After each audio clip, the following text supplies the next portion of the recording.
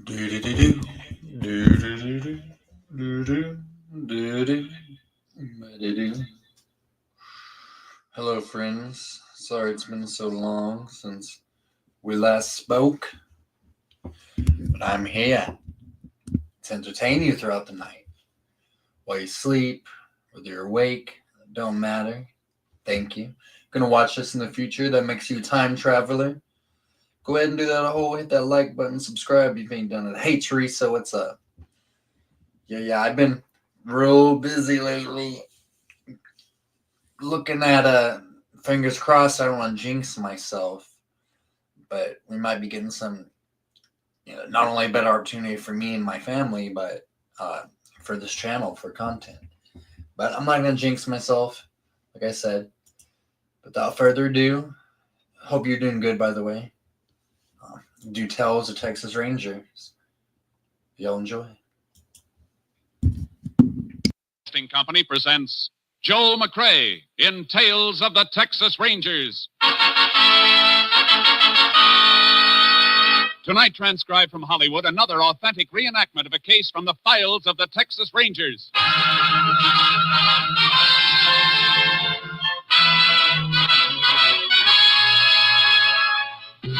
Tales of the Texas Rangers, starring Joel McCrea as Ranger Jace Pearson.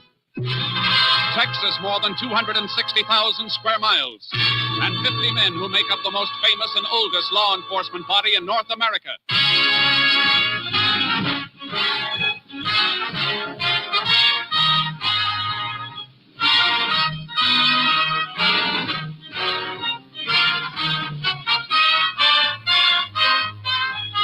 Now, from the files of the Texas Rangers come these stories based on fact. Only names, dates, and places are fictitious for obvious reasons. The events themselves are a matter of record.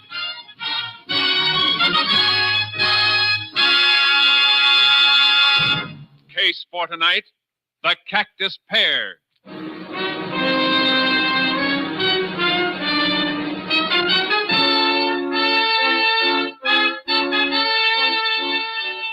It is 4 p.m., the afternoon of March 28, 1947.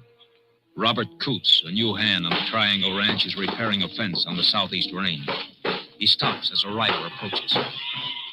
Oh, boy. Oh. Howdy, Breck. Don't howdy me, Coots. Well, I see you finally got my job. I got a job because there was one open. If you left it open, that's your worry, I reckon, not mine. You've been making up to the old man, trying to get me fired ever since you came into this country. That ain't so, and you know it. I've been looking for work, yeah. But you didn't get fired on my account. You got sacked because you can't leave a bottle alone. Sounds like you're calling me a liar. I ain't calling you anything.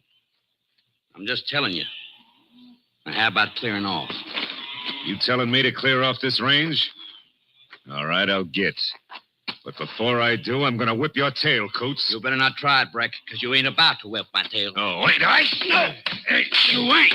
Yo! Now, clear off, like I told you.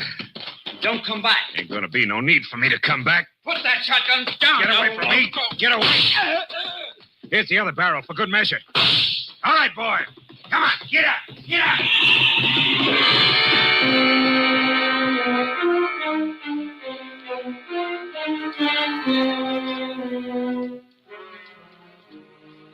The body of ranch hand Robert Coots was discovered by the owner of the ranch next day when he rode out to search for the missing rider. He summoned the sheriff, and the sheriff called for the assistance of a Texas Ranger. Ranger Jace Pearson was assigned to the case. You say you spotted the buzzards this morning, Mr. Galt? Yeah, and I found Coots. From the look of him, he must have been shot sometime yesterday. Thought I heard a shotgun yesterday afternoon. Should have rode out then. Why didn't you? Sheriff, we've been having a time with the coyotes and mountain cats lately. I just figured one of my hands must have spotted one and cut loose. Coots was fixing to break in the fence, eh? Yeah, that's right. Might have known something was wrong when Coots didn't come back to the ranch. Yes, ma'am. Western Wednesday, Just we're going to ahead do where some my deputy's Texas standing. Rangers. Yeah, I can see the body now. Anybody been stealing cattle around here lately, Sheriff? Oh, a few head now and then, Jace. Nothing big. Coots might have run into somebody doing it, though. Might have. Here we are. Oh, boy. Oh, Charlie. Oh, boy. Howdy, Sheriff. Ranger. Hi there. Yeah. Tie the horses off at the fence here. I don't want them tramping around near the body. Good idea. Coots with you a long time, Mr. Galt? No, Reggie, no. Hired him on less than a week ago. He was new around here, Jace. Only been here about a month, all told. You ever say where he came from? Yep, over around Marfa. Hit with both barrels, Jace. Once through the stomach, once through the head. Yeah. Was on the ground when the second charge hit him, though. Look, some of the shot clipped the grass. Yeah. Yeah. Killer's horse stopped here, too. Looks like. Yeah. Coots must have had a fist fight with the man who killed him. How do you figure that, Jace? A little dried blood on the grass here, scuffle marks, and some of the blades pressed down as though somebody'd been lying here. Yeah. Coots was shot, though. Might be his blood, you know. No. With his wounds, he was killed instantly. He didn't move 15 feet and then back again after getting blasted like that. Come on. All right. Yeah, what you looking for? Horse moved off this way. Prints mixed right in with some of your herd. They were grazing around here and then took off mighty sudden. See here where they dug in to get started? Yeah, that could mean a cattle thief, all right. Chasing the stock, Jace. We'll find out. Let's get back to the horses and follow this trail.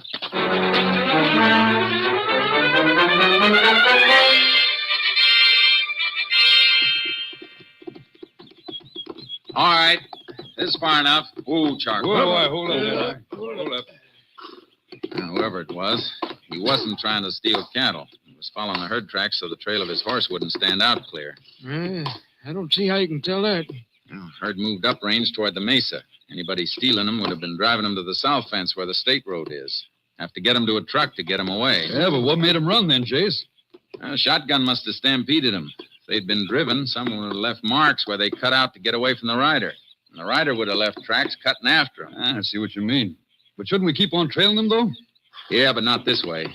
He was headed for rocky ground near the mesa, trying to lose anybody who might follow him. He's smart. I don't get your plan. Well, he was careful leaving here after he killed a man. He mightn't have been so careful riding in before he killed. We'll backtrack the trail he took getting here. It might tell us where he came from. That makes sense, Jace. Let's go. Hey, Up, boy. Ranger, can I have the body picked up by the funeral house now? Yeah. Even an autopsy isn't going to tell us much. Oh? I thought you could tell a lot from the shot that killed somebody. That ballistic stuff, you know. Not so much with a shotgun. Barrels are smooth bore. Don't leave rifle marks, but... Hey, hold it. Whoa. What'd you find, Ranger? These. Empty 16-gauge shotgun shells. Killer might have ejected him here to reload his shotgun in case he ran into trouble. Huh? Well, can you tell anything with those? If we find the gun they came from, we might be able to match the way the hammer hits the shell. Yeah, if we find the shotgun. Every rancher and cowpoke in the county must have one.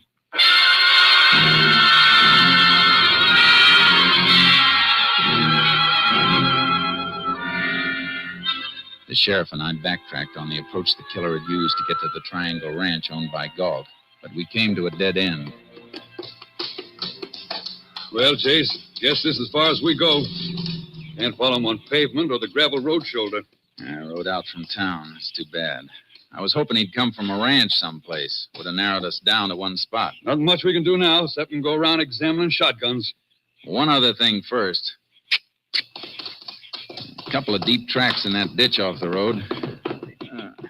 Must have had rain here recently. Yeah, day before yesterday. That's why he left such a clear print there yesterday, then. I want to get a kit from my radio car and drive back here. What for? Take a couple of photographs of that print. Make a plaster impression of it. Help us to identify the horse, if we find him.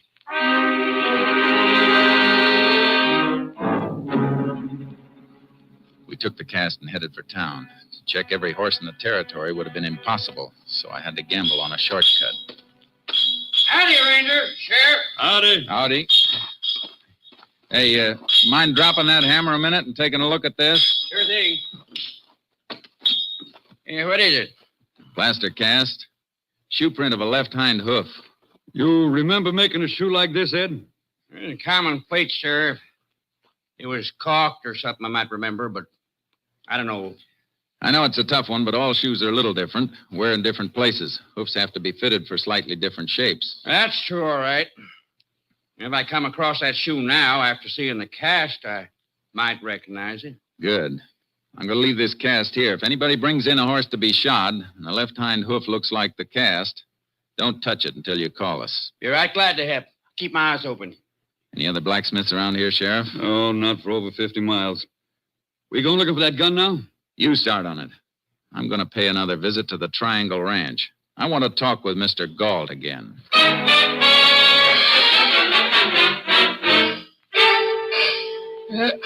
Finish here in a minute, Ranger. Hey, Joe. Yeah? Turn on the rest of the irrigation pumps, will you? Okay. That's fine. Good. What was it you wanted to know? I asked you if Coots seemed nervous, like he'd been running away from something, or somebody he was afraid might catch up with him. No, I can't say he did. All he was anxious about was finding a job. Seemed like good worker, so when I had an opening, I took him on regular. Oh, one of your hands leave? No. You see, I had to fire a poke named Harvey Breck. Fired him, huh? Why? Drinking, making trouble in the bunkhouse, not doing his work. Did this Breck know Coots? Just been seeing him around. How did Breck take it when you told him he was fired? Well, he was kind of drunk. Cussed me out a little. Is that all? Yep. I paid him off, give him an extra month like I do with any hand I have to let go. He seemed all right after that. You know where this Breck is living now? Here he's bunked up in one of them deserted adobe huts by the old Quicksilver mine. Road's washed out, though. All the huts are empty since mine stopped operating. Why, Ranger? You gonna see him? I sure intend to.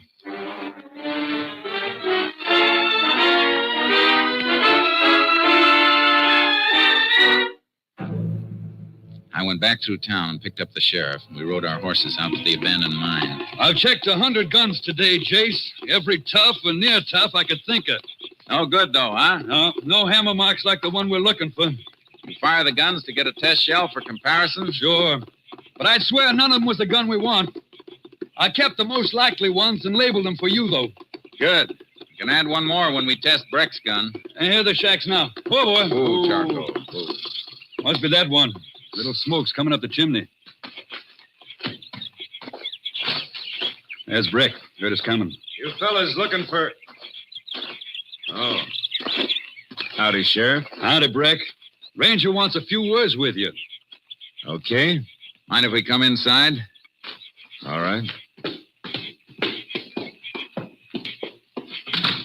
I reckon you know that somebody killed the man who took your place over at the Triangle Ranch. Yeah, so I heard. Happened Tuesday afternoon. Where were you? I was right here. Anybody who says I wasn't is a liar. Nobody said anything yet. Where's your shotgun? I don't have a gun. You don't, huh? And where's the gun you cleaned not long ago? I didn't clean... Don't tell me you didn't. This oily rag in the corner says you did. This rag was used for cleaning a gun and nothing else. Better get the gun, Breck. We want to see it. It's under the bunk.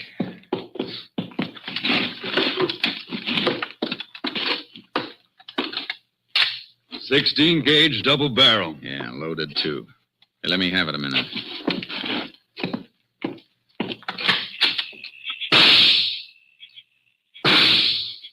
Let's match these with the shells you've been carrying, Sheriff. Wait a minute. Shut up, Breck.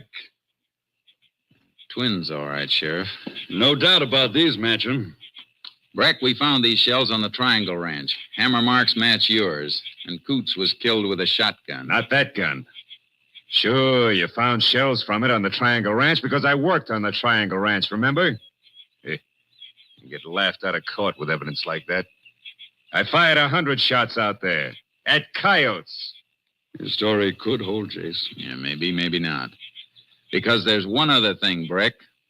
We're all going to take a ride into town after I check the shoes on your horse. Now, that's real interesting, Ranger.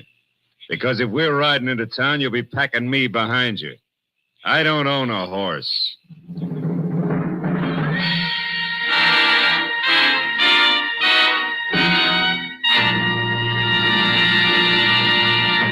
You are listening to Tales of the Texas Rangers, starring Joel McCrea as Ranger Jace Pearson. Now we continue with tonight's case, The Cactus Pear, an authentic story from the files of the Texas Rangers.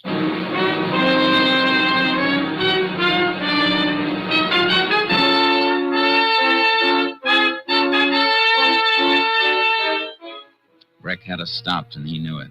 His story about the coyotes and the empty shotgun shells covered him, and we didn't even have enough to take him in. We left him and headed back for town. If he is the one, Chase, we're going to have a time proving it. Gunn would have made a strong case against anybody who hadn't worked on the ranch, but he can alibi that. Yeah. You got something on your mind, Chase. What is it? He swore he hadn't been on the Triangle Ranch in a week, since Galt fired him. Yeah. We can't prove otherwise. I don't know. If he did shoot at a coyote, it must have been before Galt fired him. That means those empty shells would have been lying out in the ground when it rained 2 days ago. The cardboard portion of the shells don't look like they'd been wet. The sun could have dried them out after the rain, Chase. Yeah, there's some metal on the shell, too. I'm going to send those shells through to the lab at Austin. You think they'll be able to tell if they've been out in the rain or not? Metal gets wet. There's got to be some oxidation. Lab will know whether there is or not. If there isn't, it'll mean the shells were fired in the past 2 days. Yeah, but he'd still stick to his story, Chase. You know how a jury is with scientific evidence. A little leery of it sometimes. I know we'll need more. I wasn't thinking of the shells as jury evidence. I was thinking of them as a time saver for us. Oh. If he's telling the truth, we'll have to start all over. But if he's lying, we'll have to trip him up.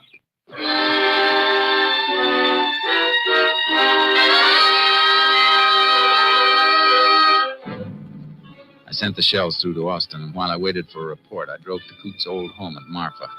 He'd been well liked there. No reason for anybody to follow him and kill him. It was a routine check, and on the way back, I got my report from Austin. KTXA to Unit 10. Unit 10 to KTXA. Go ahead. Have report from Austin Lab on exhibits submitted by Unit 10 for examination. Ready for it. Lab reports slight oxidation, probably caused by brief exposure to normal night moisture. No evidence that shells were thoroughly soaked, though. No indication of such exposure in lab report. 10-4. Unit 10, clear. KTXA Austin.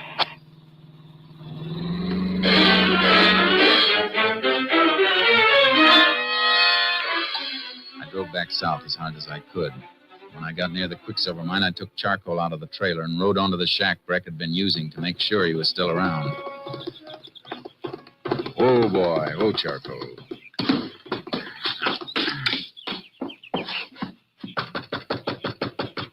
Breck, open up. I want to talk to you. All right, what do you want this time? I just want to make sure you're still around, that's all. Well, you see me, don't you? Yeah. I see something else, too. Looks like you've been packing a few things in there. That's my business, not yours. I'll make it my business if you try to leave this county. Now, look, Ranger, you got nothing on me, or you'd have taken me in before. If I want to move out of here, I reckon I can move. You try it. You'll hit the county jail so fast it won't even give your spurs time to rattle. Yeah, you're talking big, but you ain't got a charge to hold me on. There ain't no law against shooting coyotes. No. But there's a law against moving into a shack without the owner's permission. The mining company give you the right to live here? Yeah. It isn't going to be hard to check on. All right, then, Ranger, go back to town and check. Because until you do and get a warrant, you got no right in here. Have you? Okay, Breck. I'll be back. And you better be here. I got back to town as fast as I could. I had to have a minor charge to hold him on. As I pulled up to the sheriff's office, I found out I wasn't going to need it. Stay in the car, Chase. Why? What's up? You got here just in time. We're just heading for my car. Let's move. Which way? Straight ahead, blacksmith shop. He found the horse we've been looking for.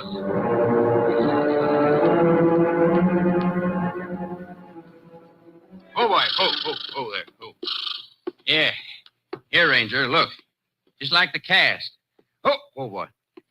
You see this nick in the left-hand shoe? It's nail bent a little. Same as the impression on the cast. That's it, all right. Who owns him?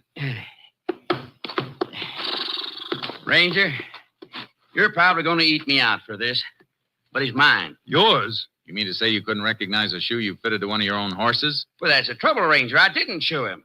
I only bought him a month ago, and I was just going to put new plates on him for the first time now. That's how come I just spotted the shoe. What were you doing out on the Triangle Ranch when Coots was killed? But, Ranger, I wasn't out there. Your horse was last Tuesday. But I wasn't riding him. I loaned him out. You better tell us who you loaned him to. Well, I let Harvey Breck use him. What? Breck? Well, my wife can tell you. I'll call her. You don't have to call her. Come on, Sheriff. Let's go.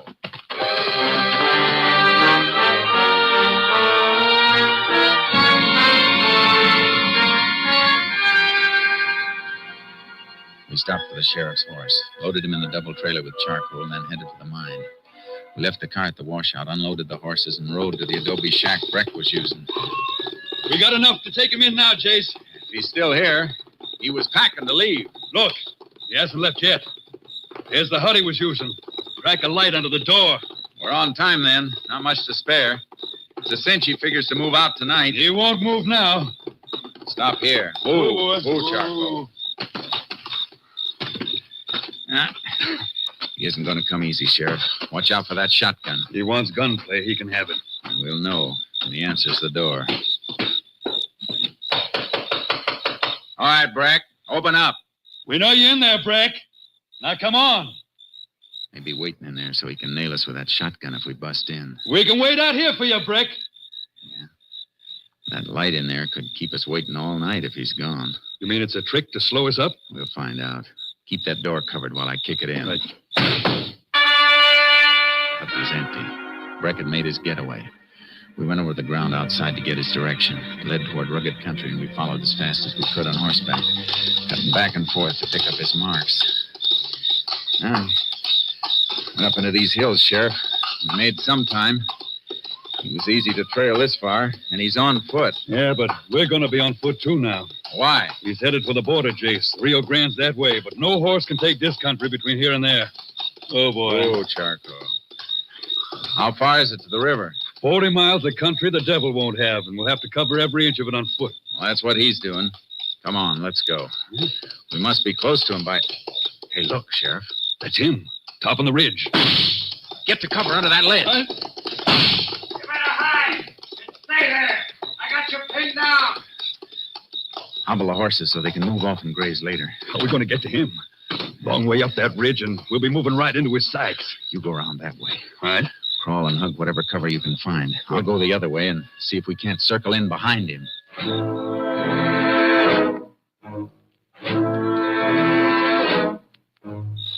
We moved slowly, inches at a time, up the side of the treacherous slope.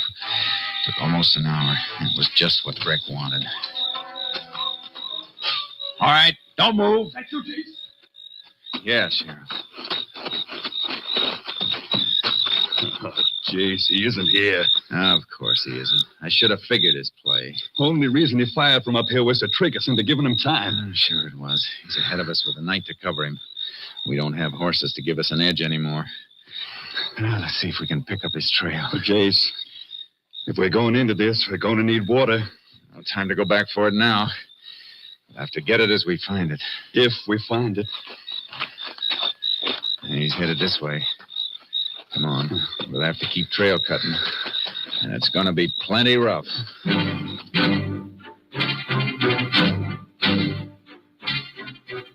It's like the sheriff said.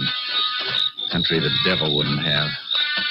Breck was piling up a lead with every hour of the night.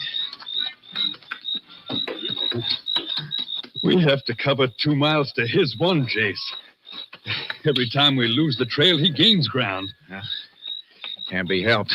We get to the top of this ridge, and it may be the wrong one again, like the last 2 we climbed. It'll be daylight in a couple of hours. We'll be able to spot his tracks better then, and we can move faster. Maybe we better rest until then. Can't. I'm counting on him having to rest. That's the only time we can make up on him. I reckon you're right, Chase. But it'll be another day and night of this without a wink, and no guarantee we catch him at that. He may go any direction to make us cross him. You want to rest a few hours while I go on ahead? If you're going, I'm going. Good. Come on. If we only knew which... Hold it, Sheriff. What? Scrub between the rocks. Here, throw your light on it. All right. Look. Barely grown in the earth between the rocks. Roots ripped out a little and exposed. Yeah. Fresh, too. Grabbed the scrub to pull himself up. Good. Means we aren't climbing this one for nothing this time. No. We better keep on climbing.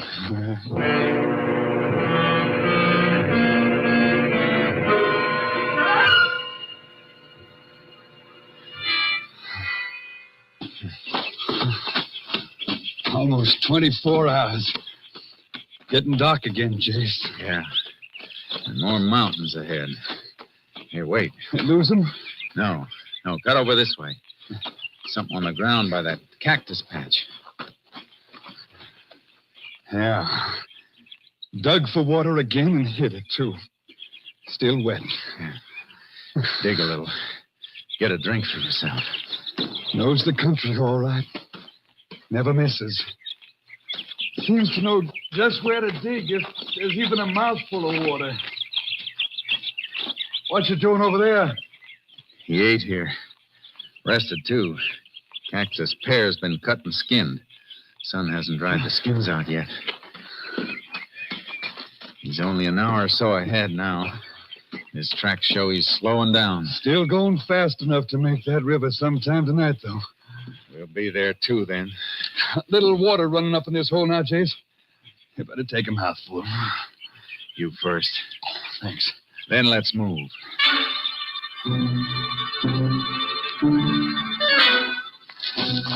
We pressed as hard as we could, but he was getting closer to the river. Going towards Santa Elena Canyon, Chase. River's narrow there. How far? Less than half a mile away. Gotta run then, Sheriff. Can you make it? Try. Look. His shotgun. Couldn't haul it any further. Lightening up to make his last run. I think I heard something ahead. Keep going.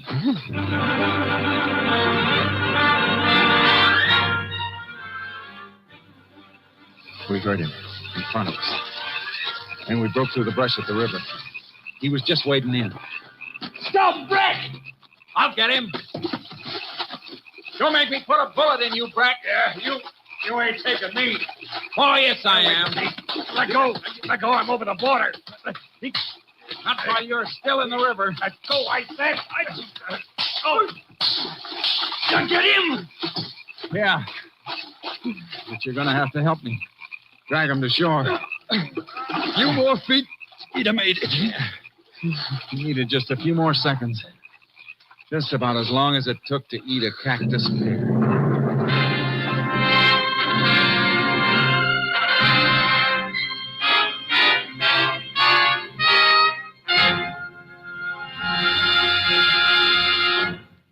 Harvey Breck was tried and convicted for the murder of Robert Coots. His sentence, 99 years.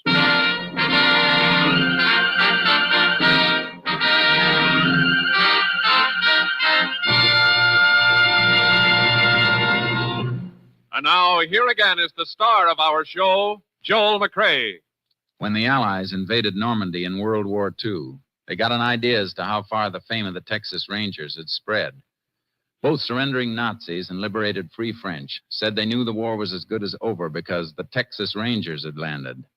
Of course, it was the heroic American Ranger troops who made the landings, but nothing could convince the Nazi war prisoners that these were not the terrible Texans they'd heard about in many American legends. Good night, folks. See you same time next week. Next week, Joel McCrea in another authentic reenactment of a case from the files of the Texas Rangers.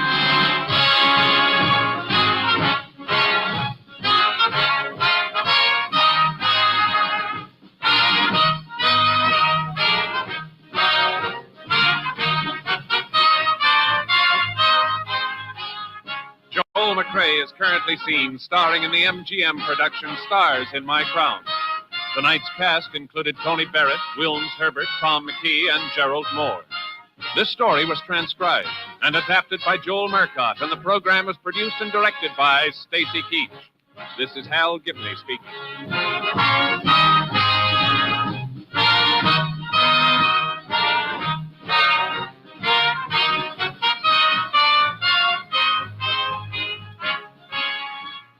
3 chimes mean good times on NBC.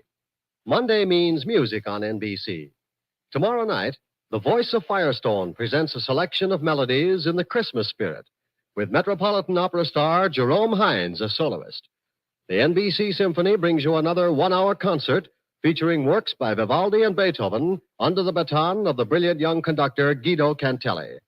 Stay tuned for the $64 question with more good times on NBC. The National Broadcasting Company presents Joel McRae in Tales of the Texas Rangers. Tonight, transcribed from Hollywood, another authentic reenactment of a case from the files of the Texas Rangers.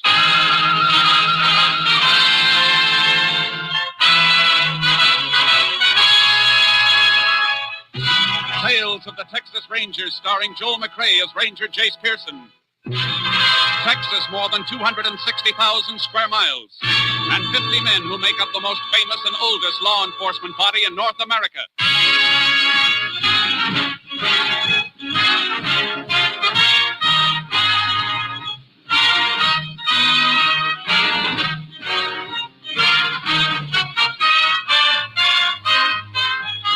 Now, from the files of the Texas Rangers come these stories based on fact.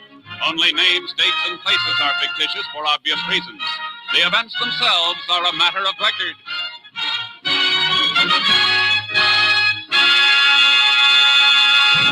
Case for tonight, Christmas present.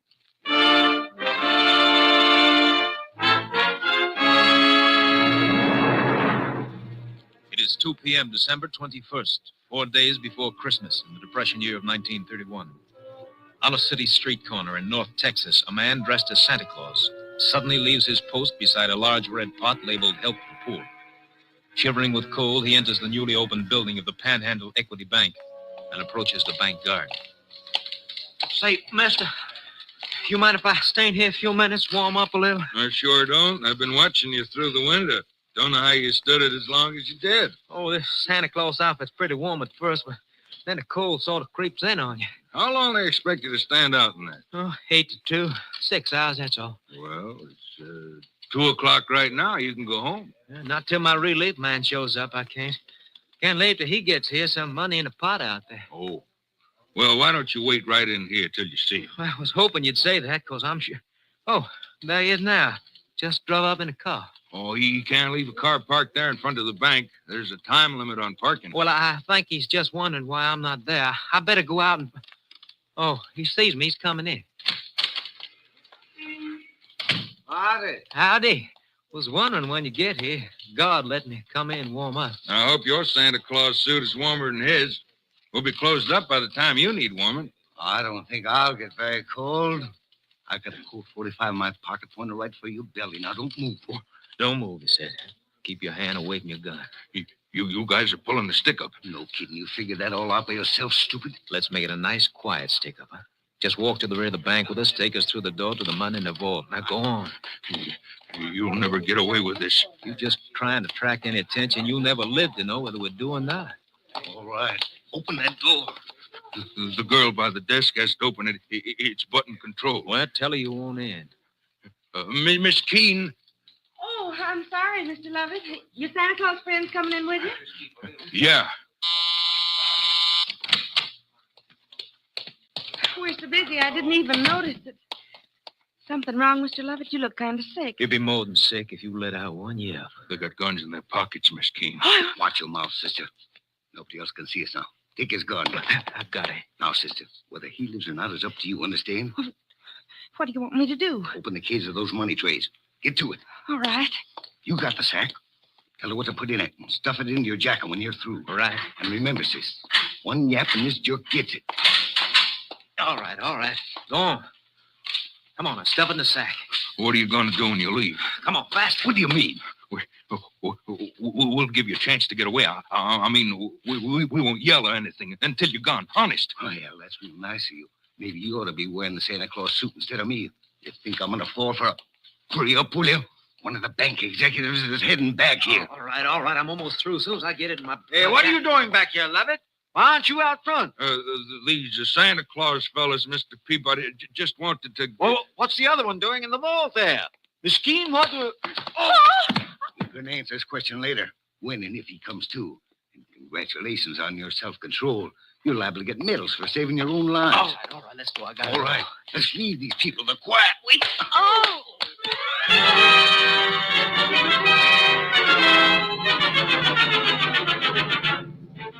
A statewide alarm was put out to all law enforcement agencies in a matter of minutes, but the perpetrators of the Santa Claus stick-up had vanished.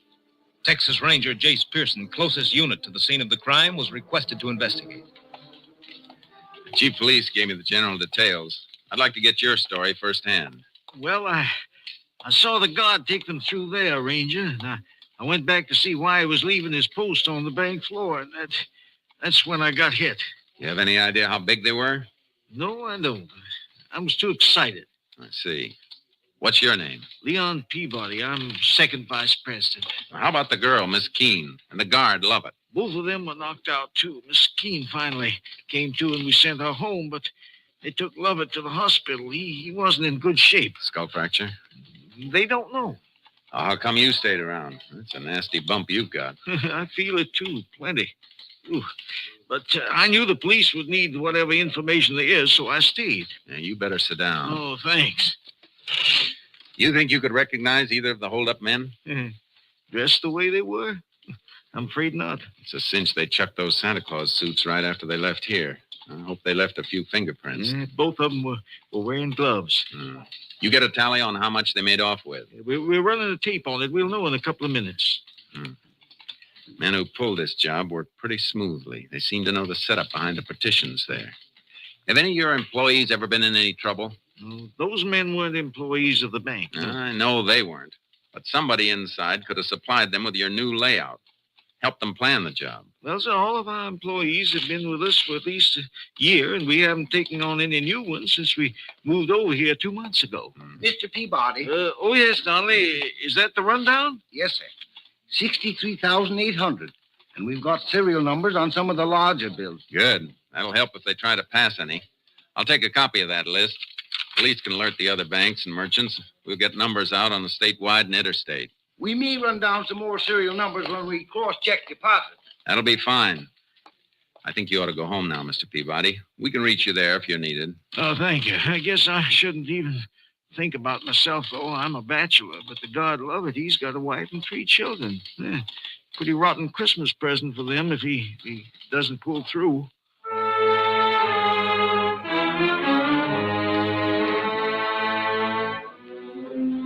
I paid a call on Miss Keene, the girl who'd been slugged, but she was in a state of shock and hysteria. By nightfall, all possible angles had been checked, and we still didn't have a lead. My boss, Ranger Captain Stinson, flew in, and I met him at the airport and drove him to town. You talked to all the welfare agencies that have Santa Clauses stationed on the streets? Yeah, and every man they have checked out clean. It was a phony setup, Captain, even though one of the bandits spent the whole day right out in the corner outside the bank. Well, that was smart. Got the bank guard used to seeing him. Yeah. City police are checking to see if they can find out where the suits came from and who got them. Good idea. How's the bank guard doing? Lovett? I checked the hospital. He's still out. No fracture, but they can't bring him around. He may have... KTXA to Unit 10. That's yours, Jace. Yeah. Unit 10. Go ahead, KTXA. City police report stolen car found in alley off Crockett Street between Maple and Lolly. Maybe car used in Panhandle equity bank robbery. Police chief requests your assistance. 10-4. Proceeding there immediately. 10-4. Unit 10, clear. KTXA Austin. We better get there fast. This may be the break we need.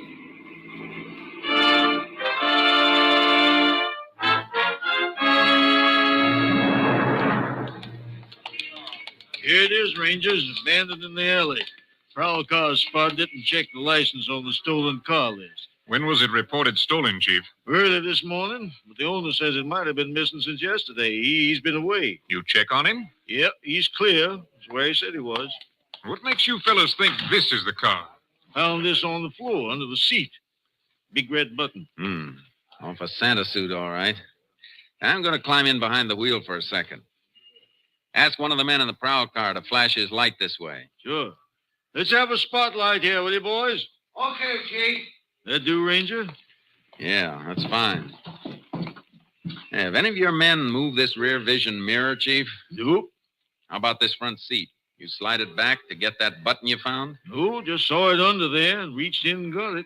What are you trying to figure, Jace? The last fellow who drove this car was pretty big, about an inch or inch and a half taller than I am. What makes you think so? Because the seat's all the way back where it would be for a tall driver. And I have to raise myself a bit to get a clear view through the rear vision mirror. Hey, that's good thinking, Jace. Yeah, but maybe he didn't touch anything. Maybe he left the car just like it was when he stole it. I'll give odds against that. A man who's getting away from a bank stick-up wants to know what's coming behind him.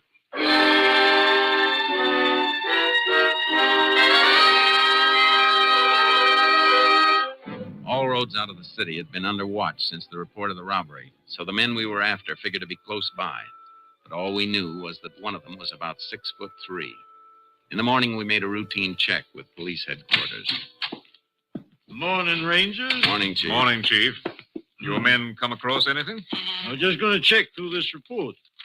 Tells us the location of just about every Santa Claus suit in town. All of them belong to organizations, use them for their Christmas parties. Was once in a while they let some private individual borrow them for a kid party or something, as if they put up deposit money. You got a list of the places that have loaned suits out and who got them? That top paper. I was just starting to check it. You look if you like. Thanks. Looks like we might be adding a murder charge to the armed robbery, Captain. The bank guard dead? Not yet, but it looks bad. They're operating for a blood clot on the brain. He's, Wait a minute. What is it, Jace? I think we've got a boy to talk to. Look at this list. 2 suits borrowed from 2 different organizations, but both borrowed by the same man, Anthony Ross, 124 Petagrosa Street. Say, that's worth looking into, Jace. Come on. Let's pick him up.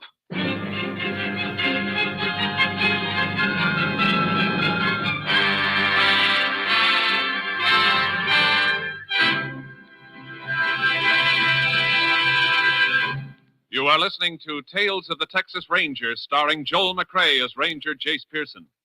We continue now with tonight's case, Christmas Present, an authentic story from the files of the Texas Rangers.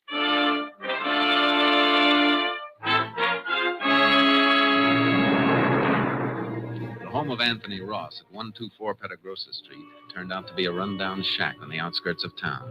A small boy and girl, not dressed well enough against the cold, stopped playing with a mongrel dog as we drove up. They stared at us while we went up the rickety porch, the dog barking at our heels. It's all right, boy. It's all right. Take it easy. Good pup. There's a good... Yeah, what? Oh, Texas Rangers. You Anthony Ross? Yeah? We'd like to come in. Oh, sure. Annie, you and Jim take the dog in the back of the house and play there. Look at those suit boxes, Jace. Yeah, see him. What do you want to see me about? We can start with those boxes on the table. What's in them? I don't know. Just a couple of packages. That's all. They ain't mine. You better open them up, Jace. Yeah. No. Wait a minute. I tell you, they ain't mine. You got no right to... This search warrant says we have. Search warrant? Now, look. Now, those things ain't stolen. They were rented. Yeah. Couple of Santa suits, all right, Captain. And look, a button missing from the jacket of this one. I don't know what this is all about. Why are you coming? Maybe we can refresh your memory. The guard you slugged at the Panhandle Equity Bank isn't expected to live. What? Who was wearing the other suit, Ross? Who was your partner? What are you guys doing to me? I don't know what you're talking about. We're talking about the $63,000 stick-up you and somebody else pulled yesterday. And since you're about 5'10", I can tell you that your partner's about 6'3". Rangers, you're making a mistake. I don't even know anything about a holdup. The button missing from this suit was found in your getaway car, the one your partner drove. It wasn't me. I tell you, I didn't even know what kind of costumes were in them boxes. They ain't mine. And where'd you get them? I picked them up at a couple of places yesterday morning. You say you picked them up, and you're trying to tell us you don't know what's in the boxes. I picked them up for somebody else. They were rented out in your name. The woman ordered them in my name. What woman? The one who hired me to pick them up. That's a pretty phony story, Ross. Who was this woman you're talking about? What's her name? I don't know. I don't even know. You better come with us, Ross. No. You got to listen to me. Please listen. You got to believe me. I was in town early yesterday morning. She come right up to me on the street. I was pulling my kid's old wagon along, trying to find some junk I might sell. You sure you don't want to think this story over before you go any further? She asked me if I wanted to earn $1 running a couple of errands. I said, sure. A buck could give my kids a meal for a change. She asked me my name and address, and I told her, and then she told me to wait while she went into a booth and made some phone calls. When she come out, she sent me to 2 different clubs, told me there'd be costumes and packages. She had them left in my name to avoid confusion, she said. You didn't think that was funny? Mister, all I could think about was earning that $1. She gave me money, deposit money for the costumes, and told me to come back and meet her with the stuff on that same corner. Where were you at 2 o'clock yesterday afternoon? I was looking around for a junk again for a couple hours after I delivered the packages, and then I guess at 2 o'clock I was walking back home from town. It's a long walk to here in this weather. Cost of a bus ride will buy a loaf of bread for the kids you saw outside. Is that a crime? What's it to you if I walk my feet off to feed my kids? All right, Ross. That was a nice act. But there's a big hole in it. You say you delivered the Santa Claus suits to a woman you didn't know. But you've still got them. Yeah, I got them. They're going to mean a good Christmas. Yeah, but you're not going to believe what I tell you. The woman came here last night, drove up in a car, woke me up. She said she was leaving town in a hurry. Didn't have time to take the costumes back herself, and if I'd take them back, I could keep the deposits. $15 each. Yeah, but you're not going to believe that, are you? You better get your coat. Will you give me a chance to ask one of the neighbors to watch out for my kids? I'm afraid you'll be gone too long for that. I'm sorry, but we'll have to take him into the juvenile home. Oh. I guess they'll get better care there than I've been able to give. I get my coat. Ross, you been doing any painting around here? Painting? This place looked like it ever saw paint. What made you ask that, Jace? I just noticed this inside the leg of this Santa Claus suit. Paint blob. Looks fresh. Well, how come it's inside the leg, not outside? I don't know. That's something we'll have to figure. This is the large size suit. Must have been worn by the big boy we're looking for.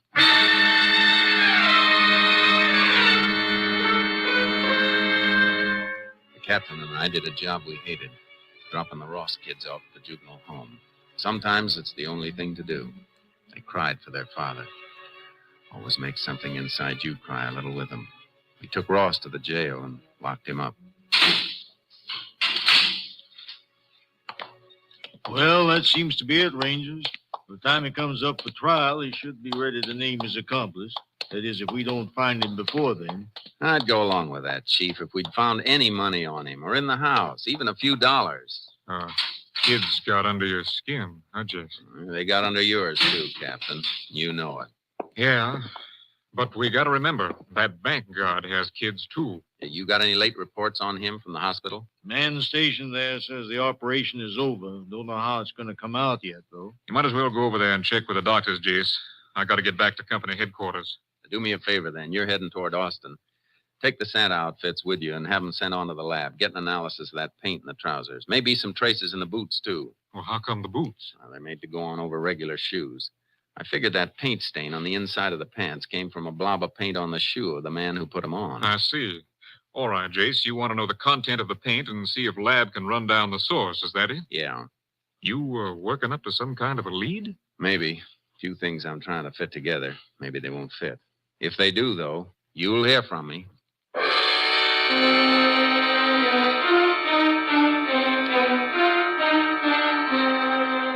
I went over to the hospital and checked with the doctors, but the outcome was still in doubt. The guard's wife was there, face twisted with worry and fear. There was nothing I could do to help, so I got some sleep. Then in the morning, I went back to see the police chief. Oh, Ranger, I'm glad you dropped in. I just had a long-distance call from your lab headquarters at Austin. Report on that paint. Here, I wrote it all down. Paint is manufactured right here in town. Brand name is Light Glow. Light Glow, huh? Mm-hmm. Can you get a list of local painting contractors who use it? Well, I reckon just about all of them do. It's good paint, and this wouldn't hardly be Texas if we didn't deal with a local outfit, would it? No, it wouldn't. Thanks a lot. I'll see you later. Where you going? Over to the Panhandle Equity Bank.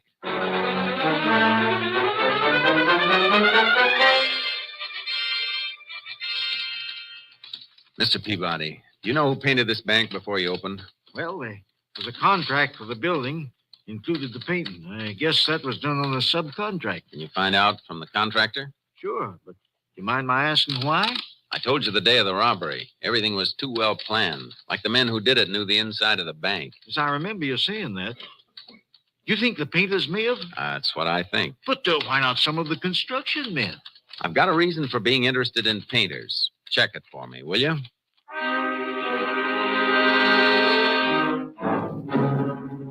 He checked. Contractor gave the name of the painters. 2 men, Eddie West and Martin Poggin. They'd been working the day of the robbery, he said, at a house on the north side of town. I went out to the house to see the owner. Why, yes, Ranger. They worked here all day that day. I remember we heard the report of the robbery on the radio. They were both here all day? Yes. Didn't even go out to eat? Had their lunches with them. Kind of smelly when the house gets painted. Most women usually get out of the way. I wanted to watch them, so I was here every minute to see they didn't get sloppy. I like things neat. I see. Well, thanks, ma'am. I'm sorry I bothered you. Why are you asking about them, Ranger? Nothing important. Not as long as you say they were here. Goodbye, ma'am. Merry Christmas to you. Yeah, the same to you, Ranger. Merry Christmas. She was the alibi for Eddie West and Martin Poggin. But she was too nervous about answering a few simple questions, nervous enough to make me wonder. I went back to the jail, got Anthony Ross out in my custody, and drove him to the north side of town. All right, get out, Ross. We're going in here for a minute. Why? What are you trying to frame now? I just want you to meet somebody.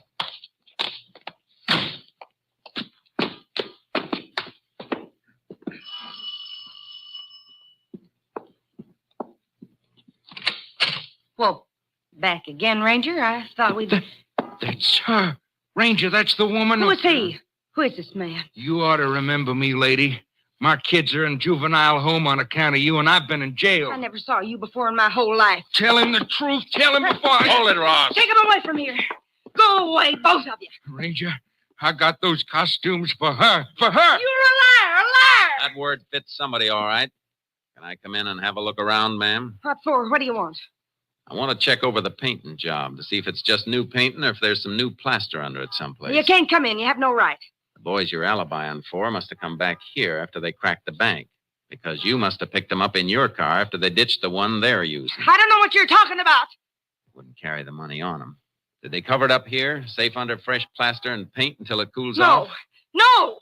Call for a search warrant and wait till a crew comes and tears this place apart. It'll go better for you if you don't try to cover. The money isn't here. Well, come on.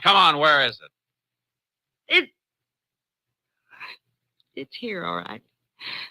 In that wall. Behind the picture. Come on, Ross. Now, which one's your boyfriend? Poggin or West? Eddie West. He said we'd get married. Go to Europe next year. You'll all go someplace next year, but it won't be Europe. West about 6'3". Yes.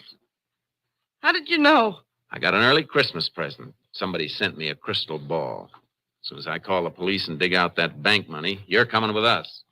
Ranger, I'm clear now, ain't I? Looks that way, Ross, but you'll have to go back to jail for a while and be checked out by the local police. That won't take any longer than it'll take me to pick up Eddie West and Martin Poggin.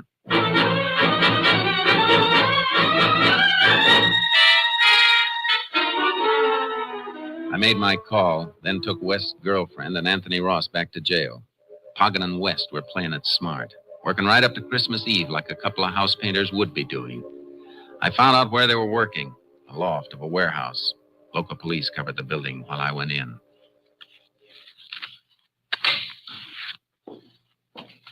Eddie, who's that? Who came in? Probably the watchman. Watch out for those paint cans. Don't worry. I see him. That ain't the watchman's boys, Eddie. Come out of the shadows where we can see you. I'm coming. But seeing me isn't going to make you happy. Eddie, that's the Texas Ranger. Shut up, Hogan. I got my gun. Howdy, Ranger. Something you want? Yeah. I want the 2 men who robbed the Panhandle Equity Bank. Shut up. What would we know about that, Ranger? Come down off that scaffold and I'll tell you. Okay. Marty, lower away. Too bad you aren't working in a place with a phone. Your girlfriend could have warned you earlier. Eddie, he knows. I'll get him. Keep your hands away.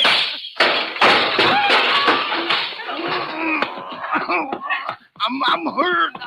I'm bleeding. I just nicked you when you tried to dig for that gun in your pocket. You're not hurt. We didn't do nothing, Ranger. Somebody should have told you that the real Santa Claus gives. He doesn't take. Get up and try this present I've got for you. A pair of handcuffs.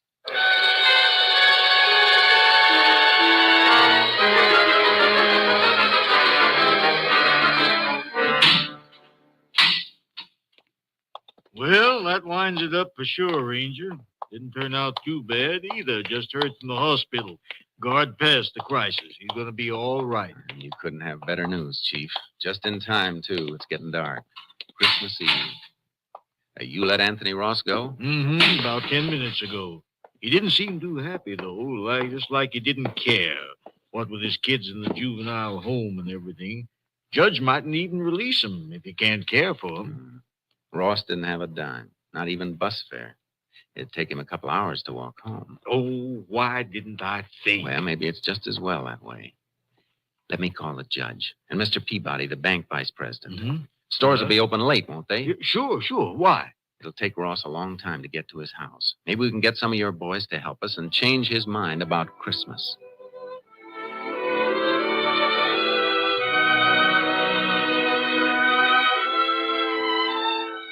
There's Ross. You hear him coming up the walk now? Mm-hmm. Coming slow. His tail is dragging. Yeah. Not that I blame him. The kid's asleep? Yeah. All bundled up in them new blankets. Shh.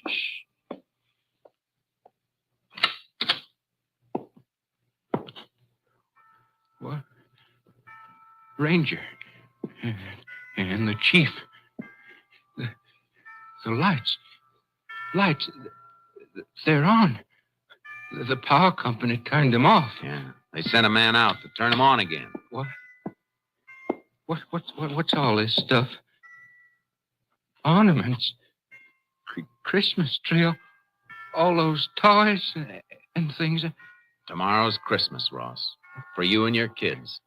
They're in the bedroom asleep. My kids.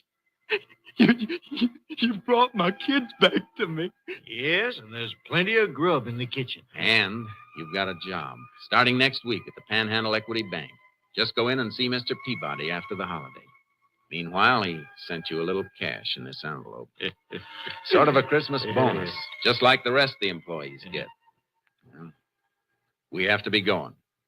Merry Christmas. Yep. Merry Christmas, Ross. Merry Christmas, fellas. Merry Christmas. And God bless you. Thanks. God bless you.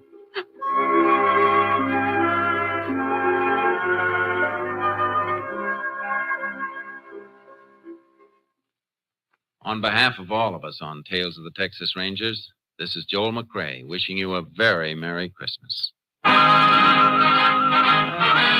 Next week, Joel McCrae in another authentic reenactment of a case from the files of the Texas Rangers.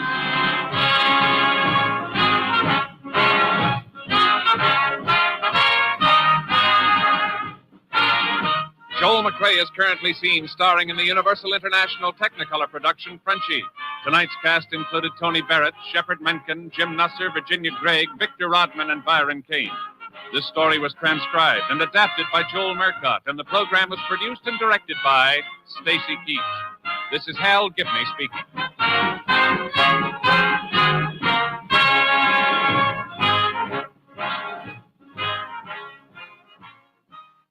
Three chimes mean good times on NBC.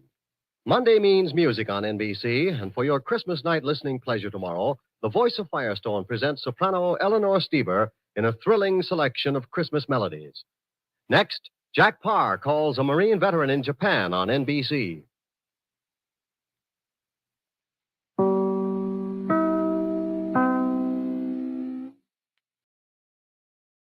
The National Broadcasting Company presents Joel McCrea in Tales of the Texas Rangers.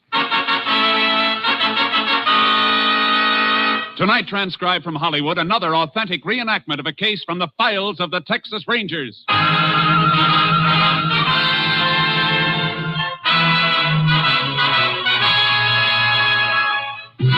Tales of the Texas Rangers, starring Joel McCrea as Ranger Jace Pearson. Texas, more than 260,000 square miles, and 50 men who make up the most famous and oldest law enforcement body in North America.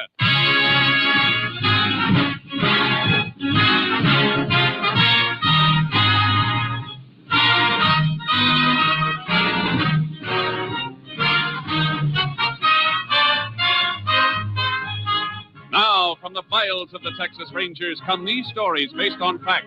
Only names, dates, and places are fictitious for obvious reasons. The events themselves are a matter of record.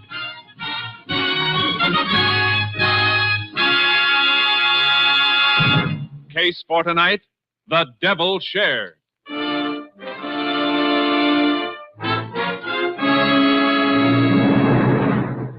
It is 6:45 p.m., October 26, 1939. Frank Whalen, a dirt farmer, is sitting down to his simple evening meal when the door to the kitchen opens and his brother, Jeff Whalen, comes in. Well, howdy, Jeff. Thought you was going to spend a couple of weeks up at Big D. So I changed my mind to come back. Any law against that? Didn't say there was. Yeah, just fixing to eat. I'll get your plate. Stop playing big brother. If I want to eat, I can rustle my own grub. You can call it fatback and beans grub. What's the matter with you anyhow, Jeff? Nothing. Just leave me alone. You've been acting like this for quite a spell. Thought taking a trip would do you some good. Jeff, why'd you come back? I met Luther Riggs up in Big D. He told me you and Ma Jan was fixing to get married. Oh. So that's it. Why didn't you tell me? Because of the way you've been acting. I was going to tell you when you come back. You should have had a talk with me, Frank. Ma Jan used to be my girl, remember? Used to be, ain't now, Jeff. Maybe you should ask me a few things about Ma Jan. Maybe there's a couple of things you ought to know. Anything I want to know about Ma Jan, she'll tell me herself. As far as you're concerned, ain't nothing to tell. No, huh? You ought to learn a little about women, Frank. You might learn a lot if you didn't spend so many days looking at the rear end of a mule, so many nights poking your nose into that Bible of yours. If it's hurt me any, I reckon I'll find out when judgment comes. Meantime, I ain't taking your word for it. Meantime, you ain't bringing Ma Jan here either.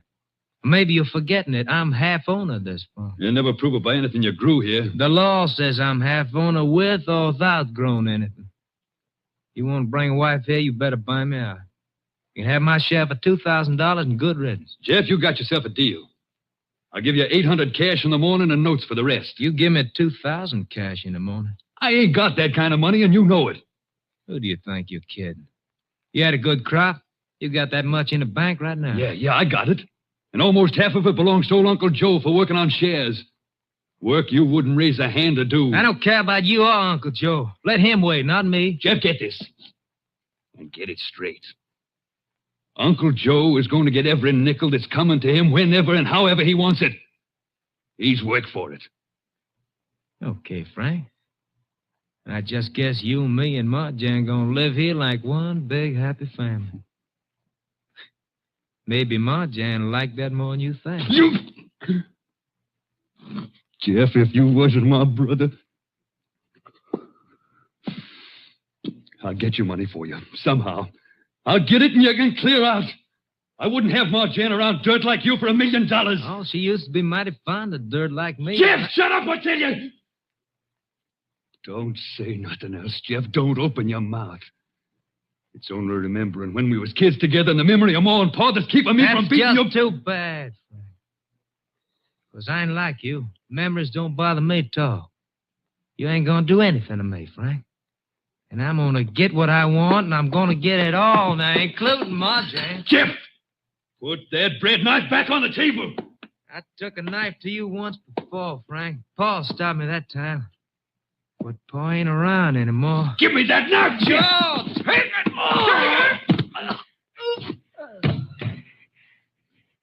I bet you sure wish Pa was here this time.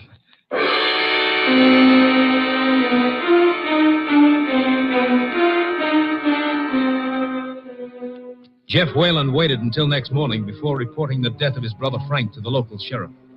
The sheriff asked for the assistance of a Texas ranger. Ranger Jace Pearson was assigned to the case. Well, Jace, I went all over the place earlier this morning when I was called here, and now you've been all over it. If you see anything, I must have missed it. Doesn't seem to be much to see except the body. Want to talk to the brother now? He's still waiting in the parlor. Yeah, I know. I'll see him in a minute.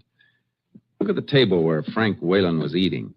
Was cutting his bread from this whole loaf. Crumbs show that. And it was a sharp, clean cut. This eating knife's the only one on the table, though. That's not sharp enough to slice the bread that way. He might have cut the bread, then put the knife away. It's possible, but it doesn't figure. No, it doesn't. Fella sits down to his food, he don't put nothing away until he's through. And Whalen wasn't through. From the looks of it, he just started to eat. What you looking in the drawers for? Murder weapon, maybe? Something like this bread knife? Could be, I guess, but that knife's clean. Yeah, too clean. Look at the blade and the handle. Well, what about them? The other knives in this drawer don't shine like this one. This one's got special treatment. Hey, I see what you're driving at. You figured it was rubbed with a scouring pad to remove blood, maybe, huh? That's something we'll have to find out, but it's worth a bet. It's been cleaned up too well to help us any, though. We might as well put it back in the drawer. Seems like that knife's the only thing we got to go on, Jace. And we're not even sure of that. I know. We better have a talk with Whalen's brother right now.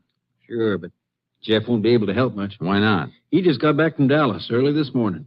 Called me as soon as he found the body. Oh, I didn't know that. Well, we might as well see him anyhow. Marjane Galt's in the parlor with him, Jace. Who's she? And Marjane and Frank Whalen was fixing to get married. Folks tried to keep her away when the news got out, but she came anyhow. Yeah, it's just as well. She might know something. She's broke up pretty bad. Parlor's here. Sliding door, I'll open it. Jeff, the ranger'd like to talk to you and Marjane now. When can I see Frank? I want to see him now. I think it'd be better if you didn't, ma'am. For your own good, Marjane. Last night. Only last night I was home. I was sewing pillowcases. No, come on, please, Marjane. Look, do you have to talk to her now? I can tell you anything you want to know. All right. But I think you'd better come into the next room then. Okay. Ma'am, why don't you just stretch out on that sofa and rest? All right, Jeff. When did you find your brother's body? Well, like I told the sheriff, by 5 o'clock this morning when I come home. He was killed last night around dinner time. Where were you then? On the road, I reckon. I've been up to Big D for the last 5-6 days. You drive back? Didn't have nothing to drive back in. I hitch rides. Come back, same way I went. And got here at 5 a.m.? When'd you leave Dallas? Well, yesterday afternoon, I guess, about 2 o'clock. Why? Why are you asking me this? You're supposed to be finding out who killed Frank. Now, don't get steaming, Jeff. Ranger's got a reason for asking. You didn't touch anything in the house when you got in? Ranger, first thing I saw was my brother laying there on the kitchen floor. Then I hightailed back to the highway and called the sheriff. Waited right there till he come pick me up. Okay. Your brother been having trouble with anybody? You know of any reason why anybody might want to kill him? No. Nothing I can think of. Except... Go ahead, Jeff. Well, just something come to my mind, Sheriff, but no, couldn't be him. Couldn't be who? Come on, Jeff. Your brother's laying dead in there. We got to know every little thing, no matter how small. Well, all right. Just before I left, Frank did have a little argument with Uncle Joe. Uncle Joe? Who's he? Old sharecropper. Been working a good piece of this farm for Frank. What was the argument between him and Frank? Well, old Joe claimed that Frank owed him some money from the crop. Frank said it didn't. It's both pretty hot about it. Well, that don't sound like your brother Frank. Or Uncle Joe. Well, I know it don't. was probably just a misunderstanding. They straightened out. That's why I told you it wasn't worth mentioning. When it comes to murder, anything is worth mentioning. And this sounds like it might be plenty important. Sheriff, we better ask Uncle Joe to account for his movements last night. Haven't seen him around, but his granddaughter, Belle, might be able to tell us something. She's been standing around outside the house ever since we got here. Look, I'd like to go back to Ma, John. She needs somebody with her. All right, go ahead. And tell Belle to come in here, will you? All right. I'll send her right in. Oh, just a second, Jeff. Yeah? You must be pretty tired. You have much trouble catching rides last night? Well, I got one long ride in a truck. Oh, you know who owned the truck or anything about the driver? Well, no. No, I didn't talk to the driver much. I slept most of the time. I think it was out of state truck. Well, truckers usually don't like sleeping rider beside them on a night haul. Well, this fellow let me sleep on a shelf up in back of the cab. Oh, I see. All right.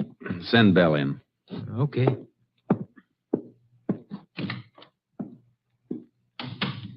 You've been asking him a lot of funny questions. Yeah, and he's been giving me a lot of funny answers. What do you mean, Jace? That stuff about sleeping on the shelf in a truck cab. He never slept in that suit he's wearing. It's too well pressed. So he changed clothes when he got home this morning. He said he ran to call you the minute he saw his brother. You want to see me, Mr. Ranger? Yes, Belle. Come in. Belle, you and your grandfather, Uncle Joe, you live on this farm? Yes, sir. That little house down there near the meadow. You can see it. Just the two of you? Yes, sir. Where was your grandfather last night? He was home, sir. He don't never go no place. Was he home all night? Where was he at dinner time? Home, sir, honest. Only time he left was for a few minutes to bring... He didn't leave the house at all. Not at no time.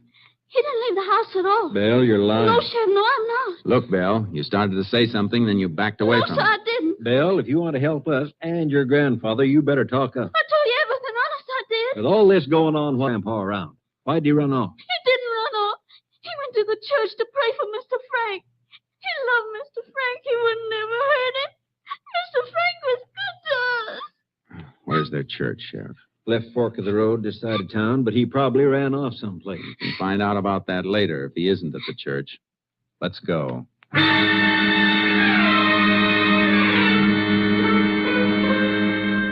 Uncle Joe was at his church, all right.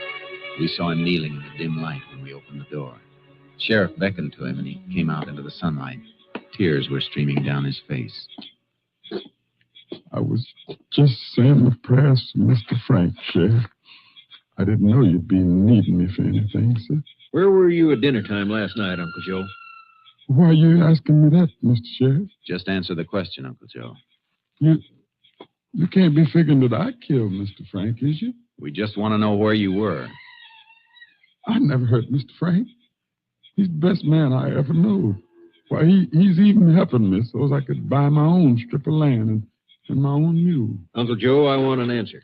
And tell the truth. Belle already tried to lie for you. Begging your pardon, Mr. Sheriff, but don't nobody never have to lie for me, sir. The truth ain't never hurt me. I ain't never hurt the truth. Well, you'd better tell the truth. Just a minute, Sheriff. Uncle Joe, did you leave your house at supper time yesterday? Yes, sir, Mr. Ranger. I did. Where'd you go? To Mr. Frank's house, sir, like I did every evening, to bring him some of Belle's fresh bread for his supper. Uncle Joe, I better tell you right now that anything you say from here on can be used against you. Used against me for what, sir? Ain't nothing I'm ashamed to tell. How long did you stay there? Mr. Frank was cooking him some food. I just stayed long enough to leave the bread and to fix up with him to meet him Friday at the bank so he could give him the money. What money? What was mine from working on shares. Are you saying Frank Whalen was holding money of yours? You had an argument about whether or not he owed you that money, didn't you? Mr. Frank and me ain't never had no argument, sir. He was my good friend. Hey, Jace, here comes one of my deputies, Ben Sloan. I thought he and the other boys were beating around the farm. They might have found something. Howdy, Ben. Howdy, Sheriff. What's that you got wrapped in that newspaper? This. Well, how bloody nice. Where'd you get it? Reckon old Uncle Joe here could tell you as well as I can. We found it in the weeds, out behind his shack on Whalen's farm.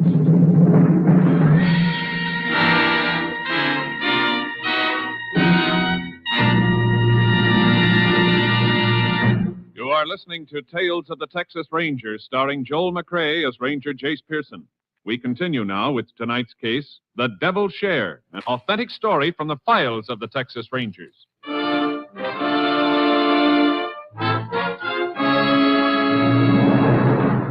Uncle Joe stared at the blood-stained knife the deputy had found behind his house.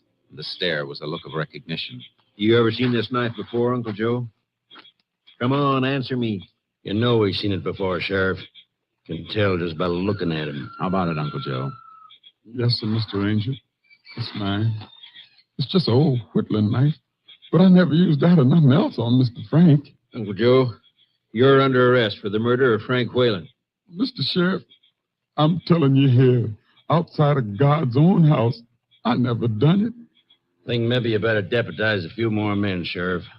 We might need 'em. Why? What for? People around here thought mighty high of Frank Whalen, Jace.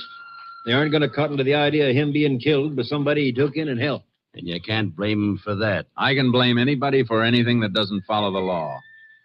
You're not going to have any problem with Uncle Joe, Sheriff. I'm going to take him off your hands. Now, hold on, Jace. He's my prisoner, and I'll guarantee his safety. I know you'd protect him. That isn't why I'm taking him. I'll give you a receipt for him and bring him back here later. Where are you taking him? On the radio for Unit 88, the Ranger plane to pick us up and fly us to Austin. And you'd better hand over that knife, Ben. That goes with me.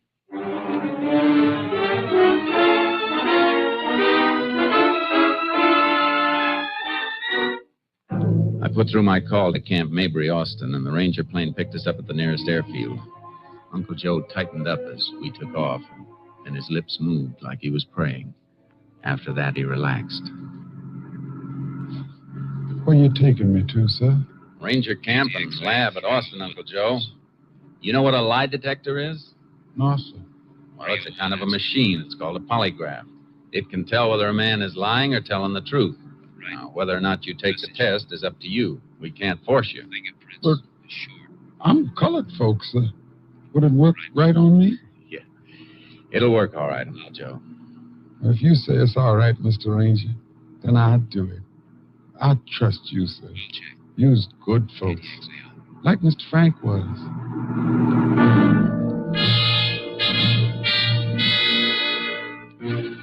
We landed at Camp Mabry. I dropped the blood-stained knife at the lab and then took Uncle Joe upstairs to the polygraph room.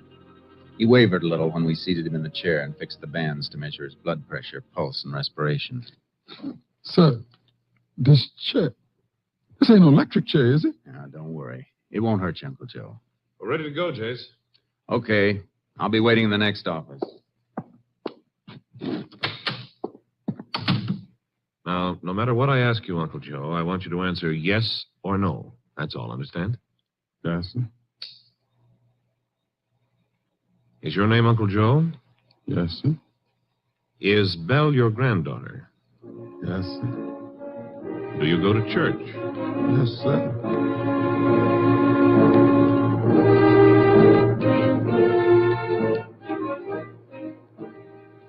I waited in the next office, knowing what was happening. The technician would go through the list of questions, the simple, harmless questions that would register truthful reaction on the graph. And then he'd start to hit the questions that mattered, the questions about Frank Whalen. Yes, sir. Did you have an argument with him about money? No, sir.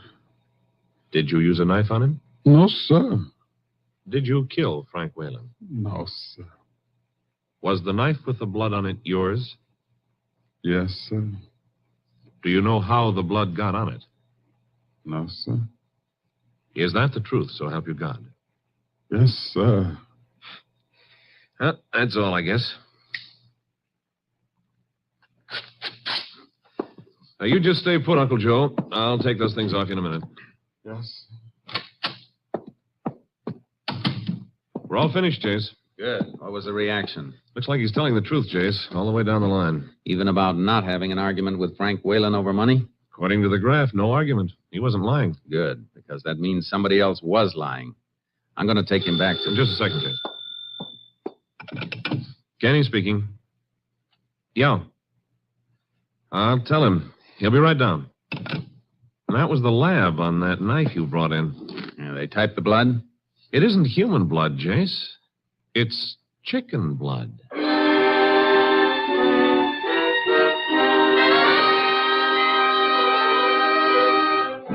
Unit 88 flew us back to the airfield where I'd left my car and horse trailer. The sheriff had been notified that we were returning, and he met us at the jail with a couple of deputies. At my request, Uncle Joe agreed to spend the night in a cell for safekeeping. Then I filled the sheriff in on what I'd found out at Austin. Chicken blood. I don't get it, Jace. Why didn't Uncle Joe say he'd use that knife to kill a hen? Because he didn't. That knife was planted where it was found. And whoever planted it didn't expect the investigation to go any further. Uncle Joe kept the knife in the shed behind his house. Killer got it during the night after the murder, stuck a hen with it, and tossed it in the weeds. Have to be somebody who knew the place pretty well to find that knife and do the planting. It was somebody who knew the place. Frank's brother, Jeff? Frank's brother, Jeff. What do you know about him? He ever been in any trouble? Not around here. We better check and find out where he stayed in Dallas and who saw him while he was there. We don't know for sure he was there. Oh, he was there, all right. How do you know? Because Luther Riggs saw him. Luther just drove back from Dallas this morning. I met him about an hour ago, and he told me he'd seen Jeff there. How long was Riggs up in Dallas? Just overnight. Quick business trip. Why? And doesn't it seem kind of funny that Jeff hitchhiked back here in such a hurry when he could have stayed over until this morning and gotten a sure ride with somebody he knew? Didn't think of that. Where does Riggs live? Farm, 4 mile out. Let's drive out there. I want to see him.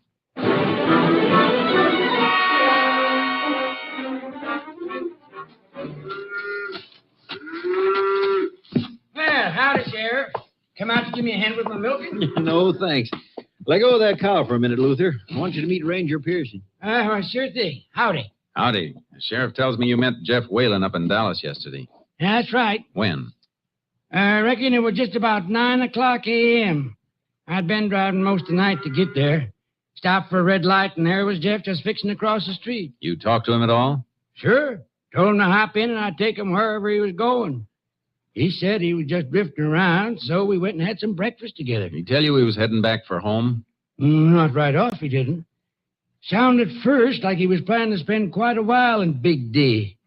Didn't say nothing about coming home until after I told him that Marjan's folks had told me that Marjan and Frank was getting ready to set the date. You mean he didn't know his brother was going to get married?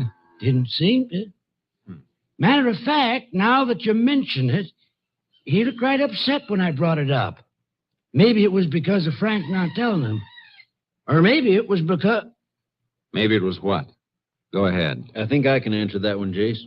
Marjan and Jeff used to walk out together about a year ago. Then Marjan sort of broke off with him. Took up with Frank later. That's right, Ranger. But Jeff never looked like it bothered him none. The way a man looks doesn't have anything to do with what goes on inside of him. Thanks for your help, Riggs. Come on, Sheriff. You're welcome. Yeah, looks like we dug up a motive, Jace. Yeah, but we need evidence to go with it. Jeff left Dallas a lot earlier than he told us he did. Not much chance of digging up anybody who gave him a lift, I guess. I'd say no chance at all.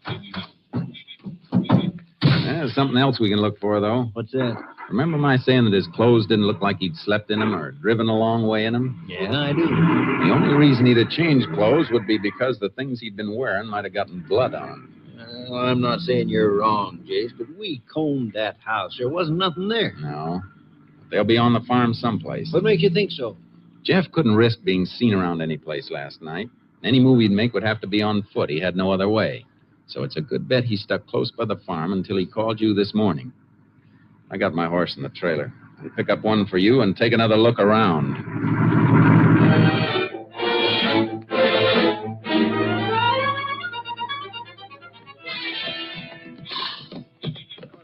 Jace, we've been out here half the night. I don't think we're going to find anything. Maybe not. Come on back to my place and let's hit the sack. When we wake up, we can start out fresh. I don't want to wait too long. If we come here by daylight, Jeff will see us looking. Well, I'm beat. Can't we just go into the trees over yonder and rest a while? Yeah, I guess so. It'll be dawn in about 2 hours. We can move faster then with a little light. Good. Come on, boy, over to the trees. We'll all take a breather. Come on, Sharky.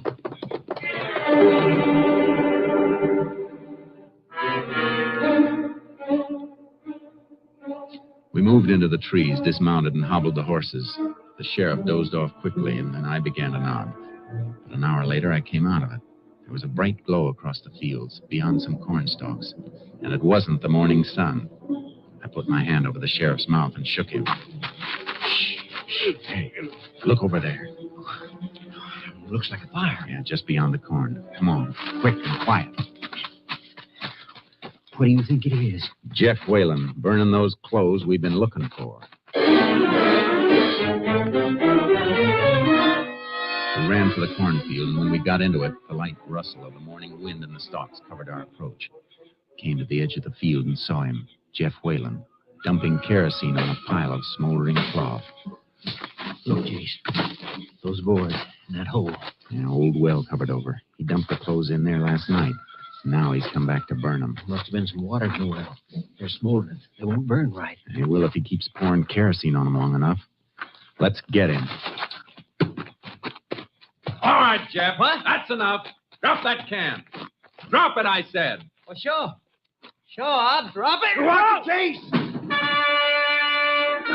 He threw the can onto the fire, and a sheet of flame leaped up between us like a blinding flare. I dove across it, trying to clear my eyes. Look out, Jace. He's got a knife. I was on him before I saw him. The blade flashed. I dug for my gun, but I couldn't bring it up in time. The knife slashed into my shoulder and went to the ground. He landed on top of me, but as he raised his hand to strike, I got my gun free with my left hand and slapped the barrel against the side of his head. You all right, Jace? Yeah. I guess my shirt will need a little stitching, though. Your shoulder will need a little stitching, too. Couldn't risk a shot. You were too close. Yeah. Come on. Got to stamp that fire out before all the evidence is burned. Well, that's only kerosene on the ground burning. I kicked what we need out of the fire. Plenty left for your lab to work on. Good thinking, Sheriff. Coming too, Jace. Yeah. All right, Jeff. Come out of it. Come on. What'd you jump me for? I was only burning some old thing. Yeah, we know. The old things you happened to be wearing when you killed your brother. You were right about that bread knife, Jace. Look, here's what he used on you. You got nervous about that, too, didn't you, Jeff? Decided to get rid of everything and let old Uncle Joe ride for you. Oh, look, you're crazy. I don't know what you're talking about. Yeah? I talk kind of a foreign language. But maybe the grand jury will understand me when they indict you for murdering your brother. Come on. Get on your feet. Move.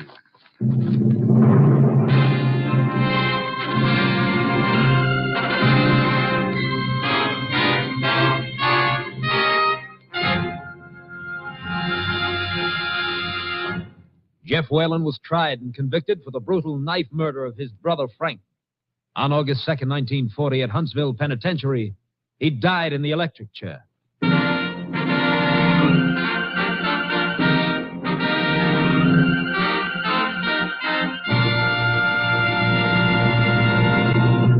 This is Joel McCrae, wishing you all a very, very happy New Year. Good night, folks. See you next week. Next week, Joel McCrae in another authentic reenactment of a case from the files of the Texas Rangers.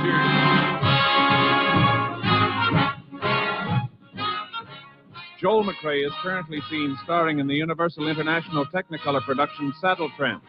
Tonight's cast included Tony Barrett, Tom McKee, Parley Bear, Peggy Weber, Roy Glenn, Wilms Herbert, and Rye Billsbury.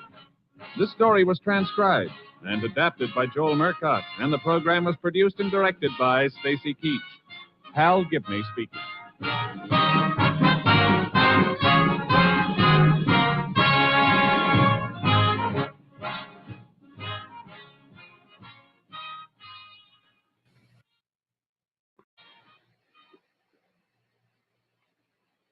NBC wishes you a season of good cheer, a brighter new tomorrow and a happier new year. Stay tuned for the $64 question. Tomorrow, remember the Cotton Bowl game on NBC.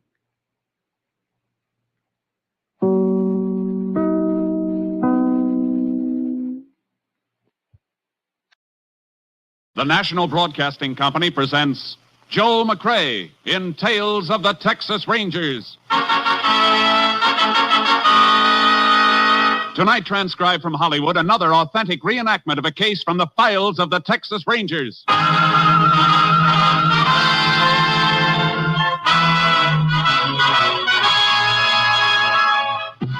Tales of the Texas Rangers, starring Joel McCrae as Ranger Jace Pearson. Texas, more than 260,000 square miles. and 50 men who make up the most famous and oldest law enforcement body in North America.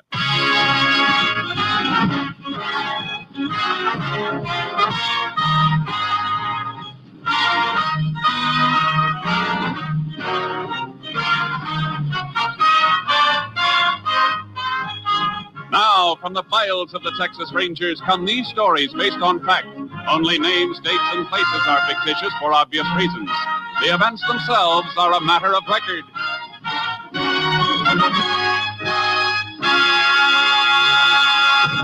Case for tonight, Deadhead Freight.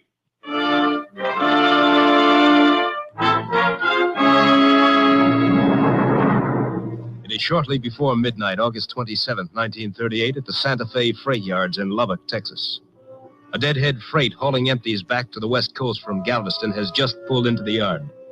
The brakeman and a railroad detective are making a routine check of the cars for free-riding hobos. If I was a yard dick, I'd be snoozing in the roundhouse. You ain't found a free rider in months. Yeah, so what? I get paid to check, and I check. Oh, you know, Boson, the freights always hop off before we pull into the yards. You ever think one of them might fall asleep in the car and not have anybody to wake him up? Well, could be.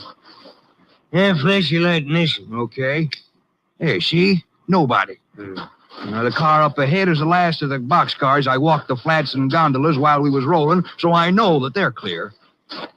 Hey, why's the door rolled shut on this one? Well, I don't know now. Shouldn't be. Now, let's get her open. Now, throw your light around. Yeah. Nobody riding, huh? Come on. All right, Bo. On your feet. And throw that light right on him. Yeah. Well, no wonder it didn't move, just an old duffel bag. Yeah. What's a duffel bag doing on a deadhead freight? Hey, there's something in it, huh? Hey, come here. Feel this. Feels like a body. Hey, you got a knife on you? Yeah, here. It's a good thing we didn't pass this car. The top of the bag sewed up tight. I'll have to cut right through the side. Yeah. What? It's a young woman. Yeah, stabbed to death. Throw that light around the car. Well, what are you looking for? There's no blood anyplace. She wasn't killed on the train. Somebody must have loaded the body on to get rid of it. Yeah, so the murder can't be pinned down to any definite area. Hey, where'd you stop last, before you pulled in here? Sidon, west of Sweetwater? The body must have been put on someplace between there and Galveston, then. We better call the police. They can notify the Texas Rangers.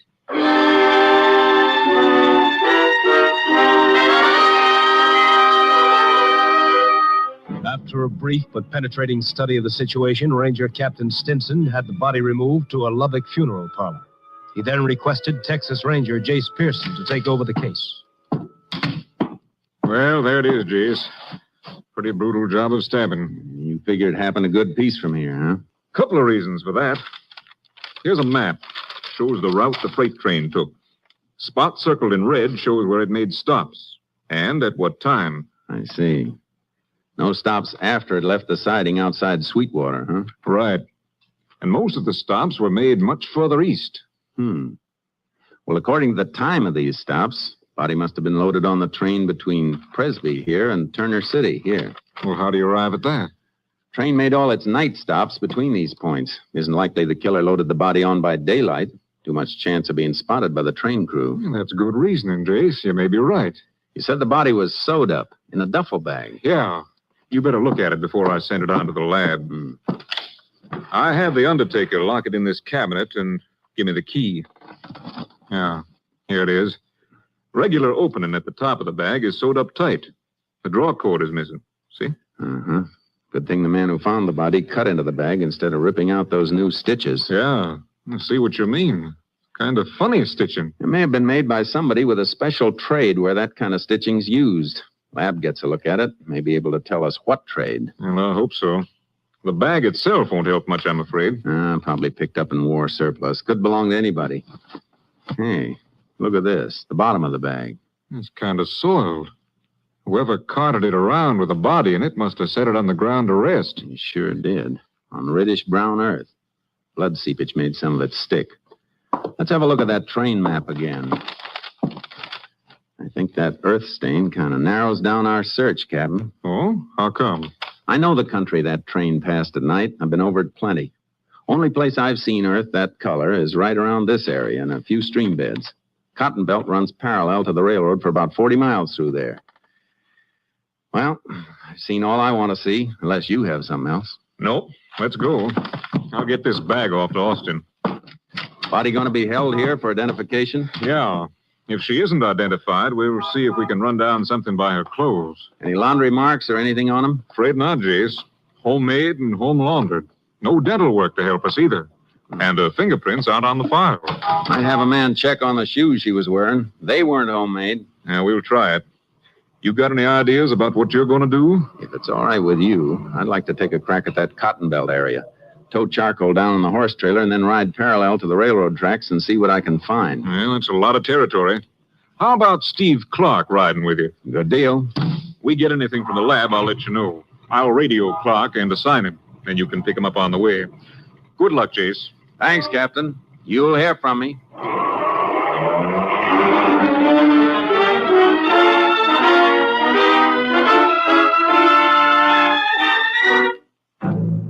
I met Clark. We drove down to the beginning of the area I wanted to check, left the car, and used our horses for the long ride along the rail bed. By noon of the next day, we'd covered 15 miles. Horses are getting tired, Jace. I know. There's a siding a little ways ahead. Freight stop there. Yeah. Look, another culvert coming up. Yeah. Bank's pretty steep. Watch your horse. Right. Careful, boy. Easy, Charcoal. Careful. Easy, boy. Steep climb out of here, Jace. Maybe if we ride... Hey, what are you looking at? Oh, the ground, huh? Yeah. Same reddish-brown color we've been checking for. Well, don't see anything else, though. Want to ride through it a ways? Yeah. Come on, Charcoal. Oh, boy, let's go. I don't want to be a killjoy, Jace, but we've done this in a dozen creek beds. Yeah, but none of the others were as close to a train stop. Siding's only about 50 yards further up the... Ooh, Charcoal. Oh, boy, whoa. Find something, Jace? Yeah, come here. What is it? Yeah, marks in the sand. Trace of a couple of footprints, not enough to make a cast, but look at this other mark. A round impression. Yeah. What made it? Might have been somebody setting that duffel bag down. Yeah? Well, that would account for the dirt you found on the bag. We'll find out. Get a glass jar from your saddle pack. Okay. Gonna cut a core around that mark? Yeah. Lab can test it for blood trace. Earth this color, we can't tell anything by sight. Well, here's the jar. Thanks. A few empty cans around here, Jace. Those marks might have been made by a hobo. No, I don't think so. Bindle stiffs travel light. They don't carry duffel bags. What's the nearest town to here? Bullville, about a mile further on. Well, let's get there. We can phone for a highway patrol car, and they can drive you back and pick up our car. Right. You gonna check around Bullville? With a fine-tooth comb. The cotton crop around Bullville was good. Too good. Migratory pickers were jamming the town. I had photos of the dead girl and tried to find somebody who might have seen her. No, Ranger. Never saw her around the gin here. Town's full up, though. It's possible one of the pickers saw her someplace. You know anybody who comes in contact with a lot of the pickers? No. Afraid you have to tackle them crew by crew. That's what I was trying to avoid. Yeah. Must be a couple of thousand migratories around. You mind if I ask your man at the weighing platform to check with the haulers when they bring cotton in for ginning? No, it's all right with me. Thanks. Oh, Ranger, hold it a second.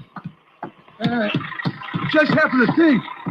There is somebody who gets to see a lot of the pickers. Who? A Mexican woman. Name's Old Rosie. Drives a junky old truck around peddling soda pop in the fields. You know where I can locate her? Yeah, haulers give you a lift out to the fields. And somebody will steer you out to her.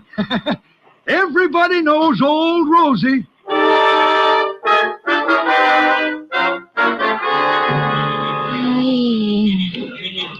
Somebody killed that poor girl, huh? That's right, Rosie. You ever see her? You find who killed her, you're going to put him in a jail? That's my job. How about it? You ever seen her around here? She, one time. Where? At the bus station in the town. She was with a man. You know who the man was? No, senor. And why'd you hesitate? Is that the truth? Why should I tell a lie, senor? I don't know who the man was, but he looked like he was.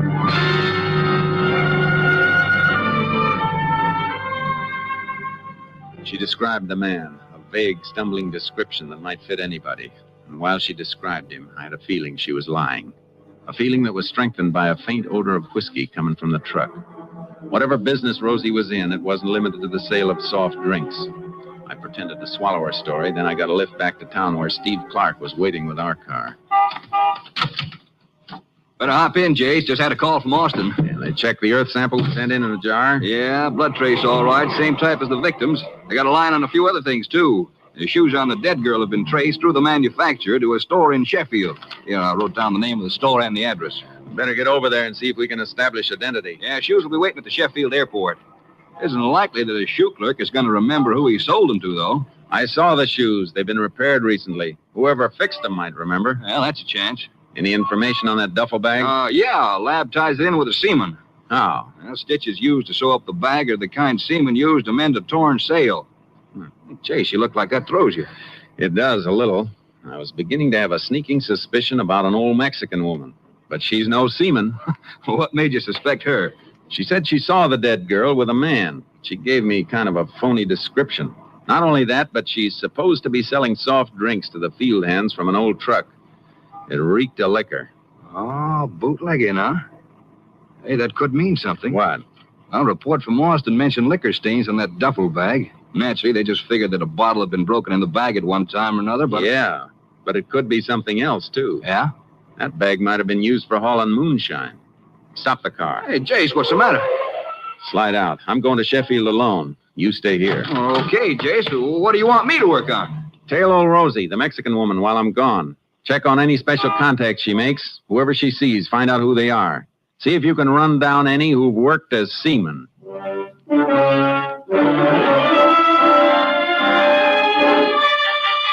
I burned up the road to Sheffield. The clerk who'd sold the shoes couldn't help, but I got the information I was after in a repair shop. Sure. I fix it is, all right? Look, here's where I sewed the broken strap, you see? I remember because of something else, though I never get paid for the job. Whose shoes are they? Mrs. Watson. She's live 2 blocks up at Brownwood House. Mrs. Watson, huh? Is her husband around? Oh, no. He's go away a month ago. That's why she got no money for pay for the shoes. I know you bother her. She lived with her mother and her little baby. He's a 1-year-old. Any idea where her husband went? Oh, no. Sometimes she says he go away for work or someplace with the cotton, or sometimes to Galveston to work for the boats. Oh, he's been a sailor, huh? Sailor, everything.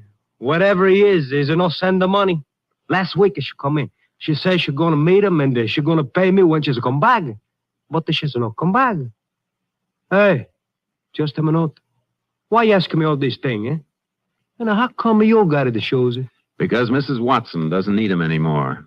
She's dead.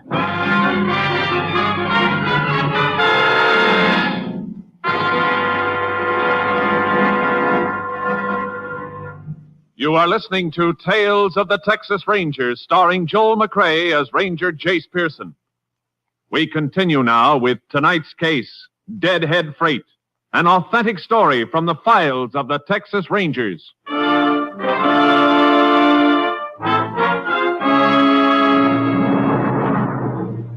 It wasn't the kind of news you enjoy breaking to a dead girl's mother, and the girl's baby crying in the next room didn't help it any. See, they'd split up about a month ago. And then last week, her husband wrote to her from Bowville. He said he was sorry and he wanted my daughter Helen to come to me. I thought she was there with him. Looks like she was for a while. Oh, he promised Helen everything in the letter. Said he had a lot of money for her and their baby. He was never any good. And now the baby's left to me and I'm just too old. I'm sorry, ma'am. Can you give me your son-in-law's full name and his description? Herbert Watson is his name. They call him Bud. Herbert Bud Watson. About how tall would you say he was? Yeah, you better pull yourself together, ma'am. Somebody's at the door. I'll call out the window and send him away. I don't want to see anybody now. Oh. What is it, ma'am? What's the matter? Oh, somebody! Open the door! It's him. My son-in-law, Bud. All right, ma'am. Open the door and let him in. Go ahead. Well, what took you so long? Where's Helen? You know where she is. What did you do to her? What did you do to my girl? Are you crazy? What's the matter? Let him go, ma'am, and stand back. What? Ranger, what? Get your hands up and turn around. You killed her. And you got the gall to come here with your own baby crying. Ranger, what is this? Kill who? Helen. Where's Helen? Where is she? Don't you know, Watson?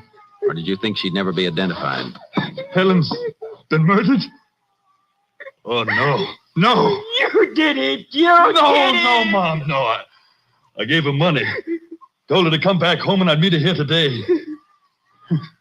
We was going to take the kid and make a fresh start. How much money did you give your wife? $1,000. That's a lot. Where'd you get it? Come on. I was bootlegging to the pickers. How long you been getting away with that? Started it last season. Did old Rosie sell any of this stuff for you? How did you know about that? I didn't for sure until now. Come on. We're going back to your place of business in Boleville.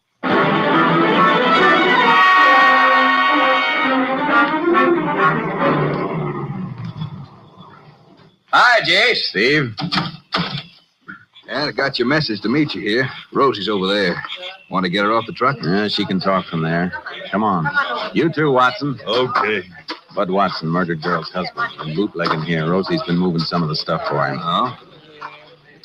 Why you keep me from my work, senor? Your work isn't as legal as it could be, Rosie, so sit tight. Yeah, you ever seen this man before? You know she's seen me before. They didn't ask you. How about it, Rosie? See. All right, Rosie. Now, is he the same man you saw at the bus depot with the girl whose picture I showed you? See. He's the man. At the bus depot? But that ain't so. I was never with Helen at the bus depot. You didn't meet her when she came down here? No, I tell you. I didn't know what bus she was coming in on. Or even if she would come after she got my letter. First I saw her, she turned up here at the shack. Well, how about when she left to go home? She only stayed 2-3 hours all told. Let her go back to the bus depot alone because, well, it was getting dark. Near time for the pickers to be coming there to buy drinks. You hear that, Rosie? Yeah. That means one of you is lying. Rosie, tell the truth, senor. No, you don't always tell the truth, Rosie. The first time I asked you about the man you saw, you said he was a stranger, a man you'd never seen before. I forget, senor. I see a lot of people every day in the fields. You trying to kid me? You've been selling liquor for this man. You couldn't mistake him for a stranger. But I do, senor. I make mistake. You wanted help, I give you help.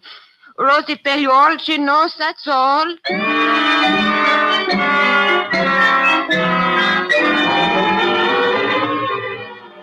Now it was obvious that Rosie was lying, just as I'd suspected her of lying the first time. There had to be a reason for it. We took Bud Watson into Boleville jail and then went back to search his shack. I can't figure something, Jace. Why won't Watson admit it if he was at the bus station with his wife? That wouldn't hurt him. No, it wouldn't. That's why I think he's telling the truth. Then Rosie must be covering up for something. Covering up for somebody's a better guess. She might have done it herself. No, I don't think so. She's too old to cart a body across the country to the railroad. Well, then you figure she really did see Mrs. Watson at the bus depot with a man, huh? Yeah. The man who killed her to get the $1,000 Bud Watson had given her. Well, then what's Rosie's angle in lying to us? Well, that's an easy one, Steve. Shakedown. Hey, Jace, you're right. Couldn't be anything else. Why, it'd be worth the cut for her to forget seeing the man and say it was Watson instead.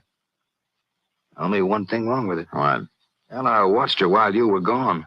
She didn't make any suspicious contacts, nothing that could have been a payoff. She might have gotten her payoff right after I showed her the Watson girl's picture and told her she'd been murdered. That was before you started to tail her. Yeah, I didn't think of that. She had time. Well, we combed this shack, Jace. Nothing here. What do we do now? Go back to tailing Rosie again? If she squeezed hush money out of the man once, she's liable to try it again. They all do. We'll start by watching her house when she comes in from the fields tonight.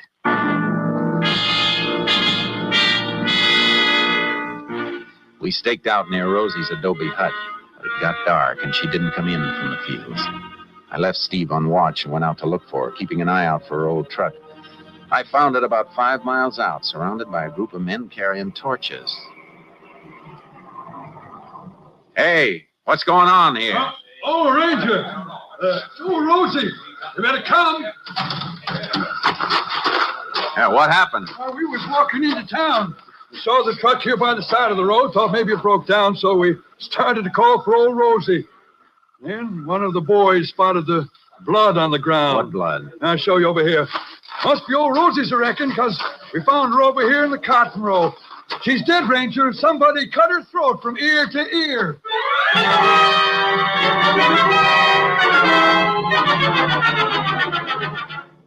Old Rosie had tried to shake down a killer once too often, with the usual payoff.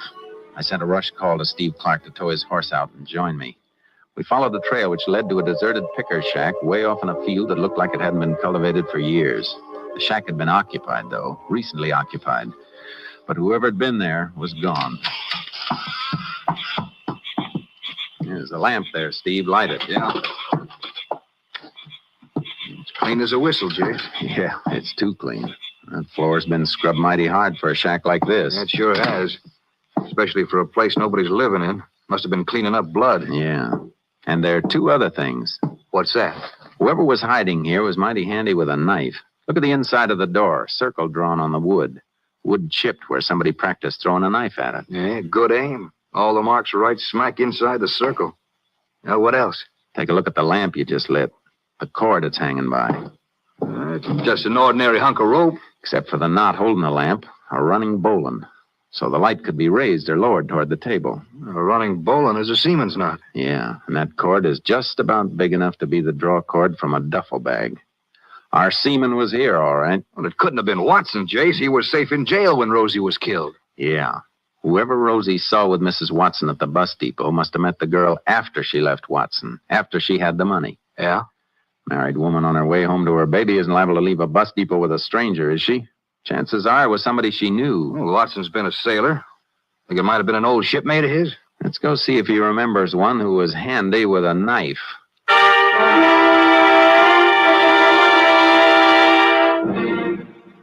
You say somebody killed old Rosie? Yeah. The same man who killed your wife.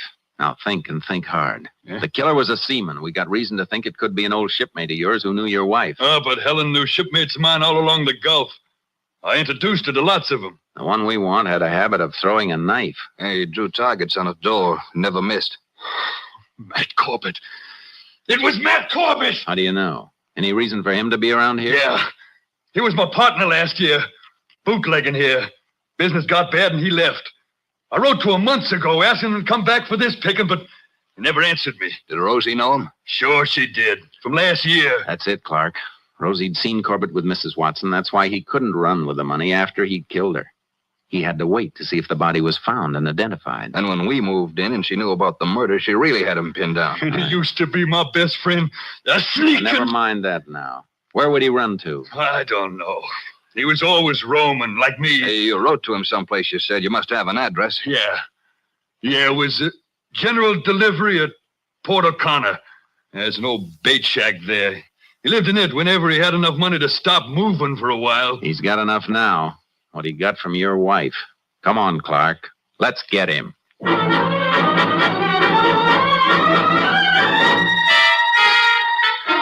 headed for Port O'Connor, made it by morning, and found the abandoned bait shack.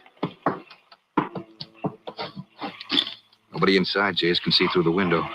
He isn't here. And he's probably traveling by freight to avoid being spotted. He couldn't have beaten us here. We rolled too fast. Gonna stake it out and wait? Yeah. Our car's out of sight where we left it. He won't spot it coming along the wharf. Come on, let's go inside.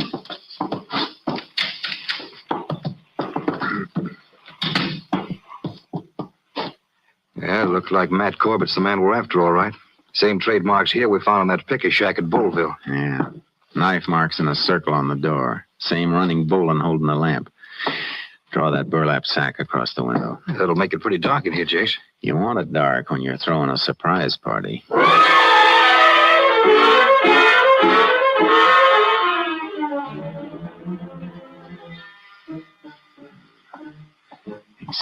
Steve, wake up. What? Shh. Somebody coming along the wharf. It's dark. What time is it? A little after midnight. Steps are coming closer. Yeah, it must be Corbett. Nothing to bring anybody else this way at this time of night. He's heading for here, all right. Yeah. Let him get all the way inside. And remember, he's got that knife, and he's handy with it. I know. All right, Corbett. Never mind that lamp. What did I say? Stand clear of the light, Steve. You handle him? Or stop your struggling, Corbett. You stinking My arm! You broke my arm! Just wrench your shoulder, Corbett. Keep you from throwing that knife for a while. Come on, get up. Better light the lamp now, Steve. It's a good thing you jumped him, Jace. I felt that knife passing my ear. Look, buried in that wall a good inch. Hey, Rangers. I thought you were a couple of crooks. What you doing here? Just dropped in to arrest you for the murder of Helen Watson and old Rosie up at Bowlville. It'd be nice if you could prove it. I haven't been near Bowlville. I think we can prove you were. By marks you left on the door and a few other things.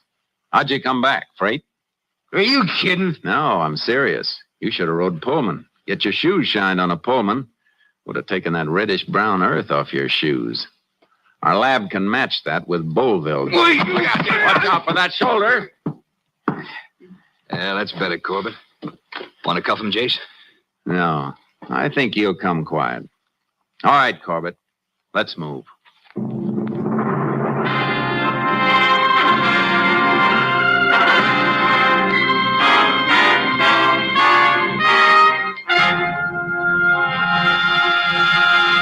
Herbert Bud Watson served the required term for his bootlegging activities, and Matt Corbett was tried and convicted of murder. The sentence of the court was carried out on February 20th, 1939, when at Huntsville Penitentiary, Matt Corbett died in the electric chair.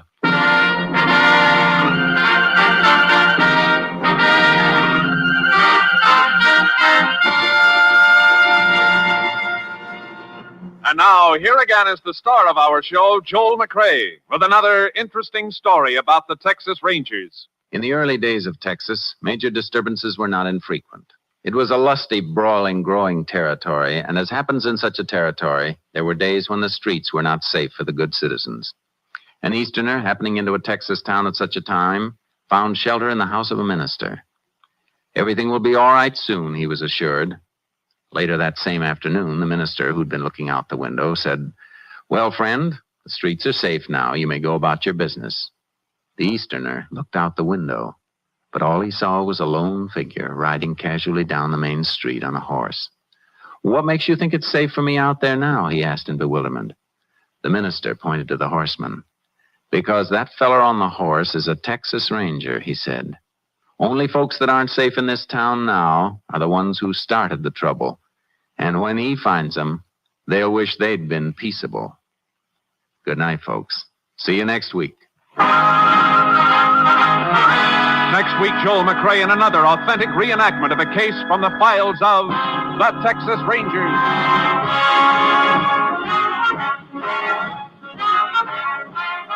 Joel McCrea is currently seen starring in the MGM production Stars in My Crown. Tonight's cast included Tony Barrett, Herb Ellis, Tom Holland, Byron Kane, Tom McKee, and Lillian Bayer. This story was transcribed and adapted by Joel Murcott, and the program was produced and directed by Stacy Keats.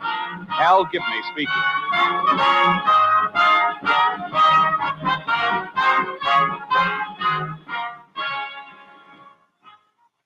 Three chimes mean good times on NBC. The National Broadcasting Company presents Joel McCrea in Tales of the Texas Rangers. Tonight, transcribed from Hollywood, another authentic reenactment of a case from the files of the Texas Rangers.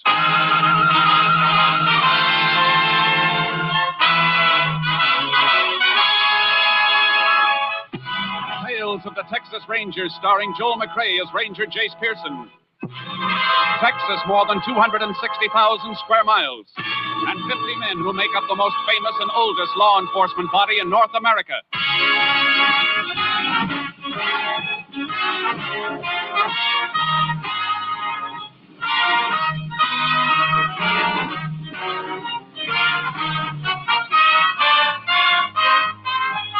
Now, from the files of the Texas Rangers come these stories based on fact. Only names, dates, and places are fictitious for obvious reasons. The events themselves are a matter of record.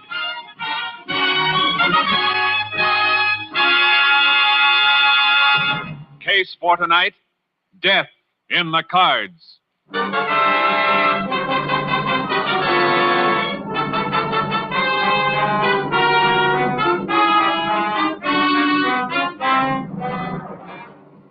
is 11:30 p.m. on the night of January 26, 1947, at the ranch house of Chester Gentry in Reeves County, Texas. Chester is on the telephone as his stepson, Will, enters. No sign of him, huh? All right. Call me when you find him. Thanks, Sheriff. Where you been, Will? Just out having a beer. That Sheriff Bennett you were talking to? Yeah. Your friend Tovich telephoned you a while ago. Tovich? Oh, you didn't tell the sheriff about Tovich. I sure did. Sheriff just called to say he located Tovich's rooming house over in Biggerstown, but Tovich wasn't there. But I've told you 100 times it's the worst thing in the world you could do. Tovich finds out he'd kill me. Will, Maybe he has found out you told the sheriff. Maybe he's on his way here right now to get me. Look, you got to give me the money to pay him off now. No, Will. No more money. Do you know what you're saying? He'll kill me if I don't pay him. He told me so. Now, you listen to me, Will. I've reached the end of my rope in this whole rotten mess. I'm through. And I couldn't get another dime from you. I've done everything I can for you, but you're just no good. Please, Dad, I need that dough now. You shut up and listen to me.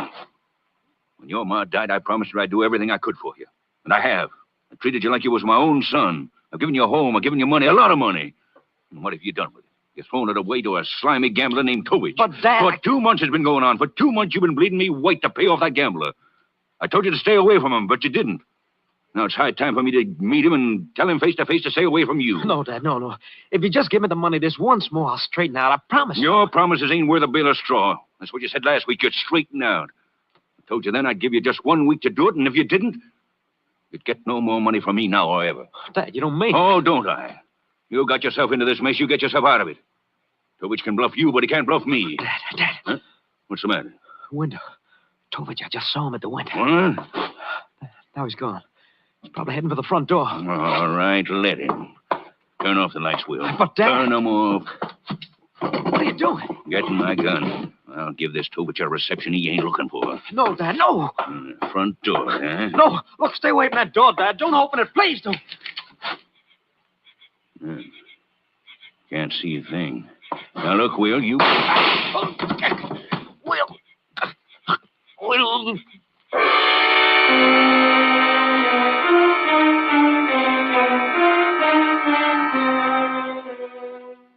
Chester Gentry lay dead at his own front door. Will immediately notified Sheriff Bennett's office. The sheriff requested help from the Texas Rangers. Ranger Jace Pearson was assigned to the case. He joined Sheriff Bennett at the Gentry Ranch. Well, looks like an open and shut case, Jace. Tovich came here to get Will, but it was Chester who opened the door and collected the slugs instead. Where was the body, Sheriff? Lying right across the front doorway here. How long ago did the shooting take place? A couple hours ago. Chester notified me earlier in the evening he'd gotten a call from this Tovich. The call came from Biggerstown, so I went over there to see if I could find him. I located his rooming house, but he'd checked out. Looks like while I was there, he was here. You say Tovich had been bleeding Will and Chester for some time, huh? Yeah, about 2 months, according to what Chester told me on the phone. Well, let's talk to Will.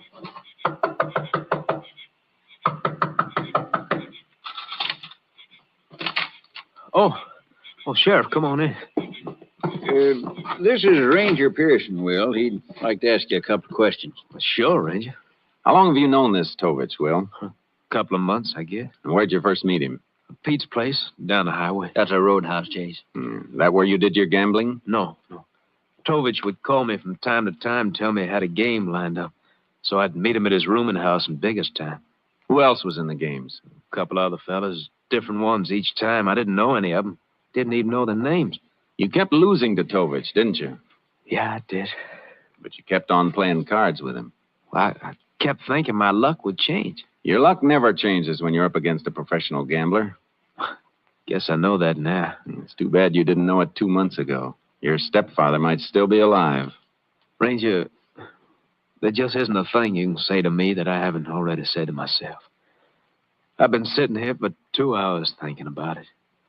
Knowing if I had the guts to straighten out, this wouldn't happen. There's only one thing I hope right now.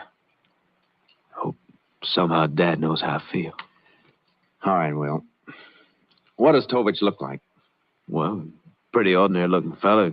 Kind you never notice in a crowd.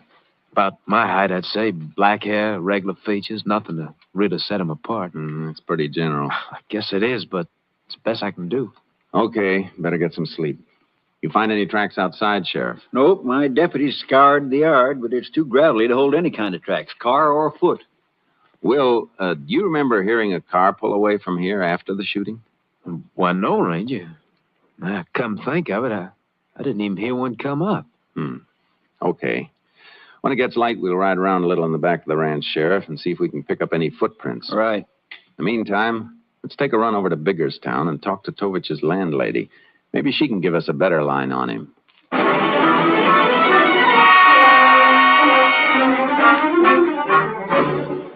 Afraid I can't help you much on a description, Ranger.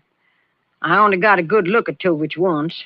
That was when I rented this room to him 2 months ago. It's pretty strange that'd be the only time you saw him, Mrs. Packer. Well, he came and went by night. I'd hear voices in his room sometimes in the evening. A couple of times a woman's voice. But as far as seeing him around, I didn't. You said he checked out earlier tonight. Didn't you see him then? No. He just left an envelope under my door with his key and the money he owed on the room. You think you'd recognize him if you saw him again, Mrs. Packer? Well, I might. I don't know. But to sit down and describe him to you, I'm afraid I can't be much help there. I don't like it, Sheriff. Man's been living in this room for 2 months. Take a look around you. It's clean, too clean. Nothing here to give us any line on. Hey, wait a minute. Have you cleaned this room since Tovich checked out? No, I ain't gotten around to it yet. I was figuring on giving it a good swamping out in the morning. I'd like to save you the trouble. What do you mean? I'd like to have one of our men from the lab vacuum the room for you. Well, it's my back the way it is. I sure ain't gonna say no. You figure on having the contents of the dust bag analyzed, Jace? Yeah. Tovich has covered his tracks pretty well so far, but maybe he doesn't know you can sometimes pick up a lot besides dust with a vacuum cleaner. Mrs. Packer, if you should ever see Tovich again, I'd like you to get in touch with me right away. Well, you can count on that, Ranger. Say, I don't hanker to have any killers running loose around my room in the house.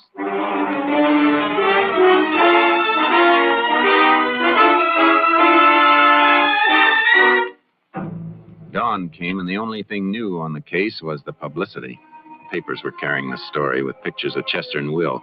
The sheriff and I started scouring the country in back of the Gentry Ranch on horseback. This is hunting weather, Jace, with all that frost on the ground. Yeah, so far the hunting hasn't been good. Let's see, we're right in line with the back of the ranch house now. Yeah, maybe we better split up and go around. Hey, hold it. Take a look on the ground there. Yeah, foot tracks. Coming from the back of the ranch house, too. And judging from the distance between the tracks, he was in a hurry. Come on. Heading straight north for the river, Jace. He could be trying for the New Mexico border. Could be. You know, one thing, should be pretty easy to follow the tracks in the frost. Yeah. There's something funny about these tracks, though. What do you mean? I don't know yet. Can't just put my finger on it, but we'll keep trailing. See if we can put our finger on Tovich. Come on, Charcoal. Yeah.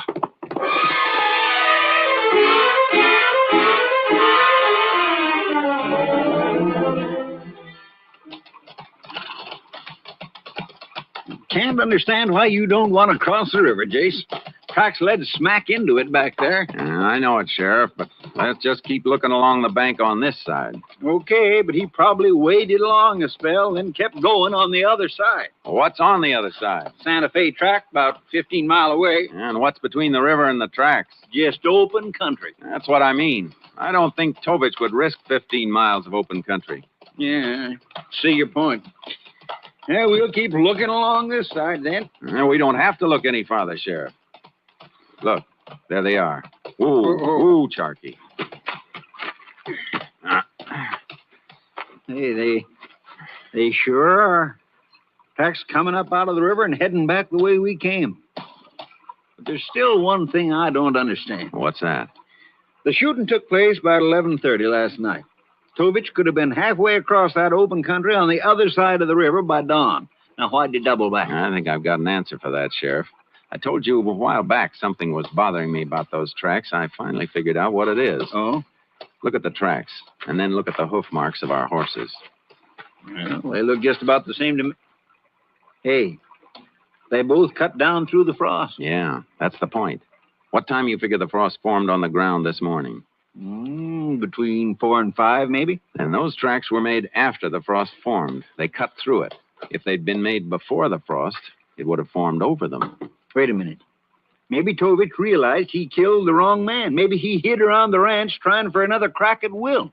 Now those tracks are heading toward the ranch again. Come on, Sheriff. We better get back there in a hurry.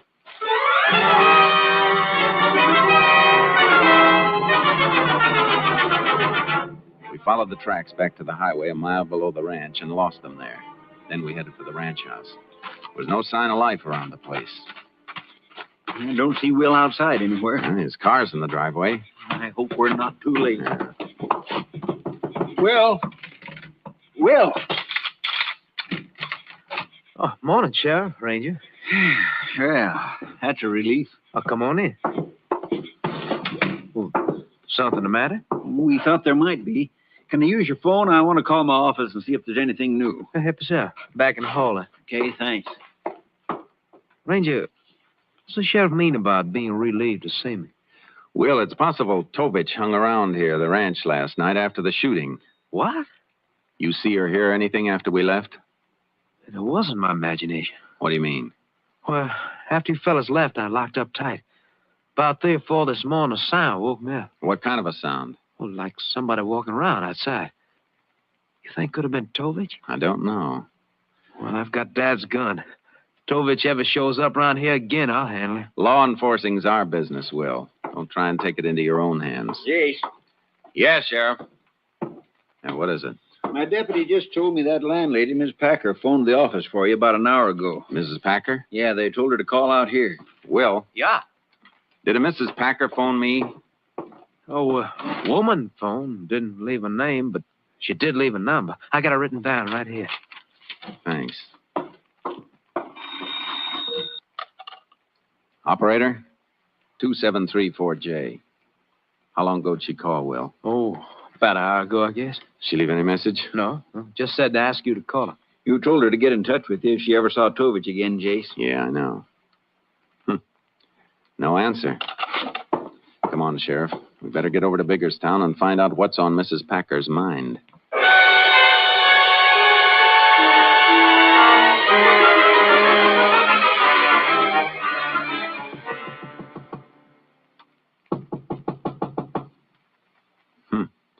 She must have gone out. Her door's unlocked. Mrs. Packer? Mrs. Packer? Look, Jace. On the table there by the phone. Newspaper. Folded to the story of the killing. Well, she can't have gone very far. Coffee's boiling on the hot plate. Pot's just about boiled dry. Come on, let's take a look in the next room. You know, it's funny. She'd call and then... Jace. On the bed. Yeah. Mrs. Packer. Strangled.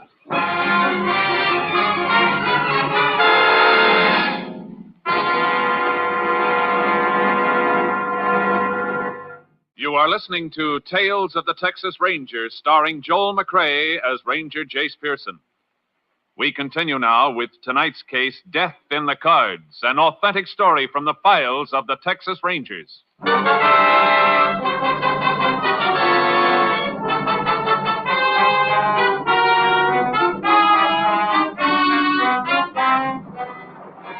We were getting nowhere fast on this case. First Chester Gentry, then Mrs. Packer. We questioned all the roomers, but none of them had seen a thing. Then we went back to the sheriff's office. Jace, there's no doubt about it at all. Miss Packer was trying to tell you something about Tovich, but he got to her first and killed her to shut her mouth. Yeah, we know who the killer is, all right, but the big question is, where is he? It's just like the earth opened and swallowed him up. Well, every sheriff's office in the state's been alerted. Highway patrol's on the lookout, too, so sooner or later we're bound to... Yeah. Excuse me, Jace. Sheriff Bennett speaking. Oh, yeah, just a minute. Your headquarters, Jace. Captain Stinson. Thanks. Hello, Captain. Just got a report from the lab on those vacuum sweepings you had them take from Tovich's room in Biggerstown, Jace. What'd they find? Only items of interest were A lot of redheads in Texas, Captain. I'm afraid that's not much help. Maybe more than you think. This hair wasn't naturally red. It was a henna dye job. And judging from the distance between the roots and the dye, the lab figures it was dyed about a week ago. Well, now that's a horse of a different color. Well, thanks a lot, Captain. I'll keep you posted. Sheriff, we haven't had any luck finding Tovich, have we? We sure haven't. Okay, now we're going to start looking for Tovich's girl. His girl? How many beauty parlors do you figure there are in Biggerstown? Oh, I don't know, 6 or 7 maybe. Before the day's over, we'll know exactly how many there are. We're going to visit them all.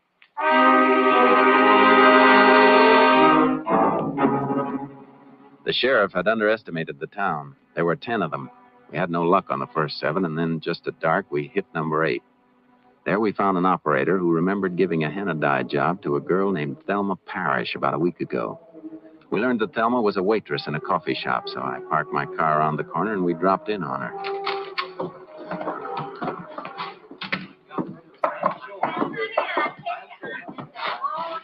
Well, you men look like you could use a nice cup of coffee. Nothing I'd like better right now than having a pretty red-headed waitress pour me one, ma'am. Why, thank you, Ranger. Coming up. What do you think, Jace? I think maybe. Cream? Black, please. Black here, too. Well, here you are. Thanks. Seen your boyfriend lately? Boyfriend? Tovich. Who? Tovich. You must have me mixed up with somebody else, Ranger. I don't know anybody by that name. Are you real sure about that, ma'am? Well, of course I am. A girl sure who she does know and who she doesn't. Well, either I'm mistaken or you're lying to me. Look, I don't know what this is all about, but I do know better than lie to a ranger. I hope so. Well, come on, Sheriff. We better be getting back to your office. Okay, Jace. Here's for the coffee. Thanks. Sorry I can't help you any about what's his name. So am I.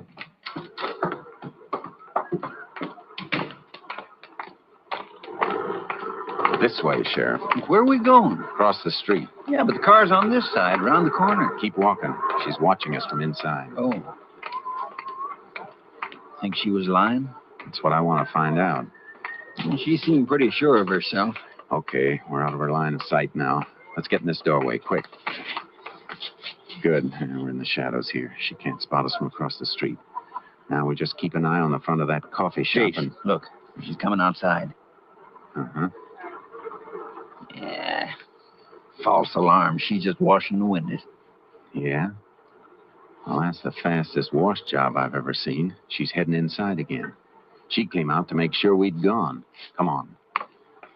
We'll work our way along the sidewalk until we can see across the street into the coffee shop. Yeah, but she may spot us. Hey, hold it.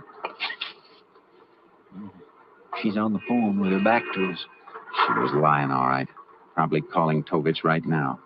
Sheriff, how about slipping into the drugstore and tracing that call? Mm-hmm. I can keep an eye on the front of the shop from my car. I'll meet you there. The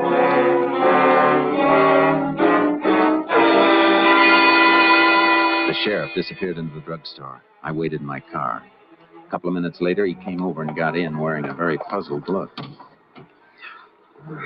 Must be some mistake, Jace. What do you mean? That waitress, she just telephoned the Gentry Ranch. I don't think there is any mistake, Sheriff. And right now, it doesn't surprise me much. Yeah, but as far as we know, the only one at the Gentry Ranch is Will. Yeah, but Will's going to have company as soon as we can make it there. Wait a minute. You're trying to say that Will Gentry... Sheriff, it looks like there is no Tovich and never has been. I guess the boy we've been up against right from the start is Will Gentry. I radioed KTXA to set up a roadblock on the highway 10 miles each way from the Gentry Ranch in case Will should take off before we could get there. And I jammed the gas pedal to the floor and held it there. Jace, you're leaving me way behind. Will Gentry. Looks like I was way behind for a while, too. But looking back on it, it all falls into place. We know Will was always after money from his stepfather, Chester. And he invented the story about a gambler named Tovich as an excuse to get that money? He even went so far as to rent a room in Biggerstown under that name. But when Chester cracked down and threatened to disinherit him, Will used the same Tovich device to kill Chester. That way, he'd get all Chester's money. So when Chester opened the front door thinking Tovich was outside, there wasn't anybody there at all. And it was Will who plugged him. Unit 10, go ahead, KTXA. Unit 320 stationed at Tucker's Junction. Unit 256 stationed at Biggerstown. Turn off. Unit 10, 10-4. KTXA clear. Well, we got the roadblock set up. Tucker's Junction's about 5 miles the other side of the Gentry Ranch, isn't it? Yep. And with another highway patrol car back of us at the Biggerstown turnoff, looks like we got Will bottled up tight if he makes a run for it. There's no side roads off the highway for 6 or 7 miles along here. Good. As soon as we get to the top of this rise, we ought to be able to spot the Gentry Ranch. Yeah, ranch house only a mile or so from here, Jace. It was Will who made those tracks in the frost then, huh? He heard me say we'd start trailing in the morning. I guess he figured on giving us something to trail. Yeah, and that explains Miss Packer's murder, too.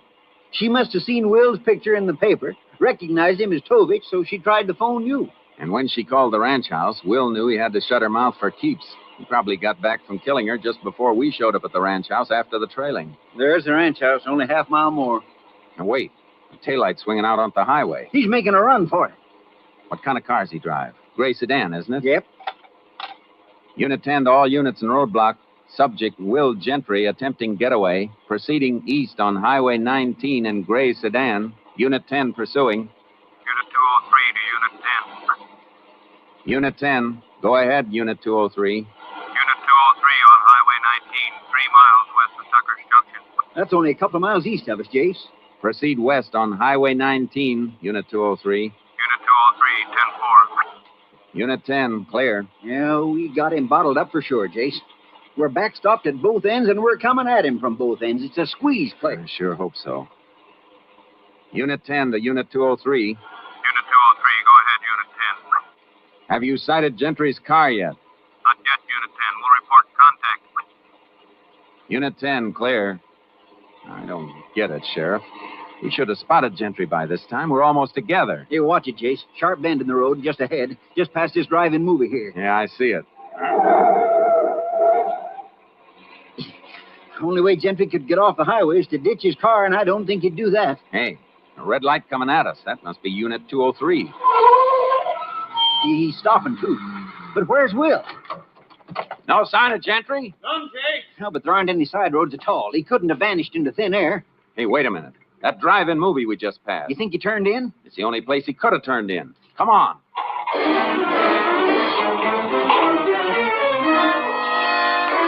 We went back to the drive-in theater, stationed the highway patrol car at the exit, then the sheriff and I talked to the theater manager. He remembered a gray sedan pulling in there a few minutes before.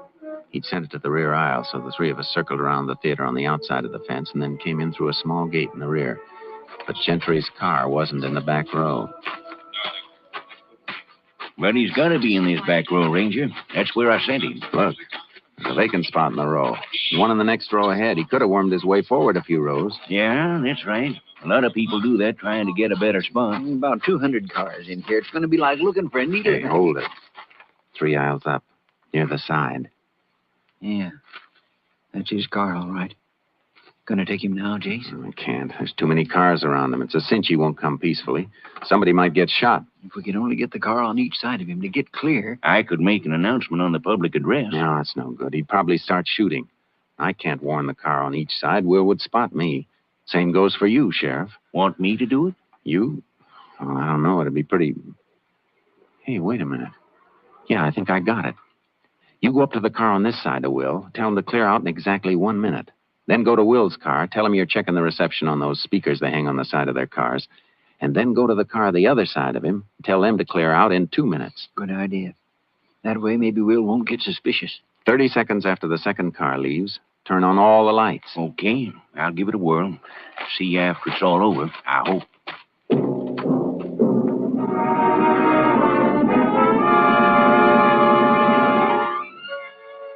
We watched the manager go along the line of cars. He worked his way to Will's car, then passed it to the one beyond. Then he headed for the projection booth. So far, so good. Seconds ticked by. At the end of the first minute, the car this side of Will pulled out. Another minute went by. And the car the other side of Will got going. He's out in the open now, Jace. Yeah. 20 seconds till the lights go on.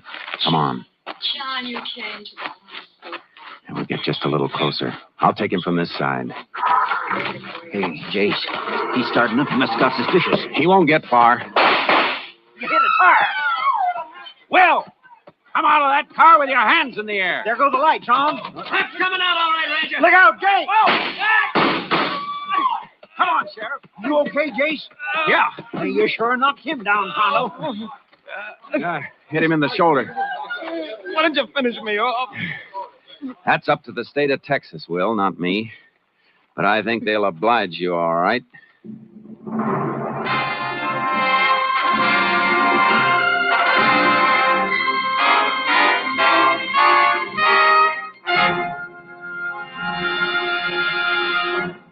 Will Gentry was tried and convicted of the murders of Chester Gentry and Leona Packer.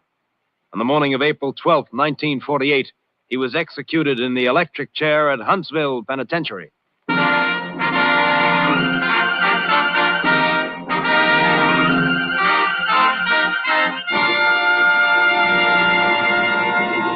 And here again is the star of our show, Joel McCrea, with another interesting story about the Texas Rangers. Although the Texas Rangers is a highly organized law enforcement agency, the men themselves are rugged individualists. One ranger in particular that I know of carries his 6 shooters with only 5 shells in each gun. One day he was asked why he did this. If the hammer's resting on an empty chamber, he said, the gun can't be fired accidentally. But, said his interested friend, with only 5 bullets instead of 6 in the gun, aren't you endangering your own position? Maybe so, he said with a grin, but if you can't hit your target with 5 shells, the 6th one won't do you much good anyhow. Good night, folks. See you next week. Next week, Joel McCrea in another authentic reenactment of a case from the files of the Texas Rangers.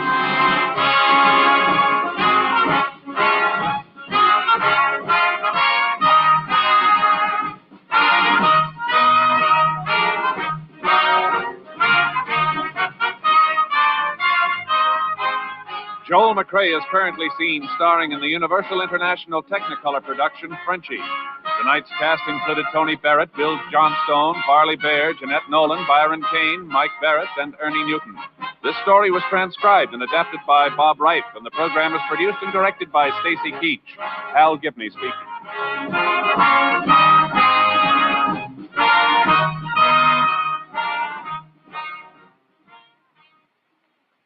3 chimes mean good times on NBC. Remember all the delightful troubles that beset Mr. Blandings when he built his dream house? Well, starting next Sunday afternoon, you can hear the further adventures of the beleaguered Mr. Blandings and his wonderful wife, Muriel. It's top listening for the entire family next Sunday and Sundays thereafter when Cary Grant and Betsy Drake star as Mr. and Mrs. Blandings. Stay tuned for the $64 question. Tomorrow, hear the symphony on NBC.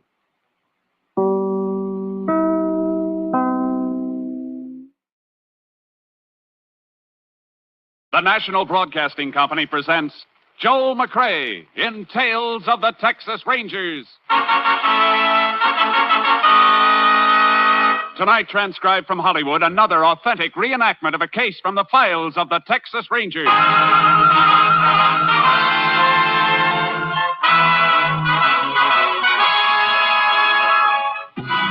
Tales of the Texas Rangers, starring Joel McCrea as Ranger Jace Pearson.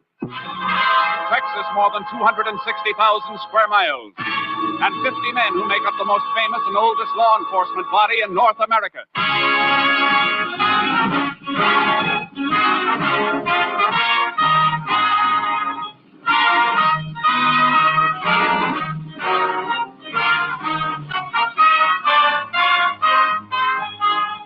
Now, from the files of the Texas Rangers come these stories based on fact. Only names, dates, and places are fictitious for obvious reasons. The events themselves are a matter of record.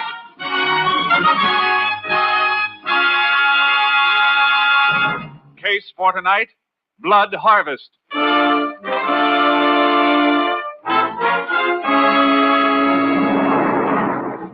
It is a moonless midnight, September 16th, 1947. A truck without lights is parked in a cultivated field several miles from Fairvale, Texas. In the darkness, 2 men are perspiring freely as they load bales of seasoned alfalfa onto the truck. How many more we got to go, Slim? 15, 20. That's all. Well, we can get it all on here, then. This'll be the last load. That suits me fine. The sooner you get off the place with it, better. Come on. Yeah, whoa. Take it easy, will you, Slim? How about time out for a smoke? Smoke? You out of your mind, Trent? Oh, we're a half mile from the house, and besides, you said Mullen was asleep. Look, don't give me an argument. All right, but I moved more than 200 bales of this stuff tonight. I'm going to rest for a minute. If you don't like it, load the rest of it yourself. Okay, don't get hot about it. I'm just as tired as you are. Sit on a running board. Yeah. Mullen's sure going to be surprised when he gets a look at this field tomorrow. Yeah, he sure is. What do we get for this stuff? About $30 a ton. Ain't bad. Bound to clear almost $200 a piece. Yeah. Could make more than that running a couple of head of cattle without working up this pig sweat, though. Sure, smart guy. Run cattle and get picked up and sent to the pen. Maybe there ain't as much money in alfalfa, but one thing about it, there ain't no brand marks on the bales either. Nobody can say it ain't yours once you get in the clear with it. Yeah, I guess you got a point. Think Mullen's liable to suspicion you when he finds this field stripped tomorrow? Oh, not a chance. I'm an old war buddy, ain't I? And he saw me taking a sleeping pill before we turned in tonight. At least he thinks he saw me take it. Good thing he ain't seen you take this alfalfa, or you'd lose your job for sure. After tomorrow, I can afford to lose it. Farm work ain't for men, it's for horses. Hey, come on, we rested long enough. I want to get you away from here. Okay. Hey, give me that pitchfork. I'll push those last two bales back and make more room on the tail of the truck. Here it is. I got to act real surprised tomorrow. What's the matter, Slim? Shh. There's something moving. I don't hear nothing. There it is again. Maybe it's Mullen. Maybe he woke up. Keep quiet, Trent. Who's out in this field? It is him. You better answer me. I can see the outline of your truck. Slim, I got to start up and get out of here. No. You woke up. You must know I'm not in the house. So pile in the truck and come with me, quick. Hey, go to jail, lady, you fool. No. I'll slide around behind the truck. You stay here until he comes up to you. Yeah, but I don't... Those, I tell you. Who are you? Talk up fast. It's me, Mullen, Harry Trent. Harry Trent, huh? You lost, Trent? What are you doing in my field in the middle of the night with a truck full of my alfalfa? Well... Save it, Trent. Where's Slim? Where'd he run to? I didn't run any place, Mullen. You know... Don't move. There's a pitchfork you feel against your ribs. Just march back to the house. What are you going to do to him, Slim? I'm going to lend him my bottle of sleeping pills and see to it that he takes an overdose of them. It's nice, clean, and quiet. That idea'd be great, Slim, if I'd hold still for it. But I ain't about to hold still. Look out, Slim. Punch him, Trent. Let go of that fork, Mullen. Now, Mullen, here's something you don't have to hold still for. But you'll hold still this time. You killed him. You killed him. You shut up. Stop that and shut up. We gotta run, Slim. You can't do nothing. Get that load out of here and sell it like we planned. Then keep your mouth shut. If you don't, I'll shut it for you.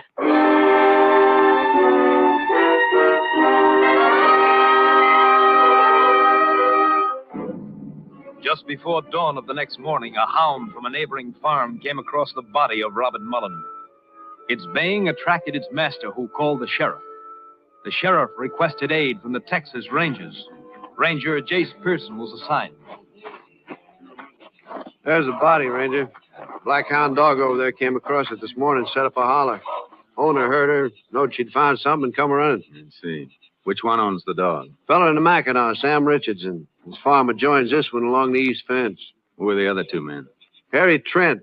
Farm on the north is his, and Slim Ferryman. Slim worked this place with Mullen. They was buddies in the war or something. You want to talk to him? Yeah, in a minute. Anybody touch that pitchfork? Nope, not even me yet. I figured it must be the murder weapon, blood all over the prongs. Hard to read prints off that handle, though. Yeah. Marks on the body show Mullen was jabbed twice. Once would have been plenty. I sent for the JP, but I don't think we need an inquest to tag this as murder. No, but he'll have to order a medical examination to establish the time of death. Mullen felt kind of funny. The left leg bent in under him. Well, there's a reason for that. Pull up the pants leg and you'll see. Yeah. That explains it, all right. Artificial leg. He in some kind of an accident? If you can call Okinawa an accident. You get the beach there with the 1st Marines. Lost a leg and an eye. Left eye's glass. He could have picked an easier life than farming. Did he have any family? Sister, Ellie, lives over at Holtzville. Guess I'll have to bring her the news. You could call the local minister at Holtzville. He can tell her better than you can. And we can drive over and see her later and find out if she knows anything. That's a good idea. I'll talk to these other fellas now. Okay. They don't seem to know much, though. They may know when Mullen was last seen alive. It's often a man gets pitchforked to death out in his own fields. Yeah. Fellas, this here's Ranger Jace Pearson. Ranger, this is Sam Richardson. Howdy. Hello. Harry Trent. Hello. Slim Fireman. Glad to know you.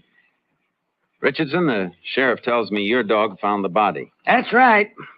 Oh, must have been about 4 a.m. I was just getting out of bed when I heard her, so I come a-running. You always run out and investigate when you hear one of your hounds baying? Nope, but that black hound of mine's a good one. And I ain't never heard a dog sound off like she did. I see. When did you see Mullen last alive? Yesterday morning. Passed each other along the fence and said howdy. How about you, Mr. Trent? I hadn't seen him for a couple of days. Reckon Slim here saw him last then. How about it?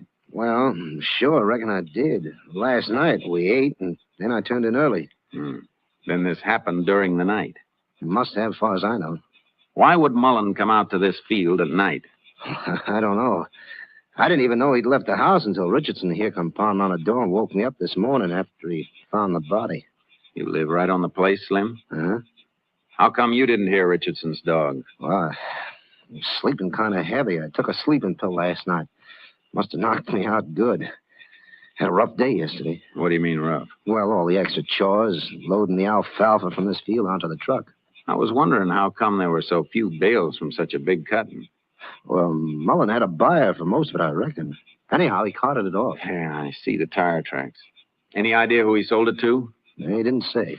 Think somebody paid him for the stuff, then came back to rob him of the money, Jace? Could be, Sheriff. Except that Mullen made the robbing mighty convenient by coming out into this field at night. When we learn why he came out here, we'll be learning a lot.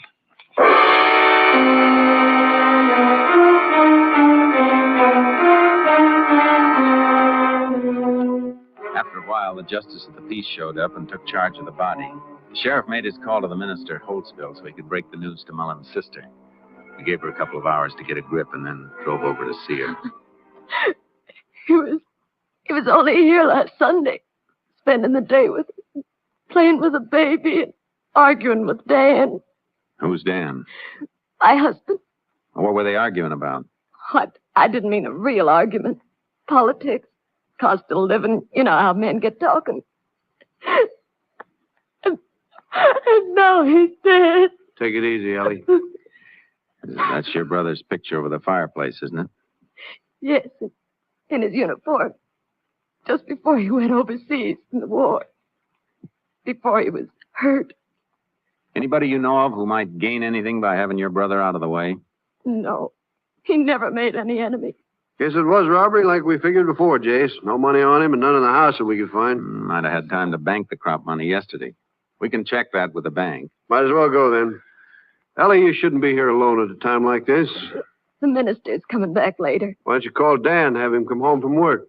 He's away for a few days on a business trip. Away on a business trip, huh? Who's he working for? He's buying and selling for Hatton's Feed and Grain Company. Don't worry about me. I'll be all right. Well, if there's anything I can do, just holler. Bye, Ellie. Goodbye, ma'am. Goodbye. You gotta find out who killed my brother. You can't let him get away with it. We'll try not to, ma'am. I never thought how her husband's job might fit into this. Buying and selling feed and grain, huh? Mullen sold that alfalfa. Most likely man he'd sell it to would be his own brother-in-law. It's something we're going to check on. Hop in. You'll put out a radio pickup for him? Oh, we'll drive over to the Hatton Feed and Grain. They'll know where he is. We'll pick him up ourselves.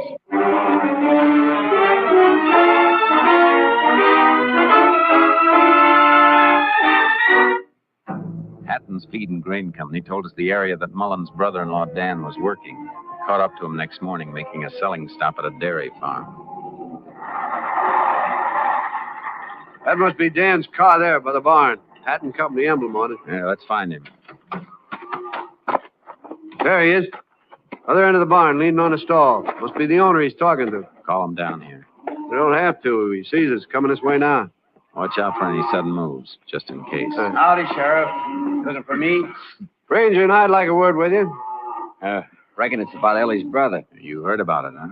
Yeah, on my car radio this morning. I called Ellie a little while ago. She told me you'd been to see her. A couple of stops I just got to make around here, then I'm heading for home. When did you see Mullen last? 2 days ago when I started out on this trip. You stopped by his place? That's right. Social call or business? Business. Made a bid on his alfalfa. We're just about finished sweating, ready to be hauled for storage. How'd you pay him for it? By cash or company check?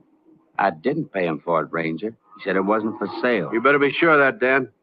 What do you mean? He means that alfalfa was sold and moved just before Mullen was killed, the same day you stopped there. Whoever told you that's a liar. It's no lie, Dan. We saw it with our own eyes. Everything was hauled from there except maybe a dozen bales. I don't care what you saw. I know that alfalfa wasn't for sale, to me or anybody else. What makes you so sure of that? I'll tell you what makes me so sure. You can check it with the bank. Bob told me he'd made arrangements for a bank loan to buy 20 head of dairy cattle. That's why I'm sure. He was getting them in next month, and he needed that alfalfa for winter forage. He couldn't have sold it, not to anybody.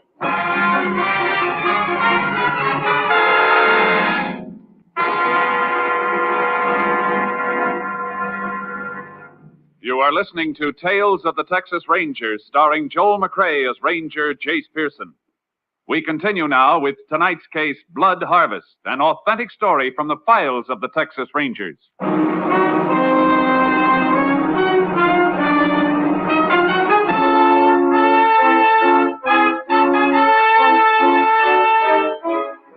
Mullen's bank verified the loan for buying the dairy herd.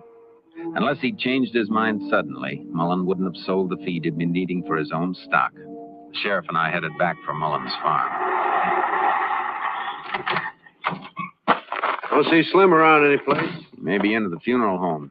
Let's take a look at the barn. We've looked at the barn before, Jace. No way we could miss a couple hundred bales of alfalfa. No, but we might have missed something we weren't looking for the last time. Just look up. You see the loft is almost empty. He didn't need much forage with just one horse to feed. No, I'm not looking for forage. Here's what I'm interested in. It's just a bunch of scrap lumber. And a keg of nails. Just about what he'd need to build stalls for that dairy herd. Mullen was too far ahead with his plans to change his mind, if you ask me. Sure looks that way. Where'd Mullen keep his hay truck? That vehicle shed out back? Yeah. Come on. What do you want to see, Jace? The truck that Slim said he and Mullen loaded that alfalfa on. Looks like the shed is locked. Oh, no, it isn't. It's the wooden peg stuck through the lock ratchet. We can pull it. I'll help you roll it back. There's the truck. This the only truck he's got? Yep. If this truck was used to haul alfalfa bales, they must have been tighter than any bales I've ever seen. Look at that truck bed. Clean as a whistle. Not a straw on the floor. Hey, Sheriff. This is the truck that was loaded out in that field. You can't be sure of that just because the bed is clean. No, but I can be sure by the tires. Look at them. Tread's worn down almost smooth. The tire marks we saw out in the field were well marked. Plenty of tread. Hey, that's right, they were. Come on. Take Mullen's horse from the barn, throw a saddle on it. I'll get charcoal out of my trailer, and we'll take a little ride. Where to? Out to the fields first, where I can make a plaster cast of that tire tread. Truck was loaded heavy. Impression was deep enough to hold. Why can't we drive out? I want to cut across the neighboring farms, too, and see if we can find any matching treads in other fields. We'll see the ground better as we move on horseback. It's as easy to drive around to the farms and check the tires on the trucks like we did here. Yeah, but I don't want to be seen doing that. If we scare the man we're after, he might run before we get to him. Okay, I'll have this nag ready in a minute. If you're right, Jace, Slim Ferryman has been lying about moving the alfalfa. Easy, boy. We'll find out. If he was lying, it'll explain why Mullen was out to that field at night. Because it'll mean that the crop was being stolen at night. And he was killed when he saw who was stealing it.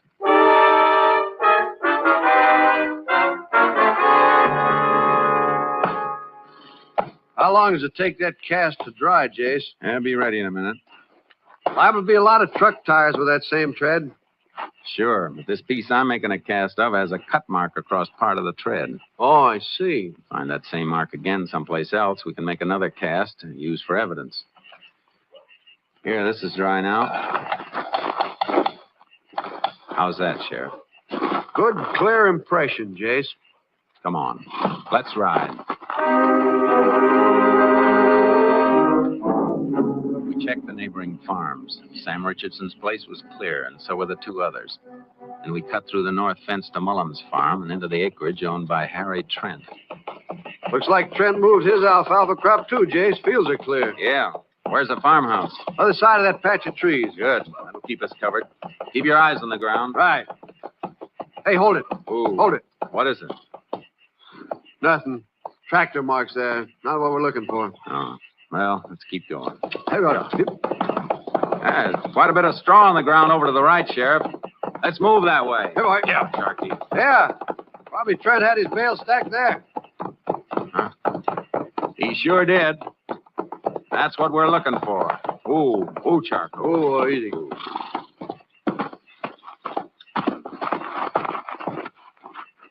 Kind of dim, Jace, but they're the same tread, all right. Yeah, it looks like the same cut mark in the tread.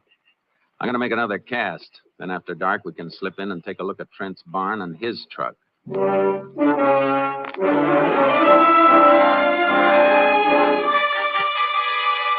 slipped back that night. Trent's truck tires were the ones we were looking for, heavy duty. We went from the vehicle shed to the barn. Pretty dark night, Jace. Hardly see in here either. Yeah, I don't see enough to find what I want. There's a ladder to the left. Right, here it is. All right, I'm going to climb up. Give me your flashlight. Here you are.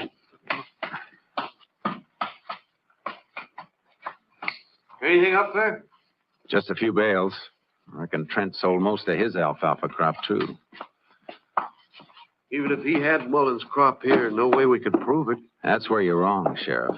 If Trent had it, we're going to prove it. We cleared the farm without being spotted. Got to my car and drove back to town. Robert Mullins' wake had just ended at the funeral home as we pulled up at the sheriff's office. We didn't have to be so careful out at Trent's place, Jace. There he is going toward his car. Must have come in to pay his respect. He just came out of the door of that cafe. Oh, look who's in there at the counter. Slim Ferryman. Yeah, we could use some coffee. Come on. See you tonight.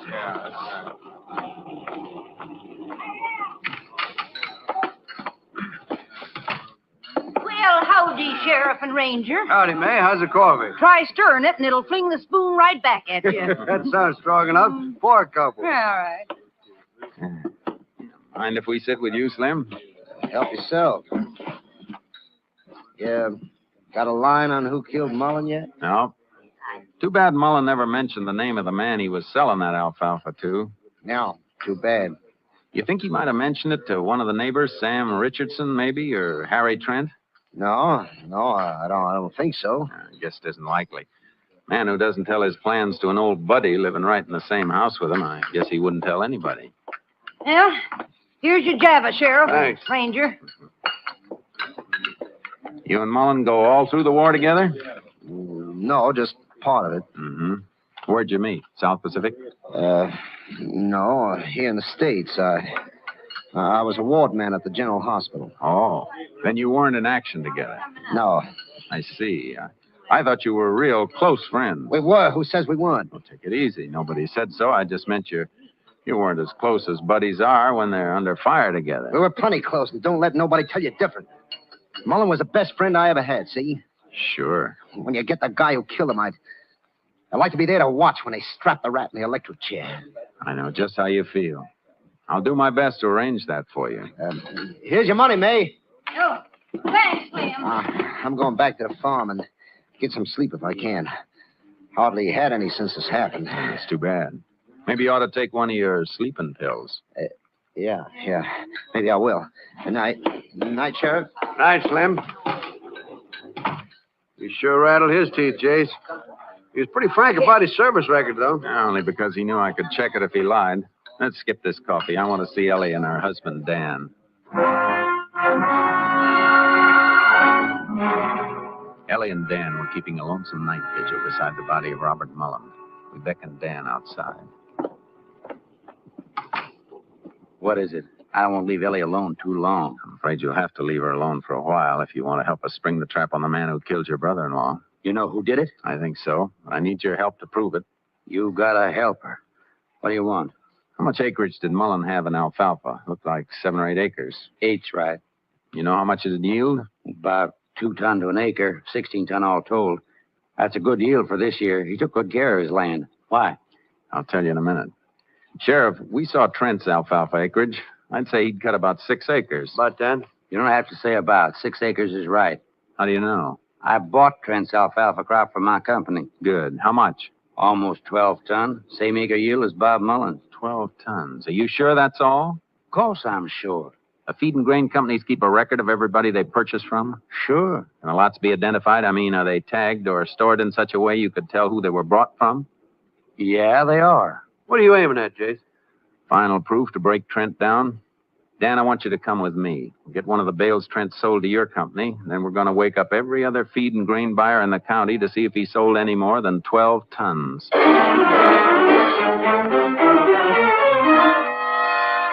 got what we were after.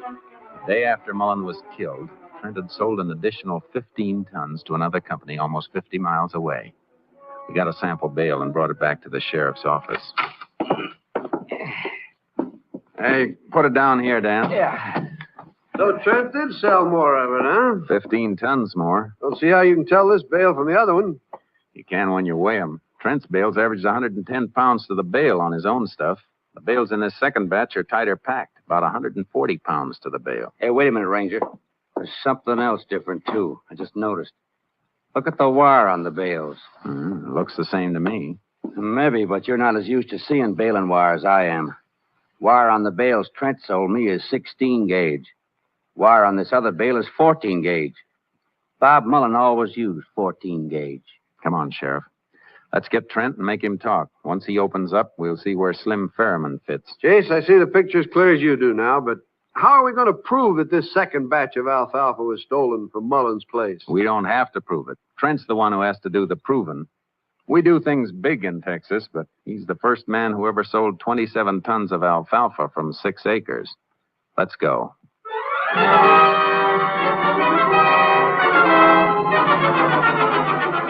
It was still dark when we turned in the road to Trent's farmhouse, and the light went on inside as we came to a stop. Trent came to the door. Oh, it's you fellers. I heard a car. You thought it was somebody else? No, I didn't know who it was. Oh, I thought you might be expecting Slim Fairman. No. Why would Slim come here? Take a few lessons in farming, maybe? So you could show him how to raise 27 tons of alfalfa on 6 acres? 20? You must have raised that much, Trent, because you sold that much. The 15 tons of it belonged to Mullen. He baled heavier and used 14-gauge wire while you used 16-gauge. I bought Mullen's crop. Why would he sell it to you instead of his brother-in-law, Dan? I mean, I hauled it for him. He thought the price would be better someplace else. Not enough to haul it 50 miles. And besides, you made that sale yesterday, after Mullen was killed. I had to do it. I was in a trap. If I told you about it, Slim would have killed me. Did he kill Mullen? Were you an eyewitness? Yeah, I saw him do it. I never touched Mullen. Where's Slim now? I thought you were him when you drove up. He's coming here this morning. I got to check for Mullen's alfalfa, and Slim was going to pick it up and take it someplace for cashing. There's a car coming now, Jason. Handcuff Trent to the doorknob of that closet. Quick. Right. I didn't kill him. Up. Come on, Sheriff. Slim won't stop. He'll see my car as he makes the turn for the house. He saw it. He's turning around. Get his tires. That stopped him. He's running for it, Chase. Move off to that side. The car is shielding him. Right. Stop running, Slim. You can't beat a bullet. He ducked into the barn, Chase. Circle in from the side and keep the door covered. I'm going in after him. The gray of dawn was washing across the sky, but the barn was in deep shadow. I slipped in along the side wall and moved slowly toward the stalls. I didn't see what came at me. I just sensed it hurtling through the air, and I threw myself to the side, hit the ground, and fired. You get him, Chase? You all right? Yeah. He threw that sickle at me from the stall. I didn't see him. Don't even know how I hit him. I just felt it coming and fired. Mighty good aim. He's dead. So is Bob Mullen. Let's get Trent and take him in.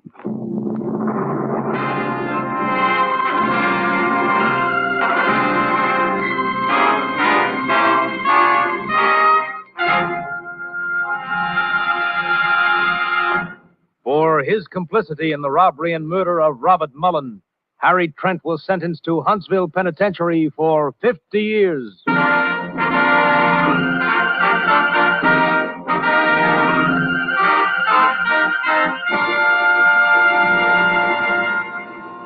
And here again is the star of our show, Joel McCrea, with another interesting story about the Texas Rangers.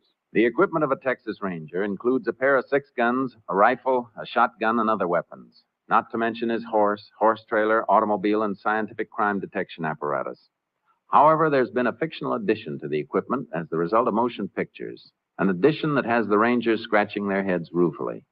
It came to the attention of one Ranger recently as he passed 2 small boys on the street. The small fry turned to stare at him. The Ranger got quite a shock when he heard one of them say, "Oh, shucks. He ain't a real Texas Ranger. He ain't got a guitar." Well, such is the influence of modern fiction.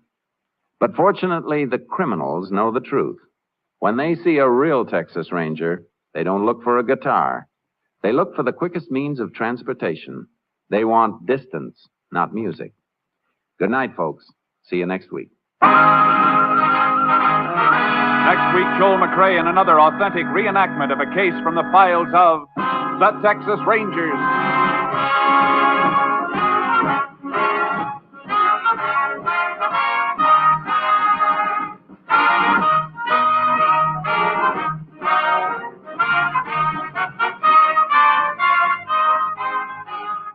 Joel McCrea is currently seen starring in the Universal International Technicolor production Frenchie. Tonight's cast included Tony Barrett, Lou Krugman, Herb Vigran, Tom Tully, Wilms Herbert, Betty Moran, and Gigi Pearson. This story was transcribed and adapted by Joel Murcott, and the program was produced and directed by Stacy Keach. Al Gibney speaking.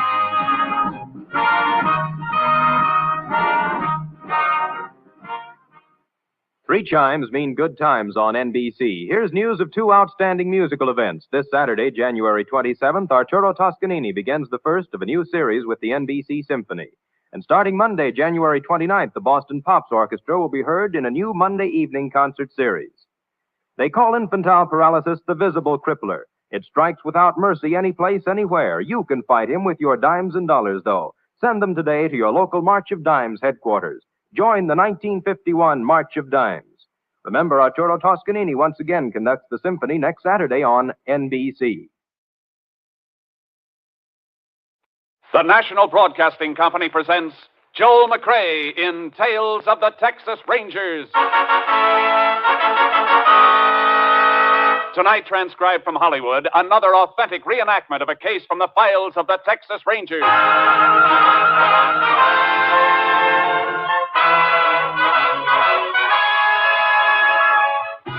Tales of the Texas Rangers, starring Joel McCrea as Ranger Jace Pearson. Texas, more than 260,000 square miles. And 50 men who make up the most famous and oldest law enforcement body in North America.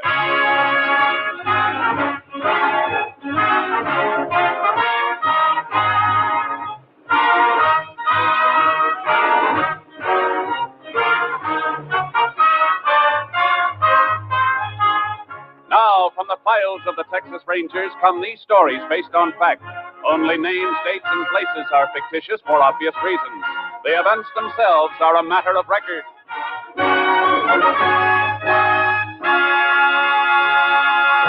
Case for tonight, Loggers' Larceny.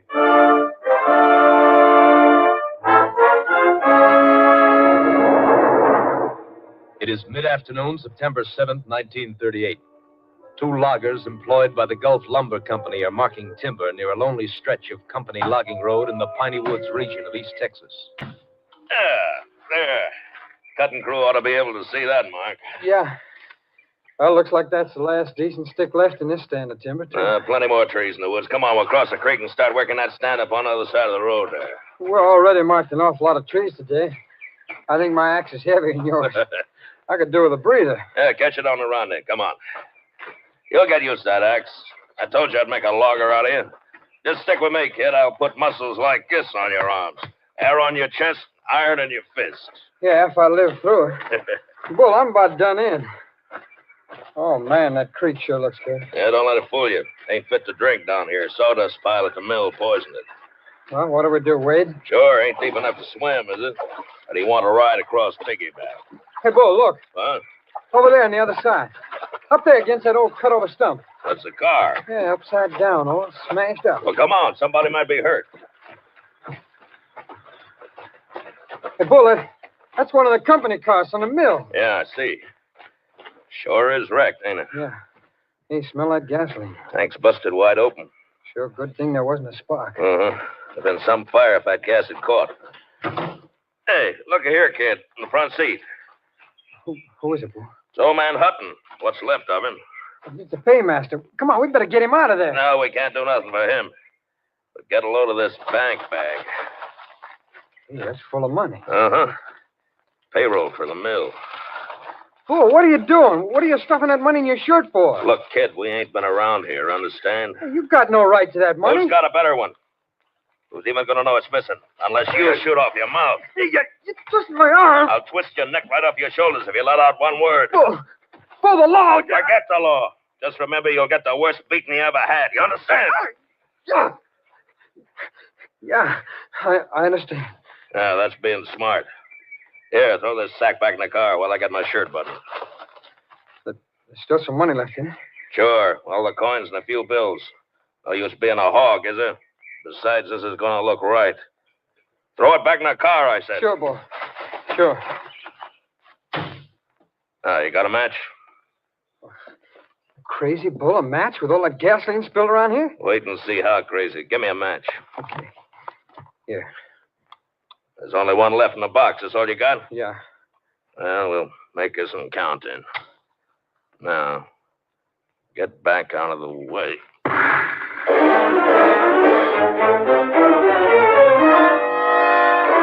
The frantic mill superintendent waited until evening to report the missing paymaster and money. Sheriff Stanton immediately contacted the Texas Rangers. An all-points bulletin for the apprehension of the man was sent out, and Ranger Jace Pearson was assigned to the case. He arrived at the mill with the sheriff early the next morning.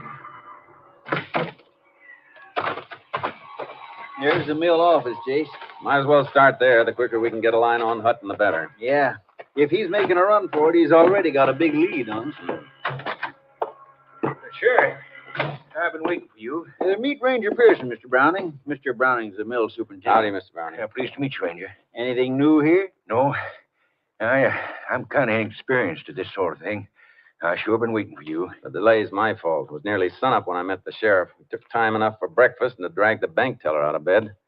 He says your man Hutton left the bank about a half hour after closing time yesterday. Yeah, they waited until the street doors were closed before they started making up Hutton's orders for mixed currency. They usually work it that way at the bank on paydays. $18,000 is a lot of money to count out, you know. Well, we not only know how much money we're looking for, but how much of each denomination. I've got Hutton's list. The bank teller gave me a copy of it. He sure must have slipped out quiet. Not a soul in town saw him after he left the bank. No telling which direction he headed. Would you have a picture of him by any chance, Mr. Browning, to sort of amplify the description we've already sent out? Well, there may be one among his belongings in his shack. You know, Sheriff, I still can't believe Bob absconded with that money. $18,000 is a lot of temptation, Mr. Browning. I know it, but Bob Hutton's been with us for years. I'd have trusted him with every asset the company owns. I just don't know what to think now. We won't rule out any possibility. Before we go through Hutton's things, I'd like to talk to any of your crew who might have been working near the road yesterday afternoon. Well, Foreman Bull Evans and his helper were marking a stand of timber over by Pine Creek. They're down the drying yard this morning. The rest of the crew's out in the woods. How do they feel about Hutton not showing up?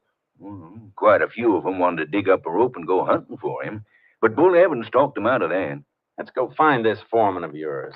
He sounds like some talker. Maybe he can tell us something.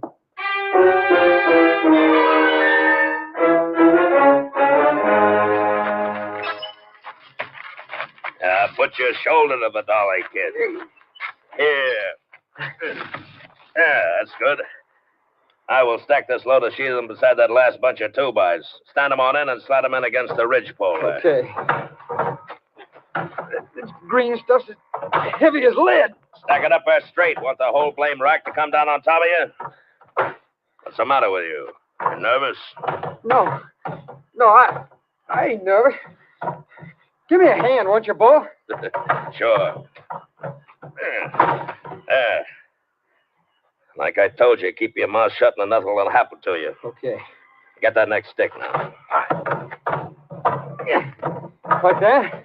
Maybe we'll make a logger out of you yet. Bull, look, here comes the boss and a ranger. Yeah. And the sheriff. So what? Grab that next stick and remember what I told you about talking. Hello, boss. Sheriff, find old man Hutton on the payroll yet? Well, this is Ranger Pearson. Oh, howdy, Ranger. Howdy. Ranger and the sheriff want to ask you and the boy some questions. Well, sure. Glad to help. Hey, kid, hold it a minute there, will you? Yeah, sure. I understand you were working somewhere near the road from town yesterday afternoon. No, we're working a stand over on Pine Creek. Sometimes it was near the road, sometimes it wasn't. Did you see anything of Hutton or the company car he was driving? We didn't see any car, did we, kid? No. Did you hear a car going either way on the road? Yeah, we didn't hear nothing. We didn't see nothing.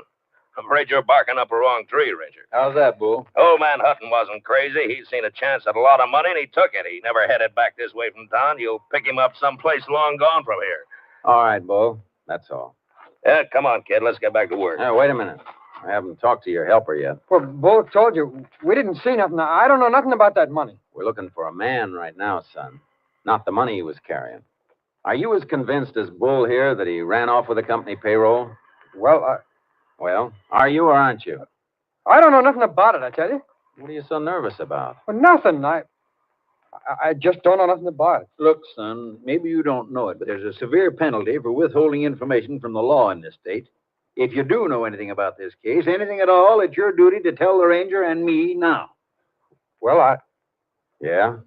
Well, there's a pretty bad turn over there on Pine Creek. Mr. Hutton might have had an accident when nobody was around. Say, that is a possibility, Ranger. That's the worst stretch along the road. And one of those turns is a bad one. Old Bob Hutton could drive that road backwards and blindfolded. He's been doing it for years.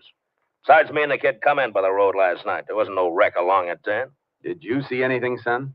No, there wasn't nothing along the road when we went by. We came out that way this morning, Jace. Wasn't anything inside then either. Well, the area along the creek is an old cutover. The brush has come back thick in spots. The car down in there could be completely hidden from the road. Well, we're going to have to search every inch of the way out from town to eliminate accident as a possibility in this case anyway, Jace. This bad turn out by the creek sounds like as good a place as any to begin with. Yeah, let's get out there and take a look. You mind showing us that cutover, Mr. Browning? Well, not at all, Ranger. I'll get my car and you can follow me. Bull, if anything comes up here while I'm going, you take care of it for me, will you? Oh, sure, boss. Sure. I'll take care of everything. Hey, don't you want me to go with you? No, thanks, son. You better stay here. Yeah, kid. You stay here. There's going to be plenty to keep you busy.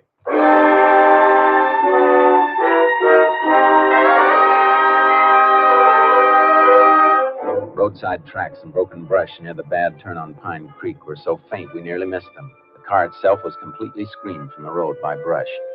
It was badly burned and lay upside down on an open patch of grass. The body of its driver slumped near the wheel. It's an accident, all right, Jace. Seems like. Good heavens. What a way to die. Marks indicate Hutton lost control when he left the road. Judging from the damage to the car, I think there's no question but what he was dead when the wreck caught fire. I hope so. I told you I couldn't believe Bob Hutton would steal that money. Looks like you were right, Mr. Browning. Here, look in this window. Yeah. What a mess. There's your money, what's left of it. There beside the springs of that burned seat cushion. Oh, yeah. I see some coin rolls with the wrappers burned off. And that fluff of ash on top of them is what's left of the paper money. It's hard to believe it would burn that much. It was a mighty hot fire while it lasted. Even the body metal's warped all out of shape. Well, Jace, looks like it's back to town for us. I got to get an undertaker's wagon out here to pick up his body. I'll have to kill that all points wanted bulletin on Hutton, too. Guess that'll about wind this up, huh? I'm not so sure, Sheriff. What do you mean? Well, this just doesn't feel quite right. What doesn't? Finding this car like this. We might have looked for a day before we found it down here in this brush. Don't you have more to go on than that, Ranger? Nope, nothing more. Just a hunch. Seems like working on hunches would be kind of dangerous in your business. It usually is, for somebody. Come on, I want to get back to the mill. Well, what do you want to go back there for? You don't need a phone. You can use your car radio. Yeah, I know. But there's something funny about this. I want to get it cleared up. Hey, Sheriff, look out. Watch where you're stepping. What is it? That matchbox. Oh. Hey, wait a minute. What's so important about a matchbox? It could be plenty important. Here, look where it's lying. I don't get you, Jace. All right, look up there, Sheriff. That's where Hutton's car turned over. It slid down from there on its roof. The matchbox is right in the track, and it hasn't been crushed. Meaning it was dropped after the wreck. What? That's right, Sheriff. Let's see. It's empty. The last match was used and the box thrown away. Well, used for what, Ranger? What's a matchbox got to do with Bob Hutton's death? Maybe nothing. But even when a car's as badly damaged as this one was, even when it's drenched with gasoline, it doesn't always catch fire. Let's go back a minute. Do you know what you're saying? I think so.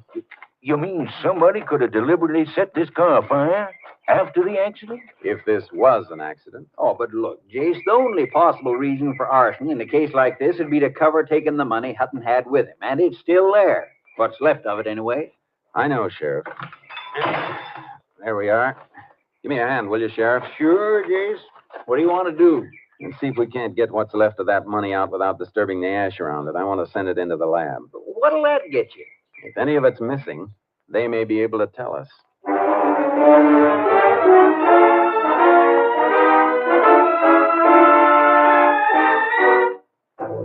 We removed the remains of the charred money bag and its contents as carefully as possible and packed them for transfer to the laboratory. When we drove back to the mill yard, Bull Evans was just coming out of the office. Hi. You find any sign of Hutton? Yes. He's dead, Bull. Dead. He had an accident near Pine Creek. Just about where that kid suggested we look, too. Well, can you beat that? Where is the kid? I think we'd better talk to him again. Well, you ain't going to get much out of him, Ranger. Why? No, these young punks never look where they're going or what they're doing. He's got himself really bunged up. Where is he? In the first aid room back of the office. I wanted to send for a doctor, but he wouldn't let me. I got him on a cot back there. He don't feel so good. Let's take a look. Come on. You too, Bull. Yeah, sure. Right through there, Ranger. Okay.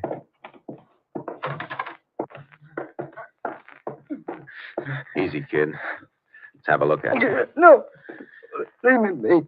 Why, his face is beat to a pulp. Bruises on his ribs and belly, too. What happened to you, son? No, go away. You better answer the Ranger boy. What happened to you? Go on, kid. Tell him what happened. The drying rack. It fell on me.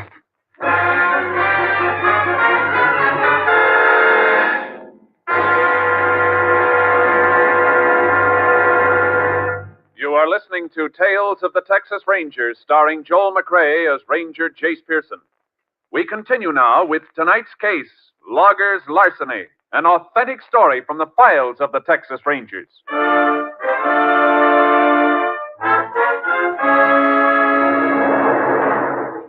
The kid was in no condition for further questioning. When we were unable to persuade him to submit to medical treatment, the sheriff and I returned to town and had a talk with the justice of the peace. The next morning, the sheriff attended Hutton's inquest while I waited in his office for a call from our lab at Austin. It had just come through when the sheriff returned.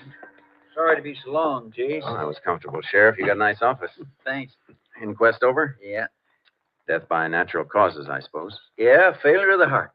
Doc says Hutton was dead when his car left the road. An out-and-out accident.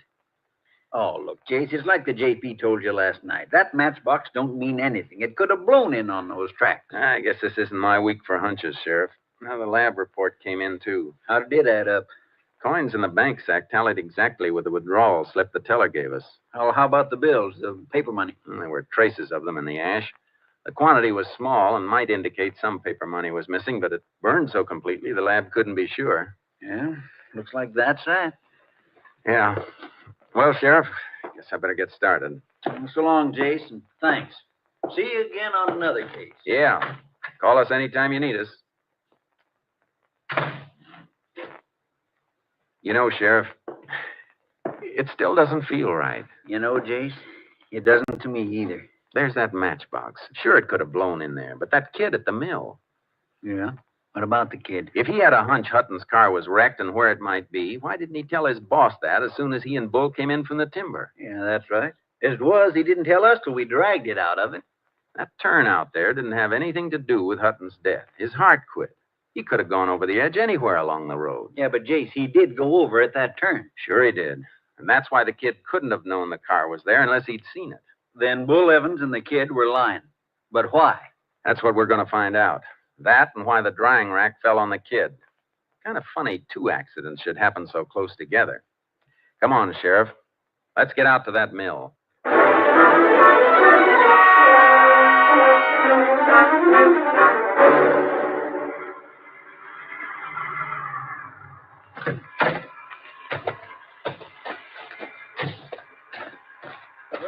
Sheriff, I didn't look for you and Ranger Pearson back.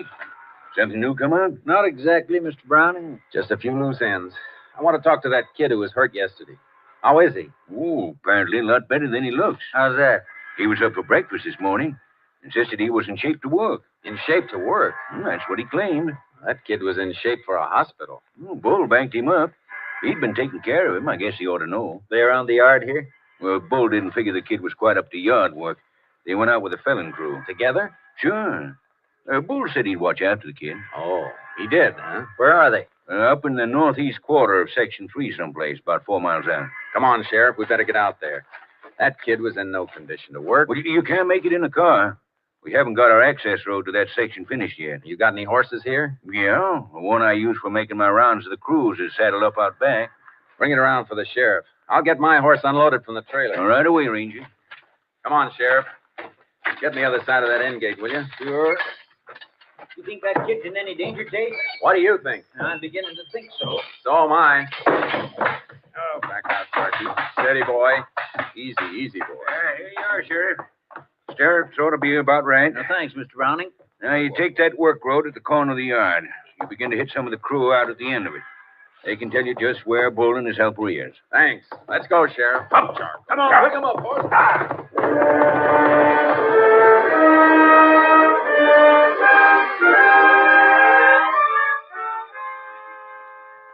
Following Mr. Browning's directions, we found some of his sawyers and axemen at work in deep woods. They sent us on to others, knowing only that Bull Evans and the kid were working somewhere up ahead. Hold it, Sheriff. Charlie. Listen. Somebody working over there. Yeah, come on. Let's go, Charlie. Yeah, come on, boy.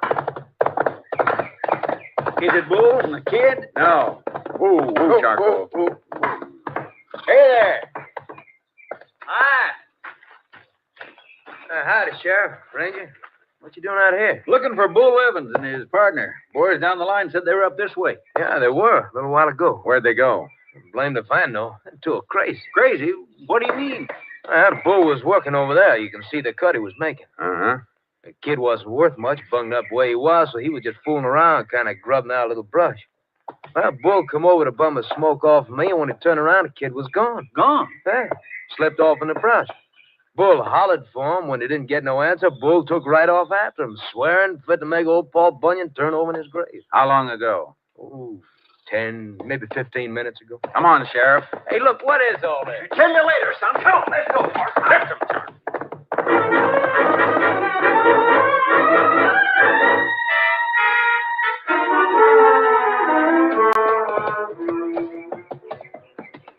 Here's the tracks again, on this soft ground. Yeah.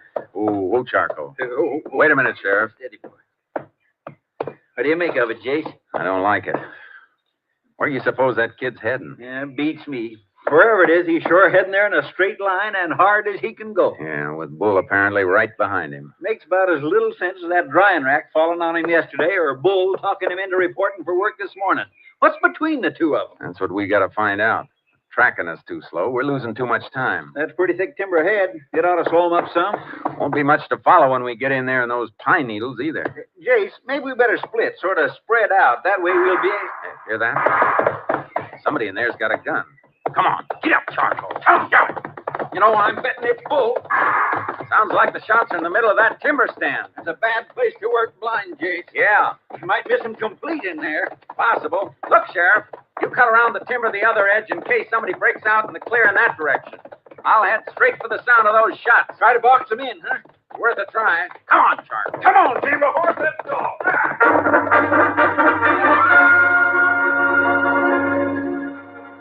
Deep into the timber, I stopped near a blowdown. A huge living pine tree blown over onto the ground. I wanted to listen for movement, but I knew an armed man was somewhere ahead of me, and Charcoal seemed to sense my tenseness. Whoa, Charcoal. Steady, boy, steady. Take it easy, Charky.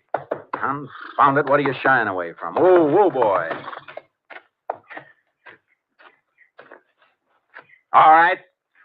Crawl out from under that blowdown. No, don't shoot. Nobody's going to shoot, kid. Crawl out of there. No, get away, will you? Leave me be. He'll kill me if he finds me. Get hold of yourself, kid. Who'll kill you? What for? Bull. He almost caught me. You're all right now, son. Come on out. He shot at me. I crawled in there and he lost me. He ran on past. I heard him. But he'll be back. You better tell me why he's after you. Come on, spill it, quick. I saw him take the money. From Hutton's wrecked car? Yeah, we came down to the creek and there it was. He took the money and threw a match into the gasoline. He burned the car. Mr. Hutton's still in it. Oh, settle down. Take it easy. Hutton was dead when his car left the road. Why didn't you tell us about this yesterday when we asked you? Well, I tried to tell you, but Bull was standing there watching, listening. And look what happened to me afterwards. That accident at the drying rack? The accident. He pushed the rack over to make it look that way. Afterwards, he beat me and almost killed me. Came close enough. Why didn't you sneak out to Mr. Browning with your story last night? I never got a chance. Bull got a gun out of his pocketbook bag and kept it under his blanket all night, pointed at me. He never slept a wink. I had to get up this morning and make it look like I wanted to come out here to work with him. Why'd you head in this direction when you made your break this morning? Well, I figured if I could get to the money and get it back to Mr. Browning, this would all be over, and, well, then I'd be safe. You know where the money is? Yeah, it's in an old stump in a draw between here and the road. Come on. Charcoal will carry double. We got some riding to do. I could understand the kid's terror. A professional criminal knows the odds against him and seldom goes beyond a certain limit. An amateur is like a man in quicksand, more desperate with every step and more dangerous. There, that's the stump right over there. Oh, Charky. Ooh, boy. There's a hollow on the other side of it. Hurry up, will you? Uh-huh. Take it easy, kid. Charcoal made a lot better time than Bull could have made on foot. Besides, he's still probably looking for you. Well, maybe he's been here already. We'll soon see. Yeah, it's here, all right. Can't you hurry? Hey, this is a pile of money. Yeah, I know. Come on. All set, kid. Just as soon as I stash these bills away in my saddlebags. This is what you call valuable evidence. And this is what's called a gun, Ranger. Bull! Praise for you. You're making a mistake, Bull. You've made yours. Drop them saddlebags. You ain't getting that money. It's mine. Now drop them. All right, get off that horse, kid. Get off, I said. All right. Now start backing away from my money. Both of you. I told you I'd kill you if you opened your mouth, kid. Now it's going to be both of you. You hurt, kid? No. No, you okay? Yeah, Bull's gun just didn't shoot very straight. Boy, yours sure did, and then fast. That's what a spring clip holster's for, son. Case! Case!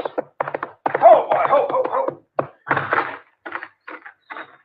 Everything all right? Yeah, for everybody but Bull. He's dead? Kind of. What was the deal, Chase? Did he have some of the money from the wreck? Show him what's in the saddlebags, kid. Here, Sheriff, take a look. Looks like he had it all. How deep was the kid here in with him? I reckon that's something the court will have to judge on the evidence. Here, give me a hand, Sheriff. We'll hang Bull across your saddle. He's got one last ride coming.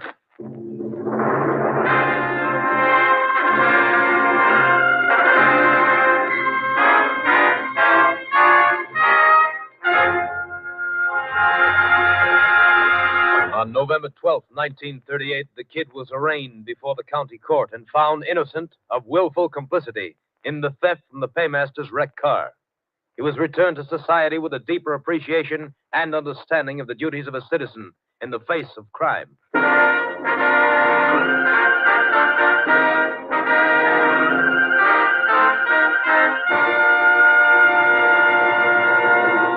And here again is the star of our show, Joel McCrea. You know, we're awfully grateful to you people for the nice letters you've sent in. It makes you feel good to know that there's some folks who just want to let you know that they're all for you and that they like your show. I know it's kind of an effort to sit down and write a letter or postcard to a voice hundreds of miles away, and that's why it would be downright ungrateful if we didn't thank you for your trouble. It's really a compliment. There's a little story I ran across about a ranger I thought you'd like to hear before we say goodnight. I thought it was kind of funny. It seems that in the days when the Texas Rangers were charged with the enforcement of the prohibition laws, their reputation for apprehending offenders caused moonshiners to keep a sharp eye out for these famed officers. One day on a lonely road in East Texas, a moonshiner with a load of bootleg whiskey rounded a turn and came upon a man dressed in khaki clothes, big hat, and boots, signaling him to stop. Frantically, he grabbed a wrench and broke all 10 of the 1-gallon bottles of whiskey. Turning to the man in the road, he called, "You can't arrest me, Ranger. You ain't got no evidence." "What do you mean, fellow?" replied the Texas Ranger. "I have a flat tire. Can you loan me your jack?" Good night, folks. See you again next week. Next week, Joel McRae in another authentic reenactment of a case from the files of the Texas Rangers.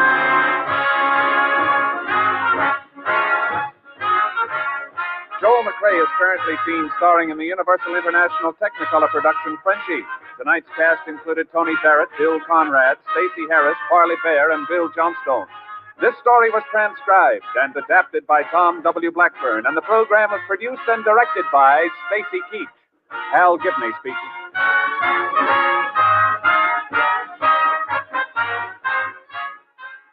Three chimes mean good times on NBC. Monday is for music, the best in music on NBC. Tomorrow evening, the telephone hour brings you contralto Marian Anderson as guest soloist. And for a melodic blend of light classical and classical music, you're invited to the second concert in a new Monday evening series by the Boston Pops under the baton of Arthur Fiedler. Now, Jack Parr with the $64 question for more good times on NBC.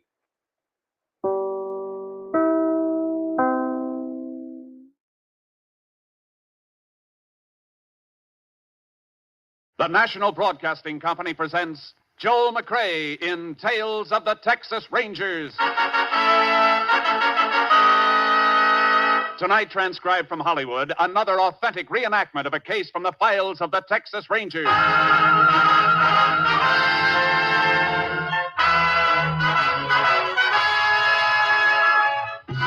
Tales of the Texas Rangers, starring Joel McRae as Ranger Jace Pearson. Texas, more than 260,000 square miles. And 50 men who make up the most famous and oldest law enforcement body in North America.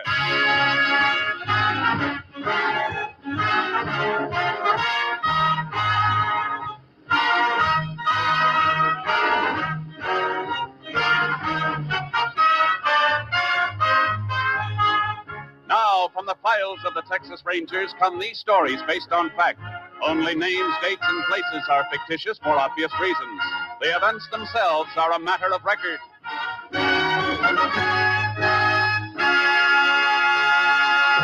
Case for tonight, the hatchet.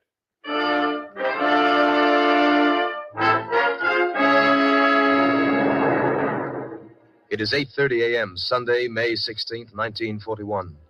The Halleck family of Rock Point, Texas, is preparing to leave for church. You want any more toast, Jim? Nope. All I want's another cup of coffee. I'll get it myself. Why don't you sit down and eat? Well, I would if I could get that boy to the table. Robert? Robert! I'm coming, Ma. You've been saying that for half an hour. Your eggs are getting colder. We'll be late for church. All right. And never mind that all right business. When your mother calls you, you just come a-running. Gee whiz, Pa, I gotta wash my face, don't I? I'll be right there. Well, see that you are, you'll go without your breakfast. Now, you come sit down, Hattie. No need of your stomach being empty. Just coffee will do for me. Seems like the older a boy gets, the harder it is to get him out of bed in the morning. What time did he get in last night? After 11. Him and Sadie Lewis went to the picture show. I told him I wanted him home at 10 o'clock nights. Jim, it was Saturday night. He goes to school all week. Well, school will soon be over. He'll be working with me in the store all summer. Maybe he won't feel much like staying out half the night when he's been on his feet all day. Look at the time. Robert! I'm here, Pa. I'm here. Well, it's about time. Well, get your breakfast, but the eggs will be like rubber. I don't want anything to eat. I'm not hungry. Well, why didn't you say so before your ma wasted her time and the food? You gotta eat something. I'll have breakfast when we get back from church. Sure, that'll be fine. You can make more work for your ma that way. Gee, Pa, I just don't feel hungry now. Oh, leave him alone, Jim. I'll get him something later. I just put the dishes in to soak.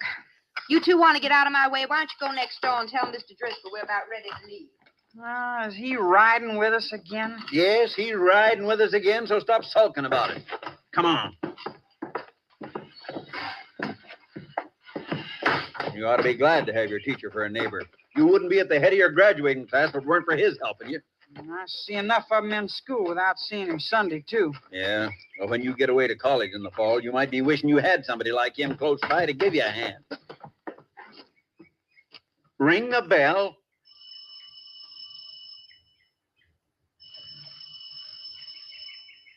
He don't answer. Maybe he went on. He'd have told us. And I didn't hear his car. Come on, maybe he's out in the back. Mr. Driscoll! That's funny. Run up the back steps and take a look in the kitchen window. Oh, why don't we just go without him? Will you do like I tell you? Okay.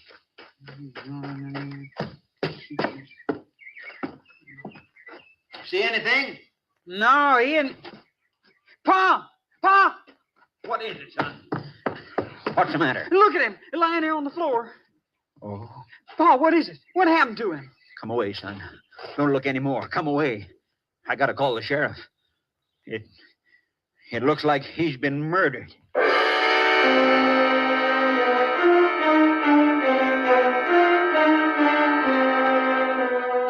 Sheriff Alvin Jeffers took one look at the scene of the crime and put in a call for the assistance of the Texas Rangers.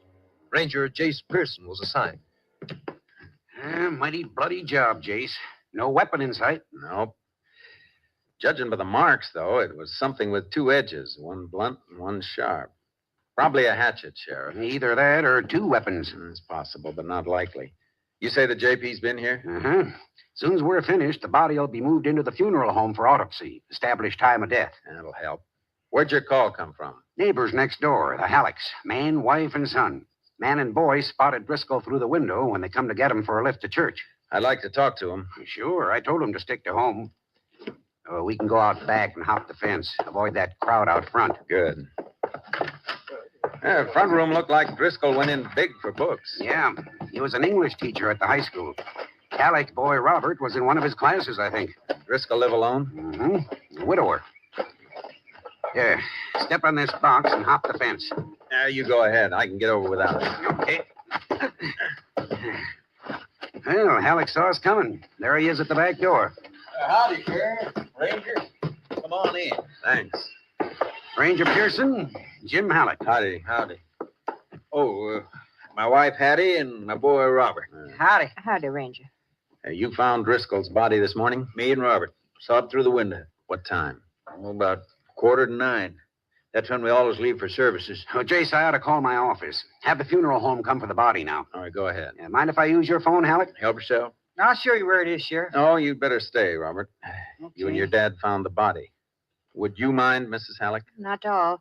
In here, Sheriff. Thank you. Either of you see Driscoll yesterday or last night? We both saw him outside last night, a little after 6. I was coming home from the store. I sell groceries. Robert was outside waiting for me so he could take the car. Big date, huh? Yeah. What was Driscoll doing? Digging a flower border on his lawn. You talked to him? Just called to him after Robert took the car and drove off. Asked if he planned on riding to church with us. No sense taking 2 cars when neighbors are going to the same place. I see. That all? That's all. You didn't hear anything during the evening or the night? Nope. Me and Hattie turned in a little after 9. How about you, Robert? What time did you get home? What time did you get home? You can tell him. I know you was late. Your mother heard you come in. A little after 11. Where were you? To a picture show with Sadie Lewis. What did you see? I don't remember the name of it.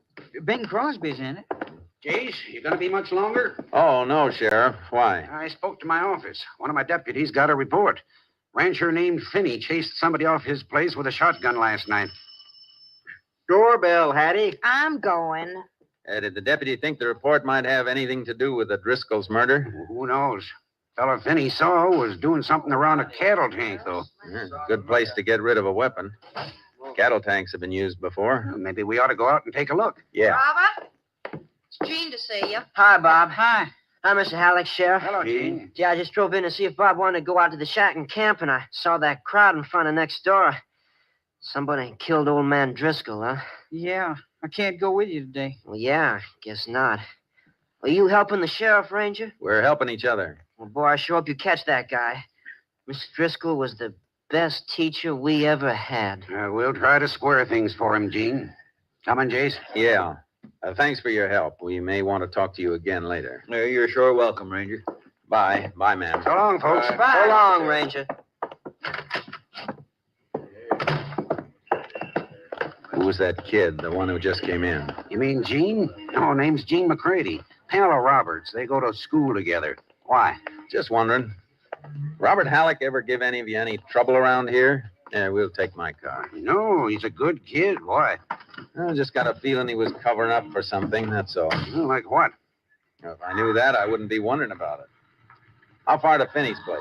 Turn off to the right about 6 miles out. Just this side of the Lewis place. The Lewis place? Well, Robert Halleck says that he was out at a movie last night with a girl named Sadie Lewis. Yeah, she lives out there. Mike Lewis' daughter. Only 15, but a big girl for her age. Lewis watches her like a hawk. I'd like to stop by the Lewis place and talk to that girl. Okay, we can go out there after we check at Finney's.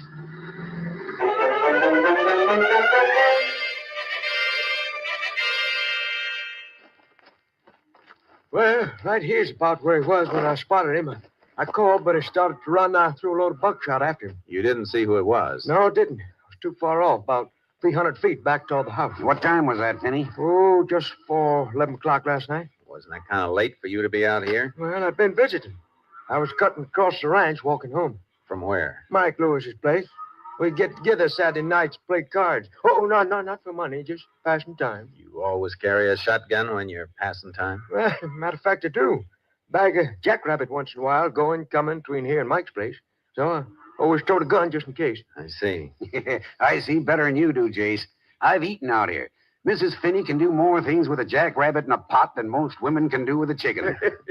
Okay, I was just checking. Now, about the fellow you saw. Oh, yeah. Well, like I said, when he didn't answer my call, I fluffed him with a shot. Don't think I hit him, though. A little too far. Barely saw him as it was. Which way did he take off? Well, that way. Highway's about a mile across country there. You chase him? Yep, sure did. But I reckon he was a lot younger than me. Well, what makes you say that? Well, after 2 minutes of running, I was pumping like an engine in a tunnel. He was pulling away with every jump. Is there anything around here he might have been trying to steal? No, not a thing. Unless he was trying to make off with a cow, and there'd be nothing to try on foot. Well, Sheriff, guess we'd better chuck our boots and hop in there. Into my cattle tank? That's right, Finney. But what for? If we're lucky, the weapon that was used in the killing of the high school teacher, Driscoll.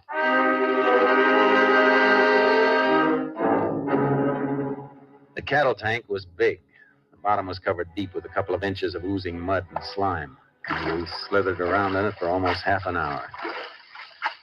Pretty thick along the bottom, Jace. Yeah, it sure is. I was going to have it cleaned out next month. Looks like we're going to have to save you the trouble and the expense. We'll have to call a pumping crew, Sheriff. Yeah, looks that way. Hey, give me a hand up, Finney. All right, now, easy. Thanks. Wait over here, Jace, and we'll boost you out. Okay, Sheriff. Well, we're sure going to feel silly if we have this pumped out and there's nothing here. We'll feel sillier if we don't have it done and there is something here that turns up later.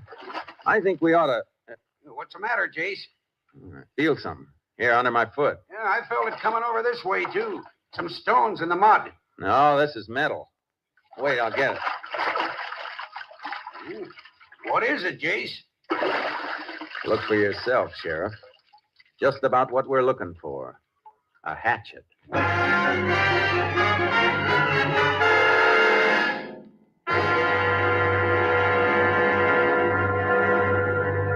You are listening to Tales of the Texas Rangers, starring Joel McCrea as Ranger Jace Pearson. We continue now with tonight's case, The Hatchet, an authentic story from the files of the Texas Rangers. It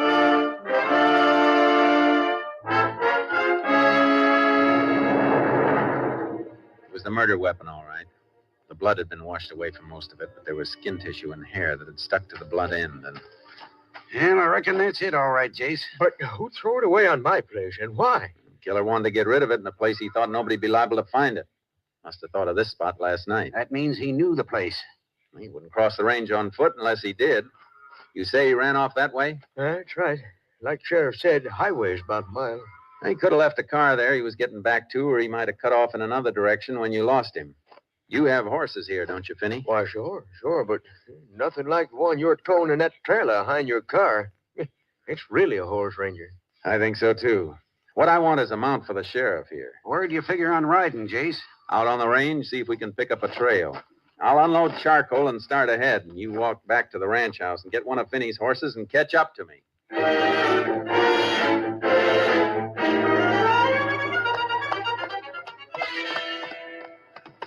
Jace! Hey, Jace! I'll wait for you, Sheriff. Easy, boy. Find anything? Track's all right. Not too heavy on this ground, though. They're easy to lose. Yeah, but this is a straight shot from the ridge. Looks like he was sure going for the road, all right. No doubt about it. If he left a car there, we might be able to find some tire marks where he parked. Afraid you're going to be stymied there, Jace. Why? County just worked the roads over. Shoulders are all fresh gravel. Oh? What's the shortest way to the Lewis Ranch? Go back for the car or keep riding? Yeah, we'd save a little time going back for the car, not much. Well, charcoal's full of run. Let's give him a chance for a workout. Come on. Yeah.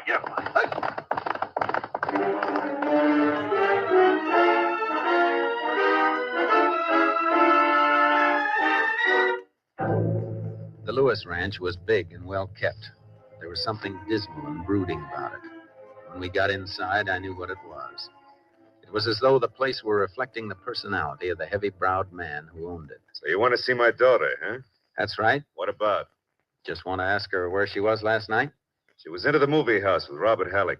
We'd like a little more information than that, Mike. The ranger... I know everything my daughter does. I can tell you anything you want to know. That may be so, Mr. Lewis, but we still want to see her. That's an official request. I'll call her. Sadie, come into the house. Into the parlor.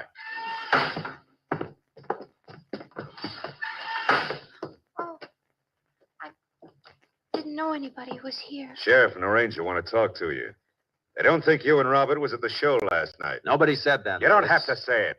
Look, if you can't keep out of this, you can take your mind-reading act into another room until we're finished. It'd be better if you didn't interfere, Mike. Go ahead, ask.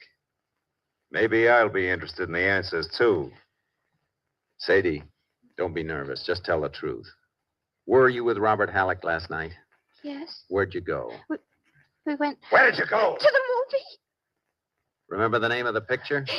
The new one with Bing Crosby. You saw that with me a month ago when I took you to Sweetwater. I saw it again. There's no other show to see in town, is there? Robert brought you the ticket stubs, didn't he, Pa? Brought you the ticket stubs? That's right, Ranger. Brought me the stubs.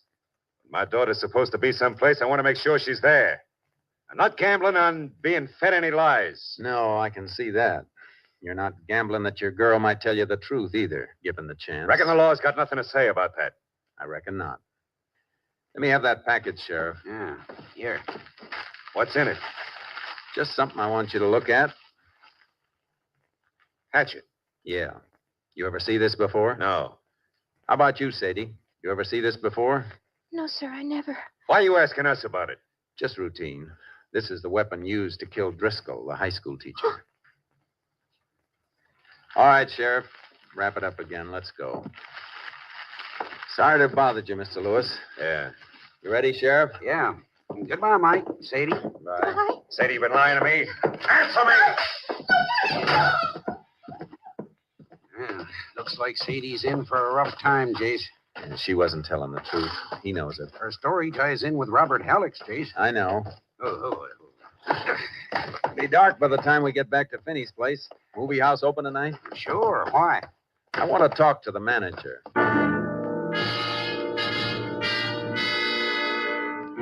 The theater was a small-town showplace. The manager couldn't remember seeing Robert Halleck and Sadie Lewis. He referred us to the ticket taker. Ticket taker turned out to be Robert Halleck's pal, Gene McCready. Come on, Gene, talk up. Was Robert here for the show last night, or wasn't he? I don't know. He's your best friend, and you were on the door last night. If he came in, you saw him. Yeah, he was here. Did he stay for the whole show? No. No, he didn't stay for any of it. How do you know? Did you see him leave before it was over? Well, he didn't even go in. He just stopped by to get a couple of ticket stubs from me. So that's it. Why didn't you tell us that right off? Because I promised Bob that if anybody asked, I'd say him and Sadie was here. Well, why would anybody ask? Bob thought Sadie's father might. He's asked me before when they were supposed to be here. Well, I guess that's what we wanted, Jace. Yeah, it's part of it, not all of it. Gene, I want you to forget that I asked you anything. Understand? Yes, sir. Let's go, Sheriff.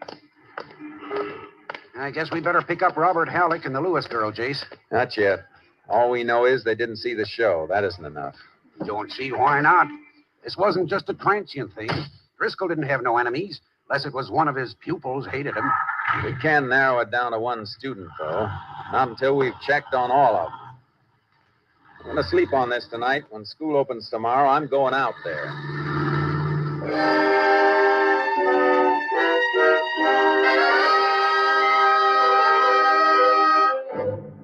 Driscoll had been a popular teacher at Rock Point High, but he had an iron-bound code of ethics where honesty was concerned, and that was the key I needed.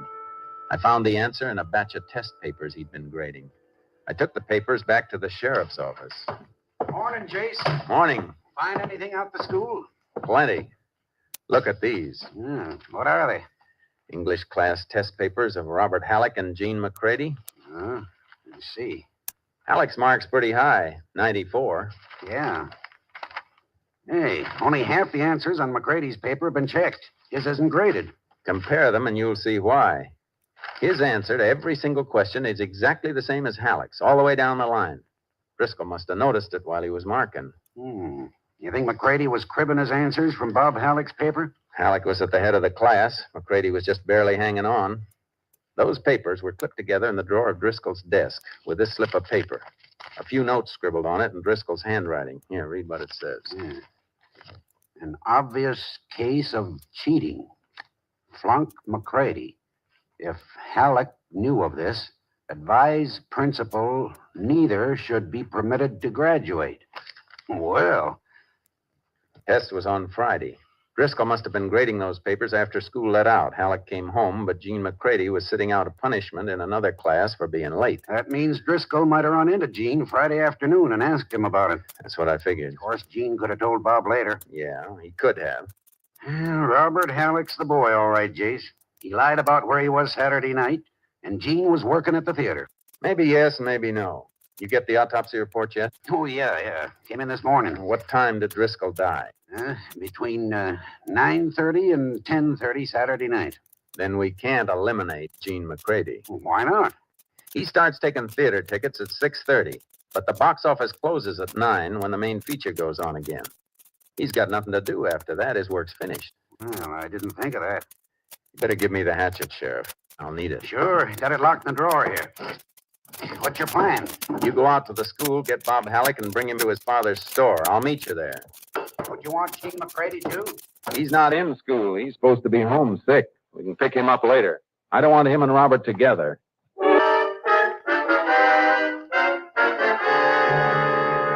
Ranger, you're crazy. Crazy, I tell you. Now, calm down, Mr. Halleck.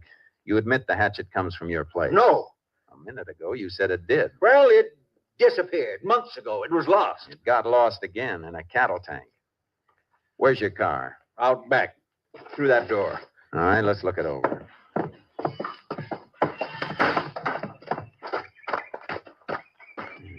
Your son was using this car Saturday night. Yes. Why? What are you looking for? Hatchet had to be carted away from Driscoll's, and there was blood on it. I'm looking for a stain. Well, you don't see any, do you? No. I see a spot on the front seat that's cleaner than the rest. You smell that? It's been rubbed with gasoline. Ranger, you're wrong. You gotta be wrong. My kid wouldn't do a thing like that. Out here, Robert. Here we are, Case. Pa, what's the matter? Why did they take me out of school? Son, whatever you've done, me and your ma will stand by you. Now, tell him the truth. You were at the show Saturday. Tell him you were. How about it, Robert? Gene said you just dropped by to pick up ticket stubs. I wasn't at the show. Why didn't you tell me? Why? I couldn't. Because of Sadie's father. He'd kill her. You better tell us what happened, boy. Why, I picked up Sadie in the car at 6:30. We went into the movie house to leave the car with Gene and get the stubs. You left the car with Gene? Yes. So it'd be around the theater in case Sadie's pa came by. Well, then what happened? Then we arranged for Gene to meet us out at the crossroads between the Lewis place and Finney's at 11 o'clock. So I'd have the car to take Sadie home. See, Ranger? He didn't have the car all the time. Go ahead, Robert. Where did you and Sadie go?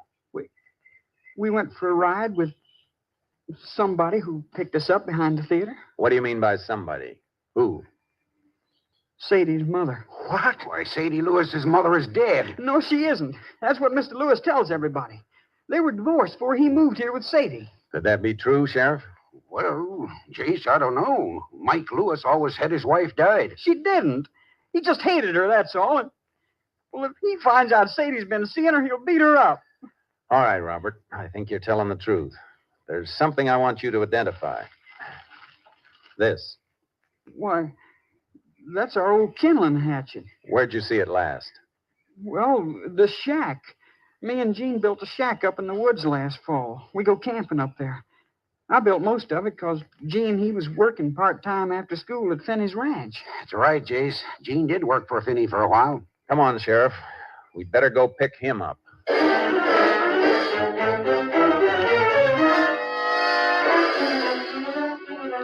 Gene McCready wasn't at his home, and he wasn't sick. We got the location of the shack he built with Robert Halleck, got horses, and rode into the woods to look for him. There's the shack, Jace, just through that clump of trees. Yeah. Come on, Sharky.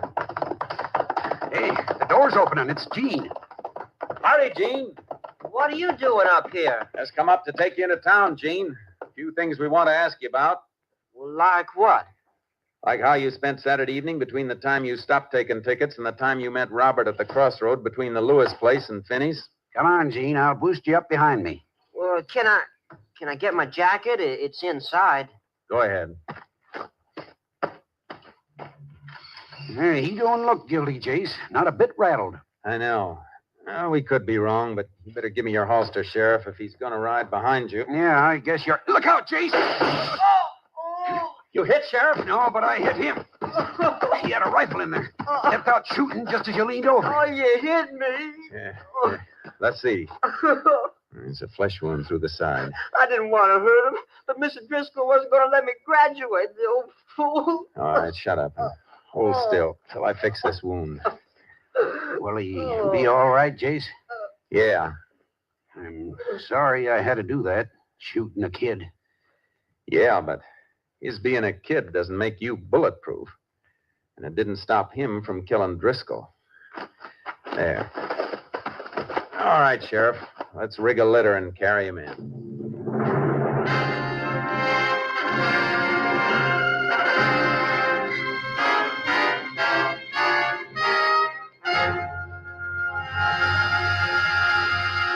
Gene McCready was just old enough to stand formal trial for the murder of his high school instructor. On September 20th, 1941, he was taken to the state penitentiary at Huntsville to serve out a sentence of 25 years.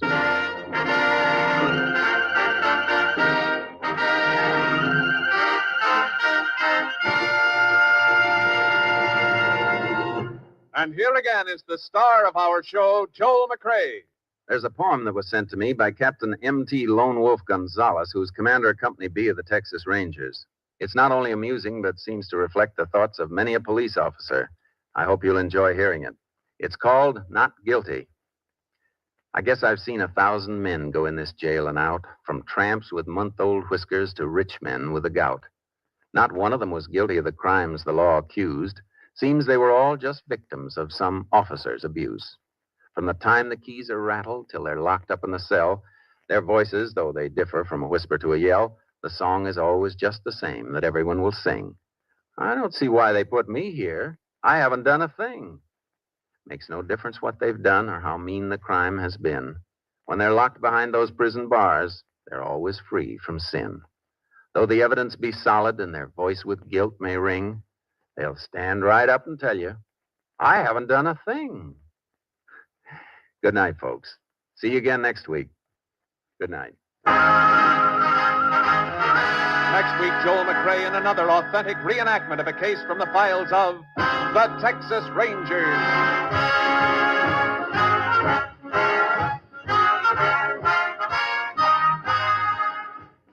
Joel McCrea is currently seen starring in the Universal International Technicolor production Frenchie. Tonight's cast included Tony Barrett, Farley Bear, Mike Barrett, Sam Edwards, Joe Duvall, Tom Cook, and Gerald Moore. This story was transcribed and adapted by Joel Murcott, and the program was produced and directed by Stacy Keach. Hal Gibney speaking.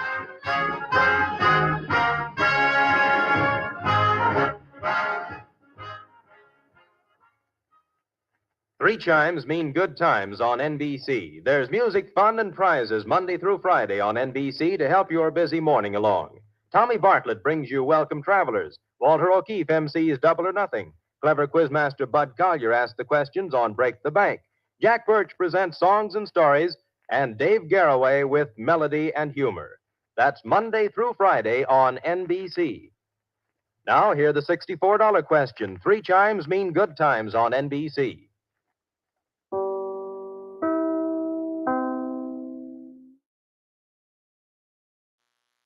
Broadcasting Company presents Joel McCrea in Tales of the Texas Rangers. Tonight, transcribed from Hollywood, another authentic reenactment of a case from the files of the Texas Rangers.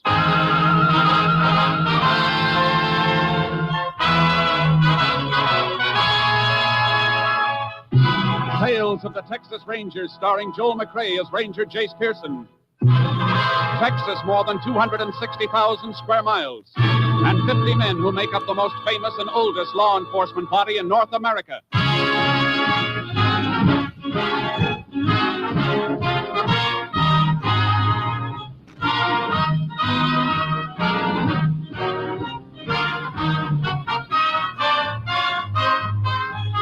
Now, from the files of the Texas Rangers come these stories based on fact.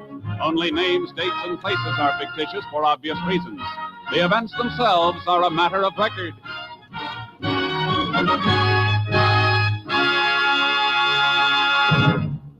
Case for tonight, Sweet Revenge.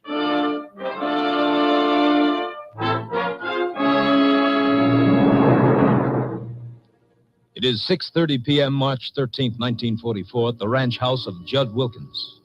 It is raining heavily as Judd and Alva Briggs from a neighboring ranch finish their dinner. Yeah, rain's sure coming down, Judd. Yep. You're welcome to stay the night here if you want to, Alvin. Oh, no, thanks. I got to get back to my own place tonight. Told the kid who's been doing my chores over there for the last 3 days I'd meet him in the morning to pay him. I sure appreciate you helping me and Billings vaccinate the cattle. I'm planning on doing the same for you at your place when you're ready. I'll be ready in a couple of days, I reckon. Hey, a wind must have blown open the... Hello, Judd. Blake. Yeah. Hello, Alva. Hmm.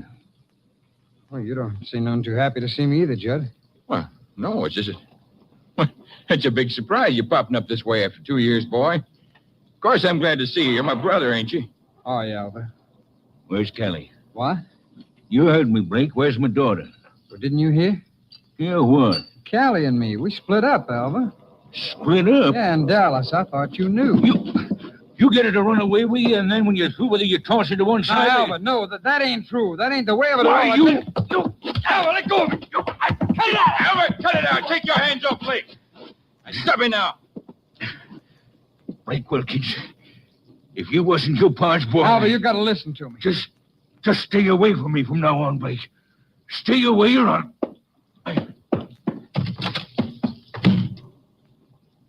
Judd? Yeah? How come Alva didn't know about Callie and me? Well, you see, Blake... I can understand Callie not wanting to write Alva about it, but I wrote here to Pa right after we split up. I told him the whole story in that letter. Callie was just using me to get away from home. She left me as soon as she found somebody else who could do her more good. I told all that in my letter to Pa. He and Alva was friends and neighbors. Now, how come Alva didn't know? Pa died last month, Blake. Yeah, I know. That's why I come home, Judd. I ran into a fellow in Lubbock the other day who told me. But Pa wasn't dead when I wrote that letter. I told him I was sorry about everything, that I wanted to come back home if he wanted me to. But I never heard from him, Judd. Why not? Blake, you're making me say something I don't want to say. Even though you and I are only half-brothers, I've always felt toward you like What are you getting at, Judd? Well, hearing about you and Callie splitting up just now makes me feel pretty bad. It was part my fault. Because you encouraged me to run away with her? Yeah. You come to me asking advice. I told you on the QT I figured you had a right to your own life, but I sure didn't know it was going to turn Pa against you like it did. Turn him against me? Judd, I want to know what happened to that letter that I wrote Pa. All right, Blake. Pa wouldn't even open your letter, just threw it away. He what? Said he never wanted to see you or hear from you again. Well, Judd, that just doesn't sound like Pa. He just wouldn't say a thing like that about me. I know, boy. It's hard to believe. You and he always used to be so close. Of course, you was his own son. I wasn't, so it's natural for things to Judd, be that are you way. sure that Pa got my letter? Why, of course. I just told you, Blake. All right. What did Pa say in his will? Well, now, everything's taken care of, Blake. I want to know how it's taken care of, Judd. Will's in town, and go in as soon as we can. I'll show it to you. You got a pleasant surprise coming, kid. You know, it's sure going to be good having you home. You come at a good time, too. We need another hand here, and I'm not sure Alva will ever be back to help after tonight. But having you back again, everything's going to be fine from now on. I'm not so sure. What do you mean? Alva, the way he feels about me. I don't like things like that. Oh. Well, don't you worry about Alva none, Blake. You get over it. You know, I think I'll take a horse and ride across to Alva's place. Tonight? Yeah. See if I can get things straightened out with him. Afterwards, I could stay on at the shack the rest of the night. It's about halfway. That way I'd be out there to lend you a hand in the morning. Is there bedding and food out at the shack? Yeah, plenty of it. Okay, Blake, if you want to go. But if Alva don't listen to reason, don't you argue with him. And don't be afraid of him. He won't harm you as long as I'm alive and kicking. Yes, sir, Blake. I'll take care of you from now on.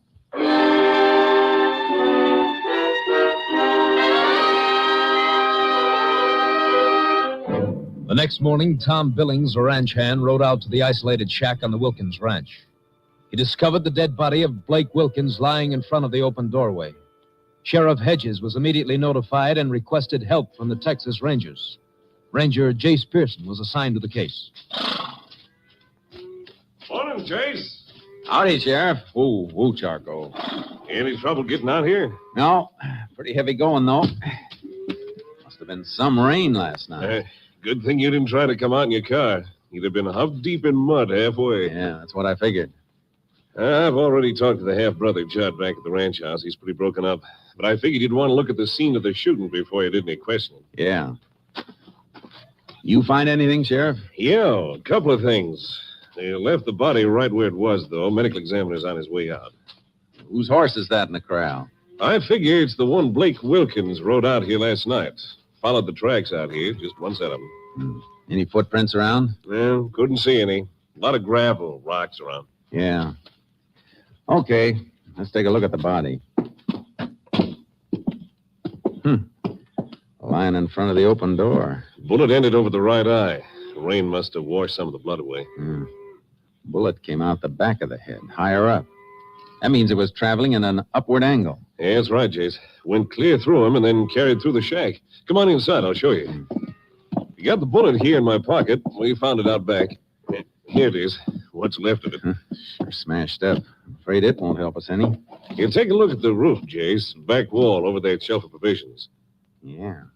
It's a bullet hole, all right. Let's go back outside. I'd say Blake was just about your height, Sheriff. Looks like. I want you to stand here beside the body and hold your hand out of the level of your forehead. My forehead? Yeah. That'll represent the approximate height of the bullet when it hit Blake. There, that's it. What are you backing up for, Jace? I'm sidelong your hand in the bullet hole in the roof. I get it. You're trying to figure out where that shot was fired from. Yeah. And it's leading me straight to this old watering trough. Okay, Sheriff. You can take your hand down. You You figure the killer was hiding behind the watering trough when he shot Blake? Behind it or in it. Bottom of the trough split. It doesn't hold any water. Don't see any footprints around. Whoever it was could have walked on this gravel and rocks over to that gully there. And there's water in the bottom of the gully. Well, however he did it, he sure covered his tracks. Guess Blake must have heard a noise outside the shack, come outside, and got shot. Yeah. But I'm wondering what Blake was doing out here at this shack in the first place. Search me. Didn't even know Blake had come home till I got the report of the shooting this morning. About 2 years ago, he and Callie Briggs from the next ranch over ran off to get married. According to Judd, Blake returned home just last night. And made a beeline out to this shack in the rain? Does seem a little peculiar. Come on, let's ride back to the ranch house and see if Blake's half-brother can throw any light on the matter.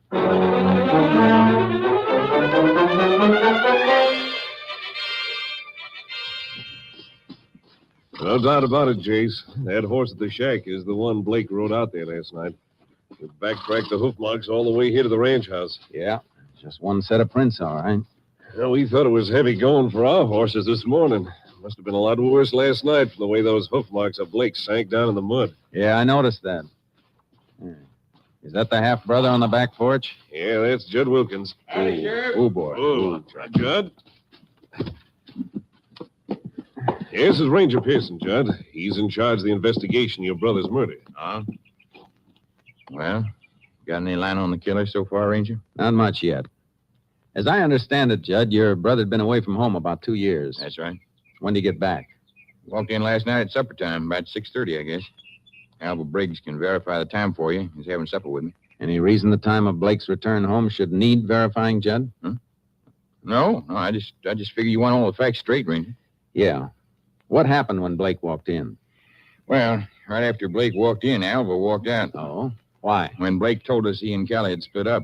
Seems Alva didn't know anything about it. Neither did I, as a matter of fact. But Alva, being Callie's paw, took it pretty hard. Seemed to hold it against Blake.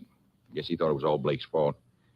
Matter of fact, I had to pull him away from Blake's throat. I see. Of course, the way Blake explained it to me later, it wasn't his fault at all. But Alva didn't wait for any explanation. How'd you feel about Blake coming home, Judd? Well, I reckon the way any brother'd feel. I told him I was glad he's back. It'd be good to have him help me with the ranch. Judd, there's one thing that's bothering me. Maybe you can throw a little light on it. Yeah, what is it, Ranger? How come your brother went out to that line shack the first night he got home? I decided to ride over to Alva's and try to straighten things out with him. He said he'd stay at the shack the rest of the night so as he could give us a hand of the rest of the vaccinations first thing in the morning. So off he rode. I see. What time was that? Around 7:30, I guess. What did you do after that? Me? Yeah. Let's see now. Around 9, I sent for my ranch hand, Tom Billings. Told him about Blake being back and also had him help me check some tally sheets.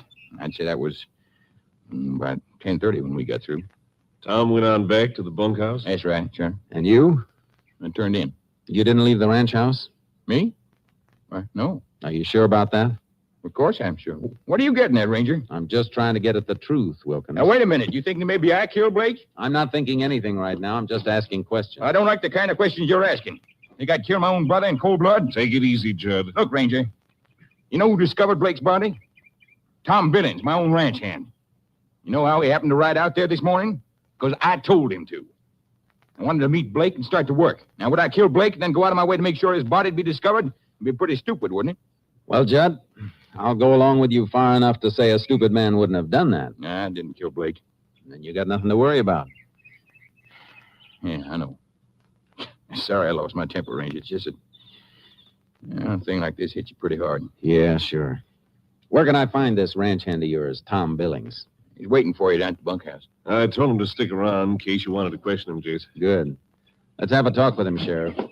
Whoever that skunk is, Ranger, I sure hope you get it. Thanks. What do you think, Jace? About Judd Wilkins? Yeah. I don't know, Sheriff. Tells a pretty straightforward story, but listening to it, I somehow got the idea it was a little too straightforward.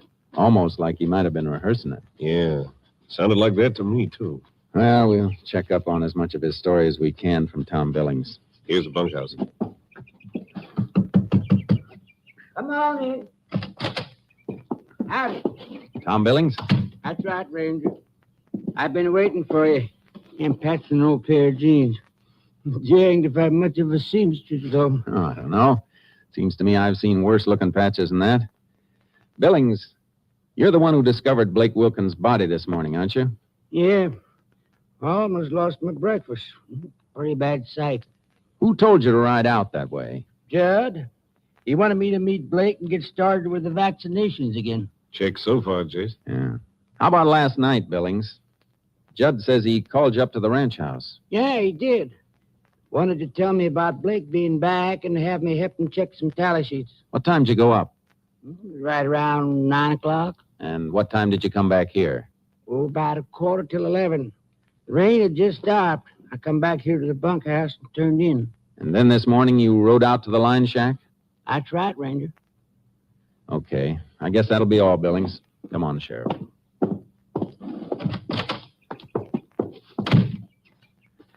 Well, one thing's sure, Jace. Judd's time last night is accounted for from 9 till about 11:15. Yeah. Of course, we don't know how much that means until they've completed the autopsy and can tell us the time of death. Yeah. You know, there's another angle to this case you could probably stand looking into. I know what you're going to say, Sheriff. Alva Briggs. Yeah. According to Judd, Alva was pretty mad at Blake last night when he found out Blake and Callie had split up. We're going to look into that angle right now, Sheriff. Let's take a run over to the Briggs Ranch and have a talk with Alva.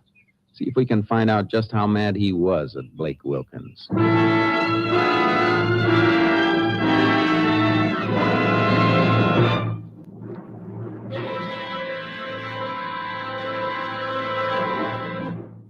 You are listening to Tales of the Texas Rangers, starring Joel McCrea as Ranger Jace Pearson.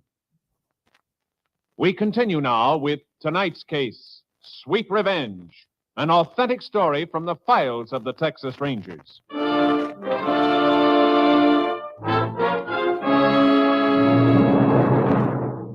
We drove over to Alva Briggs' ranch. We could see from a distance that his car wasn't in the shed. Then as we got closer, we noticed a kid sitting on the front porch.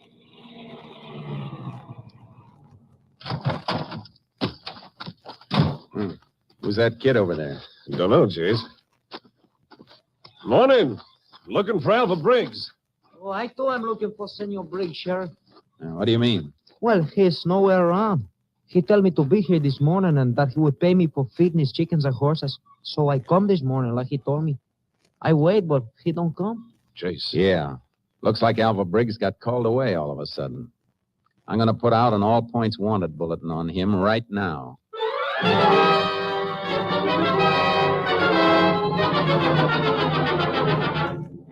Checking in town, I learned that Alva Briggs had caught the Dallas bus that morning. I notified Company B. 4 hours later, Briggs was picked up at the Continental Trailways Depot in Dallas by Ranger C.B. Wade, who brought him back to Sheriff Hedges' office. After a brief talk with Ranger Wade out in the hall, I came back into the room. I'd like to know the meaning of this, Ranger. We'd like to know why you suddenly decided to take a trip, Mr. Briggs. Well, I reckon that's my business. You're wrong about that. It's our business, too. Way it looks right now, you get mad at Blake Wilkins, he turns up dead, and you leave town. But I didn't even know about Blake being killed till that other ranger picked me up getting off the bus in Dallas. I still want to know why you took off from your ranch this morning. All right. Last night, Blake told me he and my daughter Callie had split up in Dallas. It come as a bad shock. So this morning, I decided to head for Dallas, see if I could locate Callie and find out what happened. Get her to come back home with me if she would. I see. You left the Wilkins ranch about 6:30 last night. Oh, that's right. Where'd you go? Home. You stay home the rest of the night? Yeah. Any way of proving that, Alva? I guess not. I live alone. Ranger, I didn't kill Blake Wilkins. Sure, I felt like it for a second or two when he told me about him and Callie, but thinking about it later, I got over it. Guess when a couple splits up, it ain't ever completely one person's fault. I didn't kill him. If you didn't, you'll want to cooperate then. Cooperate? I'm asking you to postpone your trip to Dallas. I want you to keep yourself real handy until this investigation's wound up. All right, Ranger. You'll find me at my ranch. He's got no alibi for any part of last night, Jace. No, he hasn't. There are a couple of things that make me doubt that he killed Blake. What are they? If he did kill Blake, why'd he wait till this morning to take off from his ranch? Well... Another thing. Alva walked out of the Wilkins ranch house right after Blake arrived. How'd he know Blake was going to be out at the shack? Why, Blake told Judd he was going to ride over and talk to Alva. Maybe that's how Alva found out. But we know Blake never got as far as Alva's place. Those horse tracks led right to the shack and stopped there. See, that's right. You think Judd was lying to us, trying to make it look bad for Alva? I don't know. Then there's the matter of motive. You find out, like Alva did, that your daughter split up with a guy and you think it's his fault. You might knock a few teeth loose over it, but as for killing him on account of it, I don't know. Well, speaking of motive, how about Judd? That's just what I'm going to follow up next, Sheriff. See if I can find a motive for Judd Wilkins to kill his half-brother.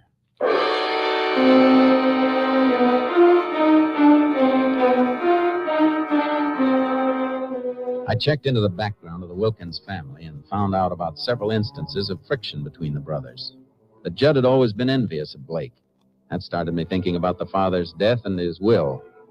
The executor of the estate was a lawyer named Sam Farris. Sheriff and I dropped in to see him at his office.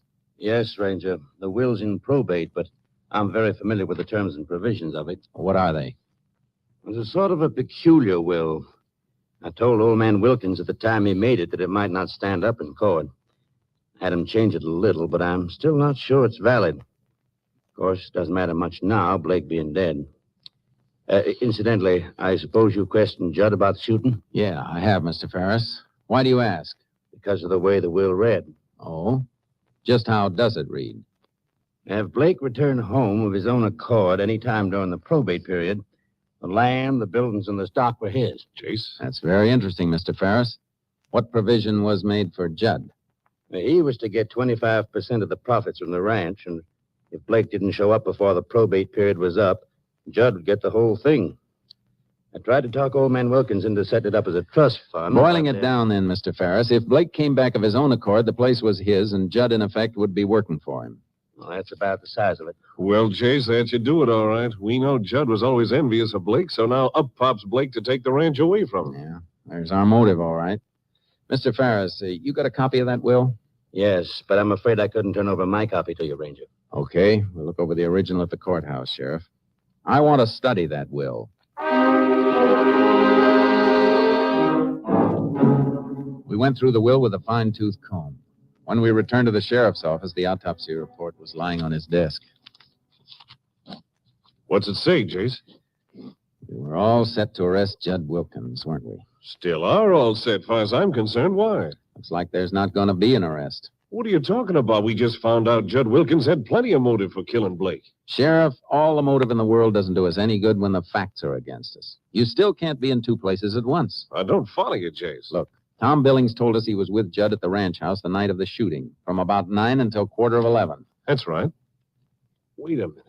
You mean that autopsy report Blake says... Wilkins was killed at a shack 6 miles from the ranch house. And according to this report, the time of death was somewhere between 9 and 9:30. Well, Chase, there goes our case against Judd, then. Right up in smoke. Sure looks that way. If Tom Billings was with him from about 9 till 11:15, it's a cinch Judd couldn't have killed Blake at the shack. So where does that leave us? Right in the middle of nowhere. What are you going to do? Only one thing to do, Sheriff. Go right back to the beginning and start all over again. And the beginning in this case is that shack where Blake was murdered.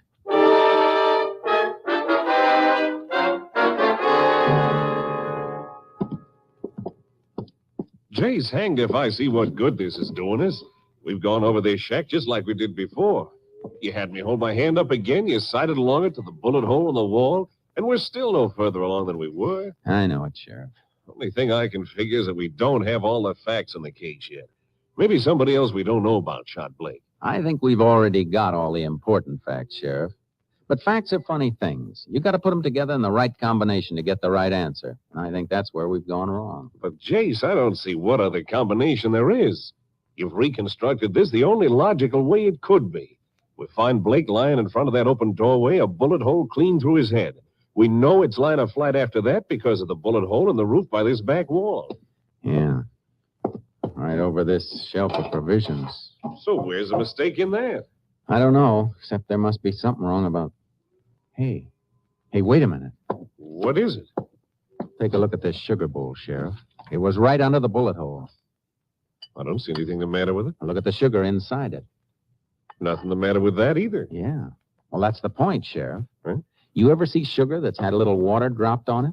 Why, sure, it gets sort of crusty. And stays that way. Yeah, but I... Remember what Tom Billings told us? That the rain stopped about 11:15? Blake was shot between 9 and 9:30. That's right, over an hour before it stopped. Jace. Yeah. A bullet hole over the sugar bowl would have let a few drops of rain on the sugar. But the sugar's dry.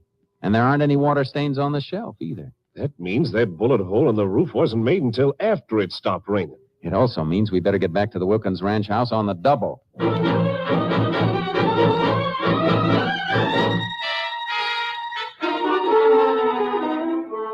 We headed for the ranch house. Judd was nowhere in sight, which suited me fine at the moment. We eased inside the house. I didn't find what I was looking for in the front room, so we went up into the bedroom. What do you figure on finding up here, Jace? I think I've already found it, Sheriff. That calendar on the wall. Looks like it's hanging mighty high. Yeah. Let's take a look behind it.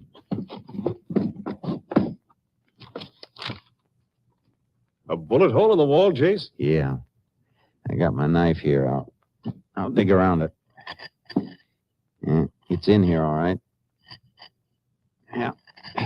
Here you are, Sheriff. The slug. Well, I'll be. You see?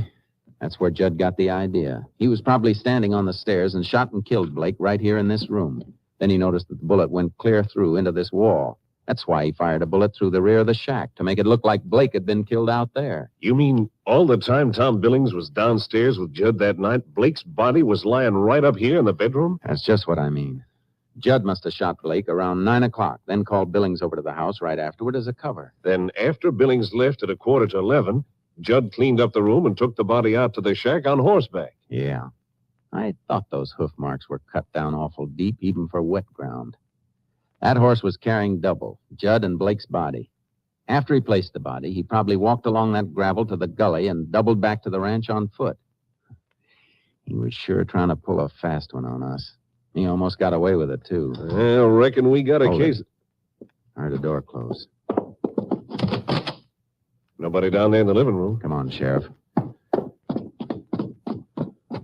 Reckon Judd could have come in without us hearing him? Maybe. We'll take a look in the kitchen. Yeah, the kitchen's empty, too. Let's look out the back door. There he is, Jace, running for the car shed. Come on. Judd!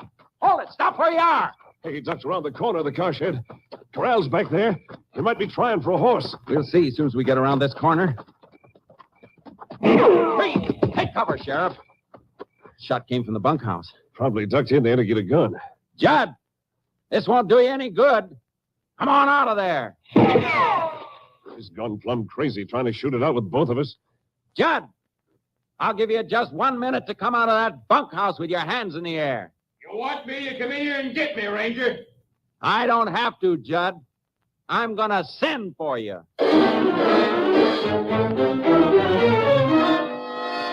I circled around the ranch house to my car in front, got something out of it, and crawled back to the sheriff. A tear gas bomb. Yeah. This is your last chance, Judd. There's my answer, Ranger. Okay. Here's mine. Hey! Come on, Sheriff. Let's ease up closer. He'll be coming out of that door any minute now. Tear gas. Ranger, you... I'll take this side of this door, Sheriff. You take the other. I can't see. I can't see. I'll take that gun. Now you... Gun. Oh, my eyes. Yeah, they'll clear up. You're under arrest, Judd. I... You had a pretty neat scheme figured out, Judd. But you got tripped up by a little bowl of sugar. Sugar? Yeah. I'll bet you'll hate that word sugar for the rest of your life. You know, Sheriff, I got a strong hunch that isn't going to be very long.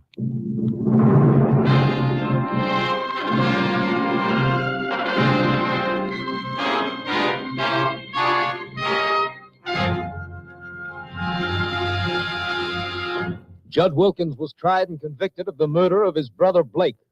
On the morning of June 16, 1945, in the state penitentiary at Huntsville, he was executed in the electric chair. Next week, Joel McCrea in another authentic reenactment of a case from the files of the Texas Rangers.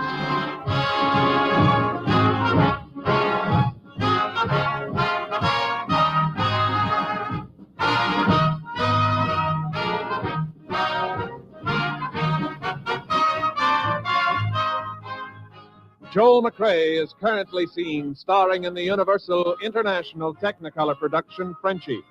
Tonight's cast included Tony Barrett, Lamont Johnson, Bill Johnstone, Stacey Harris, Rye Billsbury, and Wilms Herbert. This story was transcribed and adapted by Bob Reif, and the program was produced and directed by Stacy Keach. Hal Gibney speaking.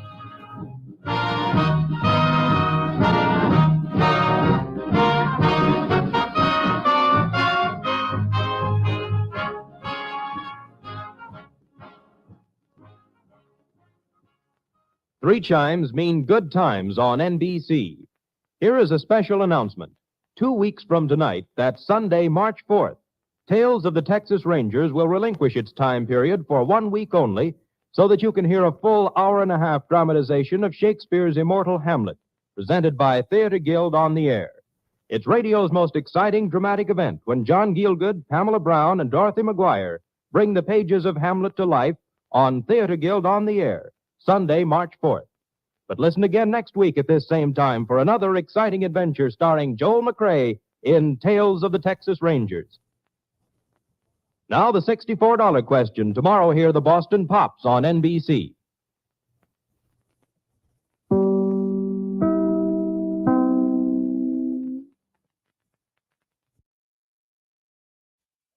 The National Broadcasting Company presents Joel McCrea in Tales of the Texas Rangers.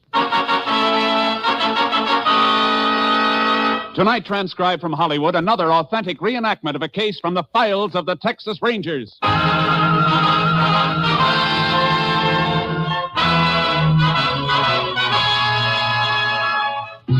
Tales of the Texas Rangers, starring Joel McCrea as Ranger Jace Pearson.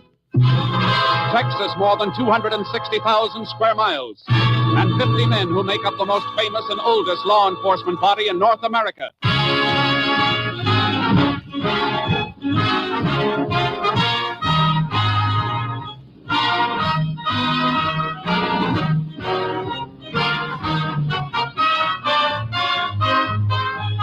Now, from the files of the Texas Rangers come these stories based on fact. Only names, dates, and places are fictitious for obvious reasons. The events themselves are a matter of record.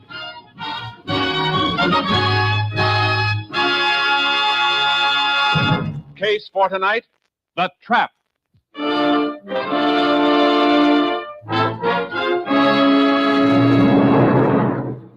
It is 1:10 a.m., May 17th, 1948. The highway across a barren and thinly populated portion of West Texas is deserted, except for a truck and trailer pushing steadily westward toward El Paso. Boy, that nap felt good. You sure were snoring. I could barely hear the motor. How long was I asleep? Since 8 o'clock last night. Almost 1 a.m. now. How we're doing? We'll be in El Paso by 6. We're right on schedule. You want me to take the wheel? No. Wait till we gas up at Frito Junction. It's only another 50 miles. Okay. Yeah, I sure would be glad to get home and see my wife.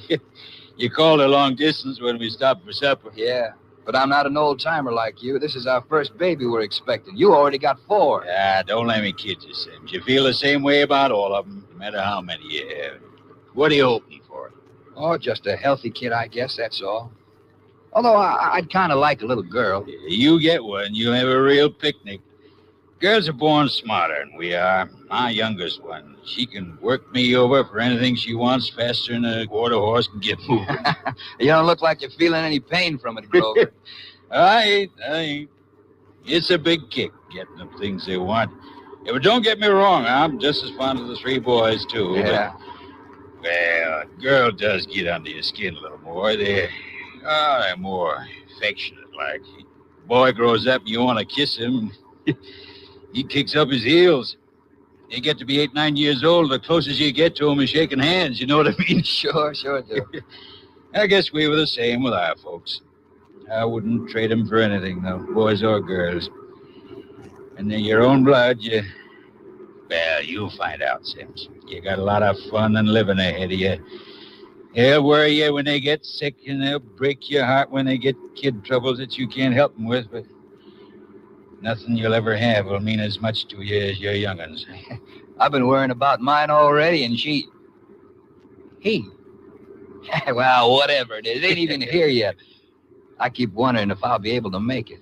You know, bring them up, educate them, help them to be somebody. Yeah, that's something else you'll worry about with each new one. Man, I'm so scared now, I think I'll just settle for one kid and leave it at that. That's what I said 12 years ago with our first, but you'll change your mind. Yeah, I guess so.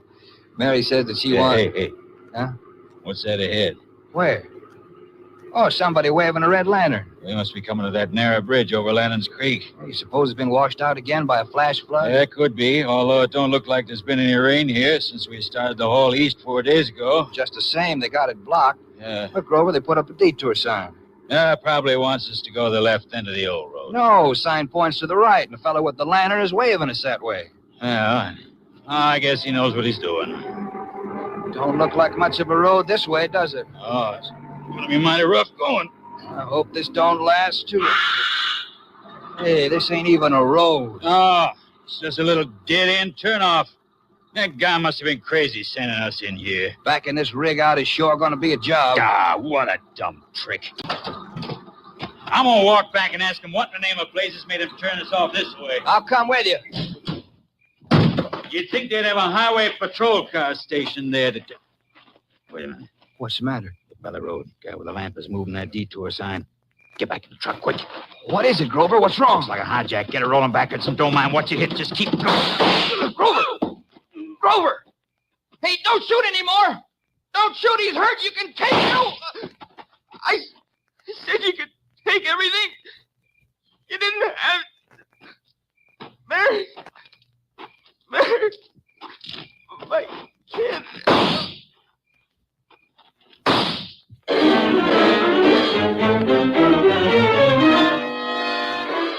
At 9 p.m. the following night, the bodies of Warren Grover and Luther Sims were discovered, and the sheriff notified.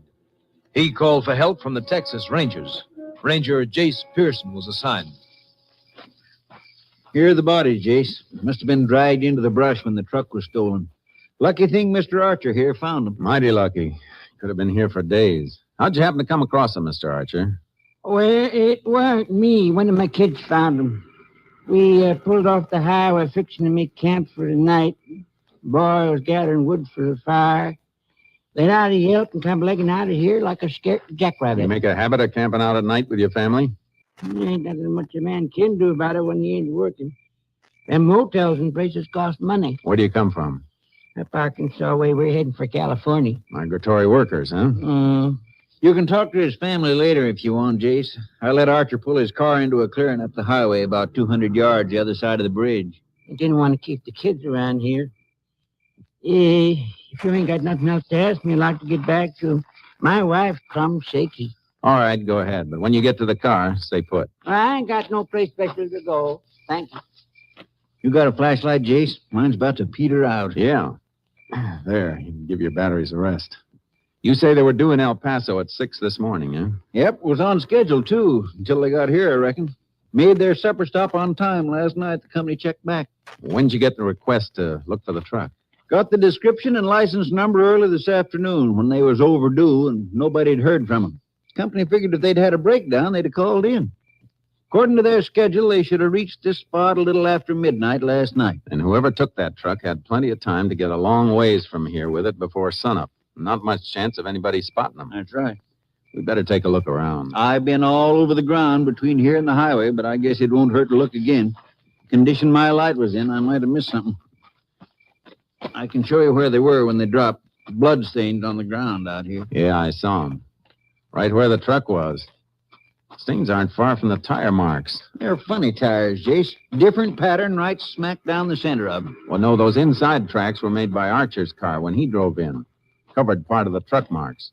The way this place is rutted, he'd fall right into the same track. I didn't think of that. Here's something. What is it? Cartridge shell. Look at it. 45 caliber Army automatic. Oh, and here's another one. Well, we won't have to wait for an autopsy to tell us what the murder weapon was. Hey, I just thought of something. What? That 45 Army automatic. There's an Army camp about 40 miles further on, just 10 miles this side of Frito Junction. I'm afraid that won't help us, Sheriff. Number marking on these shells is a 17. That's the old 1917 ammunition series, World War I. No camp would be using ammo that old. Too bad. I thought for a minute we might have a fast lead. You arranged to have the bodies moved? Yep, sent my deputy to town for an undertaker. Good. Let's walk out to Archer's car, talk to his wife and kids. There's one thing I don't understand, Jace. Why did they pull their truck off the road? A trucker riding alone might do it to grab some sleep, but not a scheduled rig with two drivers. I can't figure that either. Archer's car's up this way, other side of the bridge. Might as well leave your car right where it is. Not much of a walk. Sure. Hold it, Sheriff.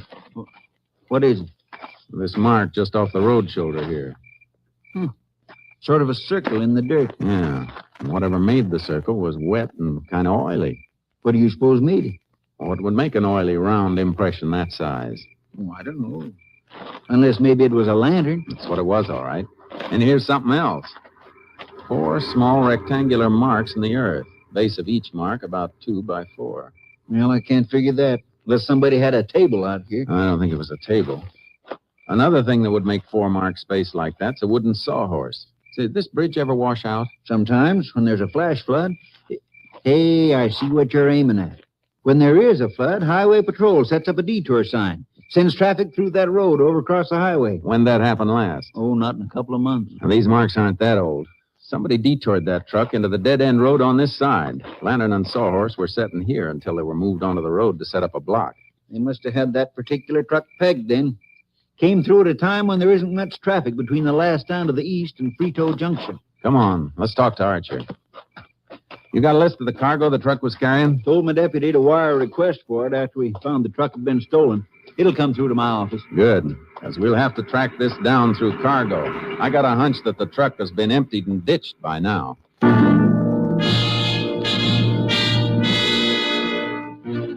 Archer didn't know any more than he'd already told us, and his wife and 3 pale, undernourished kids couldn't add anything. We waited until the bodies were picked up and then headed back for town.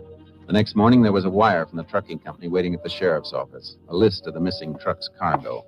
Here's a report on the cargo, Jace. Valued at $39,000. Let's see. A shipment of automobile radios, huh? Well, that's a break. Why? Because they all have serial numbers. It'd be a lot of work if they try and change the numbers, and if they don't, one of the sets will turn up sooner or later. Yeah, but they didn't send the numbers through to us, Jace. Just the set, make, and model. I'm radioing my headquarters to get them. Come on. Austin can contact the manufacturer and have him send a complete list of the serials through. Then they can distribute the list to all law enforcement agencies on a statewide bulletin. We don't stand much chance of cracking this if we have to wait for a hot car radio to turn up. Don't worry. We're not going to wait. We've got plenty of other things to do. How many deputies you got handy? 3. How about sending them back along the highway?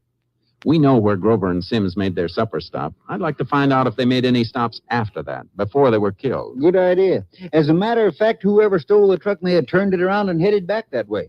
Killers may have been spotted. It's a chance. On the other hand, maybe I ought to send one man toward Frito Junction in El Paso, just in case the truck kept heading west. Never mind. I'll handle that part of it myself. I'm heading for Frito Junction as soon as I can make that radio call.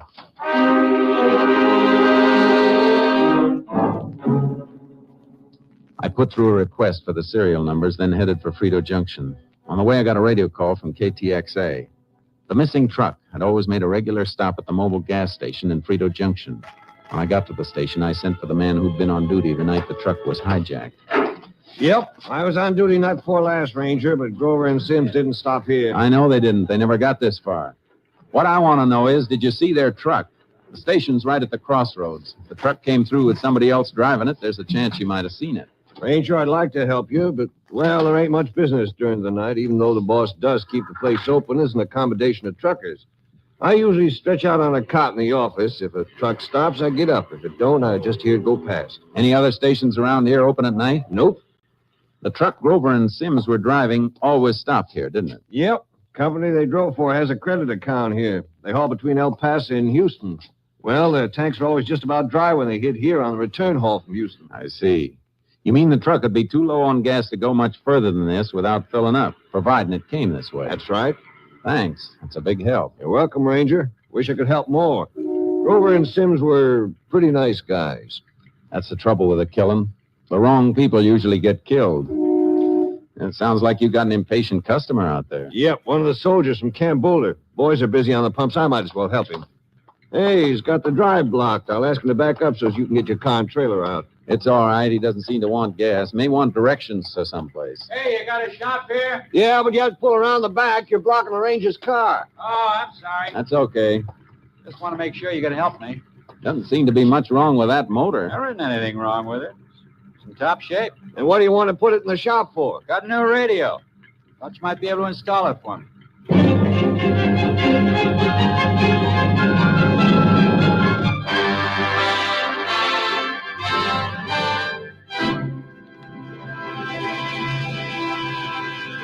You are listening to Tales of the Texas Rangers, starring Joel McCrea as Ranger Jace Pearson. We continue now with tonight's case, The Trap, an authentic story from the files of the Texas Rangers.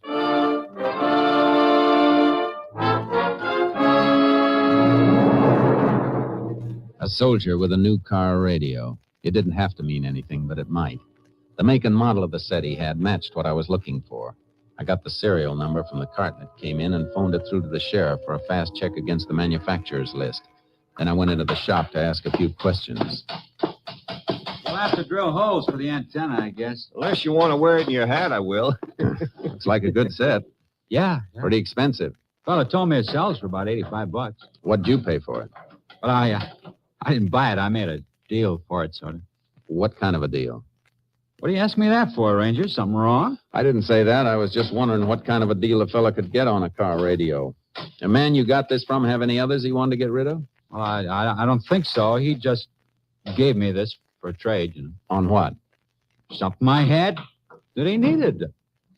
Look, my pass is only good for a couple hours. I didn't think it'd be this long. Maybe I better let it go, and I'll come back in next time I'm in town. Okay. I think you better stay around. But my pass... Maybe I can get you a little extension of time. What's the camp number? I'll call your commanding officer. Well, what do you want to do that for? Yeah, what's the matter, Ranger? What is it? It's that radio. Grover and Sims were hauling a truckload of auto radios when they were hijacked and killed. What? You telling me that radio's stolen? No, I'm not. Not yet. But I'm waiting for a check on the serial number, and you're not leaving here until I get it. Well, look, you got to believe me. The guy gave me that set. Yeah. You've been pretty evasive about telling me why he gave it to you. I told you it was a trade. For what? Come on, talk up. Well, I can't tell you that. Get me in trouble. If this is one of the sets taken from two murdered truck drivers, you'll be in plenty of trouble unless I know where and how you got it. Sounds like you better tell him, soldier. I got the set in exchange for some gasoline. Gasoline, huh? All right, go ahead. Well, it was night before last. Just after 2 o'clock. I just started guard duty at camp. My post was along the fence by the motor pool from 2 to 4. Hey, Ranger, that's not long after the time you said Grover was... Never mind, Milligan. Go ahead. Well, I heard this car stop near the fence. You sure it wasn't a truck? No, it was a car. So I walked over to the fence where it was parked. I sort of gave the challenge, asked who it was, and a man walked up. Said he needed some gas. And you gave it to him, just like that. No. He said he'd pay me for it. I told him it was against regulations. Then he said it wasn't for him. He said a couple of women were stranded down the highway in their car. And then he said he'd give me a car radio. Oh, well, it seemed like a good deal, so I opened a pump and filled some Jeep cans for him. How many gallons? 25. And you didn't think there was anything wrong with a trade like that? An $85 radio for 25 gallons of gas? Well, the guy was stuck in that. How could he be stuck? He was only 10 miles from the station, and it's open all night. Well, maybe he didn't know that. He knew it all right. But he didn't want to bring a stolen truck into this station, and he didn't want to get that much gas in cans from a place that might be checked. Look, Ranger, please, I'm up for discharge in a couple of months. Our camp is being deactivated. I don't want to get in bad. You should have thought of that before you started to ladle out government gasoline. What kind of sidearms do you carry at the camp when you do a guard trick? Regulation Army 45. Any 1917 series ammo? None that I ever saw. Are you going to give me a break? I'm not a judge. I can't give breaks. You're the only key I've got to 2 dead men. I'll call your post and have the MPs pick you up. The gasoline's the Army's business, but this radio is mine if it's stolen property. How could I know it was stolen? Can you describe the man you got it from? No, it was too dark. Besides, there were 2 men. One of them stayed in the car. It'd help your case a lot if you could tell us what they looked like. Even what kind of a car they were driving. Well, it was dark, I tell you. They talked to each other? Call each other by name? Well, yeah. The fellow I gave the gas to, he called the other one in the car, and he said, drive up closer, will you, sonny boy? Sonny Boy? Well, that's not a name. Probably just a wisecracker nickname. I'm just telling you what I heard. I'm trying to do everything I can to help you. Yeah. Just a minute. Ranger, it's for you, the sheriff. Thanks. Hello, Sheriff. Howdy, Jace. That soldier's radio is on the stolen list, all right. But I got something one of my deputies dug up. Grover and Sims did make another stop after they had their supper.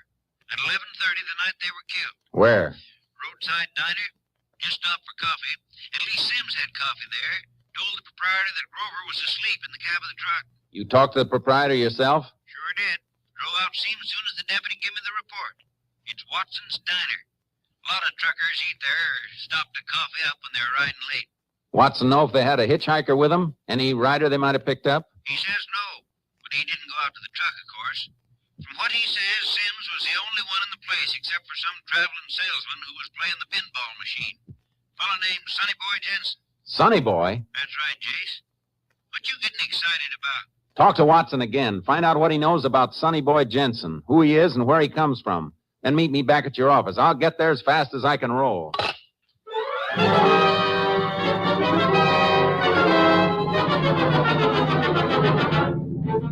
The army camp was on my way, so I took the soldier with me and turned him over to the camp authorities to be held.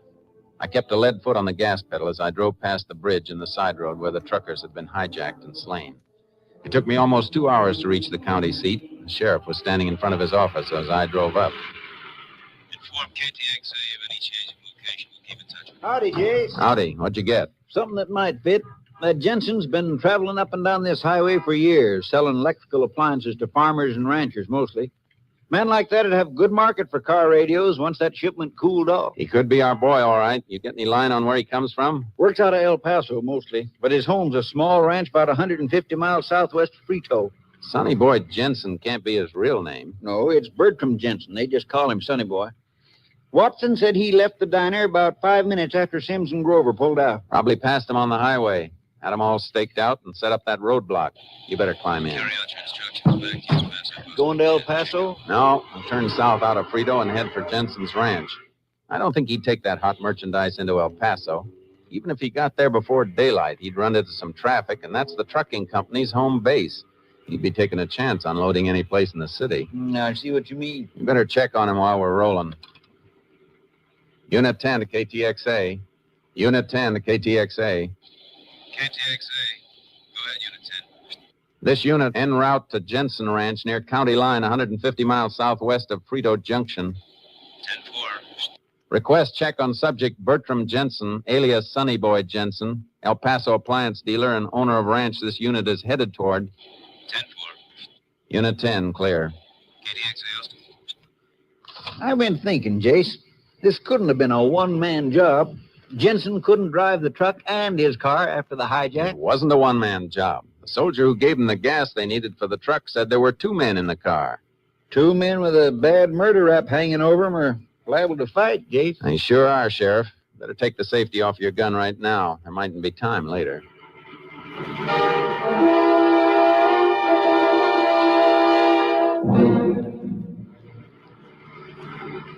KTXA to Unit 10.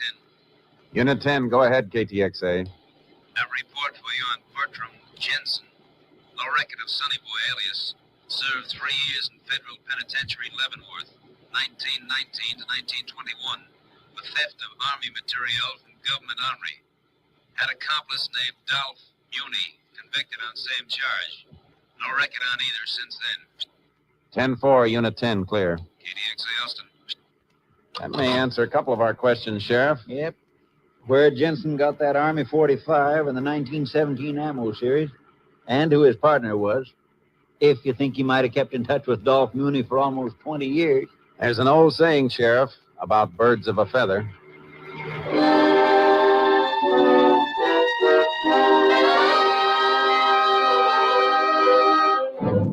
It was after dark when we reached the Jensen ranch. When the door opened, I knew it was Jensen. There were little wrinkles under his eyes, and his temples were gray, but his face held a youthful softness, as some faces do, whether 16 or 60. It wasn't hard to understand why they called him Sonny Boy. Huh. It's been a long time since I've seen a ranger around here. You Looking for somebody? The sheriff and I heard you might be able to get us a bargain on a few things. Sure. What are you interested in? Automobile radios? I got a few in my warehouse in El Paso. Thought you might have something around here. No, I'm afraid not. Then maybe you know somebody who has. No, I don't know many people. I live alone here. Don't see much of anybody. Had any company this evening? No. 2 ashtrays in this room don't agree with you. There's smoldering butts in both of them, so unless you smoke 2 cigarettes at a time and walk back and forth across the room to put them out, you haven't been alone. All right. A neighbor's visited me. Is that a crime? Nope. Where is he? In the kitchen. Call him. Don't go for him. Just call him from here. Doc? Hey, Doc. What's this doc business, Janet? Oh, I didn't hear anybody come in. Jensen tells us you've been visiting him. Where you from? From Borderville. Well, that's about 50 miles from here. Yeah. And Jensen said you were a neighbor. Well, that's right, ain't it? Distance don't mean much in Texas. I just dropped in on Jensen unexpected. Matter of fact, I was just washing up, fixing to start for home. Yeah, he's just leaving. Oh, well, go right ahead. I'll get your coat as Santa Claus out here. Oh, before you open that, I'd like to ask your friend a couple of questions. 50 miles is kind of a long walk, isn't it? Only way to leave this ranch would be in a car, and if you've got one parked outside, we didn't notice it. I was going to lend him mine. Oh, I see. You said you dropped in unexpectedly. How'd you get here without a car? Why, hitched a ride. Somebody dropped me off the gate. Uh-huh. If you got nothing else to ask me, I'd like to be going. Yeah. Imagine you would, but I'm not quite finished. Maybe you know where I could get a bargain in an automobile radio. Why, I don't know nothing about radios. It's too bad. I thought you might. All right, Jensen. Give him his coat. By the way, either you heard from Dolph Muni lately? Well, get out of here. You got no right asking questions. You got no warrant. You let us in, Jensen. My story is you broke in, and you ain't going to be able to deny it. Down on that closet shelf, Jason. Don't try that, Jensen. Quick, Sheriff. Take that gun out of his reach. Got it, Jason. Muni! He drove through the window. Stay with Jensen. I'll get him. Come on, get on. I can see you, Muni. You better stop running before I fire. No sense trying to get in that car. It's locked. That was in the air, Muni. The next one won't be. How about it? All right, don't shoot. Just walk this way with your hands high. I had to steal the radios, but I didn't do the killing. I didn't. I was on the highway with a detour sign when Jensen shot him. Don't tell me, Muni. Save that for the court. Where are the radios? In the barn, hidden in bales of powder. We ditched the truck in Amber Lake. All right, Muni. Let's go in and get Sonny Boy. You can make your statement at the sheriff's office.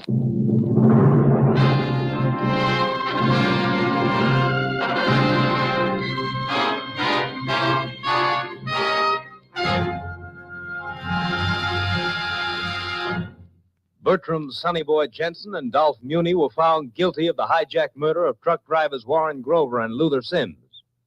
Both were sentenced to death in the electric chair at Huntsville Penitentiary.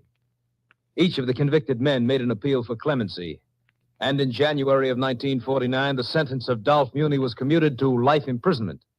But the petition of Sonny Boy Jensen was denied, and on the morning of February 19th, 1949, he was executed.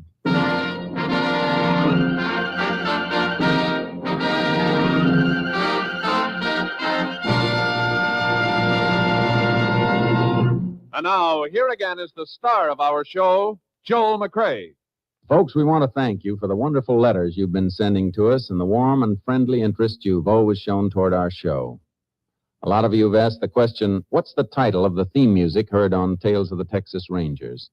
The music you hear at the opening and closing of our show is the Texas Ranger Song, written by Sam Coslow and Harry Bain, and is arranged by Robert Armbruster, the conductor of the NBC Orchestra. We're glad to know that so many of you like it. We do, too. And so, Mr. Armbruster, the Texas Ranger Song, if you please.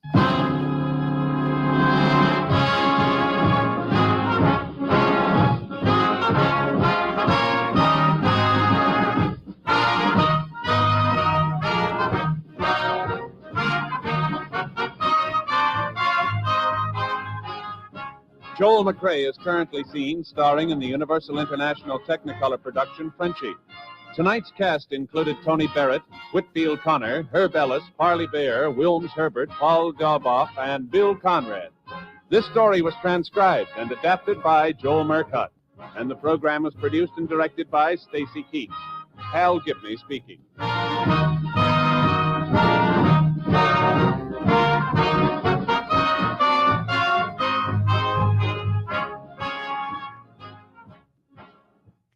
3 chimes mean good times on NBC. Next Sunday, 1 week from today, Tales of the Texas Rangers will relinquish its broadcast time to enable you to hear one of the season's most dramatic events, the Theater Guild on the Air full hour-and-a-half production of Hamlet.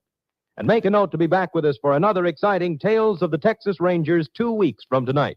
Next week, it's Hamlet. In 2 weeks, another Tales of the Texas Rangers starring Joel McRae. Be sure to listen. Now the $64 question. Tomorrow, hear the Boston Pops on NBC.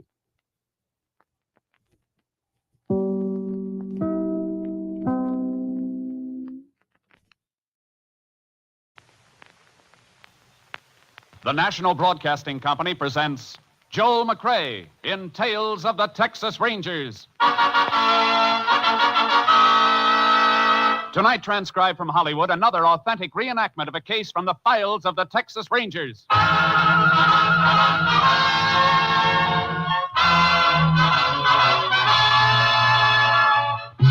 Tales of the Texas Rangers, starring Joel McRae as Ranger Jace Pearson. Texas, more than 260,000 square miles, and 50 men who make up the most famous and oldest law enforcement body in North America.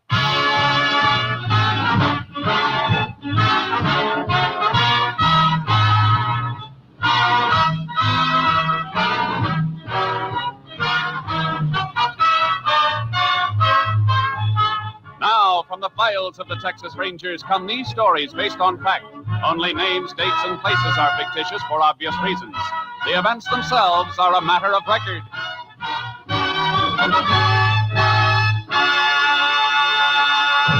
Case for tonight, Blind Justice.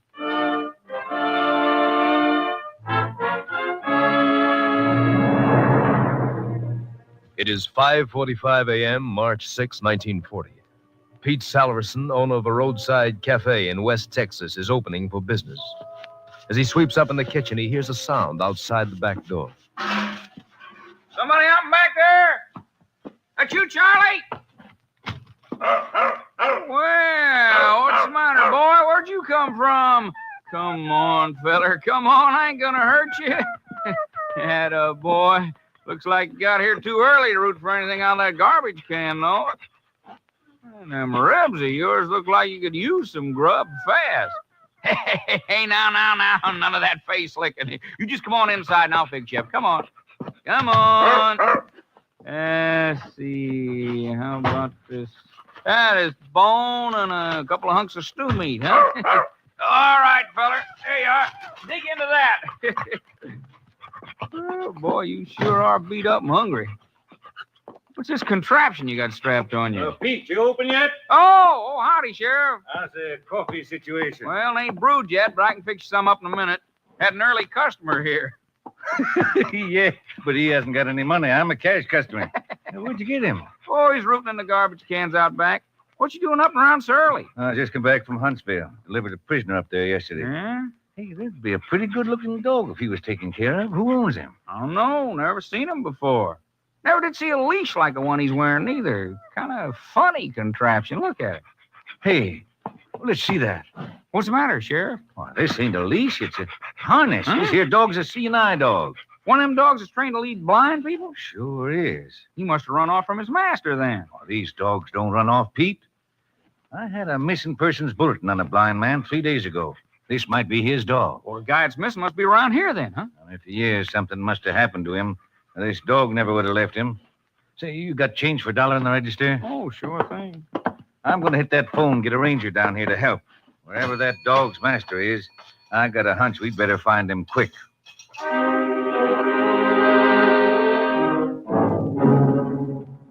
Less than 1 hour after the sheriff's appeal for help, Texas Ranger Jace Pearson joined him at Pete Salverson's roadside cafe. There he is, Ranger. No mistaking that harness if you ever seen one before. It's a CNI dog, all right. You say you found him outside this morning, Salverson? Yeah, half starved, like you can see. Been a good 3 or 4 days since he's eaten from the looks of him. Easy, boy. Come here. Nobody's going to hurt you. Oh, I'm sorry, fella. It's really sore, isn't it? He's had a bad time, Sheriff. Got a pretty hard clip on the head. Must have been knocked out. Since then, he's traveled through some rough country, and Leitchigia's got him all sliced up. Foot pads are sore from walking. Yeah, but ever since Pete fed him, he's been yelling to get out of here. Reckon he'll be able to lead us back to his master? He'll try if he can make it. He'll have a better chance if a veterinarian works him over first. Where's the nearest one? Foreman at the Wolverine Ranch is a vet. Want to take him out there? Yeah. Meanwhile, you better get yourself a horse. I'll leave my horse trailer here until I get back. You can load your mount in with my horse Charcoal. It's a double trailer. What makes you think we'll need horses? And the country this dog came through isn't the kind we'll be able to get through in a car, and he came too far for us to follow on foot. Lost dogs sometimes head for home, Jace. Missing persons bulletin came from Ozona in Crockett County. Dog may be headed for there. Only way we'll find out's to follow him. If he heads any other way, it'll be back toward the man he's been trained to take care of. I'm figuring that'll be in a southerly direction from here. Well, how do you know that? All barren country that way, full of Leitchigia. If he came such a long way from any other direction, he'd have run into a town or a ranch and been found before this. I reckon I'll buy that. That makes sense. Get your horse. I'll meet you back here, and we'll drive as far south as we can cross country and then turn this dog loose and follow him.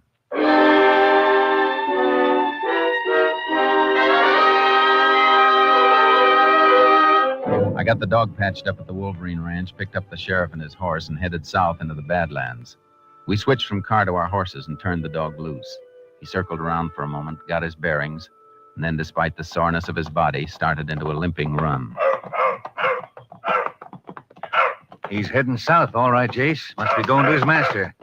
Beats me why he went all the way to Pete's place, though. He had to go someplace for help, but the only thought he gave to himself was just stopping long enough to be fed before he headed back here. How far do you reckon we'll have to go? Well, we came 14 miles by car before the dirt road petered out. He came a lot farther than that. Might have taken him a couple of days. Well, we'll have to stop him at night. If he keeps going that long, and time off. We better make sure we can catch him before dark so he don't get away from us altogether. Chances are he'll wait for us. After all, we're the help he came after. If he doesn't, we'll be able to follow him anyhow. In the dark? Yeah.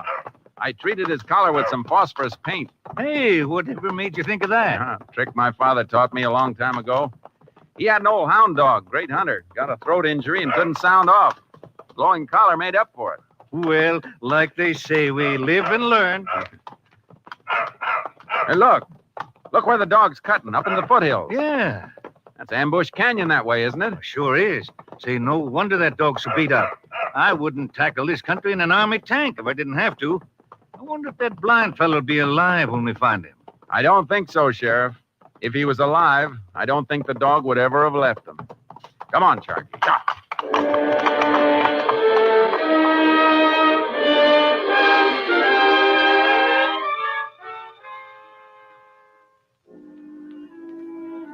What kept that dog going, I'll never know. We hit stretches where we had to lead the horses on foot. It was toward sundown of the second day when the dog caved in. He made a feeble attempt to inch along on his stomach and then just rolled over on his side, panting. He's done for, Jace. Can't even take water. I better... No, Sheriff. Put your gun away. But, Jace, he couldn't move another inch if he wanted to. I'll carry him with me on Charcoal. Man'd be mighty lucky if he could find a human being that'd go this far for him. He'd never have led us this far back if you hadn't had the vet work on him. Well, what do we do now? Keep on going, I guess. If his master is in here, he must have left some trail. We'll keep cutting through till we find marks. Jace, now, how would a blind man get into this country and why? I don't know. But if he wasn't here, the dog wouldn't have been here either. We better move on till we find a good spot to make camp. These horses need some attention and a night of rest, too. Meantime, maybe I can do a little doctoring on the dog. Won't do any good, Jace. All you'll need's a pack shovel. He just stopped breathing. He's dead.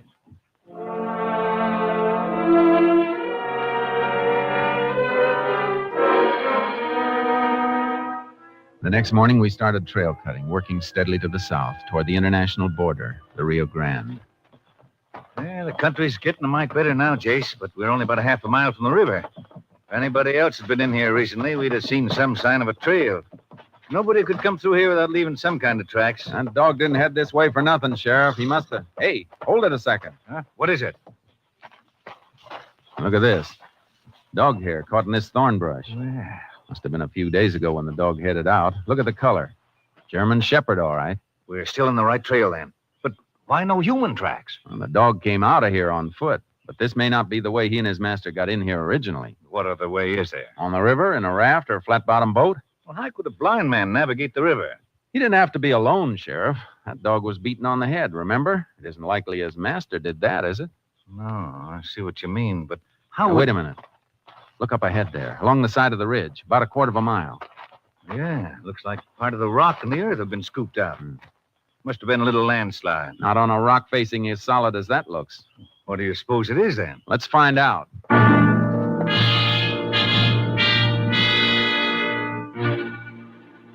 It took us more than an hour to reach the base of the ridge and find the answer. It wasn't a landslide. There were a couple of dynamite caps on the ground. The fresh earth had been blown out. 2 men, all right, Jace. Signs of tracks held tight in this fresh earth. Dog tracks go right along with the one set. That was the blind man. Yeah, another mark running in with those tracks, though. A little round hole in the ground every few steps. The blind man must have had a cane, too. Move around the wide circle and cut back to this spot until... Oh, wait, Jace.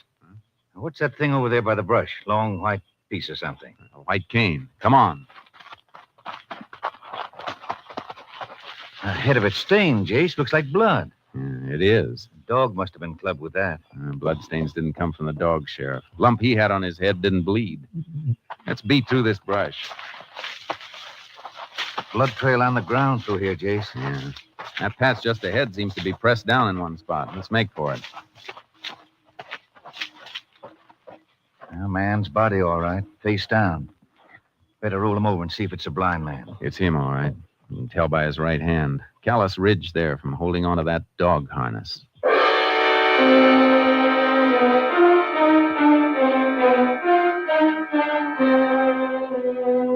I took the white cane and the dynamite caps and rode along the shore of the river to the nearest town. Called Austin to fly a lab man down and arrange for a boat to pick up the sheriff and the body. I was in the local constable's office 24 hours later when the body was brought into town. Well, body's over at the undertaker, Jace. Good. Constable told me you were in here looking over a report from your lab man. Yeah. No lead on the dynamite caps, but we learned plenty from the cane. 2 sets of prints, one unidentified. Must have been the blind man's. What about the other set? Man who left the other set had a criminal record. Name was James Waterman. Got out of Huntsville 6 years ago. Waterman? Say, I remember that name. You ought to remember it. He pulled 10 years for armed robbery. $40,000 payroll stick-up back in 24. Money never was recovered. I wonder why he killed that blind man. And why was he blasting in the face of that rock ridge? Something we'll ask him when we get him. Oh, was the lab man at the funeral home when you brought the body in? Yeah, he's going over it now. Want to get some grub while you're waiting for him to finish? Yeah. You take prints off the body to compare with the ones he lifted from the cane. You'll have identification established by the time we get through. Good. Let's go. I'll be glad to eat something I haven't had to cook myself. You know, funny thing, we started off so fast after that dog turned up the other day, I never did check that missing persons bulletin for the blind man's name. His name was Joseph Wilson. Lived in a rooming house in Ozona, operated a newsstand. Landlady reported him missing when she didn't see him or the dog for 2 days. There's a cafe across the street. Good.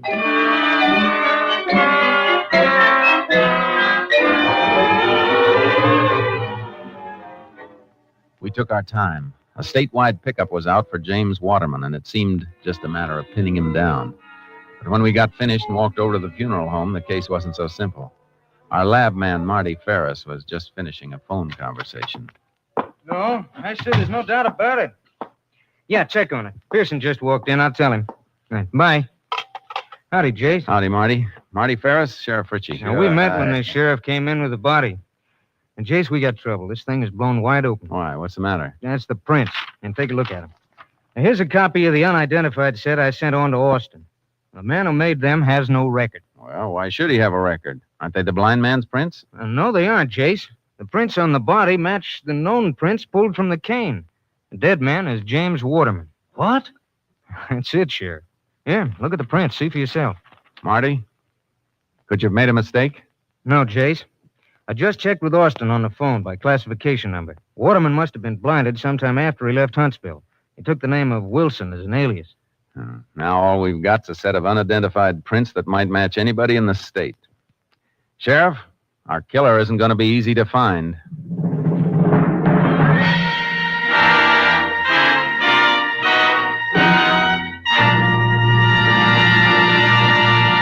You are listening to Tales of the Texas Rangers, starring Joel McCrea as Ranger Jace Pearson.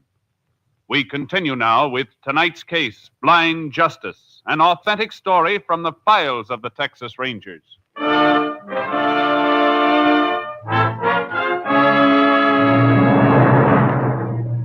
Whoever the blind man's companion had been, there had to be a starting point for their journey along the river, a place where they'd picked up a boat or a raft. The sheriff and I worked our way along the river above the town, questioning the occasional Mexicans who managed somehow to make a living where no living was to be made. And in one spot, less than a mile from the road, we found something. Can see it clearly now, Jace. Yeah. Impression of a flat-bottomed boat on that mud flat. Had to be dragged quite a ways to the water. Not many days ago either. Oh, boy. Mud around where the boat was is caked dry. Spot where the boat was setting still looks damp. Uh-huh. Boat must have been there without being used for quite some time. River's been way down for more than a year. A little smoke coming up from behind those trees. Must be a Mexican hut. Whoever's there might own the boat. Let's ask him. Get up, Charlie. Up, boy. Tacos cooking. Smell 'em? Yeah. Smell something else, too. Chicken frying. There's a place. I can see it now. Pretty high class for river hut. Looking back, chicken coop. Kind of new, too. Coop wire, I mean. Hasn't been up very long. A woman out in front of the place. She sees us. Buenos dias, señor. Oh, buenos dias, senora. Ooh, Charlie. Oh, boy. Yeah. Maybe you can help us out, senora. We'd like some information about a boat that was out on that mud flat until a few days ago. I never see a boat there, señor. You never saw one there. What made that impression in the mud, then? I called my husband. He speaks better English. Daniel? Venga. Yes. What's the matter? You don't let me sleep. They know something about that boat, all right, Jace. Yeah. My husband. He come. You want something, senor? They want to know. There's a mark left by a boat down in that mud flat. When was the boat there last? And what happened to it?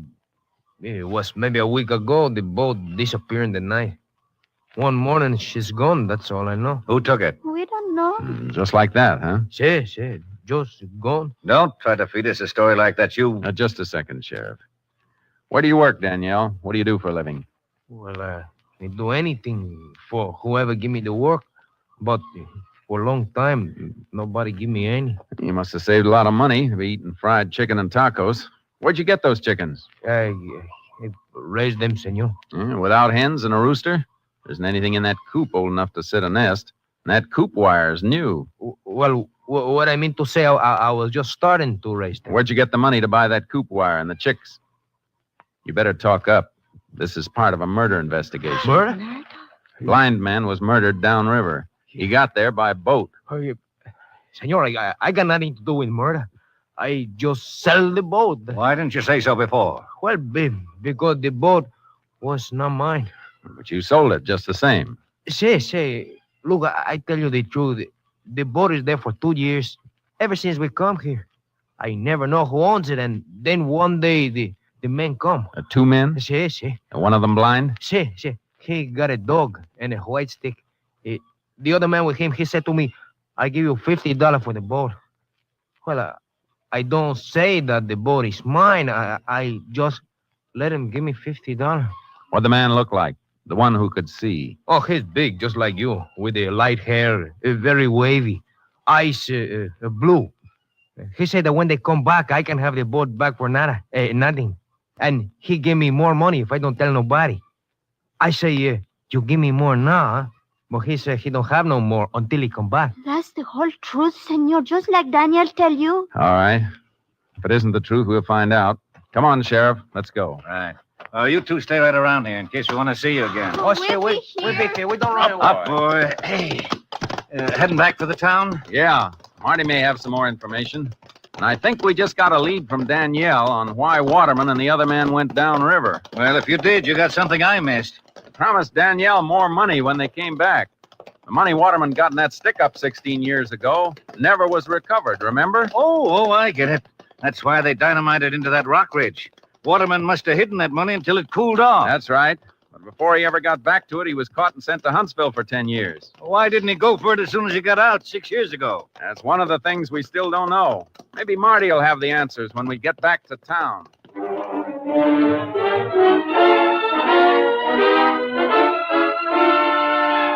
Marty had the answers, all right. Reports from Austin that had come in while we were on the river. I made notes on everything, Jace, if you can read my writing. Oh, thanks. That checkback shows that Waterman lost his sight 3 days after he left Huntsville 6 years ago. Now, it's hard to run down because he didn't have to report to anybody. He'd served his full term, no parole. I see. Happened in a highway accident, huh? Yeah, I caught a lift on a gasoline truck, went over an embankment and caught fire. The driver was killed, Waterman blinded. Near Sonora. That means Waterman was headed this way from the pen. He was going straight for that money, Sheriff. But losing his sight stopped him. But why did it take him 6 years to move for it again? He had to find somebody to help him. A man with a load of stolen money hidden away doesn't trust many people. He finally trusted somebody. And got killed for it. I'm going to take a ride to Ozona. It's out of your county, Sheriff, but it's your case. You want to come along? You bet I want to come along. Let's go.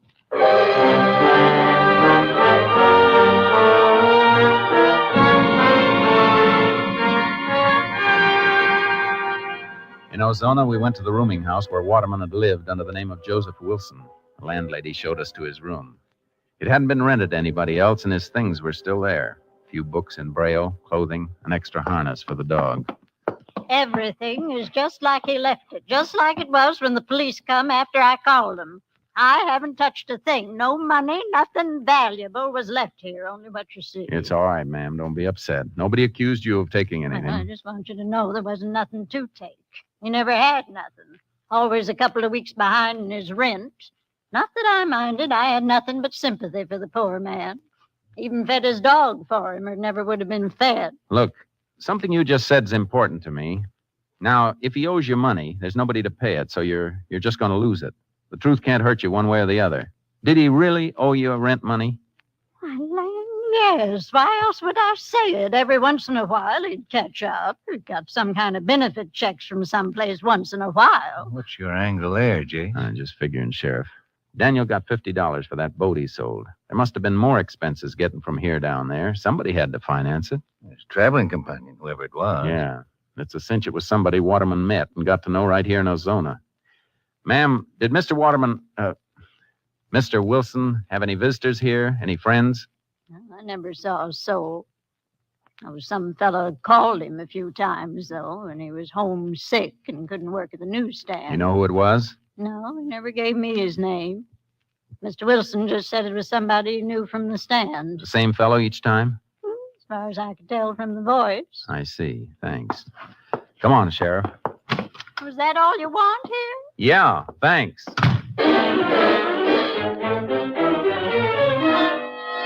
We located the place where Waterman had had his newsstand, a main intersection near a bank, a restaurant, an office building, and a medical and professional building. Somebody else was running the stand now. We staked out in my car across the street. Looking for somebody fitting the description Danielle gave us? That's right. Man who called whenever Waterman was sick might have been a regular customer. There could be quite a few customers fitting that description, Jace. We'll tag the ones who come close. See if the newsie or anybody around has any information on him. Somebody might have noticed the man we're looking for hanging around the stand from time to time. If he knew Waterman well enough to call his rooming house, he knew him well enough to stop for a talk. You're right, of course, but this kind of waiting wears me out. It's the dullest part of the job, Sheriff, but sometimes it's the part that pays off.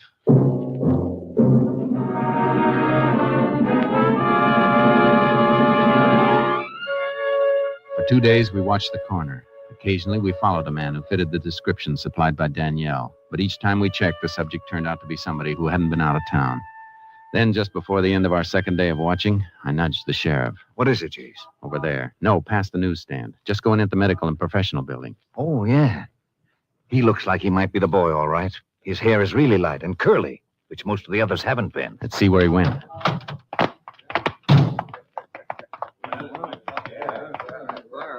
Oh, wait a minute.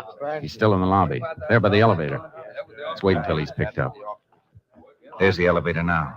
Well, there it goes. He's the only passenger. Come on. Watch the floor marker. See where the elevator stops. 3rd floor, Jace. Let's take a look at the building directory on the wall. 3rd floor, 2 doctors, a dentist, an attorney, and a chiropodist. Go up to that floor. Try them all. You want me to grab him? No. If you spot him in a waiting room, just sit down like you're waiting too. After he leaves, find out anything you can about him. I'll wait back in the car and tag him after he comes out. How do we get together again? After I find out where he lives, I'll come back and pick you up on the corner. I waited for the man with the light curly hair. He came out of the building in 20 minutes. I started my car away from the curb slowly, keeping him in sight. He turned the corner and got into a car of his own, drove to an apartment building. I noted the address and then went back and met the sheriff. I hope you didn't lose him, Jace. I think he's the one we want. Why? What'd you get? He was in to see a doctor. Had a dressing on his arm changed. Doc said he's a regular patient who's been away on vacation. Been out of town, huh? Yeah, but that isn't all. It's what he's being treated for that ought to make you sit up. Dog bite. Dog bite? I thought that shepherd might have gotten to the killer just once before he was knocked out. Let's go visit him. I know the apartment building he lives in. You get his name from the doc? J.B. Rowland works on the local newspaper. Reporter? No, has charge of distribution and circulation. Also takes care of the morgue, back issue files. Oh, that'd put him in touch with Waterman on the circulation end. And his taking care of the back issues might fit, too. That might have told him who Waterman really was. Hey, that's right. Fishing through some old back issues, he might have read about the robbery and Waterman's conviction. Maybe seen a picture of Waterman and recognized it. That'd make him get friendly. He'd know the money was never recovered and that Waterman didn't have it on hand, or he wouldn't be running a newsstand and living like he did. You think he told Waterman what he knew and finally talked him into a deal? Or do you think maybe he forced him into it? When we see him, we'll ask him.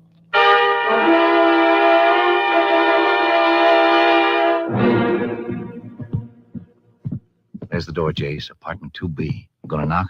Yeah. Yeah? Who is it? Special delivery. Oh, I'm not dressed. You better slip it under the door. You got a sign for it. Oh? Okay. Hope you got a pencil. All right, Roland. Open it all the way. I'll open it. I'll open your skull. Watch him, Jace. Stay away from that desk. You're not taking me. Give me that gun. My arm. Yeah. Same arm Waterman's dog chewed on, huh? I don't know what you're talking about. No. Just the same, you went right for a gun. Brand new gun at that. Like you were expecting you might have trouble. Come on, get up. Why'd you kill him? You want all the money instead of a split? Money. Money. Yeah. Where's the money? What'd you do with it? What did I do with it?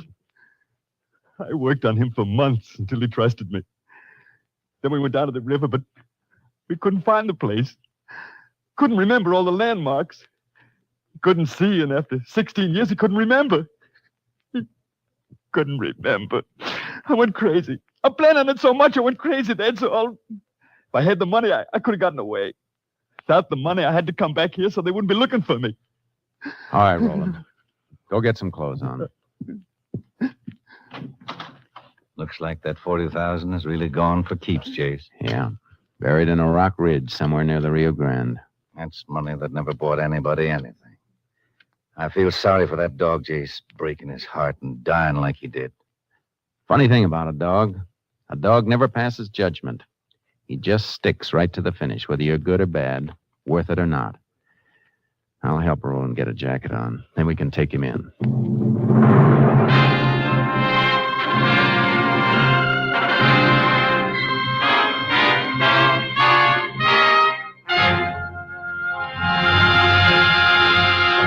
For the murder of James Waterman, alias Joseph Wilson, J.B. Rowland was convicted and sentenced to Huntsville Penitentiary for a period of 99 years. Next week, Joel McCrea in another authentic reenactment of a case from the files of the Texas Rangers.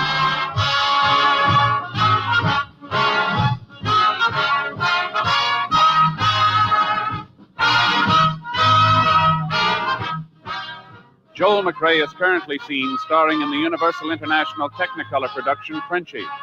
Tonight's cast included Tony Barrett, Peggy Weber, Herb Vigran, Ed Begley, Earl Keane, Tom Holland, and Tom McKee. This story was transcribed and adapted by Joel Murcott And the program was produced and directed by Stacy Keith. Hal Gibney speaking.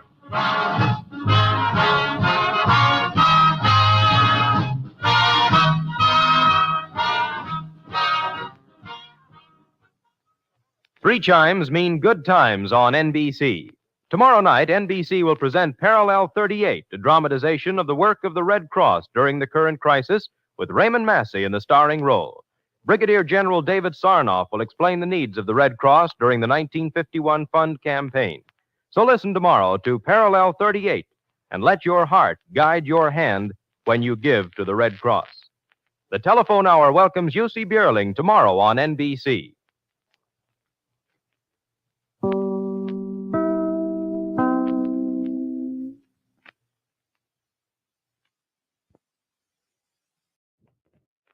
The National Broadcasting Company presents Joel McCrea in Tales of the Texas Rangers. Tonight, transcribed from Hollywood, another authentic reenactment of a case from the files of the Texas Rangers.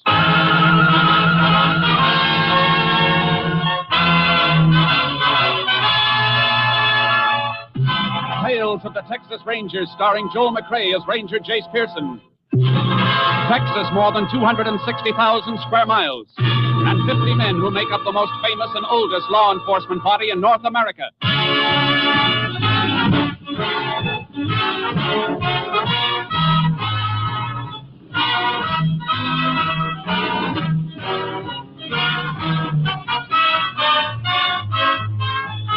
Now, from the files of the Texas Rangers come these stories based on fact. Only names, dates, and places are fictitious for obvious reasons. The events themselves are a matter of record.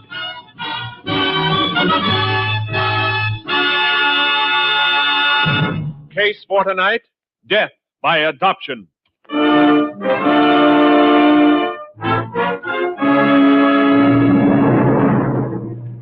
It is 9:45 p.m. on a Saturday night, September 1937. The business district of Central City, Texas is dark, except for the office of Harry Cashman's used car lot. Cashman is pacing the small office in agitation. A man in a leather windbreaker crosses the lot, slipping between the cars for sale, and knocks at the door.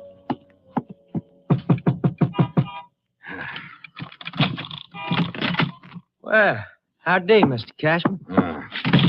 Glad to see you waited for me. All right, spit it out. What do you want this time? I'm kind of short on folding money. Thought you might be a pal and help me out again. You know what this is, don't you, Stryker? The Lord called it a shakedown. I gave you $100 2 weeks ago and another $100 the month before. So I need more. Well, you're not getting more, not from me. Why, that's too bad. I'm sorry you feel that way, Mr. Cashman. I kind of thought you were a nice guy. Kind of guy I'd like to see raise my baby. Long as I can't raise her myself. Now, you leave the baby out of this. Now, you can't expect me to forget about her, Mr. Cashman. After all, she's my own flesh and blood. She belongs to me and my wife, legally, by adoption. Yeah, but you keep forgetting one important thing. I never signed no papers letting you adopt her. Your wife said you were dead. She thought I was dead. But my being here proves I ain't. And if we ever have to take this into court, Mr. Cashman, I'm Baby Ann's natural father. I got my rights, you know. All right, how much? Reckon 100 will see me through again. I'll give you 500. Well, that's better. Now, just a minute. I'll give you 500 if you sign a paper waiving all rights to Baby Ann. I ain't signing nothing. I like our arrangement just the way it is. It's working out fine. If you think... Well, go ahead, Mr. Cashman, answer. May be business, and I'd like to see you do a good business. For the baby's sake, you understand? Hello. Harry, why aren't you home? It's almost 10 o'clock. Oh, I'll be home in a little while, Hazel. Something came up. You sound worried. Is anything wrong? No, of course not. The baby wanted to wait up for you. I let her stay up till 8:30, but by then she just kept rubbing her eyes and her nose and saying, "Where's my daddy?" till she couldn't hold her little head up. Well, I'm sorry, Hazel. Give her a kiss for me. I'll be home in a little while. Harry, are you sure there's nothing wrong? You sound like you're upset about something. Oh, it's nothing. I'm just tired. I'll see you in half an hour. Well, all right, dear. Goodbye. Goodbye, honey. That your wife? Yes. Never did meet her. Maybe we ought to all get together, have a little talk, huh? Stryker, If you try that, it's the last talk you'll ever have. What are you trying to do? Your baby's got a home, a good home, and we love her. We've been married 15 years, never had a child of our own. And now we've got her, and she's ours. Why, if we ever lost her, we'd have nothing to live for. Haven't you got a heart? Well, I can see I made a big mistake, Mr. Cashman. I should have started seeing you a lot sooner and a lot oftener. Now, what do you mean by that? That from now on, I'll be around every Saturday night to pick up my $100. And I'll take tonight's payment right now. Why, don't be a fool, Mr. Cashman. I'm younger and a lot stronger than you. Now, don't get yourself hurt. Now, how about my money? All right, Stryker. There's your 100. And it's the last you're getting. Now get out of my sight and don't ever come back. Because if you do, I'll go to the police. I'll spend every dollar I've got fighting you. I'll prove what you are. I'll prove you're not fit to have custody of Anne. Mr. Cashman, I do believe you mean that. I swear before heaven I mean it. So this is your parting gift to me, eh? Not much considering the size of the roll you peeled it off, huh? All right. All right, I'll leave you alone. I'll take my payment in full right now. Dig that roll out again. Toss it on the desk. I see. Now it's a gun, huh? You see it, and I know how to use it. How could Anne have a father like you? She couldn't have, not you. You've never proved you are her father. You're getting real bright tonight, Mr. Cashman. Now get the money up on the desk. I'm not going to give you another dime, Stryker. All I'm going to give you is what you deserve. Get away from that phone. I'm going to call the police. You ain't calling anybody. Rot. Maybe I'm stronger than you think. Yeah, but you ain't stronger than that. Now, give me that money. Maybe you should have confided in your wife. You see, you're still the only one who knows about me, and you ain't never going to tell anyone else. Thanks for the final payment.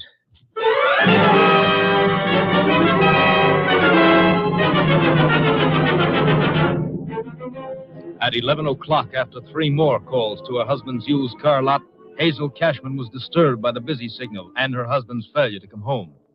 A phone company check showed the line was not in use. Hazel Cashman called the police. They found Harry Cashman's body and requested aid from the Texas Rangers. Ranger Jace Pearson was assigned. He arrived at the lot shortly after 2 a.m.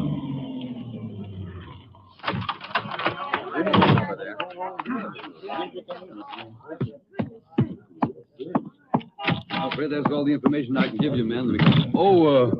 Howdy, Ranger. You must be Jace Pearson. That's right. You in charge here? Yeah. Dan Simmons, chief of police. Fellas, I'll talk to you later. I see you've already lifted some fingerprints. Huh?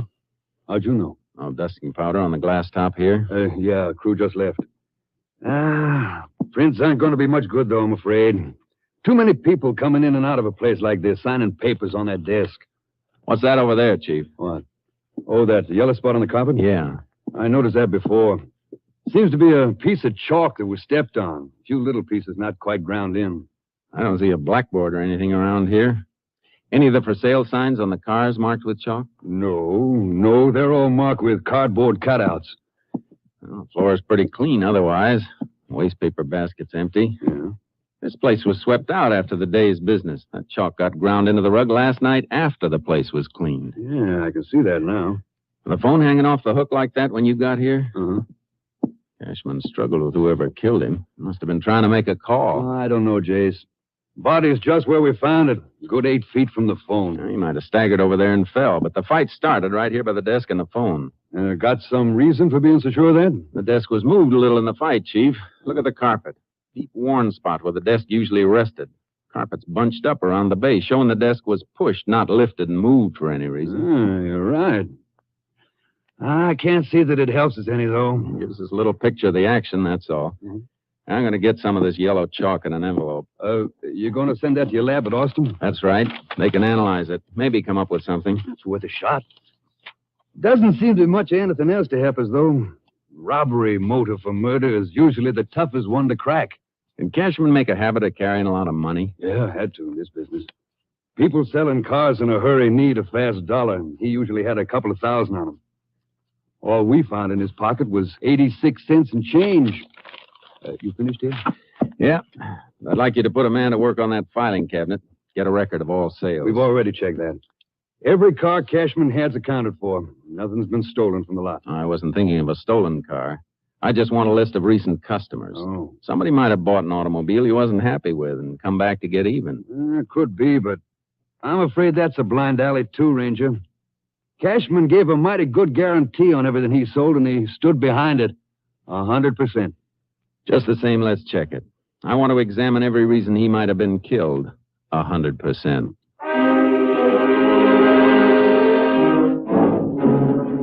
I sent the ground yellow chalk through to Austin. There was nothing that could be done that night, but the next morning, Chief Simmons and I went to see Hazel Cashman, the dead man's wife.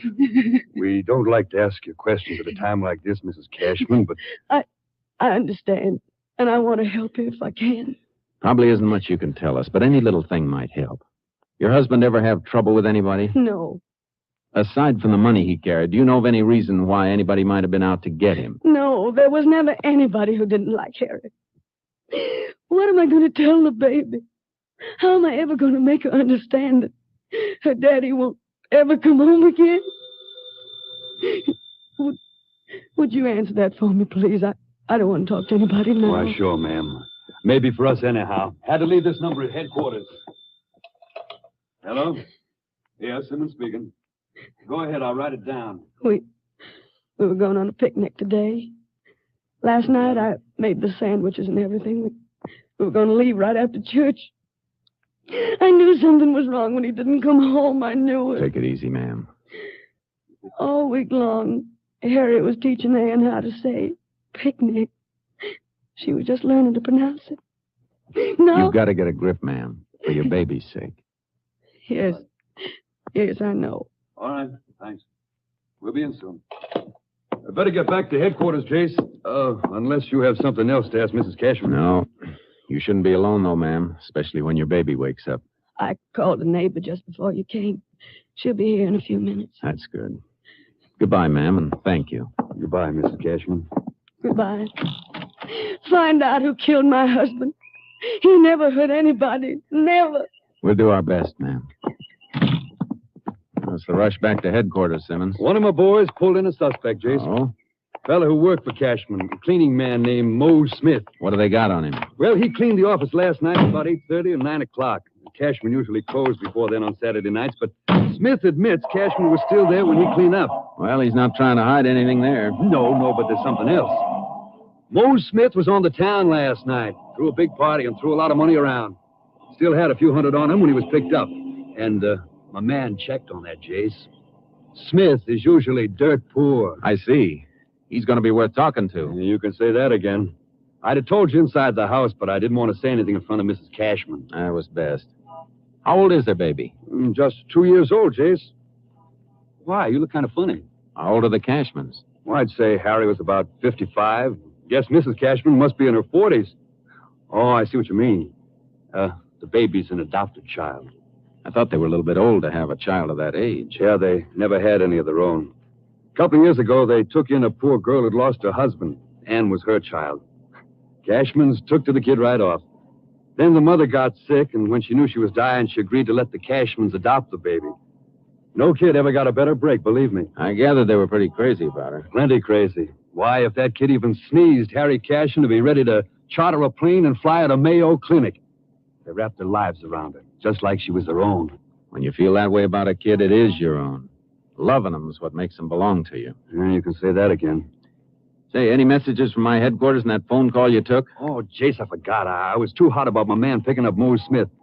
Your lab phoned in a report on that chalk. Any lead?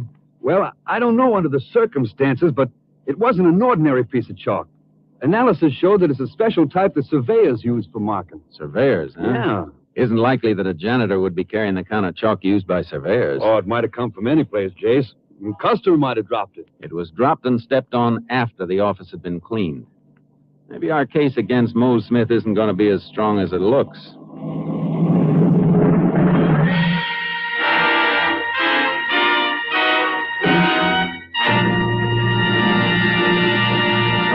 You are listening to Tales of the Texas Rangers, starring Joel McCrea as Ranger Jace Pearson. We continue now with tonight's case, Death by Adoption, an authentic story from the files of the Texas Rangers.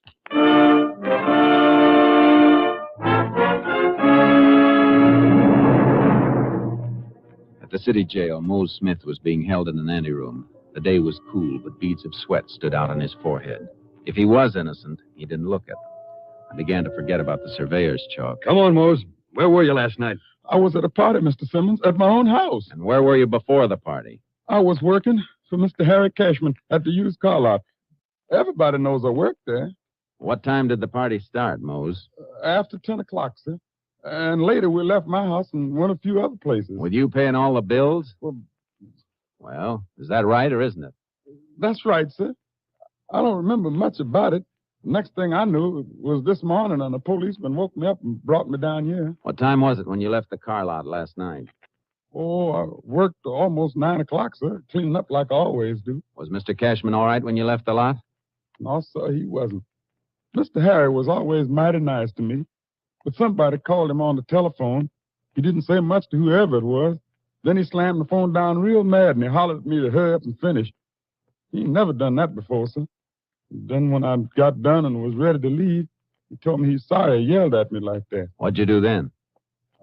I did some shopping for the party, got some food, a couple of jugs of Sweet Lucy. Where'd you get the money? Spill it, Mose. Cashman was robbed, and you had almost $300 on you this morning when you were picked up. It was my own money, sir, honest. You never got that kind of money working on a used car lot. 3 days ago, you were broke. You borrowed $2 from your landlady. You better count for that money, Mose. Where'd you get it? Well, from the numbers. Numbers? You mean you've been gambling on the numbers racket? Yes, sir. And yesterday my number hit, 424. I got my $500. That's how come I got money. You expect us to swallow that? Who paid you off, Mose? I don't know, sir. I don't know who he was. Are you trying to tell us you gambled on numbers without knowing who you gave your bets to? Please, sir. If I tell you who it is, Mr. Simmons is going to arrest him, and everybody will know I told. And if I don't find out, you're going to stand trial for murder. Everybody will know that, too. Oh, no, sir. Please. I never hurt Mr. Harry. Oh, I got the money from Jonas, one of the pen boys at the bowling alley. Jonas been booking numbers on the side? No, sir. He just worked for somebody for a little cut. All right, Mose. We'll check on your story. And it better be true. I told the truth, every word. Well, he's sounded on the level, Jace. And if he is, I'll be able to smash a hole in the numbers racket. Yeah, you can do that all right. But we'll still be shy of murderer.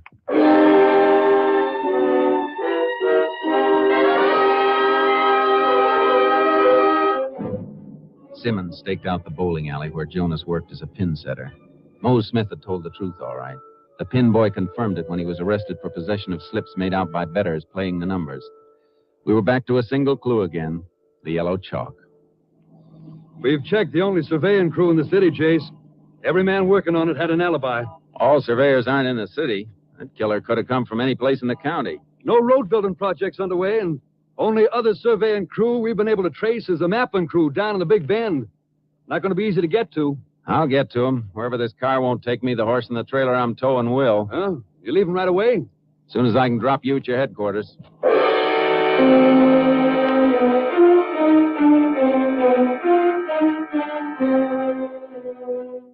I drove to the Big Bend to where the roads ran out, and I had to cut cross-country to reach the mapping crew.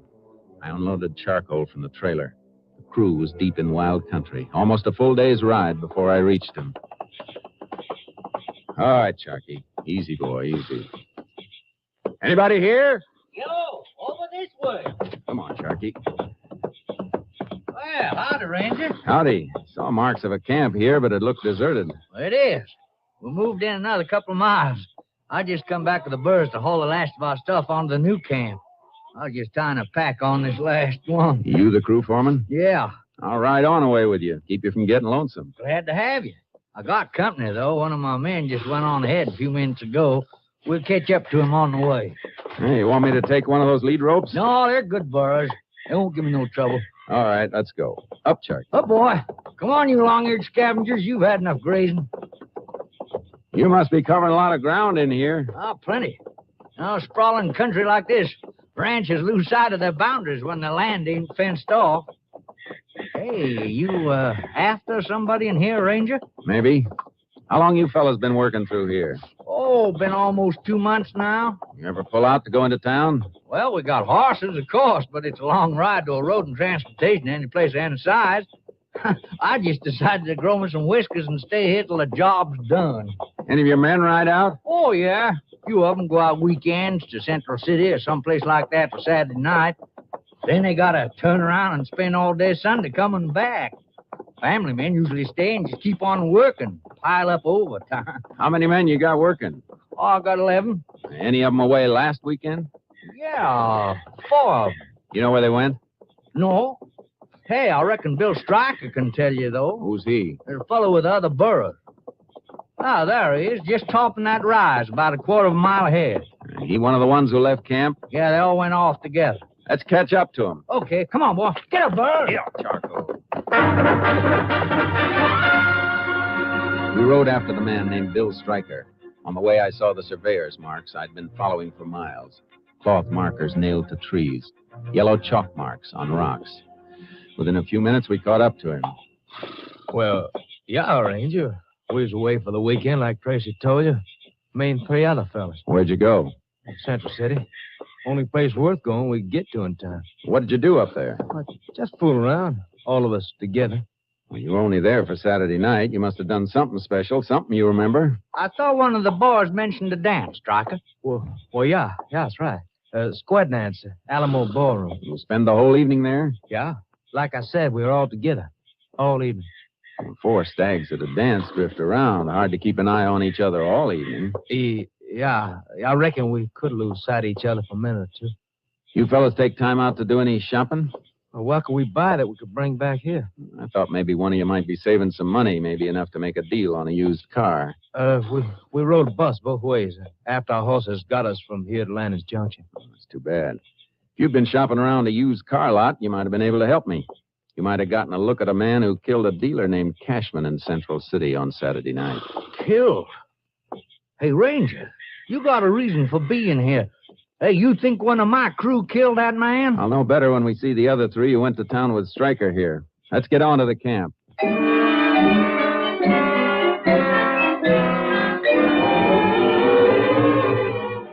It didn't help. They all told the same story. There were gaps, times during the evening when they drifted away from each other, but they couldn't pin it down to any specific time on the clock. I didn't have anything to take them in on, singly or together. They knew it, and I knew it. We camped with them overnight, then headed back to Central City Police Headquarters. Oh, howdy, Chase. How'd you make out? No good, Chief. We haven't turned up anything new either. Just a chance armed robbery, Chase. That's what it must have been. My feelings still buck at that, Simmons. Mose told us that Cashman was upset about a phone call. Stayed at the lot long after he should have gone home. There must have been a reason. Like what? Like somebody who wanted to see him, telling him to wait there. Yeah. Mose said the call made Cashman mad. Why'd they wait for somebody he was mad at? Maybe because they had some kind of a club they could use to make him wait, whether he liked it or not. You're still digging for something deeper than an armed robbery motive, then. That's right. Well, nobody's given us anything to back up any other motive. I know, but a man doesn't make a telephone appointment to be robbed and murdered. He makes it for something else. I'm going out to see Mrs. Cashman again.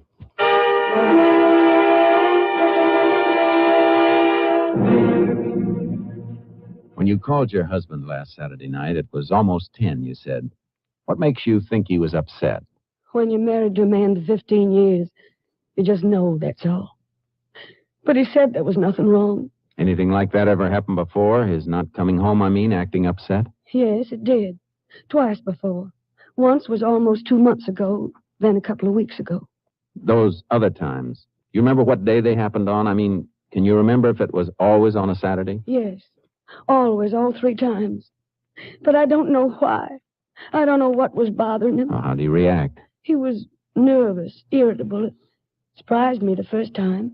Harry had never been that way with anybody. He snapped at me, the hired girl, apologized later, but the only one he didn't snap at was the baby. He just seemed to want to hold her in his lap, just sit there and rock back and forth, holding her. And then during the night, he kept getting up, going to a crib to look at her. I see. Ma'am, did your husband ever say he was worried about somebody trying to take little Ann away from you? Why, no. Who could take her from us? Both her parents were dead. Her mother agreed to the adoption before she passed on. You ever know the baby's father? Ever see him? No, he died before Ann was born. Killed in an accident. You're sure of that? Well, that's what Ann's mother told us. She couldn't have lied. You got a copy of the baby's birth certificate? Yes, right in this drawer. With a copy of the adoption papers we got from the court. Here's the court order. And the papers signed by Ann's mother, Dorothy Stryker. Stryker? Was the father's name Bill or William Stryker? Why, no. Here it is on the birth certificate. His name was Arthur Stryker. Came from Fort Worth. Ranger, what is it? I think I know who killed your husband now, and I'm beginning to figure why. You'll hear from me, ma'am.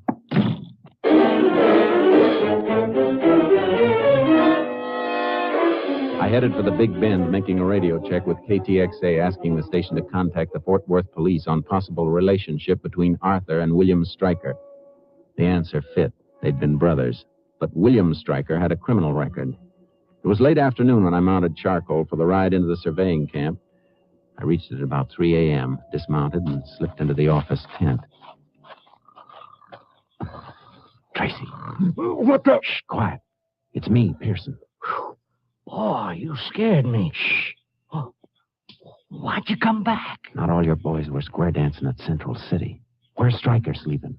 Oh, Stryker, huh? That's right. Out back, near where the horses are hobbled. We better be careful, Ranger. He's got a gun. Good. A test can give me the final proof I need if it's the same gun that killed Cashman. I'll come with you. If he wakes up before I get to him, you hit the ground and stay there, no matter what happens. Don't worry. I'm a surveyor, not a hero. There, under that tree. Branches and the moon got it all in shadow, though. He's not here. Somebody's trying to get away with one of the horses. Come on. Oh, he must have seen you out in the moonlight crossing to the tent. Get away from that horse, Stryker. You're in the light now. I can see you, too. It's something you won't say. Oh! Ranger, you're hit. Drop. Got him. Be careful. Might be a trick.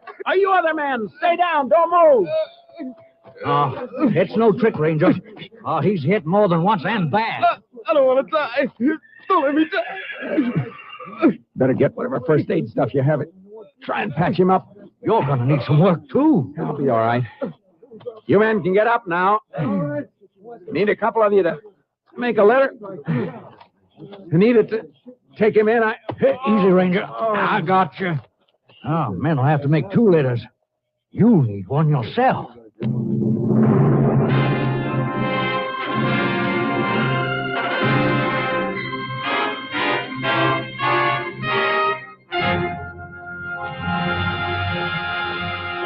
William Stryker lived long enough to confess his masquerade as the father of his dead brother's child and the murder of Harry Cashman. He was pronounced dead shortly after arrival at the nearest emergency hospital. Jace Pearson had 3 bullets removed from his body. They matched the bullet taken from the body of Harry Cashman. 6 weeks later, Jace Pearson reported back to his company, ready again for duty with the Texas Rangers.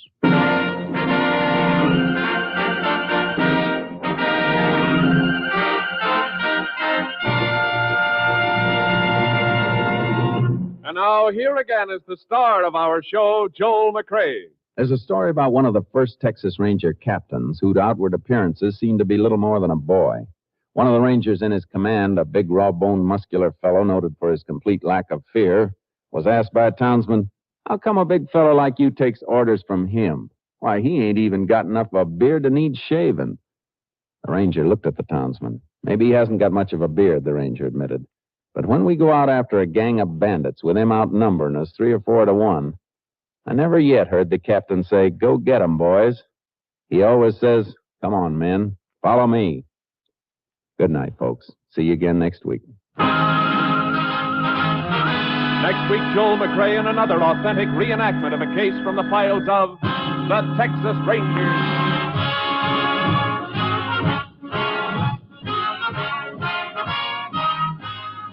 Joel McCrea is currently seen starring in the Universal International Technicolor production Frenchie. Tonight's cast included Tony Barrett, Joe Kearns, Tom McKee, Roy Glenn, and Barbara Luddy. This story was transcribed and adapted by Joel Murcott, and the program was produced and directed by Stacy Keats. Hal Gibney speaking.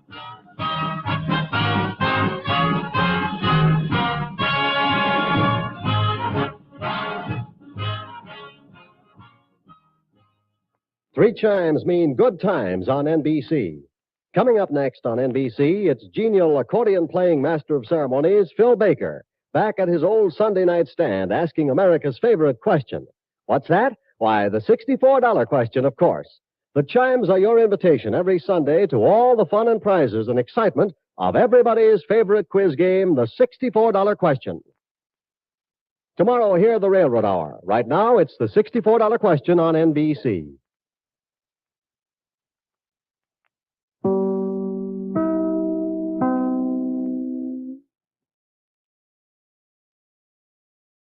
The National Broadcasting Company presents Joel McCrea in Tales of the Texas Rangers. Tonight, transcribed from Hollywood, another authentic reenactment of a case from the files of the Texas Rangers.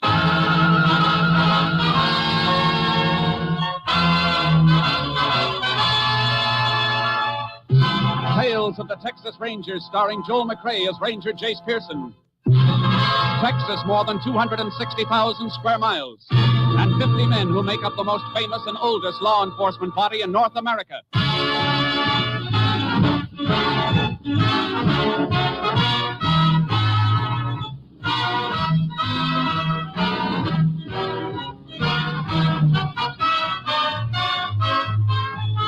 Now, from the files of the Texas Rangers come these stories based on fact. Only names, dates, and places are fictitious for obvious reasons. The events themselves are a matter of record.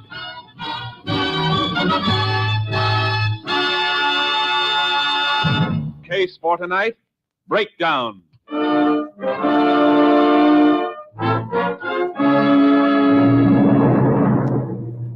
It is shortly after midnight, the beginning of Good Friday in the year 1937. Jim Wiley, constable of Romer, Texas, is driving through the lonely outskirts of his territory when his headlights pick out a car parked on the road shoulder. He brakes to a stop. Having some trouble? This heat conked out on me. I've been trying to get it started for half an hour. Maybe I can get it going for you. I know a little something about cars. Okay about trying? You bet. Go ahead.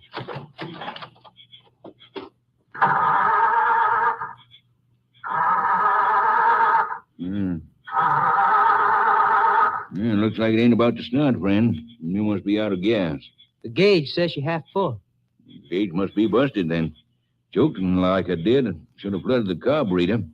If gas was feeding through, we'd get the smell of it. I better check the tank. Get a stick or something to shove in here for measuring, will you? You bet.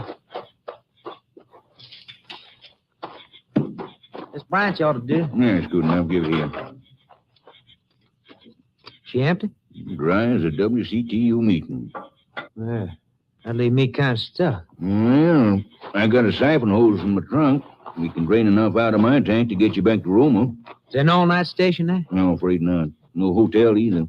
But I can put you up for the night if you don't mind bunking in the jail. What do you mean, jail? I'm the constable. Oh, I see. Well, don't worry. The jail's clean. Come on, let's go get that hose. Well, it's in here someplace, if I can find it. You got a match? You bet. It ought to be here someplace. I guess we'll let a lot of junk pile up. I can't hold this match much longer. Light another one. That's the last one to book. No. Well, you got that hose, haven't you? Well, no point getting snappy about it, stranger. How come you didn't know the gas gauge in your car was busted? It must have just happened, I guess. Seems to me there's a car just like yours on my stolen car list. I hope you got proof of ownership on you. I got it all right. In my pocket, pointed right square at your belly. Use your head, young fella. Stolen car is a bad charge, but it ain't nearly as bad as using a gun on a peace officer. Now, you better hand that gun over and come with me. Why, you hick, you small-town rube cop. You stinking rube cop. Go ahead. Go ahead. Reach for it so I can kick a face in. Go ahead. Don't be a loco. You can't get away with this. I've heard that before from other dumb cops. You never should have told me you're cops, you know. You never should. Something coming on your face. Come on your face. Get in that brush. Now you look, if they stop, you're going to get it right through the hole. You'll pay off for this. Help! Help! Help! Help! Cross country bus. Go on, Pop. Yell. Yell all you want. Try not to yell that motor. Go ahead. That's too bad, Pop. Nah, you and me gonna make a trade. Bullet from this gun in exchange for your car. What's the matter, Pop? Don't you like it? You'll get caught. They'll get you. The cop ain't born can take me. Come on, Pop. You're gonna die. Why don't you crawl a little? Why don't you beg a little? Maybe I'll change my mind. I said... Reckon you could kill me, but you ain't scaring me. I'll make it easy for you, Pop. But you gotta beg me a little. If you don't, I'll give it to you through the kidney. And that ain't nice, Pop. Takes a couple of hours to die that way. And it hurts, Pop. I know. I watched the cop die that way once before. He doesn't know what he's doing. That's it, Pop. Pray louder. Let me hear you. You're the one I'm praying for. You must be crazy. Praying for me. You rude cop. Let's see who you pray for in the next couple of hours. It hurts, don't it, Pop? And it's gonna get worse. You don't pass out till right near the end. Enjoy yourself, copper. Have a good time.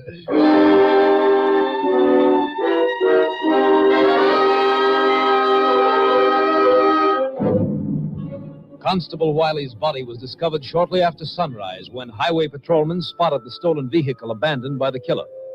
The sheriff was summoned, and he called for the help of the Texas Rangers. By noon of Good Friday, Ranger Captain Stinson was at the scene, accompanied by Ranger Jace Pearson. Wiley didn't die easy, Jace. Look at that. Yeah. Tried to crawl out to the road on a blood trail. Must have been in agony every inch of the way. Do you have any family? An invalid wife, 2 daughters, and 3 grandchildren. The man who did this might just as well have shot them, too. They'll feel the same pain Wiley did, only longer. With an alert out for Wiley's car, we might get a break. Killer may have been spotted in it somewhere along the line. I doubt it. He probably got where he wanted to go and ditched it before sunup. Medical examiner figured Wiley's been dead since about 3 a.m. Must have been shot a couple of hours before that. Gives the killer a good start, all right, Captain. Yeah. Let's get back to the road. We've got one thing going for us, though. The man we're after may have left some prints on the car he abandoned when he took Wiley's. Lab men flew in before we got here. They ought to be coming through with a report soon. Well, Steve Clark is in town waiting for it. He'll bring it out. I want you and Steve to stay on this case until it's cracked. It's one I'd enjoy cracking. Only lead we've got is that the abandoned car was headed west. Well, that's something, at least. You and Steve can start off in that direction. Hey, here's Steve now. Oh, yeah. Howdy, Steve. Howdy, Jay, Captain. You get the lab report? Yeah, Captain. It'll rattle your teeth. Here. Killer's been identified by fingerprints lifted from the car he ditched. Wiley was killed by Rex Lang. Rex Lang? Rex Lang? Yeah, no doubt about it. The prints were as clear as a bell. There's a copy of Lang's record attached to the report. I don't have to see that. I know it by heart. I wonder how long he's been in Texas. Yeah, they might have been here for a year or more. Last report on him was when he killed a policeman in Great Falls, Montana. Before that, he pulled jobs in Nebraska, Wyoming, and Iowa. He's blazed quite a trail. Yes, and I want that trail to end in Texas. It's the first time he's paid us a visit. I want it to be the last. He's not easy to catch. According to that report, he's been jailed only once, Idaho State Reformatory, when he was 16. That's about 8 years ago. Yeah, and in that 8 years, he's killed 6 people, 4 of them peace officers. The first one was the guard at the reformatory. Lang butchered him when he escaped. Look at this record. Look at it. Sent to the reformatory for beating his young brother half to death with a stove poker. Is that Lang's picture clipped on the report? Yeah, a mug shot taken at the reformatory. Well, that'll help us. I don't know, Steve. A big-boned 16-year-old kid. And we're looking for a 24-year-old man. He could have filled out plenty by now. Be hard to recognize. Well, there ought to be some description since then. Ought to be, but they're out. All the witnesses he's left are dead ones. Is this the complete report? Yeah, that's it, Captain. Oh, except this. Probably doesn't mean anything. The sheriff picked up this empty matchbook. It was just lying in back of where Wiley's car was parked here on the shoulder. Lab checked it for prints, but they couldn't pull anything off of it. Well, it might have been thrown from any passing car. Yeah, I guess so. Let me see it. Advertising on the cover. Grand Bowling Alley in Pintado. Pintado's about 70 miles west, Jace. And that's the way the car was headed. He couldn't pick up matches before he got there. Not unless he'd been in Pintado before and was headed back there again when he tripped over Wiley. Well, that's possible. Our trail leads west anyhow. Won't do any harm to check around Pintado when we get there. You're towing a double horse trailer, Jace, so you and Steve might as well ride together. Suits me. I'll unload my horse and put him in with charcoal. There's something about Rex Lang it might pay to remember. He was a ladies' man back where he came from, Pocatello, Idaho. All right, boy. Back out. Even when he was 14? Yeah, even then. It was a high school girl who smuggled in the knife he used to kill the reformatory guard. And there have been indications that he had a woman lookout with him on burglaries where his prints had been found. I'll get my trailer open for you, Steve. Thanks, Jace. Company for you, Charky. No, you stay in, boy. Now you climb in, boy. Come on, head on. Okay, Jace. I guess we're ready to roll. You'll hear from us, Captain. Jace, Steve. Yeah. What's the matter, Captain? You both know Lang's record. A killer with a crazy hate for all peace officers. So understand that what I'm going to say now is not in order. If you corner him, you'll have a mad dog on your hands. But I'd like to have him taken alive. That may not be easy, Captain. I know, but Rex Lang has become an idol to young punks and reform school toughs all over the country. Now, if we can put him on trial, convict him in a court of law, and have him executed by the state, it'll show those kids that society is strong enough to stamp him out like a flea. There's nothing glamorous about dying in an electric chair. But if you have to finish him in a fight, he'll still be an idol. He'll say Rex Lang was so tough we couldn't take him, we had to kill him. I understand, Captain. So do I. Now remember, it's not in order. I want both of you back alive, too. That's all. Come on, Steve. Let's go.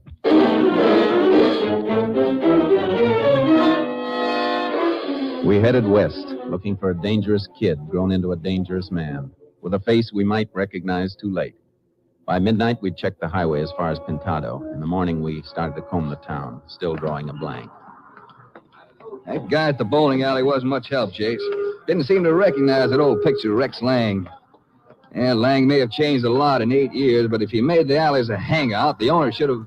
well, you know, Jace thought the face was a little familiar. Maybe yes, maybe no. Lang was blond and smooth-skinned as a kid. Hair might have darkened plenty since then, face and frame filled out. And he shaves now. A beard line changes a face. Yeah, he might have just passed through here and picked up those matches, so maybe they were just thrown out of a passing car. I know. Oh, we can't waste too much time on a lead that may be blind. How about some breakfast? There's a Mexican place across the street, Lobo's. That's for me. I'm so hungry, I'll even eat enchiladas for breakfast. Come on, let's cross. Easter Sunday tomorrow, Jace. Wish I could be home with the wife and kids. I even forgot to order flowers. Oh, wire the captain. He'll have some sense of the house for you. Yeah, didn't even think of that. Buenos dias, senores. Buenos dias. Howdy. Let's take the booth, Jace. I'm tired eating on counters. What can I get for you, senores? Here is the menu. I have everything. Fruit juice, couple of scrambled eggs easy with bacon, coffee, and toast. Si, senor. Buenos dias, senorita. I will be with you in a moment. You bet. Here I am starving. I don't even know what I want. Say, why don't you wait on the lady while I'm thinking it over? Of course, senor. Take your time. I thought you were hungry enough to eat enchiladas for breakfast. Yeah, the man double-crossed me. He gave me a choice. I just want a container of coffee to go, Lobo. Si, senorita. You want it blind? No, creamy sugar. And I guess I'll just double your order, Jace. Now, what's the move when we leave here? I haven't figured it yet. You want me to put it in a sack? You bet. How much? 10 cents, senorita. You know, Jace, maybe we should go back. Wait a minute, Here Steve. you are. Huh? 50 cents change. Gracias, senorita. You bet. Sit tight, Steve. Oh, ma'am. Just a minute. You speaking to me, Ranger? Yes, ma'am. I happened to look out of the booth and saw you. Don't I know you from someplace? I don't think so. You sure look familiar. You live here in Pintado? You bet. I must have met you the last time I was through here about 2 years ago. Now, your mistake, Ranger. I've only been here 6 weeks. Oh, well, where'd you come from before that? Fort Worth? That's your hometown? You bet. That's one on me. You sure did look familiar. Excuse me, please. You bet. We have the wrong senorita, no? Maybe. Grab your hat, Steve. Why? What was that all about? Something hit me when she was talking. Notice how she kept saying, you bet? Yeah, what about it? That reformatory report about Lang. The part about his habits, you bet, was his favorite expression. Now, wait a minute, Chase. Lang may have changed, but I doubt if he's turned into a girl. No. But she picked up that expression someplace, Steve, from somebody who uses it regularly. And it could be Lang. Well, it's as good a lead as that matchbook, Chase. It's worth following. I think so, too. Come on. Let's see where she's taken that coffee.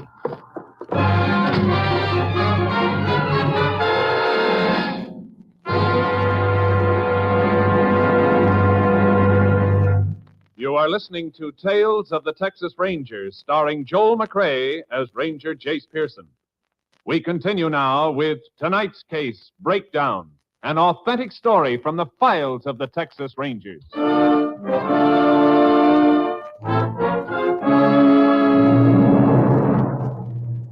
We followed the girl, hoping she was taking the coffee to Rex Lang. The hope exploded less than 2 blocks from Lobo's Cafe when she turned into the doorway of a jewelry store, not far from where my car was parked. Doesn't look like the sort of place we'd find Lang in, Chase. And she went into the back of the store. Look through that corner of the window. Yeah. There's the container of coffee on that bench right beside the watch repairman. She must have brought it in for him. Guess he's the boss. Looks that way. And he can't be Lang. He must be 60 or more. Chase, get back a little. What is it? She came out of the back. She's behind the counter now. And she's working there then. Let's not take any chances on being spotted. Drift back this way a little. Yeah, that's good enough. She'd have to come out to see us now. Got to keep a tag on her. If she's Lang's girl, she'll lead us to him. Well, even if she is his girl, no telling how often he sees her.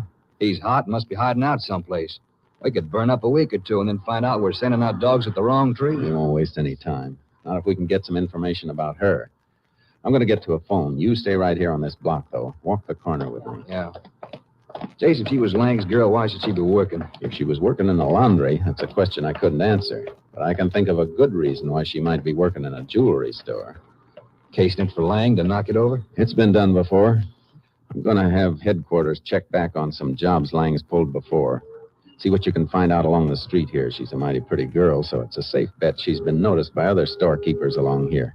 Maybe one of them knows her name and where she lives. Chase, we don't want to tip our hand by asking too many questions. Don't make them sound like official questions. Make them sound like you're just another man who's seen a pretty girl. Okay. But you ever mention this to my wife, and you and me are going to tangle. Get going. I'll make my call and meet you at the car later.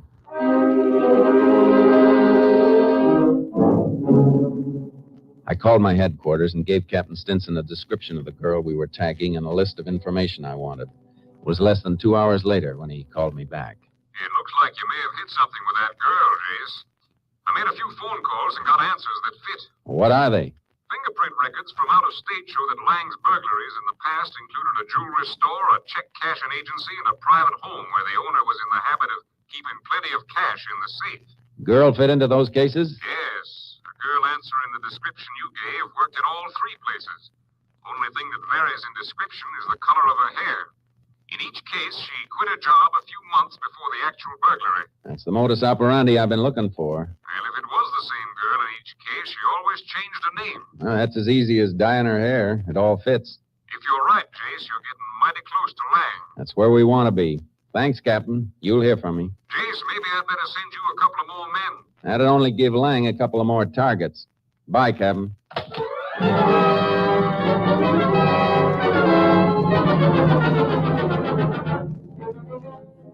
The girl was shaping up like the extra joker in a poker game. By the time I got back to Steve Clark, he had a rundown on her. The name she was using in Pintado was JoJo Deering. That night, the stores were open late for the last-minute Easter shoppers, but finally the lights went out. We followed the girl to her home and staked out to wait. 5 minutes later, she came out again. Hey, Jace, look. She's changed her clothes. Yeah, wearing jeans and a jacket now. Yeah, but why? I don't know. She's moving for her car. I'll let her stay about a block ahead. Don't want to tag her too close with this horse trailer behind us. Right. Yeah, she's pulling out now. So are we. Steve, I got a feeling we're moving in for the finish. Why? The way she's dressed. Not the way she'd dress for a date in town, but it is the way she'd dress to go to Lang if he was holed up in some off-trail spot. Works during the week, goes off to meet him on Saturday nights. Yeah, Jace, it adds. We'll know soon enough. She's turning for the highway out of town.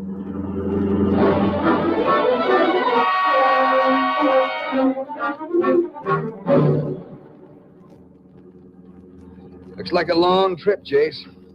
Hey, where is she? Took a turnoff up ahead. You reach in the back and get a Tommy gun. Well, the captain said he wanted Lang alive, remember? I know. If we have to stop that car later, she picks Lang up. I want to make sure we can put it out of commission. Okay. Hey, we're crying out loud, I'm Jace. sorry, Steve. Sharp turnoff there. Grab a look at the map. Where does this road lead? I don't need the map. This is State 61. Nothing down here for more than 100 miles except for a few run-down Mexican settlements. I'm going to cut off my headlights. This road gets kind of rough, Jace. Can't help it. I can follow her taillight without her knowing we're behind her. Yeah, you're right. Odd anything comes through here, she'd scare in a minute. But she'll roll a lot easier if we weren't dragging that horse trailer. I got a feeling we may need it. No need for her changing her clothes like she did if she's going to stay in the car. Any place in here where she could pick up a horse? Yeah, about 10 more miles. Ranch owned by an old Mexican woman. All she's got is a couple of horses. Can you think of any place near there where Lang might be hiding out? Yeah, about 3 or 4 miles back in the hills. Used to be a mine there. A couple of them, in fact. They're abandoned, Jace. Isn't there a road to the mines? No, nothing but a rough burro trail. It's tough country to get into. If Lang's there, it's going to be tough country for him to get out of.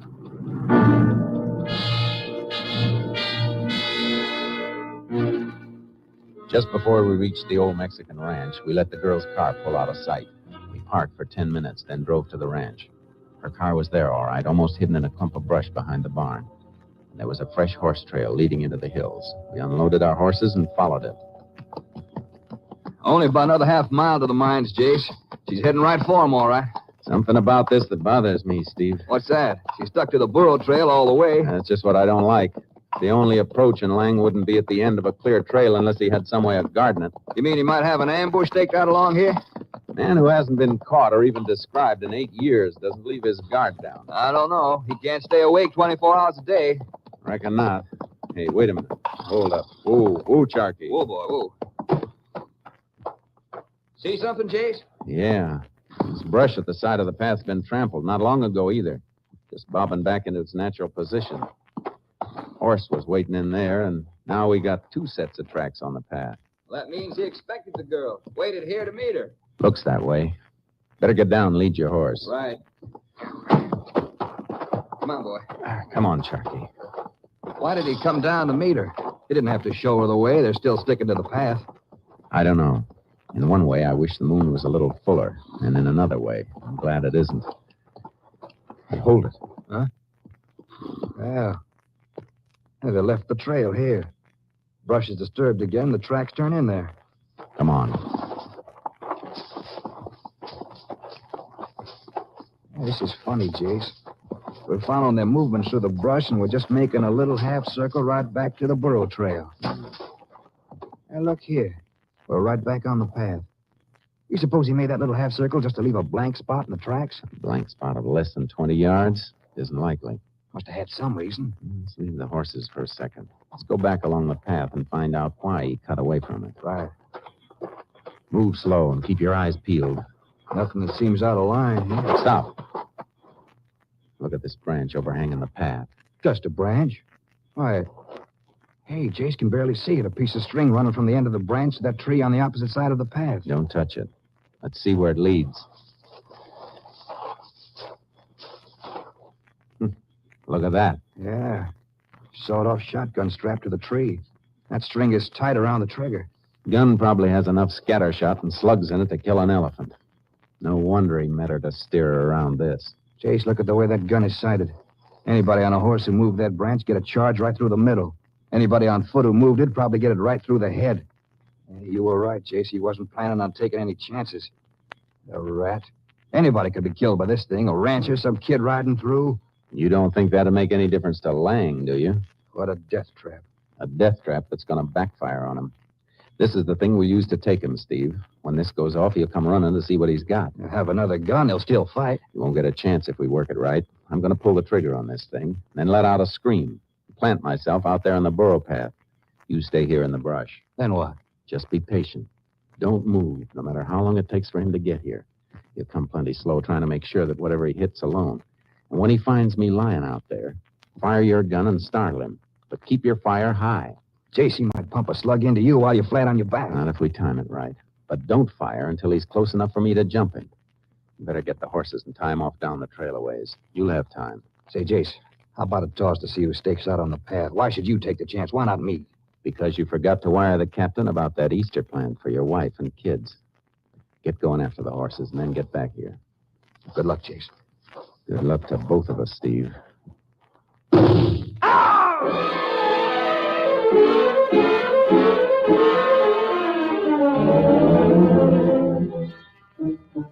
I planted myself in the path and waited.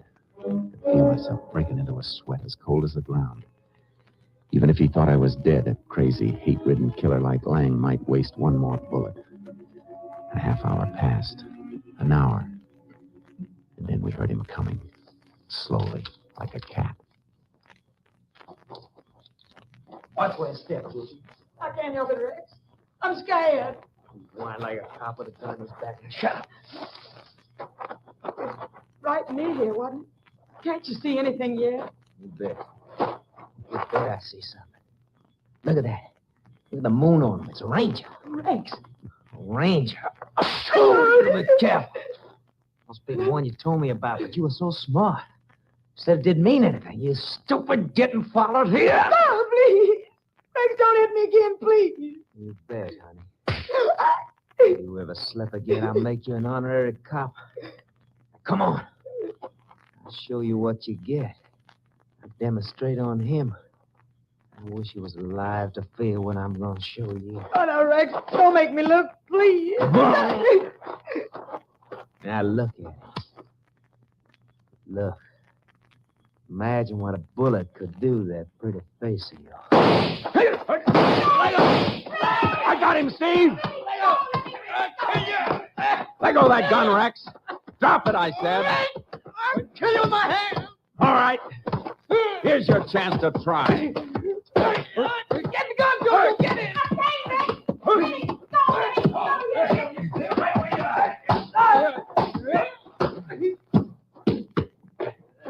Hey, you want to get up, try again, Rex? Or is that enough? No. I come with you. Shall I cuff you together, Jace? Yeah.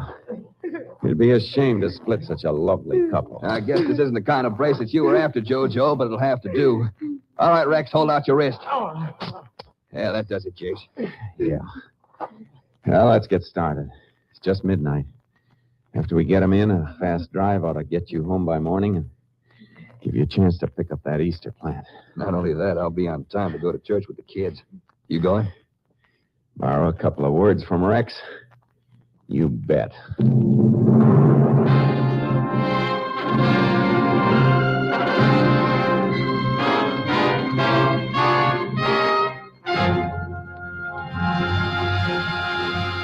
Tried as an accessory in the many crimes committed by Rex Lang, Jojo Deering was convicted and sentenced to a 50-year term in the women's prison at Goree.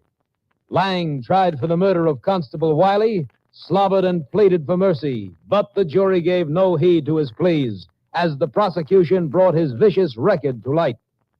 Found guilty of murder in the first degree, Lang was sent to Huntsville Penitentiary, where on the morning of November 4th, 1938, he died in the electric chair.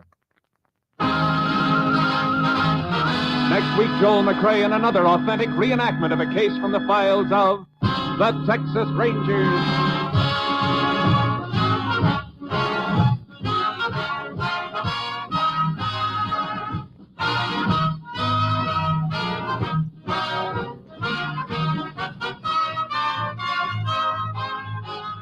Joel McCrea is currently seen starring in the Universal International Technicolor production Frenchie.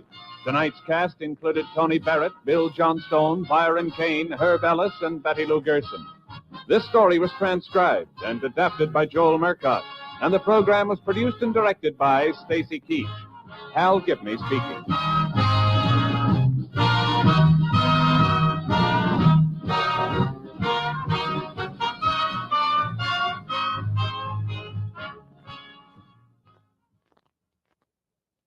Three chimes mean good times on NBC. There's fun, excitement, and prizes next on NBC as accordion-playing MC Phil Baker gathers contestants around the microphone to see if they know the answer to America's favorite question. What question is that? Why, the $64 question, of course. You're invited every Sunday for Laughs with Phil Baker and the $64 question. Tomorrow, enjoy the telephone hour. Now it's the $64 question on NBC.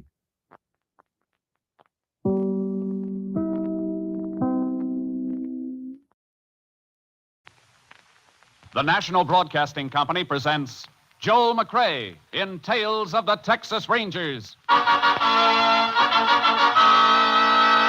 Tonight, transcribed from Hollywood, another authentic reenactment of a case from the files of the Texas Rangers.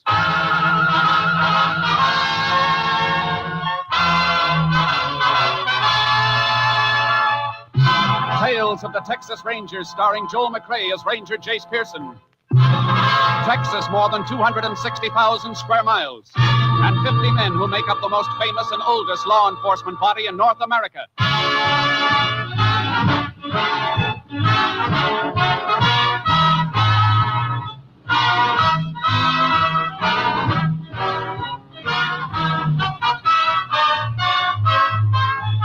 Now, from the files of the Texas Rangers come these stories based on fact. Only names, dates, and places are fictitious for obvious reasons. The events themselves are a matter of record.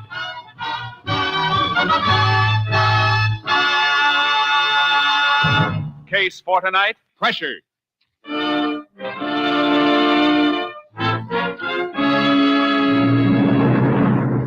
It is 11 p.m. of Saturday night in January 1933. Sheriff Russ Morton drives his car to the end of the well-lighted main street of Lingwood, Texas, and turns onto a narrow wooden bridge that crosses the railroad yards and leads to the Negro quarter of town on the far side of the tracks. In the car with the sheriff is his deputy, Sam Billings. Both men are uneasy. Doesn't look like there's much doing across the tracks, Sam. I don't get it, Sheriff. I was over here less than an hour ago, and the cafes was packed so thick you couldn't stir 'em with a stick. Oh. Who sent out to call for us? Pedro at the Cantina Cafe. I didn't get half of what he said. He sounded scared to death. Just kept yelling to come get old Lucifer out of his place. Old Lucifer? Can't imagine him stirring up no trouble. Oh, neither can I. But, Sam, I don't like the look of this. There isn't a light shown in the whole quarter. Not even in shack or shanty. Might have been a knifing, Sheriff. Oh, a knifing might make one place go dark, but not all of them. Cantina's off left, off the next street. Nobody on the streets, not even a dog in the prowl. If old Lucifer is behind this, he sure sent everybody running for cover. Now, how could an old man like... Sheriff, look. Cantina ain't open either. Guess Pedro got old Lucifer to leave without waiting for our help. Yeah, then closed up tighter than a drum. Why? I can't figure it. What are we going to do now? We're going to find out what's wrong over here. Keep your eyes peeled. I'm going to comb these streets until we find a light or somebody stirring. Better reach over and back and get that shotgun. Right. Never saw nothing like this before, Sheriff. Neither have I. There's... Throw the spotlight on, Sheriff. That doorway over there. Oh, it's old Lucifer. Yeah. Stand right where you are, Lucifer. Don't move. Look at him, Sheriff. Something all over his shirt, his pants, and his hands. Yeah, no need to look at him twice. It's blood. What happened to you, Lucifer? What's the matter over here? It's my doing, Mr. Sheriff. All my doing. Ain't nobody to blame but me. You got blood all over you. And it doesn't look like it's your own. Who are you fighting with? Somebody in Pedro's place try to jump you? No, sir. I ain't had no trouble with nobody here. I had my trouble out to the farm where I work. Out of the farm? Yes, sir. I just walked into town a little while ago, trying to get up my nerve to turn myself in. Sheriff, I killed Mr. Redford. I shot him dead. What? You killed your boss, Mike Redford? Yes, sir. I done it, just me. We got to arguing, and I shot him dead. No wonder there ain't a light on over here. You can tell us the rest of it at the jail, Lucifer. Right now, you better get in my car fast before this news crosses the tracks. Yes, sir. We're in for trouble, Sheriff. Mike Redford's been mighty popular around here. Yeah. Get in back, Lucifer.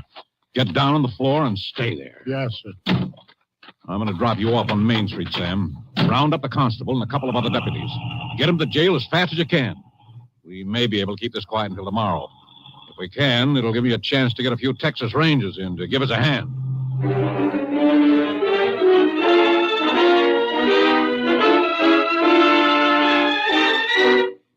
The news of Mike Redford's murder struck the town on the afternoon of the following day. But by that time, Sheriff Morton had help.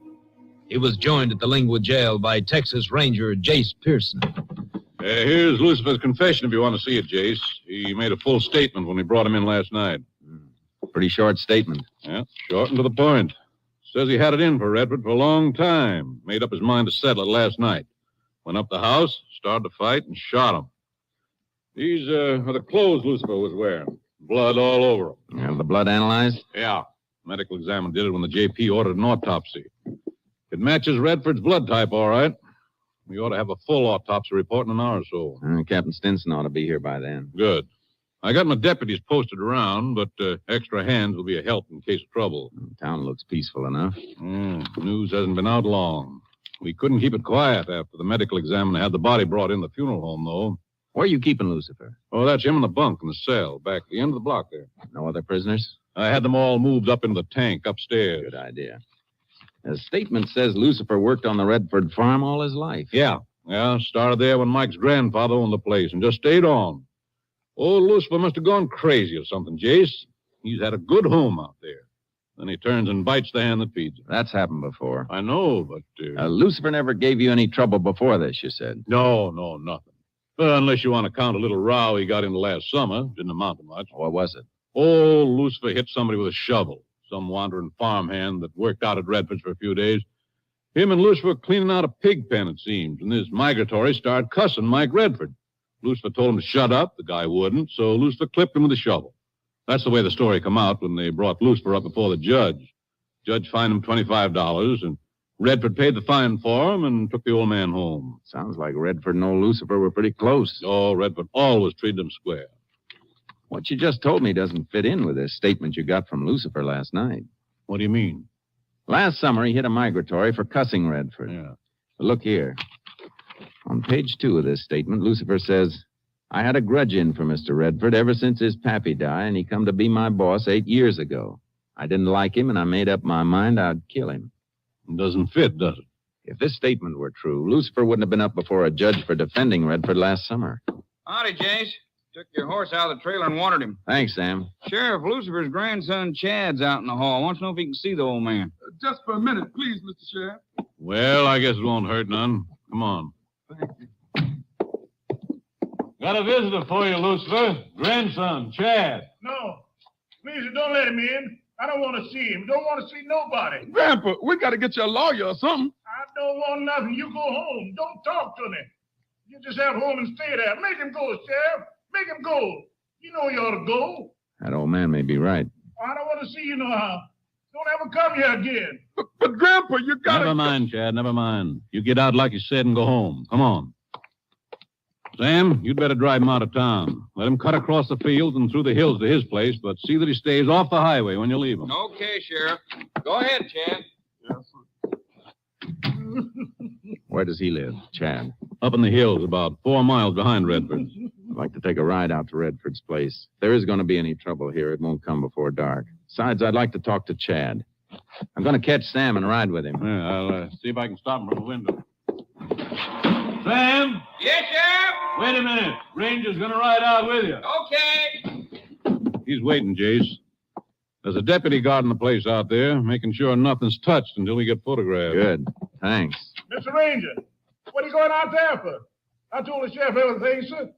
No need for you to be going out there. Maybe there's no need for you being behind those bars either, Lucifer. I'd like to make sure.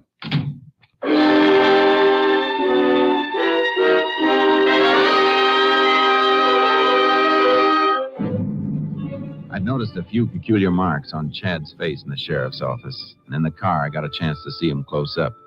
They looked like scratch marks, and the edge of a dirty bandage showed beneath the frayed cuff of his shirt. You took a full chance walking into town, Chad. People are mighty hot about Redford getting killed. My grandpa would never kill him. One who'd know that best is your grandpa. He says he did kill him. Came in with Redford's blood over him. Yeah, an awful lot of Redford's blood, judging by the clothes the sheriff is holding. Where were you last night, Chad? I was home, back in the hills. Anybody with you who can verify that? I said, was anybody with you? No, I was alone. What do you mean alone? Ain't your wife there? Wasn't she with you? I wasn't at the shack. I was just around it. Doing what? Just walking around, that's all. Is that how your face got scratched up walking around in the dark? One of your eyes looks kind of puffy, too, like you got hit. I got that chopping wood. A piece of kindling flew up and hit me. A piece of kindling hit you on the wrist, too? Pull that sleeve of your shirt up. I got to cut that, that's all. Just a cut. How'd you get it? Come on, Chad. Your place is only a mile up behind Redford's. Were you on the Redford place at all yesterday? Sure, but not last night. Only in the afternoon. What were you doing there? I just went by to see my grandpa, that's all. About what? To get the lender some money. He give it to you? No. Why not, Chad? You've been mooching on the old man for years. He never turns you down for anything. Why didn't he give you the money? Because Mr. Redford, he saw us talking and he come out the house. He told Grandpa not to give me it. He said I was no count or I'd be earning my own and not borrowing from my old man. Mr. Redford, he ain't never liked me. Told me to get off the place. I didn't want no trouble, so I got. And you just walked around in the hills near your house without going inside where your wife could see you, huh? I don't like the smell of that story, Chad. Maybe you never left Redford's place. I did, I tell you. Honest, Mr. Sam, Mr. Ranger. My wife can tell you that. I did go home last night. For a minute. I left the house because me and my wife had a fight. Nothing new about that. She got mad when I didn't bring no money back. We went round and round, and she throwed something at me, and I hit her, and she scratched me up, cut my arm with a bread knife. That's when I run out. You didn't go back to Redford's after that? No, sir, I swear it. I never did go back. Here's the best place for you to get out, Chad. Got anything else you want to ask him, Jace? No. All right, Chad. You can go. Yes, sir. Thank you. Thank you very much. I'm just wondering if the old man couldn't be covering up for him. You think he was lying about that fight with his wife? Could be. Although his women does have a temper. They had it out hot and heavy before. How does he make a living back in the hills? Well, they don't. They live in an abandoned shack up there. He couldn't pay rent no place, and he ain't worth his salt. When he first got married, he tried to move his woman and himself into Lucifer's place, but Redford wouldn't have it nohow. If anybody was toting a grudge against Redford, I'd bet on Chad, not old Lucifer. It's a cinch somebody was toting one, or Redford wouldn't be dead.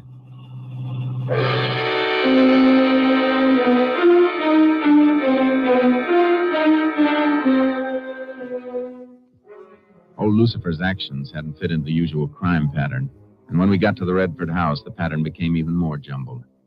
Except for the body having been moved, everything was left as the sheriff had found it. The body was laying right here, Jace. You can see the stain on the rug. Yeah. Furniture knocked around. Must have been quite a fight. A broken bottle over here. Yeah, sheriff figured that's what finally knocked Redford out. Then he got shot while he was out cold. What made the sheriff so sure of that? Well, the body. Bullet fired right into the head from close up. Burns on the face. And no blood around except that one spot on the floor. And those handprints Lucifer left on the furniture and the wallpaper. Those handprints are what bother me most. Why? If Lucifer shot Redford, why didn't he just back off and get out of here? How'd he get blood all over him? And why'd he smear it all over everything like a kid with a 10-cent tube of red paint? Yeah, I see what you mean. Does seem like it was kind of deliberate. You think an old man like Lucifer could have wrecked half this room fighting a younger man like Redford? Ranger, I guess the sheriff and me didn't think of a lot of things now that you're pointing them out. It's not your fault. You thought you had a clear case and a confession. That makes it easy to overlook things. Young fella like Chad might have put up quite a fight with Redford. What about the gun Redford was killed with? Well, we haven't got it. Lucifer said he threw it into some bushes on the way into town. Couldn't tell us where. Weapon might have been a 32 or 38. Autopsy will tell us when we get the slug. All right, let's get back to town. If the old man is covering up for his grandson, how are we going to break him down if he keeps on Wait saying... a minute, Sam. Look at this. On the cupboard. What? 2 whiskey glasses. Yeah, and both of them full. Ring on the wood here shows where the bottle was standing. Looks like Redford poured 2 drinks, one for himself and one for somebody else, but they didn't get to drink them. Fight probably started before they got a chance to bend elbows. We know the bottle was used to knock Redford out. Hey, that kicks a hole in what we've been thinking. A big hole.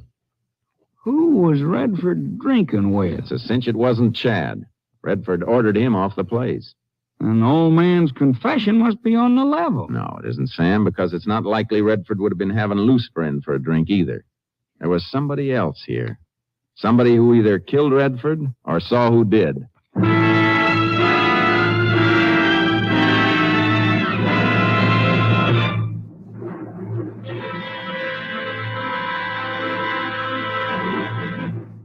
You are listening to Tales of the Texas Rangers, starring Joel McRae as Ranger Jace Pearson. We continue now with tonight's case, Pressure, an authentic story from the files of the Texas Rangers.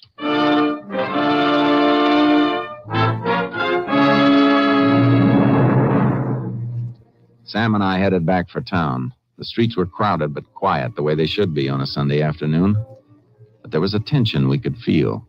We made one stop at the funeral parlor for a look at Redford's body.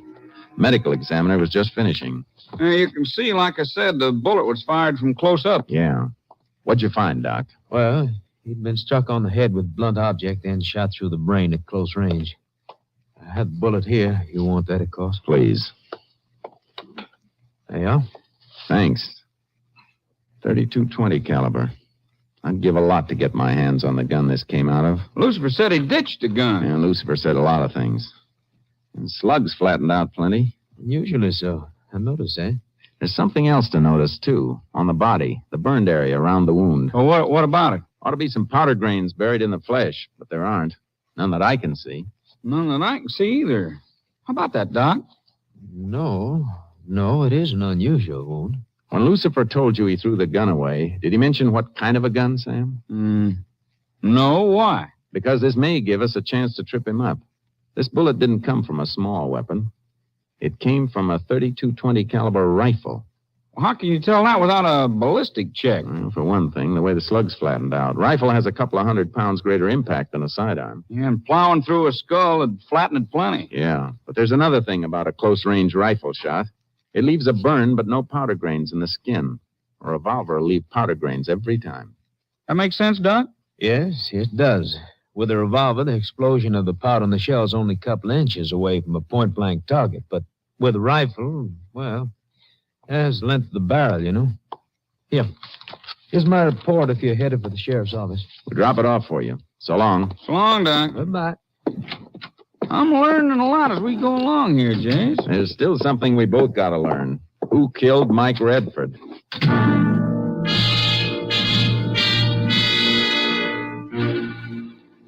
There were a couple of ranger cars outside the jail when we got there. Men from my company were standing casually at points along the street. But they weren't as casual as they looked.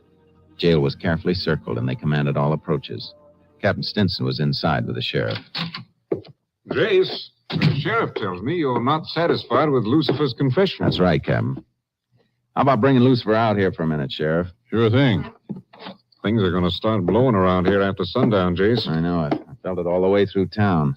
All it needs is some hothead to start it off. Well, if it starts, we'll stop it. Well, maybe there won't be no trouble. Well, town's pretty crowded, Sam.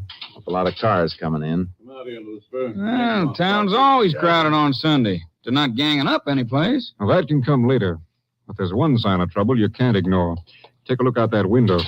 There's not a woman in sight all the way down Main Street. The men are coming in alone. Here he is, Jace. Thanks, Sheriff. Lucifer, you said you killed Redford and then threw the gun away. That's the honest truth, Mr. Ranger. Where'd you throw it? I don't remember, sir. Was it a gun like this one in my holster? Well, was it? Maybe. Guns look all the same to me. Or was it about the size of this one? All guns is about that size, sir. Not all guns, Lucifer. You're not telling me the truth. Because Redford wasn't killed with this kind of a gun. He was killed with a rifle. You're covering up for Chad. No, sir. Chad had nothing to do with it. It was me, just me. Listen to me, Lucifer. You think Chad killed Redford, but I don't. If you want to help him, open up and tell the truth. Oh, Chad couldn't have done it. He left the place when Mr. Radford run him off, honest. I see him leave. Then what happened? I went to my house, and after it got dark, there was a gunshot. It came from Mr. Redford's house. I left my place, run over to see if anything was wrong, and... Redford was dead when you found him. Then how did he get blood all over him, Jace? He'll tell you, Sheriff. Go on, Lucifer. I lifted him a little to hold his head in my lap. I begged him to talk to me, to say something to old Lucifer. I known him since he was a little boy. Watched him grow.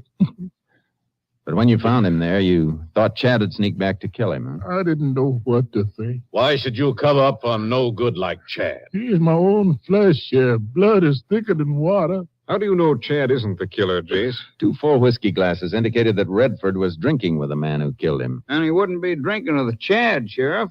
It ain't the... Come in. Howdy, Sheriff. Yeah. Sam, Rangers. Howdy, Flam. What's on your mind, Flam? Well, some of the men have been talking around town, Sheriff.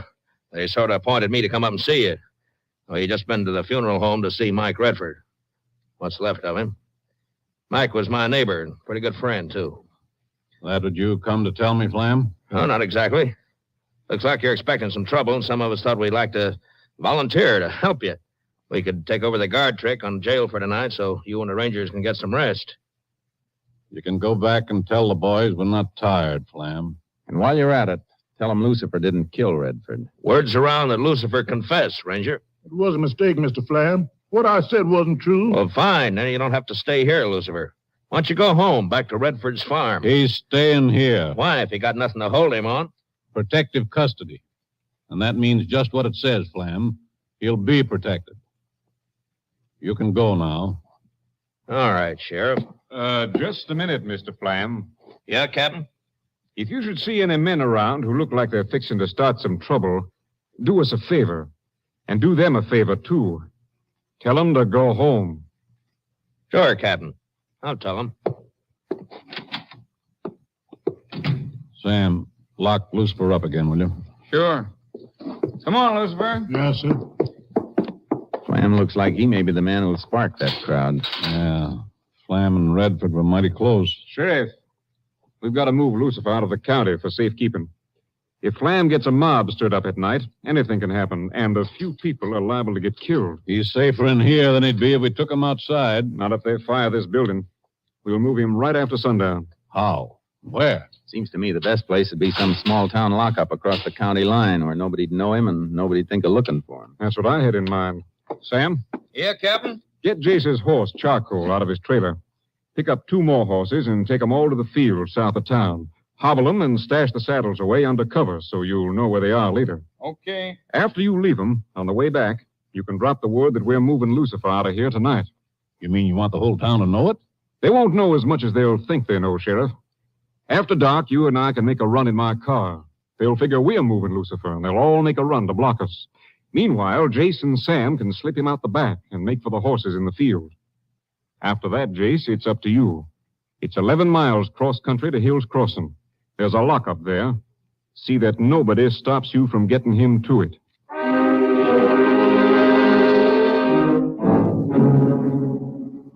We waited until dark without turning on a light in the building. Then Captain Stinson, the sheriff, took one of the deputies covered with a blanket and made a run for the captain's car, while Sam and I took Lucifer out the back. We ran across the field where the horses had been left and began to saddle them. Listen. Sounds like the sheriff and your captain have hit trouble, Jace. Probably somebody tried to block the road and kept scaring them off. Hurry with that last Yeah, thing. ready to go, Jace. After I take this one hobble off. Good. Come on, Lucifer. I'll give you a boost. Yes, sir. Here's Charcoal, Jace. Ready to run. Thanks. Steady, boy.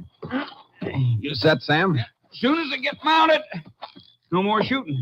No. Captain discourages them quick. Yeah, but by now that crowd may know they ain't got Lucifer in the car. Too late to do them any good. This is going to be a rough ride for you, Lucifer. Let us know if you want to slow up or stop. I'll be all right, sir. Good. Let's ride.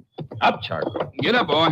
Come on. Just hang on the horn, Lucifer. Yes, sir. Come on, boy. Up.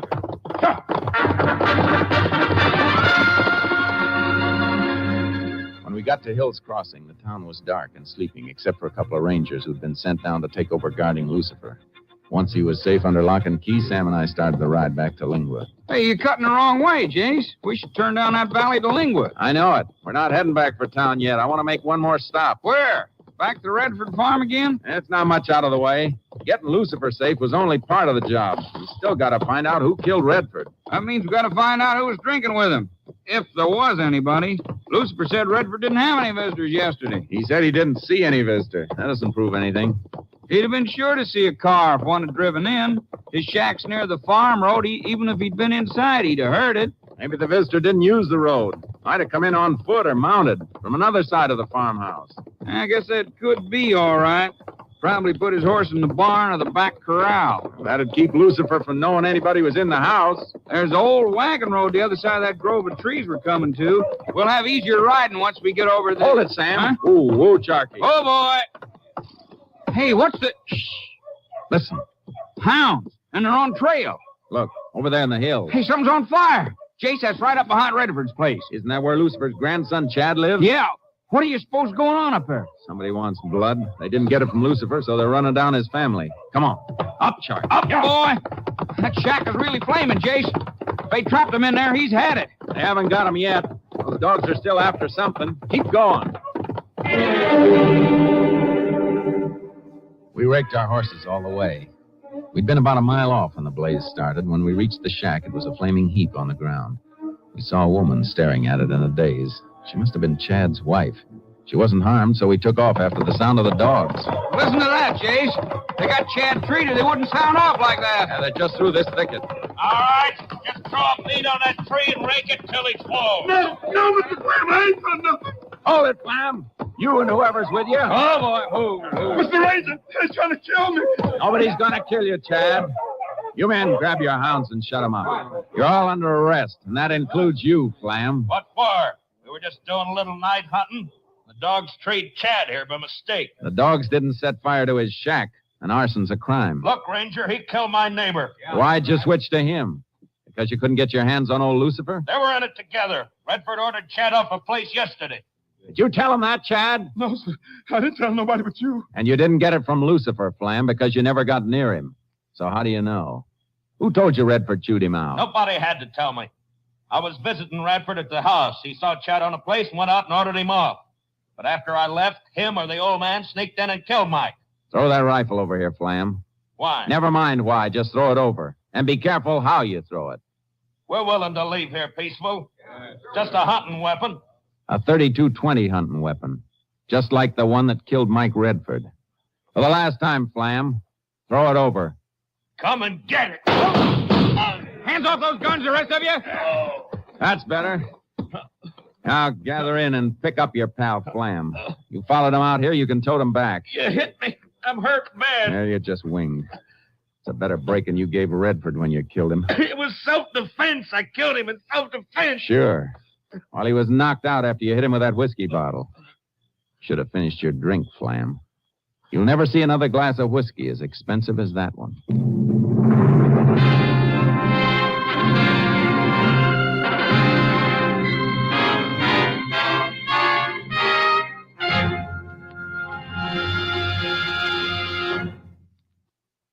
Jack Flam confessed to the murder of Mike Radford. His statement disclosed that the killing had been the result of an argument over ownership of a strip of land between his farm and Radford's.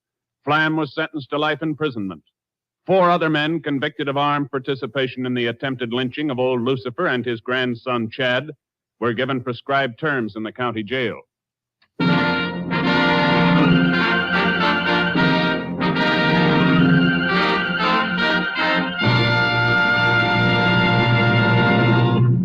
And now, here again is the star of our show, Joel McCrea. There are thousands of people living today who have survived only because of the Red Cross. These people will never have to be reminded of its great service to humanity. But this year, the Red Cross drive has fallen short of its needed goal. So give to the Red Cross, won't you? And invest in humanity. Good night, folks. Next week, Joel McCrea in another authentic reenactment of a case from the files of the Texas Rangers.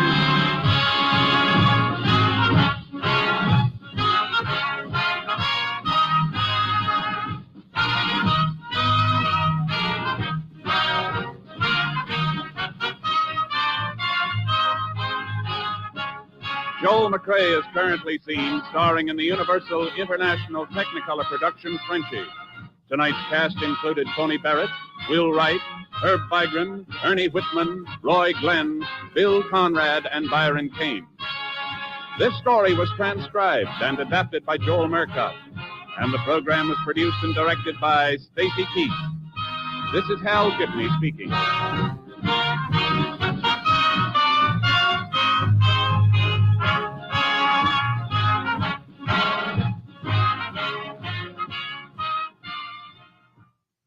Three chimes mean good times on NBC. Coming up next on NBC, it's the $64 question. Accordion-playing quizmaster Phil Baker gathers another group of contestants around the microphone to play your favorite quiz game. And there are prizes for the lucky participants and excitement and laughs for you at home. Join Phil Baker now as he asks America's favorite question, the $64 question on NBC. The National Broadcasting Company presents Joel McCrea in Tales of the Texas Rangers. Tonight, transcribed from Hollywood, another authentic reenactment of a case from the files of the Texas Rangers.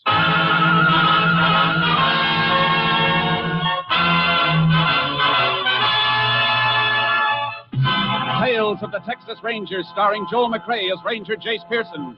Texas, more than 260,000 square miles, and 50 men who make up the most famous and oldest law enforcement body in North America.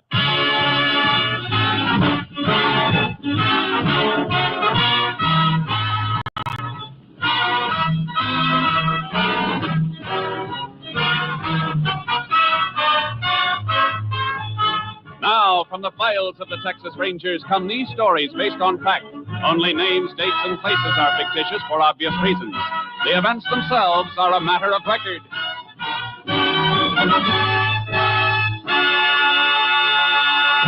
Case for tonight, Bad Blood.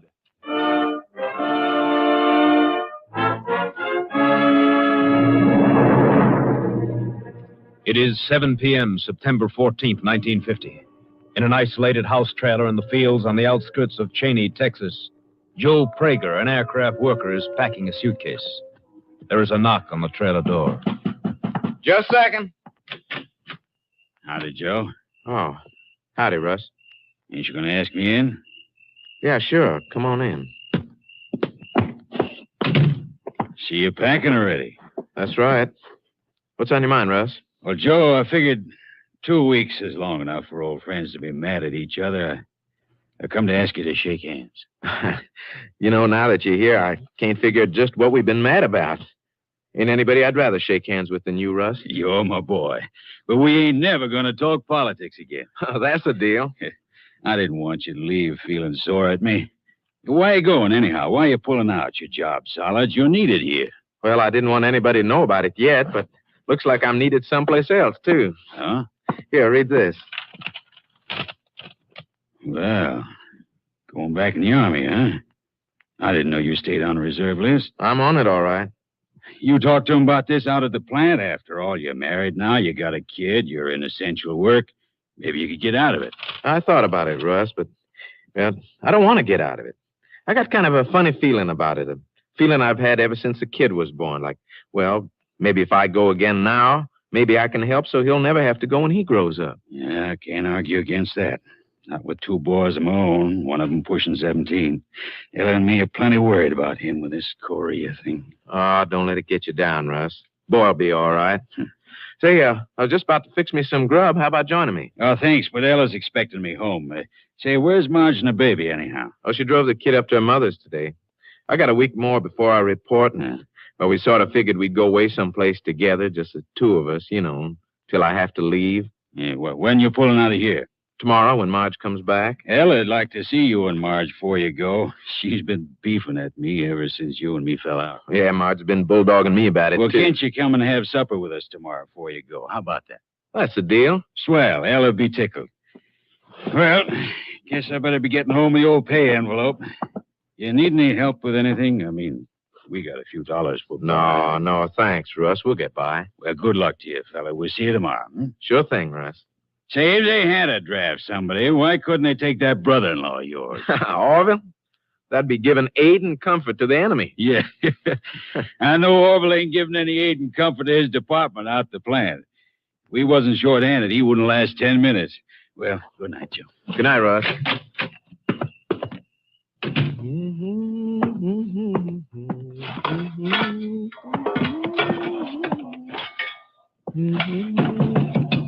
Just a second. You forget something? Oh, it's you, Orville. Yeah, it's me. Russ was just here. I thought it was him coming back. I know he was here. Been waiting out back long enough, waiting for him to leave. You could have come in. Russ don't bite. He doesn't like me. Reckon that's your fault, Orville. Oh, sure. Everything's my fault. How come you sticking up for him? Thought you and him wasn't talking. We are now, and I don't think it's any of your business. What do you want, Orville? Joe, I need some help. I got my check cashed, and I guess I didn't notice it till I was almost home. I got a hole in my pocket.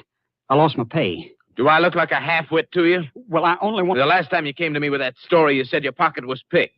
And the time before that, you said you got stuck with a loan you signed for somebody. That's right, Joe, honest. Stop using the word honest, Orville. Doesn't sound right coming from you. If your money's gone, you lost it in the pay-night crap game at Holland. I haven't been near Holland's in weeks. Oh, Joe, you gotta help me. My wife will buck like a maverick under a branding iron if I don't bring some money home. You and Sis got some side money. I know you have. I ain't denying that, but this is one time you ain't dipping your hand into it. Yeah, take a look at this paper. Go ahead, read it. Drafted, huh? Going to play soldier again and leave my sister with a kid to take care of. She and the kid will be taken care of, Orvie. I'll see to that. You never had to give us anything, and you never will. Joe, I need money. And I ain't leaving here without it. There's nothing here for you, Orville. Better try someplace else. I said I wasn't leaving without that money. Well, I reckon you'll be here a long time then, Orville. You have to excuse me. I'm going to fix my supper. I ain't going to ask you again, Joe. Glad to hear.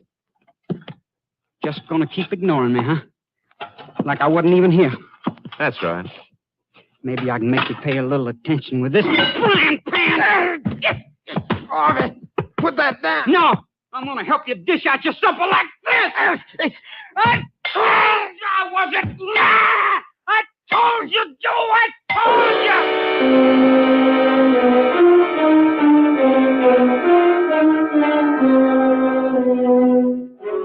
The body of Joe Prager was discovered when his wife returned to their trailer home early the following day. Sheriff Vern Lamont immediately called for the help of a Texas Ranger. Ranger Jace Pearson was assigned. He joined the sheriff at the scene of the crime shortly after noon. I've kept the whole field blocked off, Jace. Nobody's been near the place except Prager's wife and me and the deputies. Good. Where's the wife? Sitting over there in her car. Tried to get her to go into town to the hotel, but she won't. She's in kind of a daze. Shock. That's natural. You want to talk to her? It wouldn't help when she's like that. Maybe by the time we've had a look around, she'll break down and cry it out, and then we may be able to get something. Let's have a look inside the trailer. Right. There's the body. And there's a murder weapon. Wrought iron frying pan. Won't be able to pull any prints off that. Metal's too coarse. That's why I just let it lay there. Medical examiner estimate the time of death? He figured it was between 6 and 8 o'clock last night. Suitcase on the bed, half packed. Prager trying to run away from something? No, I don't think so. Letter on the table here explains it. It was in the Army Reserve. Called back to duty. I see. Where was he working here? Out to the aircraft plant, other side of town. Spot welder. How come his wife didn't report this until this morning? Well, she was away for the night. They got a baby? Baby oil and nipple jar on the dresser there. Yeah, that's why the wife was away. She took the kid to her mother's up in Abilene. Come back this morning. You check on that? First thing. Got a list of eating places she stopped at both ways, and she gassed up at a mobile station in Abilene last night after she got there. Spots her away from here, all right. Let's check around outside. Right. Will it be okay for the medical examiner to move the body now? Yeah, I think so. How come they parked their trailer out here instead of using one of the parks near town? Save money, I guess. Rents are high with the plant working full blast. Gasoline lamp in the trailer for light, but what'd they do for water? Well, there's a well out back. Used to be a house here some time ago, but it was moved. They had everything they needed to get by. I see. Want to walk out to the road where our cars are? I can send one of the boys into the funeral home to arrange a pickup. All right. Wait a minute, Sheriff. Watch your feet. What's the matter? These car tracks up the road to the trailer. Prager's own car, I reckon. Same tracks all over the road from coming and going. Different tire pattern in a couple of the soft spots, though. Look here. Yeah. Overlaps most of the older tracks, but Prager's car tracks go over the strange tread once, right here. Yeah, I see what you mean. Another car must have driven in here after Miss Prager left yesterday. And that spot is where she drove over the tracks when she came back this morning. It's the way I measure it. If we can pull a cast off that tread, it may help us run down the car. Hey, one of your deputies coming up the road now. Well, that isn't one of my boys. Why'd they let him in? I don't know. Hey, you! Yeah? How'd you get in here? I come to help my sister. Who is your sister? Marge, Prager's wife. He was my brother-in-law. That's why the deputies let me through. All right. Your sister's sitting in the car back there. Reckon she does need somebody with her at that. Thanks. Wait a minute. Yeah, Ranger? Walk along the edge of the road. Stay out of the tire tracks. Why? Because we're asking you to. Isn't that good enough? Well, I only asked you for a reason, that's all. What's your name? Orville James. You work with your brother-in-law?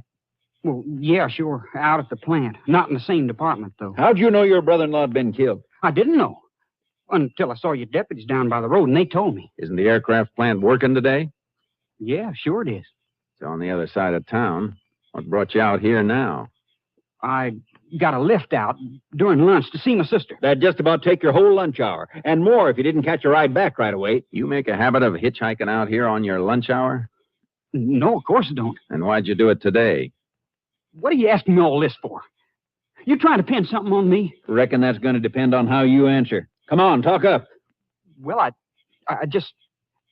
wanted to ask her about my mother. I knew that she'd been up home, see, and I wanted to find out how my mother was. I see. Your mother been sick? Yeah. No, she's been all right, I reckon. And why the rush to get out here this afternoon? Why not tonight, after work? Because I wanted to come, that's all. Anything else you want to know? Yes, when did you see your brother-in-law last? I don't know, 3, maybe 4 days ago. Not yesterday? No. Not even at work? It's a big plant, Ranger. Joe and me didn't even work in the same building. What time did you quit yesterday? 5 o'clock. Then you weren't working between, say, 6 and 8 o'clock last night? No. Then where were you at that time? And who was with you? Well, I cashed my check at Holland's and then... And then what? Did you come out here? Yeah. What? I said yes, I come out here. I'd have told you before if you hadn't started to question me so funny. Why'd you say you hadn't seen Prager in 3 or 4 days if you saw him last night? I didn't see him last night. Listen, you just told us you came out I told you I'd come out here, but I didn't see Joe. I changed my mind about going in because there was a car parked here. Joe had company. Well, that fits in, Jace. Those car tracks. Yeah, but it still doesn't tell us why Orville didn't go in. I'll tell you why if you let me. I recognized the car. It belongs to Russ Newcomb. And I didn't want to go in while he was there because I didn't want to get mixed up in any argument. Who's Russ Newcomb? And why should there be an argument? Russ works out at the plant, too. Him and Joe had been friends, but they fell out a couple of weeks ago, hadn't been talking. Then why would Newcomb be visiting here? Why don't you ask Newcomb that? It took a long time for you to suggest that, Orville, considering that Prager's dead and you knew that there'd been bad blood between him and the man you say was here last night. I don't like to throw suspicion on a man for murder, Ranger. But you're mighty quick suspecting me. A man ain't likely to kill his brother-in-law. Newcomb had the reason, not me. Now, you're going to let me go to my sister, ain't you? Jace. All right, Orville. Go ahead. Yeah. Looks like this thing is cracking easy, Jace. It sure does. You better get out to the aircraft plant. Yeah. We got enough to pick up Newcomb, all right. We got more than that. If that tire track on the road matches Newcomb's car, we got enough on Newcomb to send him to Huntsville.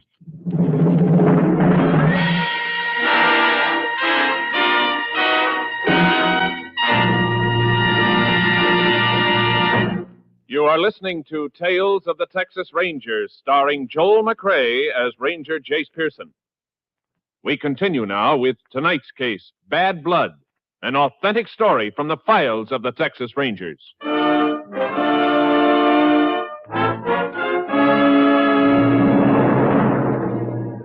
We drove out to the aircraft plant. News of Prager's death hadn't reached the place yet. We were directed to Russ Newcomb's section leader, and he pointed Newcomb out to us. He was on a welding job. Hey! Hey, you up there! Newcomb! Yeah. Knock off a minute and come down from that wing, will ya?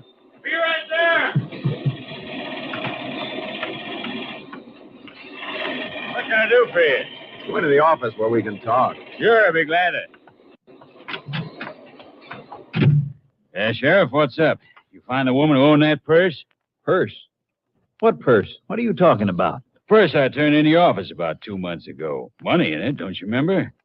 Oh, that was on a Sunday. Guess I looked different in a work outfit. Oh, yeah. What's this about, Sheriff? I thought he looked familiar. Turned in a woman's purse he found in the streets a couple of months back. No identification in it, and the owners never claimed it. Oh? The way you're talking, Sheriff, I reckon it isn't a purse you want to see me about. No, it isn't. You know Joe Prager? Know him? Why, Joe's one of my best friends. When did you see him last? Only last night out to his place. Why, what's the matter? Joe in some kind of trouble? You say he was a good friend. Other people say you weren't on speaking terms for the last couple of weeks. We weren't until last night. We got in a dumb political argument one day during lunch here. Both got hotter than we should have. But you patched it up last night. Yeah, when word got around that Joe was quitting, going away, well, I went out and buried the hatchet. You sure you mean a hatchet, not a frying pan? Look, you fellas asking me something, but you ain't telling me nothing. You talked politics again with Prager last night? No, we just shook hands, and I asked him to bring his wife over for supper tonight, and then I left, that's all. Prager still alive when you left? Well, what do you mean he was still alive? You telling me Joe Prager's dead? He was beaten to death last night with an iron frying pan. Beaten to death? Joe? You see anybody else at the trailer? No. We were alone, just the two of us. Newcomb, the law requires me to warn you that anything you say from here on can be used against you. Used against me for what? You're talking like I'm under arrest. You are under arrest for the murder of Joe Prager.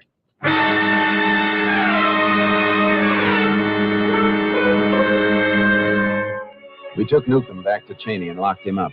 Meanwhile, Prager's body had been brought into the funeral home. I went over to see Mrs. Prager to see if she could give further verification of a quarrel between her husband and the man under arrest. Yeah. Joe told me that had some kind of an argument, but I didn't think it'd ever be as bad as this. I didn't think Russ would kill him. Why don't you leave her alone, Ranger? I'd already told you there was bad blood. Now maybe you'll believe me. Other witnesses aren't going to hurt anything, Orville. I'm all right, Orville. He's got to find out everything he wants to know. What else do they need to know? If you ask me, they got enough of a case right now. If we ask you. But so far, nobody has. And until somebody does, how about keeping quiet? All right. You're the law. Go ahead and make them miserable. I'm going over to Holland, sis. I'll be there if you want me. I'm sorry to keep after you like this, Mrs. Prager. Did your husband ever have any trouble with anybody besides Newcomb? No. Was he in fear of anybody, worried about anything? No. Well, he was worried at first when the army letter came. But when we decided it was right for him to go, he didn't worry anymore. Just figured out things so me and the baby could get along. We even had a little money saved. We were going away together for a week, just Joe and me, to the place we went on our honeymoon. We were going to have so much fun. Now I'll have to use that money to bury him. I'm sorry, ma'am. Why did Russ do a thing like this to Joe? Why? Why? I don't know, ma'am. I've never been able to figure out why men do a lot of things they do to each other.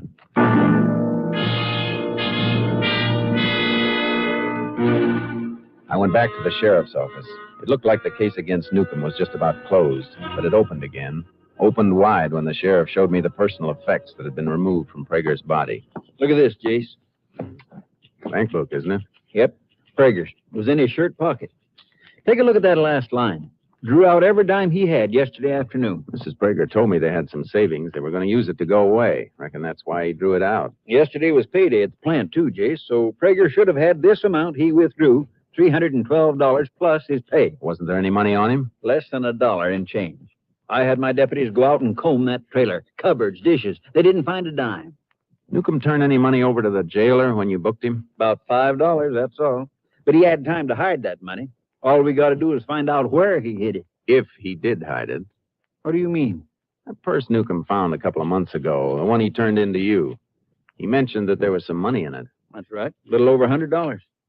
What are you thinking? I'm thinking about motives. We've been figuring Newcomb killed Prager because he was nursing a grudge. Robbery angle changes that picture. Yeah. Yeah, it sure does. Fella who finds money and turns it in when he could keep it isn't likely to kill somebody and steal from him. Unless, of course, he was trying to cover up. He said he'd invited the Pragers to supper tonight, and they were going to come. That's right. You check on Orville's movements last night, see if he was telling the truth? Had my deputy do it. Only place to check was Holland's, and he was there all right after work. Cashed his check there, like you said, then got in a crap game with some of the boys in the washroom. He couldn't have played very long. or he wouldn't have gotten to Prager's by 7 o'clock when Newcomb was there. I don't get what you're driving at. Orville must have lost in that crap game. Game like that between fellows who work together, the winners usually stick to the end. Yeah, they get sore at a winner who quits until they've had a chance to get even. Your deputies find any sign of bloody clothing when they check Newcomb's place? Nope, but they're checking the cleaning shops now. You know where Newcomb lives? Sure. You want to go over there? Just into the neighborhood. I want to talk to Newcomb's butcher. Come on. Newcomb's butcher? What can he tell you? What Mrs. Newcomb ordered for tonight's dinner?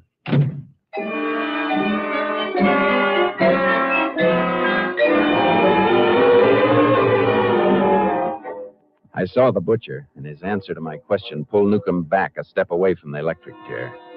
I got in my car and started to drive toward the field and Prager's trailer. You look like you learned something, Jace. I did. Mrs. Newcomb ordered stew meat yesterday for tonight's supper. She called up this morning and changed the order to lamb chops. 12 lamb chops. That mean anything to you?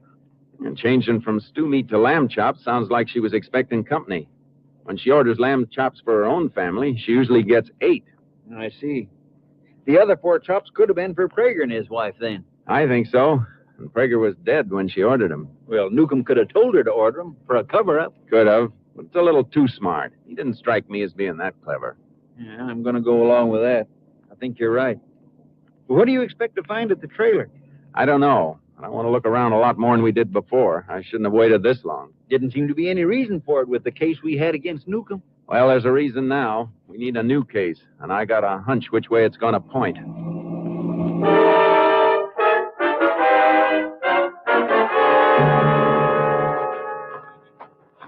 I don't know, Jace. We've fine-combed that trailer, and there's nothing we didn't see before. And the only strange car track you found on the road was Newcomb. Hey, wait a minute, Sheriff. Somebody was sitting down here by the well. Leaned back against it and had his feet stretched out. You can see where the edges of his heels were resting on the ground. Yeah. Circle out around the back here. Let's do a little trail cutting. You figure the killer took off away from the road? If he was on foot, it'd be his best bet. If he went to the highway and walked, somebody might have seen him. If he had blood on his clothes, he'd steer clear of town until it was late and everybody was sleeping. No, all right, Jace. Which way do you want me to go? Circle out that way. I'll work from this side. Okay. Hey, Jace. Yeah, Sheriff? Orville was on foot. I know he was. That's why we're looking.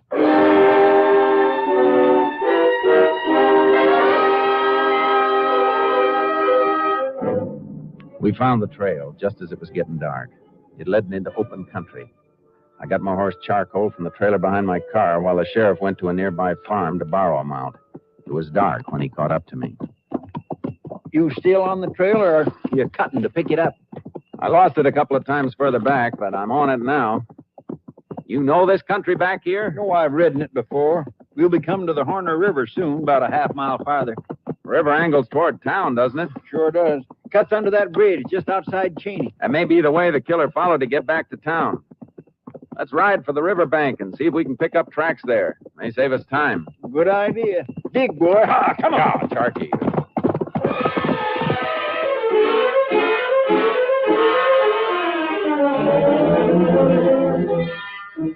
We found tracks on the bank, all right. Just a few that led to the edge of the water, and that was all. We cut back and forth on both banks for hours before we picked up a sign. He'd come out of the river on rock, and we barely spotted the place where he'd marked the ground again. That's it, all right, Jace. Same heel impression. He had us fooled for a while, all right. Now let's go. Come on, Charky. Yeah, come on, boy. What's that up there ahead? Looks like a shack of some kind. I don't know, Jace. Quite a few shacks in here along the river. A lot of deer around. Some folks keep places for fishing and hunting. His tracks lead right to it. Yeah. Get on, boy. Come on, Charky. Yeah, he stopped here, all right. Oh. Flash your light on that door. Yeah. Yeah. Lock's been sprung. It's open. Yeah, he was here, all right. Left his marks in the dust on the floor. I guess nobody's been using the place for quite a spell. Yeah. There's something else, too. Footlocker here. Lock on it's busted, too. Shirts and jeans in there. I'd like to bet there's one set missing. Orville, or whoever it was, stopped here to change clothes. He must have known the setup. There's a funny smell in here, Sheriff, like the place been smoked up not long ago. Something burning. Pot-bellied stove there. Yeah. Anything in it? Plenty. Clothes that didn't quite burn. Smells from kerosene he poured on him, but he came through the river, so his pants were wet. Fire must have smoldered out after he left. Better pull those things out and see if we can save enough of them for identification. There's enough, all right. Look at this. Bloodstain didn't even wash off when he came through the water.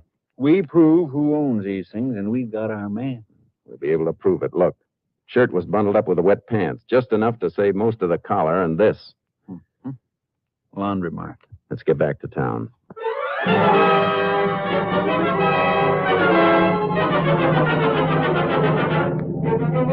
It was daybreak when we got back to Cheney. We got what we were after on our third laundry stop.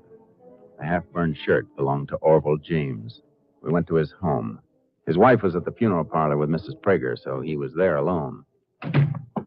What you want from me now? Sheriff's got a few things rolled up in that poncho. I thought maybe you might be able to identify them. Who they belong to? Joe or Newcomb? We want you to tell us.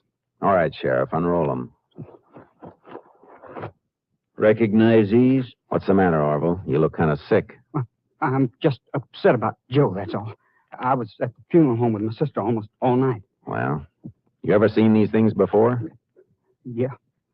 Yeah, I've seen them. Whose are they? I could be wrong, I guess, but they look like Newcomb's. That's funny. Well, what's funny about it? Looks like they were burned quite a bit. Yeah, but they were too wet to burn all the way. Guess that gives you a real tight case against Newcomb now, doesn't it? It does, doesn't it? A perfect case, except for the laundry mark on the shirt. Laundry mark? That's right, Orville. You're a laundry mark. But there can't be a laundry mark. There can't be a laundry... Keep your hands off those things. You heard him, Orville. Let me go. Let me go. Oh, my arm. Better hold still. Come on. Let's go. My wife. My wife always hounding me for money. Always screaming about how hard she worked. Always yelling about how she was running her hands scrubbing greasy work shirts. But she wasn't. She was sending them out. Laundry market. The lazy pig, I'll kill her, I'll kill her. You're not going to kill anybody, Orville. Your killing days are over. Open the door, will you, Sheriff? Sure. All right, Orville. In the car. Let's go.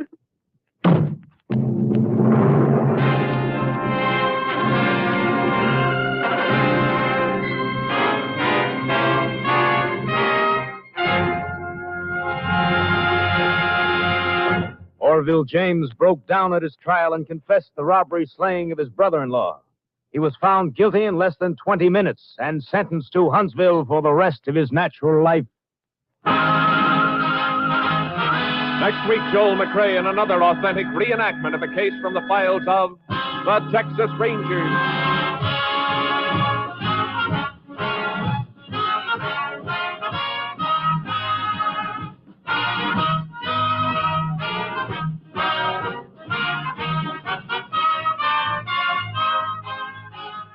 Joel McCrea is currently seen starring in the Universal International Technicolor production Frenchie.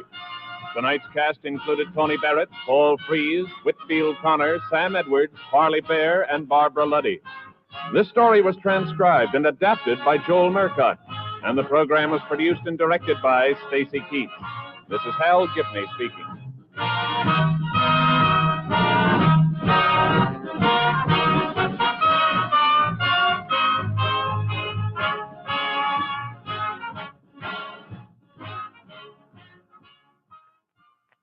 Three chimes mean good times on NBC. Tomorrow, the voice of Firestone presents Metropolitan Opera basso Cesare Siepi in a melodic variety of operatic selections. Your Monday evening of music also includes the telephone hour, and tomorrow's guest artist is the renowned coloratura soprano Lily Pons. Among Miss Pons' selections tomorrow is the beautiful aria from Rigoletto, Cara Nome. Phil Baker asks the $64 question next on NBC.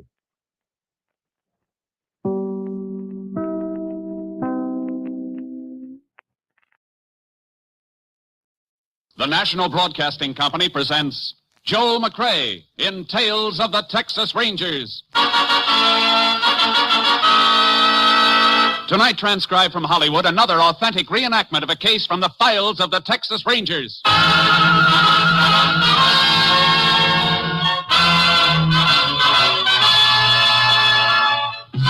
Tales of the Texas Rangers, starring Joel McCrea as Ranger Jace Pearson.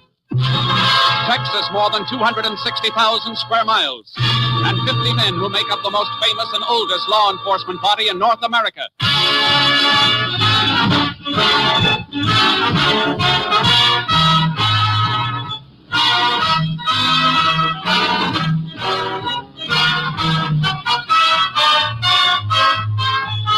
Now, from the files of the Texas Rangers come these stories based on fact. Only names, dates, and places are fictitious for obvious reasons. The events themselves are a matter of record.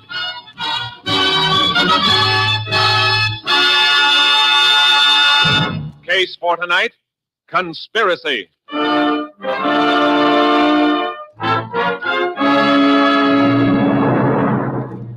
It is 2 p.m., the afternoon of October 17th, 1926. Captain Clint Stinson of Texas Ranger Company B is seated in his office. Across the desk from him sits a woman sobbing bitterly. They killed him, I tell you. They shot him down in cold blood the way they'd shoot a dog. Now, get a grip on yourself, Mrs. Wendell. Oh, help me. Please help me. Ed was a good man. Our baby's only 7 months old. Now Ed is dead, and the man who killed him is walking the streets of Crescent as though nothing happened. Crescenta? Yes, in Ames County. That's where I came from. I see. Some pretty funny things have been happening in Ames County. Who was the man who killed your husband? A man named Ray Thorpe. It happened 4 days ago. But he wasn't even arrested. The grand jury said that according to the evidence, he killed Ed in self-defense. Any witnesses testify to that? Yes, 3 of them. But they were lying. They were lying. My Ed never carried a gun in his life. Are you sure of that? A wife doesn't always know. I knew. Why can't you help me? What kind of a world am I living in? What kind of a world am I bringing my baby up in when his father could be killed without anybody even lifting a hand? Now, just take it easy, Mrs. Wendell, please. Yes, Captain. Get me a Sheriff Porch at Crescenta in Ames County. Yes. What are you calling him for? I want to help you, Mrs. Wendell, if there's anything that calls for help. You won't get the truth from Sheriff Porch. You said yourself that funny things are happening in Ames County. Funny things are liable to happen in any county where there's a big oil strike. Drifters and floaters crowd in. You can't always condemn a sheriff for what happens. You mean it's just too bad if a man gets murdered? I didn't say that, ma'am. Yes. Sheriff Porch, Captain. Go ahead. Hello. Hello, Captain Stinson. How are you? Fine, Sheriff. I'd like a little information. Sure thing. What about? Man named Ed Wendell, shot and killed in Crescenta by a man called Ray Thorpe. Well, ain't much I can tell you, Captain. Thorpe killed Wendell in self-defense.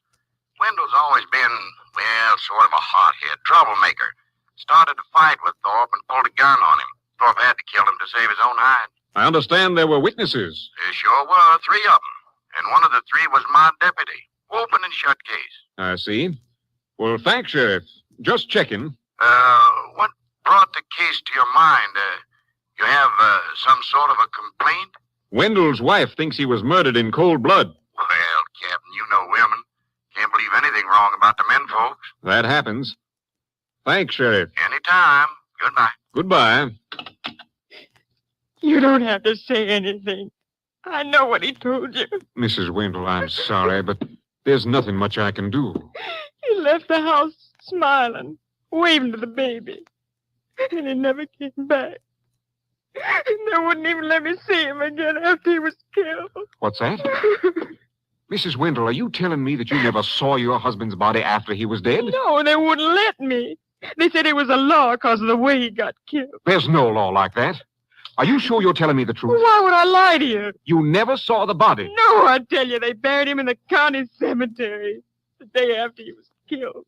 Do you know if an autopsy was performed? I don't know. I see. Mrs. Wendell, if I can get an order to have your husband's body exhumed, will you give your permission? Yes, but... Oh, they won't let you do it. They're not going to know it's being done. Put out a call for Jace Pearson. Tell him to report to me immediately.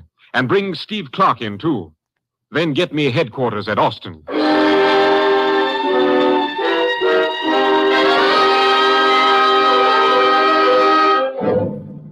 By late afternoon, Captain Stinson had a magistrate's authorization to exhume the body of Ed Wendell.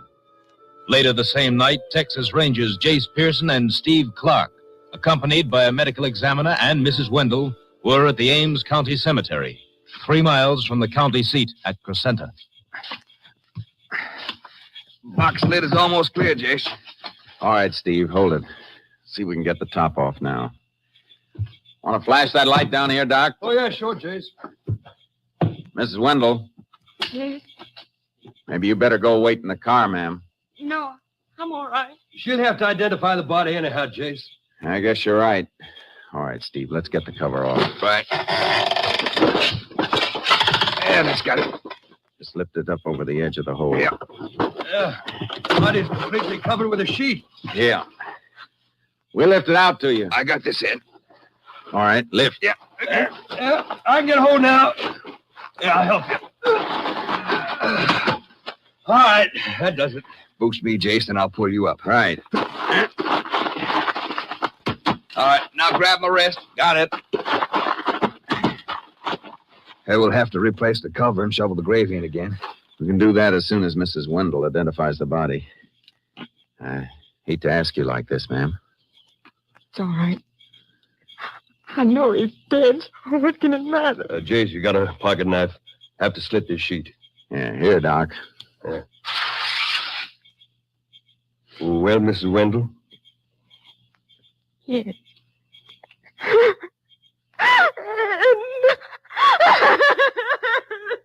Don't look anymore, ma'am. Better take her to the car, Steve. Come on, ma'am. There's nothing more you can do. Just a sheet on him.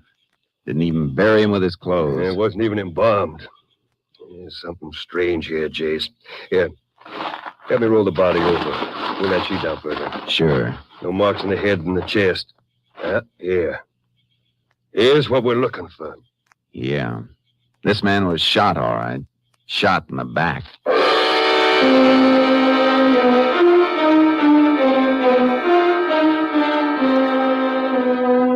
The medical examiner took the body into the funeral parlor, and Steve Clark took Mrs. Wendell home. It was after 2 a.m., but what I had to do couldn't wait. I located the home of the county attorney, Lou Morrison, a ranch about 10 miles out of Crescenta. I got him out of bed. Oh, what's on your mind this time of night, Ranger? Official business. Seems to me you could have waited and come to the courthouse in town in the morning. A few men I'm after might be disappearing from town by morning. I had to wake you up. I need some warrants. Warrants? Somebody in Crescenta? Yeah. The first one for a man named Ray Thorpe. On what charges? The murder of Ed Wendell. Thorpe killed Wendell in self-defense. He's already been exonerated by the grand jury. Look, Mr. Morrison, I've just come from the cemetery. We exhumed Wendell's body. A body can't be exhumed without an order? We had an order from a magistrate at the other end of the county. And Wendell's body proves Thorpe couldn't have killed him in self-defense because Wendell was shot in the back. That's impossible. Did you see the body before he was buried? No. No, I didn't. But there were witnesses. The witnesses lied. Mr. Morrison, I want a murder warrant for Ray Thorpe. All right, Ranger. You seem to have some evidence. I'll go into my office and write them up. We can get Judge Paget to sign them. Thanks. I'll have to dress. You, said that you wanted several warrants. That's right. 3 more beside Thorpe's. Whoa. For the witnesses who claimed that Thorpe shot in self-defense. On what charge? That's a funny question from a county attorney. A charge of perjury before the grand jury. I got the warrants, but Morrison's attitude told me they weren't going to be easy to serve. I'd arranged to meet Steve Clark at an all-night cafe in Crescenta. He was waiting there. Get the warrants? Yeah. Jace, there's something funny about this town. It smells to high heaven. And say that again. There's more to this than just a murder. The county attorney didn't want to cooperate. And one of Thorpe's witnesses is a deputy sheriff. Yeah, it looks like the law is trying to cover Wendell's death. And I think I found out why. Yeah? Mrs. Wendell spilled it when I was taking her home. Said that her husband was planning on having some kind of a meeting at his house on the night of the day that he was killed. She say what kind of a meeting? Yeah, it's about the county elections coming up next month. What about him? Sheriff Porch and County Attorney Morrison are both running for re-election, but nobody's running against them. Both unopposed candidates? Yeah, that's why Wendell called a meeting. He didn't like it. He was fixing to stir the town up for a write-in vote. How come Mrs. Wendell didn't mention that before? I guess it didn't seem to have any connection with her husband getting killed before. You finished with your coffee? Yeah. Let's get those warrants served. This town's going to get awful hot.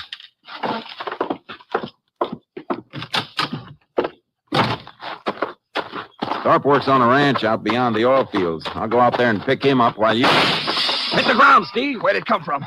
Caught a flash from the corner across the street. There's something moving in the shadows there. Let him have it. He's mounted, Jace. He cut through the alley. The field's behind town. Can't get a shot at him now. Come on, let's get our horses out of the trailer. Right. Keep back, everybody. Keep back. Come on, Sharky. Come on. Come on, Longhorn. Come on. Get up. Get up. Get up. Get up.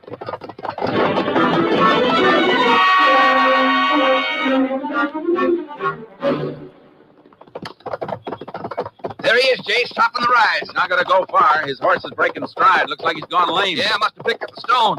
You'll have to leave him soon. He's out of sight now. Be careful after we cross the rim. He may run on foot and keep going, or he may drop into cover and try and pick us off. Any way he wants to play is all right with me. Here's the top of the rise. Hunch low in your saddle. There's his horse, Jace, no rider. Yeah, he's dismounted. Pull up fast and drop. Whoa, whoa, Charlie. Whoa, Longhorn. He's in that clump of mesquite. Yeah, I know it. Keep flat. The moon touches the top of that brush beside you. Reach over and nudge it. Draw fire. Right. You get him? I don't know. The skeet seems bent over like there's some weight on part of it. Crawl toward it. Keep your gun ready. Better stay a few feet apart. No sign of movement. We'll know in a minute. I can see a boot sticking out of the mesquite. Must be laying out flat. He's hit all right. We can get up.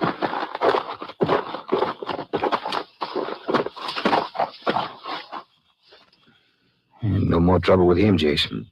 Right between the eyes. Some shot for hitting a man you couldn't see. I knew he was firing a rifle. He had to be drawing a sight, so I just fired a little above and to the right of the flash. Wonder who he is. We'll find that out later. Better get his horse. We'll have to lead him back. Yeah. Easy, boy. Easy now. Come on, we'll fix where it hurts. Turn him a little, Steve. Let the moon hit this side of his saddle. Yeah, around, boy. What do you see? A couple of letters burned into the leather. Yeah, look like initials. Hey, R.T. Yeah, R.T. I guess we can tear up that warrant for Ray Thorpe.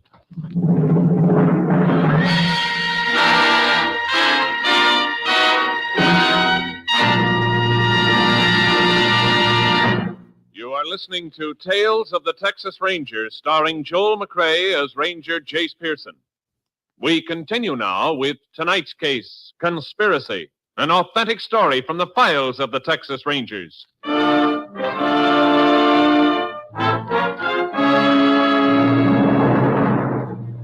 It was sunup when we got back to the main street of Crescenta. The town was waking up for the day, and shopkeepers and morning crews headed for work in the oil fields followed us to the funeral home. I was unstrapping Thorpe's body from my saddle when Sheriff Porch came through the crowd. Let me through here, let me through. Well, howdy, Rangers. Howdy. Hello, Sheriff. See, you got Thorpe all right. About time somebody got him. Yeah, I know. County attorney told me what you found out. Could have knocked me over with a feather. I'll bet. All right, Steve, grab his feet. Let's carry him in. Right. I'll get the door for you.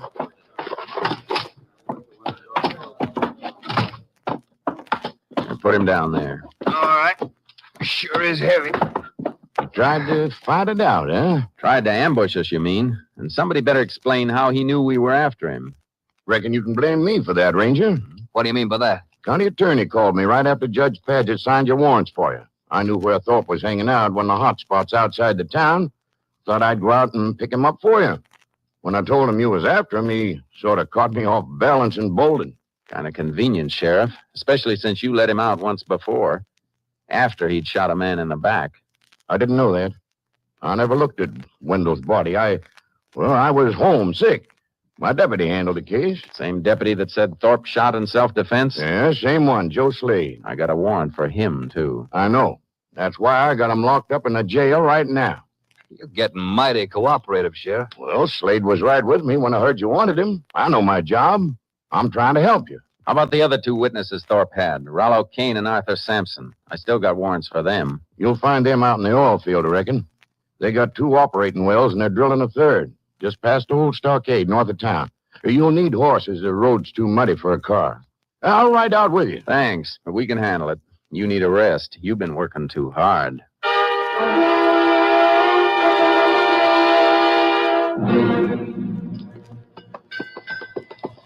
They're not drilling, Jace. They're just pulling the drill stem out of the hole. Yeah, probably jumped a pin on the bit. Funny thing, Kane and Sampson being mixed up in this Wendell killing. You think a couple of oil men with producing wells would be on the side of the law? Something behind this we haven't hit yet, Steve. Man by the tool shed's watching us. Oh, yeah. Doesn't seem to be doing much work. Maybe he's one of our boys. Won't take long to find out. Be able to ask him in a second. Yeah. Oh, boy. Charlie. Howdy, Rangers. Howdy. Hello. Like to talk to you for a minute. Mind telling your crew to knock off? Sure thing. Hold it, boys. Cut fire. What's on your mind? What's your name? Kane. Rollo Kane. Arthur Sampson around? That's him. Up on top of the derrick, greasing the crown shift. What's the matter down there, Rollo? Tell him to come on down. All right. Rangers want you to come down. Send a hook up for me. Just a second. Look, what's this all about? I got warrants for you and your partner. Oh?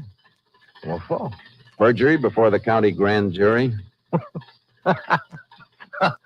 You must have the wrong names, Range. I never testified for a grand jury. Who are you trying to kid, mister? Records will show whether you did or not, so if you didn't, you got nothing to worry about. Now get your partner down here. All right. All right, boys, send a hook up. Look, you mind if I get my coat? It's right there in the tool shed. Go ahead. I can watch you. All right, thanks. Look out, Jake! Cut that power. Hey, drive clamps fell from the top of the derrick. Yeah. Hit right where we were standing. Thanks for the push. Yeah. Hey, you heard, Rangers? That come close to being a nasty accident. It came close to being nasty, but I don't think it was close to being an accident. What do you mean? You know what I mean, Kane. Pretty convenient time for you to step into that tool shed. Well, I'm just lucky, Ranger. Starting right now, your luck's running out. All right, Sampson. You can climb down. Sorry that happened, Ranger. I just knocked it off reaching for that hook. If anything else falls from that derrick, you're going to come with it. Oh, come on now. Climb down. All right, climb down. No, man can't be too careful if he wants to live, Ranger. These oil fields can be dangerous. There's something else can be dangerous, too, Kane. Something you're going to find out about. Yeah? What's that? Breaking the law in the state of Texas. We herded Kane and Sampson back to Crescenta and marched them into the jail. All right, boys, step in. Go ahead. I'll see you right to the cell. You know the law, Ranger. Got to check your guns here in the office if you come inside the cell block gate. Unbuckle them and hang them in the cabinet. All right. I want to talk to your deputy, Joe Slade, anyhow. Steve, you better take care of the horses. Right, where'll I meet you? We can eat at the cafe in about an hour. Okay, Jace. I'll see you later. All right, Sheriff. Go on, Kane. Move. You too, Sampson. All right, we'll move. You know you're not going to keep us here long, Ranger. We'll see. Your charge won't stand up. Into the tank with Slade. Was wondering when I was going to get company, Sheriff. I knew you wouldn't let your star deputy die lonesome. Shut up, Joe. Get out of the gateway and let these men in, Slade. Sure, Ranger, sure. Come in, fella. I want to talk to you, Slade. Why, sure. You're Jace Pearson, ain't you? You got a reputation for being pretty good with the gun. I'm still alive. Why did you lie to the grand jury? Me? You got the wrong boy, Ranger. Oh, it's my office phone. You going to give me the same story I got from your two pals? That's right, Ranger. Same stuff. Sure. Slade never appeared before the grand jury either. It's all your imagination, Ranger. If the three of you have one brain to go around, you'll tell the truth. You're not in here without evidence. The grand jury records are being subpoenaed. Listen to the man, fellas. He knows all about the law. You're in for a few surprises, Ranger. Few big surprises. Seeing the three of you sent to Huntsville isn't going to be a surprise to me. A ranger. Yes, Sheriff. What? I see you got a gun, Sheriff. You're not supposed to bring a gun past the cell block gate either. It won't do no harm. You don't make me use it. You see, Ranger? Surprises, like I said. Back away from that cell gate, Ranger. All right. Now you get in there with him. What's the idea? You're under arrest by order of the county attorney. For what? For the murder of Ray Thorpe. The sheriff was showing his colors openly now. He was part and parcel of all that was crooked in Ames County. I was dumped into a cell with three men who would gladly kill me if I gave them the chance. Don't stay off in the corner by yourself, Ranger. That's far enough, Slade. I'm keeping this side of the cell for myself. Don't come past the middle, any of you. Who's going to stop us? Sheriff is gone for the day. Yeah, since I'm in here, thanks to you, there ain't nobody on guard. I didn't come to this town alone, you know. If you're counting on help from that other ranger, don't get too happy about it. Probably somebody breathing down his neck right now, just like we're breathing down yours. Be too bad if you got to brooding about the way you killed Thorpe.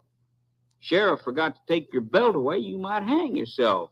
You got real broken up. Sure. I might even stab myself with this. Hey, he's got a knife. Lousy pocket knife. You think you're going to scare three of us with that? No, not three of you. But I'm figuring it's good enough to scare one of you. The one who comes at me first. You better get together and figure out which one of you it's going to be. Because he's the one who's going to get killed before I do. I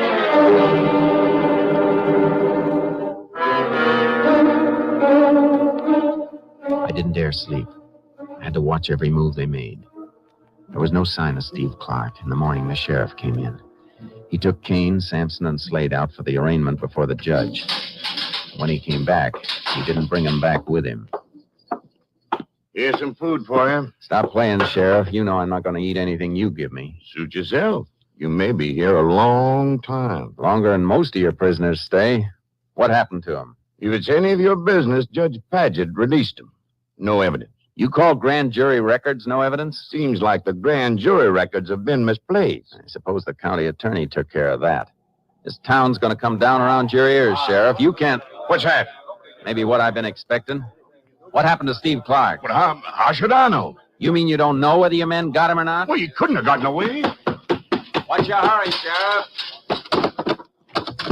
All right, now keep your hands away from that drum cabinet, Sheriff. Captain Spencer. Jace! I'm all right, Steve. Have you out in a minute, Jace. Take the keys, Steve. You can't let him out. He's my prisoner. We've got a writ for him. And to keep the record straight, Sheriff, you're mine. Howdy, boy. Glad to see you, Steve.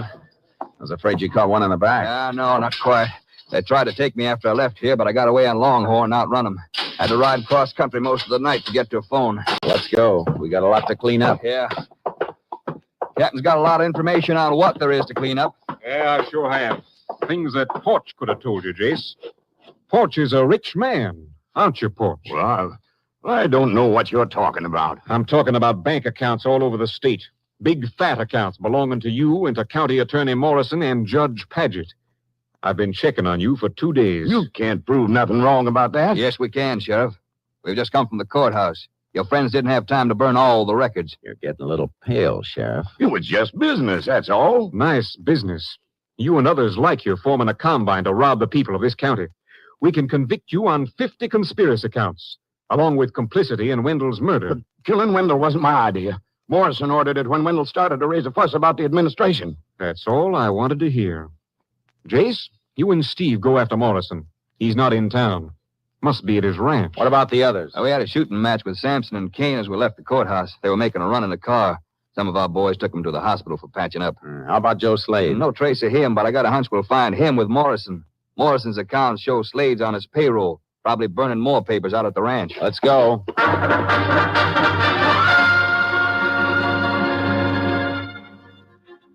On the ride to County Attorney Morrison's ranch, Steve Clark gave me the inside on the gigantic racket that had been working in Ames County. Yeah, Jace Catton dug it all up. When the oil strike came, Morrison's crowd bought up county land at auction, but no auctions were actually held. Of course, Morrison and his pals didn't take the land in their own names. They turned it over to men like Kane and Sampson. Strong-arm boys who'd give them a kickback. But there must have been some of the townsmen known what was going on. Sure they did, but they were scared stiff. Didn't always take force to do it either. How can you fight a crook when he's in control of the law you had to fight him with? A couple of men who wanted to run for office were beaten out of the idea. That's why Morrison and Forge had no opposition. There's Morrison's ranch up ahead. Yeah, I see it. Hey, Jace, look, there's a car coming down the ranch road. Really raising dust, too. Step on it. Block them off the intersection before they get on this highway. We'll beat them to it, all right. Hey, they spotted us. Car's turning. And we're almost the ranch road. Keep low. You get cut, Jace? No, get their tires when I turn in after them. Yeah. Good shot. Hey, they turned turtle. Come on. Out. Look out, Steve. That Slade breaking for the trees. I'll get him. You dig Morrison out of the wreck. Right. You'll miss, Slade. I won't miss again. You're going to have to step out and take better aim than that. I got Morrison, Jace. You're up, Slade. We'll lick. You better listen to him, Slade. All right, Ranger. Guess it'd be crazy to shoot it out. I'm coming. I'm dropping my gun.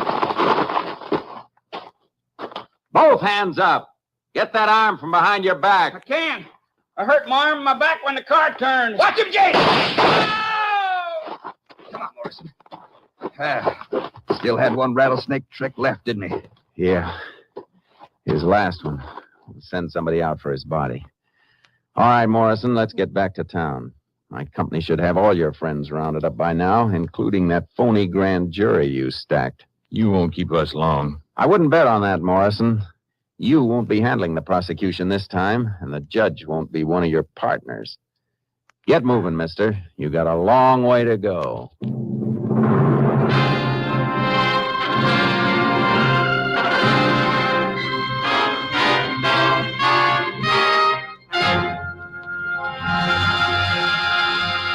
The Ames County conspiracy was smashed, and 12 key men were convicted and sentenced to jail terms ranging from 10 to 50 years. Since then, Ames County has become a model American community.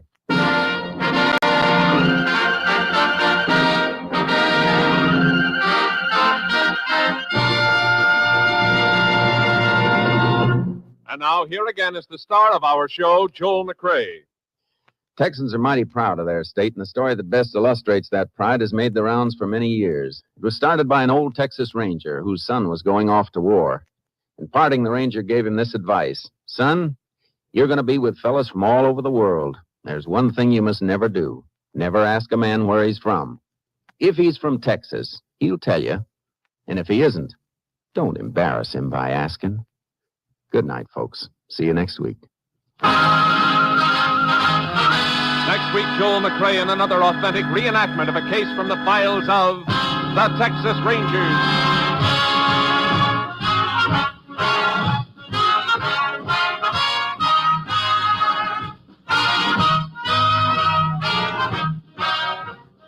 Joel McRae is currently seen starring in the Universal International Technicolor production Frenchie.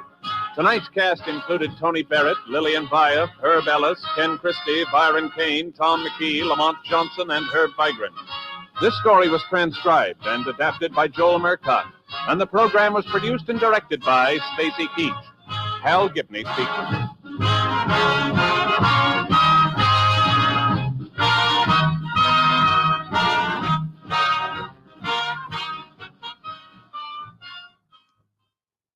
3 chimes mean good times on NBC.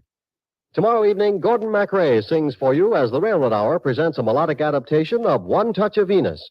Gordon's guest for tomorrow's Railroad Hour production is Ginny Sims. The Telephone Hour tomorrow brings you celebrated contralto Marian Anderson as featured artist. Miss Anderson will offer a group of spirituals and operatic selections accompanied by Donald Voorhees and the orchestra. Phil Baker asks the $64 question next on NBC.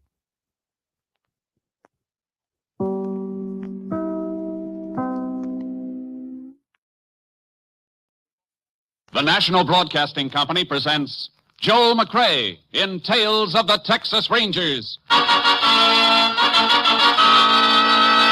Tonight, transcribed from Hollywood, another authentic reenactment of a case from the files of the Texas Rangers.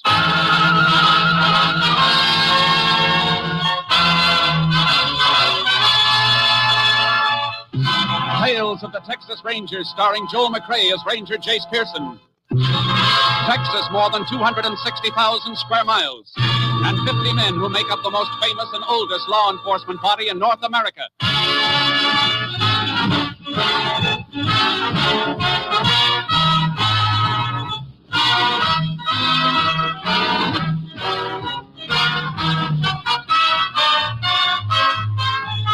Now, from the files of the Texas Rangers come these stories based on fact. Only names, dates, and places are fictitious for obvious reasons. The events themselves are a matter of record.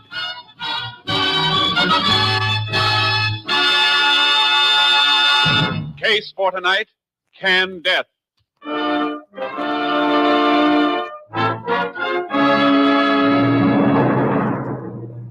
It is 1:15 a.m., January 26, 1940. Bob Farragut, a rancher, comes awake slowly. As his eyes open, a wave of nausea sweeps over him, and he breaks into a cold sweat. He throws back the covers, staggers to his feet, noticing that his wife has left her place beside him. May? May? Where are you? May? What's the matter? Why are you out of bed? Oh, Bob. I feel so sick. Yeah, I feel kind of funny myself. I was just putting some water on my face. What's the matter with me? You're as white as a sheet. You better get back and lie down. Funny, I can hardly stay on my feet without holding on to something. You're all perspired. Oh, Bob, what can it be? I don't know. Must we're all coming down with the flu or something.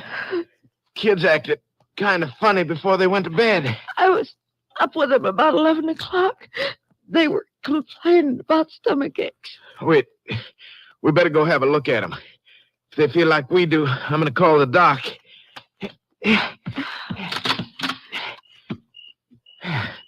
They seem to be all right now. Both sleeping. Better close the window by Petey's bed. Janet's got covers kicked off. I'll put a quilt over it. We better get back to bed ourselves. Have Doc out in the morning. Oh, I never felt so sick. Bob! What is it? What's the matter? Oh, Janet's face. It feels so funny. Bob, she isn't breathing. She feels so cold. Now, don't go getting yourself excited. I'll wake her up. Janet? Janet? Wake up, baby. Janet! Wake up, baby! Wake up! Petey! Wake up, Petey!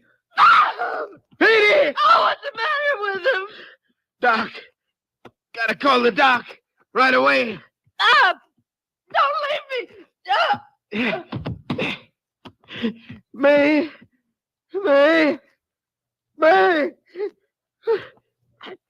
Gotta get help. Get somebody to help. Gotta get downstairs to the phone.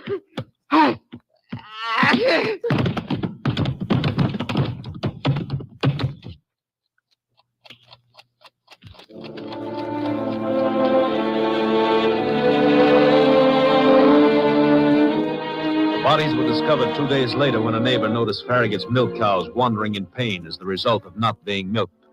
The sheriff was summoned, along with a medical examiner who made a preliminary diagnosis of poisoning. The bodies were moved into town for autopsy, and the sheriff called for the aid of a Texas ranger. Ranger Jace Pearson was assigned.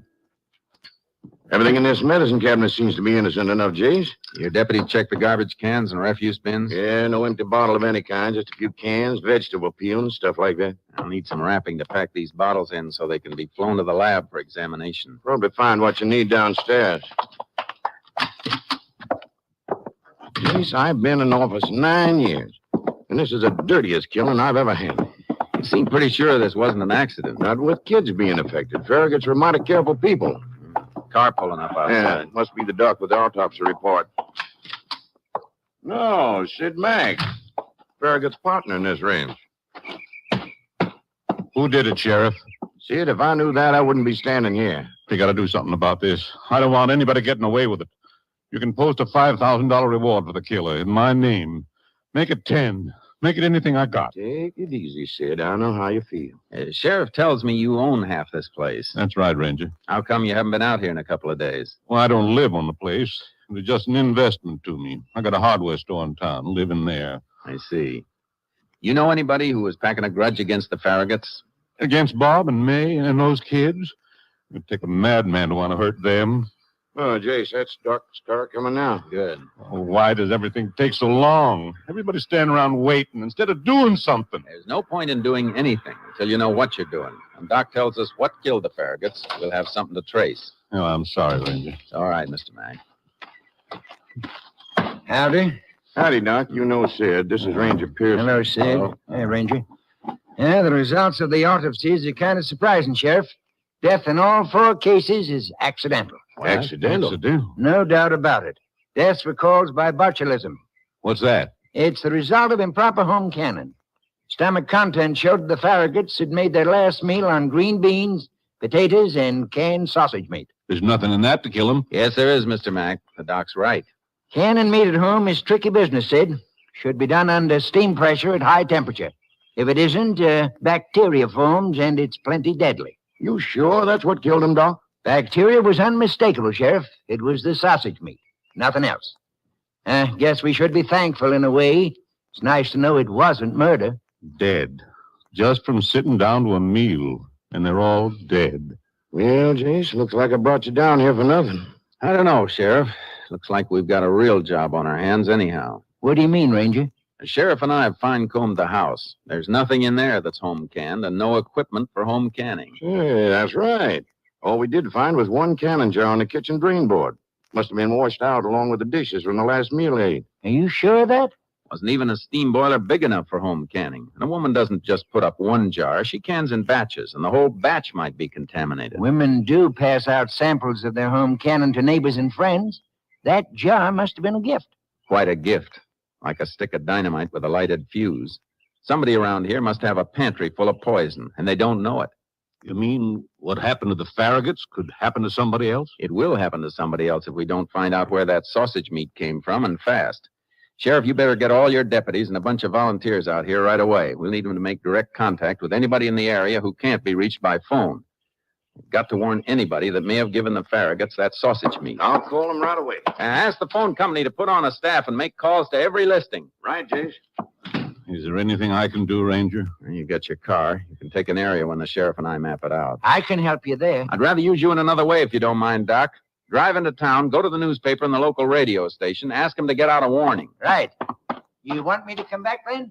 No, you better stand by in town and pray that we don't bring in another case for the hospital or the morgue.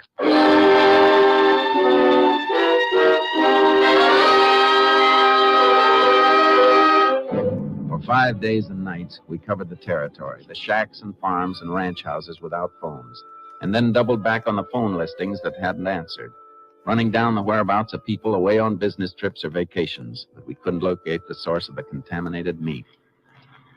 If only somebody'd come forward and admit that they canned the stuff the Farraguts ate, we'd know we were safe. They may be afraid of being held responsible for the deaths. It is something to wonder about. Yeah, we're almost back to my office. Maybe one of the other men has left a report. What time is it? Almost midnight. Yeah, here we are.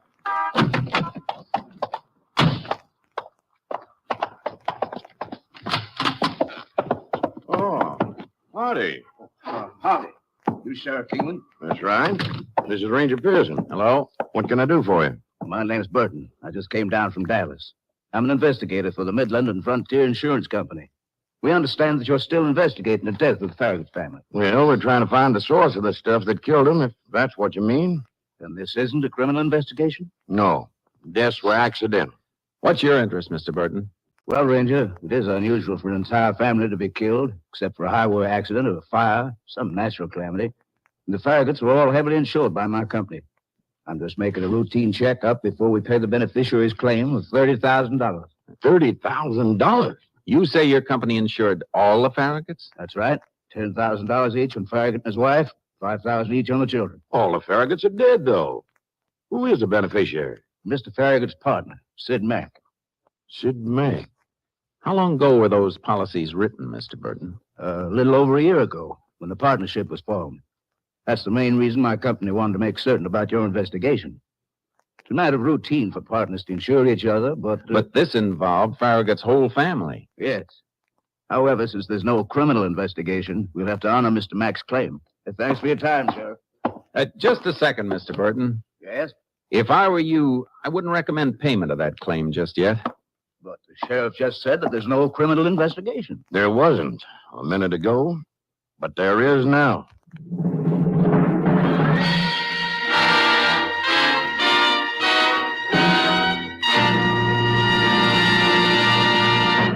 You are listening to Tales of the Texas Rangers, starring Joel McRae as Ranger Jace Pearson.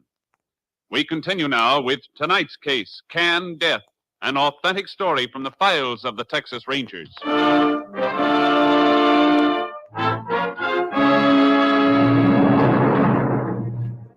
In the morning, Sheriff Kingman got a search warrant for Sid Mack's house. Mack had already left for the hardware store, but we were admitted by his hired girl. She was young and frightened. She watched us in silence as we started our search and then disappeared. Nothing in here, Jace. Nothing in the pantry either. Let's try the attic. That girl scooted mighty quick, didn't she? She's probably told Mack what we're doing by now. Should have kept her here until we were through. Doesn't make any difference. He'd know sooner or later. And if anything's here, he won't be able to stop us from finding it. This door here. They're not going to find anything, Jace. If there was more of that contaminated food, he'd be stupid to have it around. And if he did kill the Farraguts, he's not stupid. Oh, this whole job is too clever. No job is perfect. There's always a slip someplace. Let's move those crates. Okay. Nothing in these things, Jace. Better look in those barrels, too. Yeah. Hey, hold it. Somebody's coming upstairs. Mac, I reckon. You're the ranger up there, Sheriff? That's right, Mac. What's the idea? Just having a look around, Mac. We've got a search warrant. Maybe you're going to need more than a search warrant.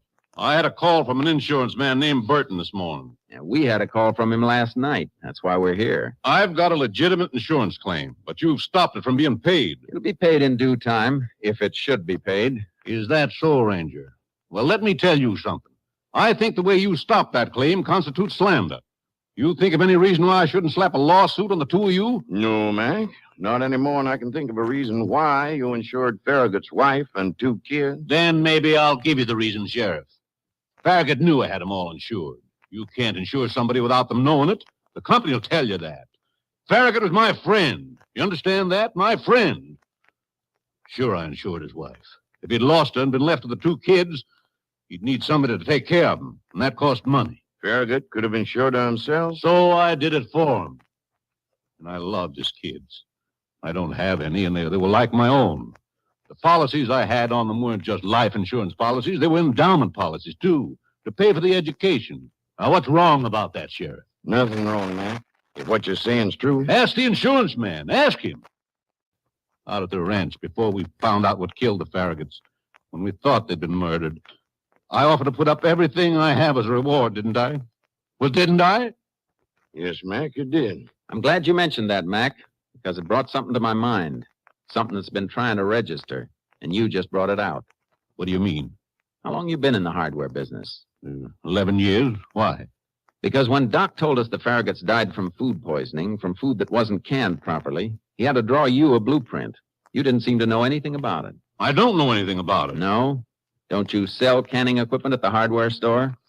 Well, we can go over to the store and have a look, Mac. All right. So I sell canning equipment. Any hardware store does. What does that prove? Companies that make canning equipment usually put out instruction booklets, too, telling how the equipment should be used. And those booklets contain a warning about the possibility of food poisoning. Maybe they do. I never read one of them. Don't kid me, Mac.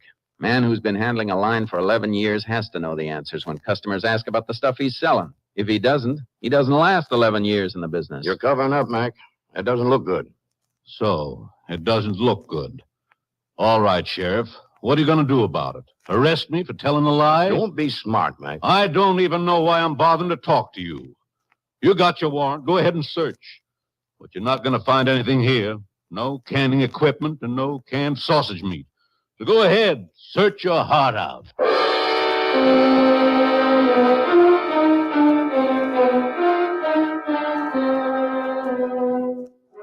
Mac wasn't hedging anymore. But having him out in the open made me feel uncomfortable. He was too defiant, too sure of himself. We finished our search, but we found nothing. Started back for the sheriff's office. He knows something about those deaths, Jace. Practically told us so, right to our faces. I know. Can't prove anything. Yeah, he could have brought canning equipment home from the store. Could have taken it any place. Then ditched it when he was finished. He'd need more than just the equipment, Sheriff. What? Hog meat? Might have bought a hog or had one butchered at some farm around here. But which one? We checked every house in the territory once, warning them about the meat. I reckon we'll have to check them again from a different angle. Be a job. Some folks off in the backwoods keep a hog or two. We'll check them all. I'm towing a double horse trailer. We can load your mount in with charcoal in case we need them for the woods or hill country. Matter of fact, places off the beaten trail might be our best bet. I know it's got to be done, Jace, but even if we find a place, can't jail them for buying hog meat. Just the same, it's our next step. And it might be the step that starts Mac on his way to a cell.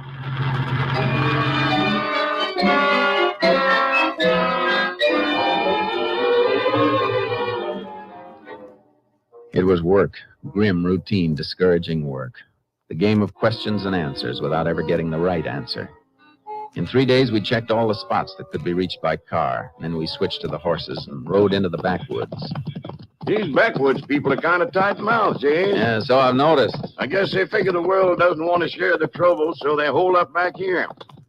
You see what I mean, next place we come to? Crazy Annie. Crazy Annie? That's what they call her. She isn't really crazy, just kind of strange. Has a son, feeble-minded. They had him at the state asylum for a while, but he was harmless, so they let him go. Old lady came into the woods with him, and, well, they've been here ever since. They got hogs? Yeah, hogs, a couple of chickens. That's about all they have got. Oh, yeah, they got one other thing. The meanest dog in the state of Texas. Keep your eye open for him when we ride up. Don't they keep him tied? Yeah, but he chews loose. Hates everybody but the old lady and her son. Place is just through this clump of trees. Hey, hold it, Sheriff. Ooh, Charlie. Oh, boy. Hold it. Yeah, look at that. Mound of earth covered with rocks and a cross sticking up at the head. Looks like a grave. Reckon Luke did that, old Annie's son. Always burying dead birds and things. Gives them all first-class funerals. Oh. Now get up, Charlie. Oh, come on, boy. There's Luke now. Luke! Yeah. You scared him. He took off for the woods like a jackrabbit. Yeah, never know how he's going to act. I don't see any dog anyplace. No. First time I come here that he hasn't tried to sample my pants. Oh, there's the old lady coming out of the shack now. Yeah, I see her. Oh, Charlie. Howdy, Annie. You frightened my Luke. Why do you come to frighten him? We don't mean him any harm, ma'am. We just came to see you. Where's your dog, Annie? I don't want him sneaking up on me. The devil came for him. He's dead. And Luke cries for him.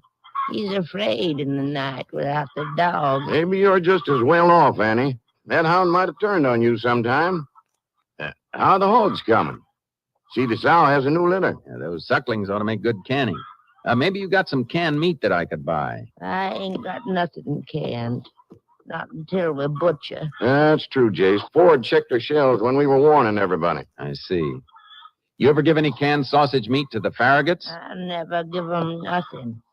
Why are people always asking me that? You know the Farragut's are dead, don't you, Annie? Yeah. If you never gave anything to the Farragut's, did you ever give or sell any canned sausage to Sid Mack? Or any hog meat, or even a live hog? Well, did you, Annie? You got a right to sell what you own. I don't know the man you talk about. Now, don't lie to us, Annie. We're friends. You know that, don't you? I never sold him nothing. I never did. He never come up here. All right, Annie. Want to ride on, Jace? No sense trying to catch Luke when he's scary like he is today. He can't even talk. Yeah, let's go. Goodbye, ma'am. Goodbye, Ann. Up, Charlie. Up, boy. Of course, it's hard to tell with anybody like that, Jace, but she seemed to tighten up when you mentioned Sid Mack. She did. Her hands started to work nerves. And the boy Luke ran when he saw me. Of course, he's done that before. They can give us any information. It isn't going to be easy to get. I got an idea. Maybe a wrong one, but it's worth a shot.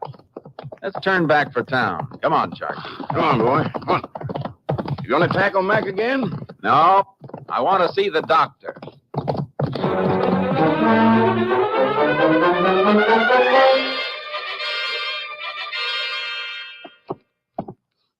Well, there's a complete chapter on botulism in this book, Jace.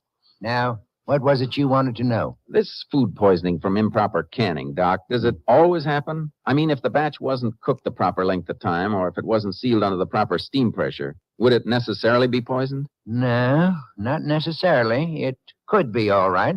I just wanted to make sure. Well, what's your point, Jace? If Mac put up that contaminated meat, he'd have no way of knowing it was bad without testing it. So since he wouldn't test it on himself. He didn't test it on anybody else either. There'd have been another death or somebody sick enough for Doc to know about. Mac wouldn't have gambled on the Farraguts just getting sick. He wouldn't have even gotten the food to them unless he was sure it was deadly. Well, he could have tested it on an animal. Would an animal eat that food, Doc? Well, the meat'd seem all right by taste or smell. Yes, an animal would eat it. That's all I wanted to know, Doc. Sheriff, we're going for another ride in the woods. I think I know what for. Shouldn't take two guesses. We're going to dig up Luke's dog and send it to the lab at Austin. I want to know what that dog died from.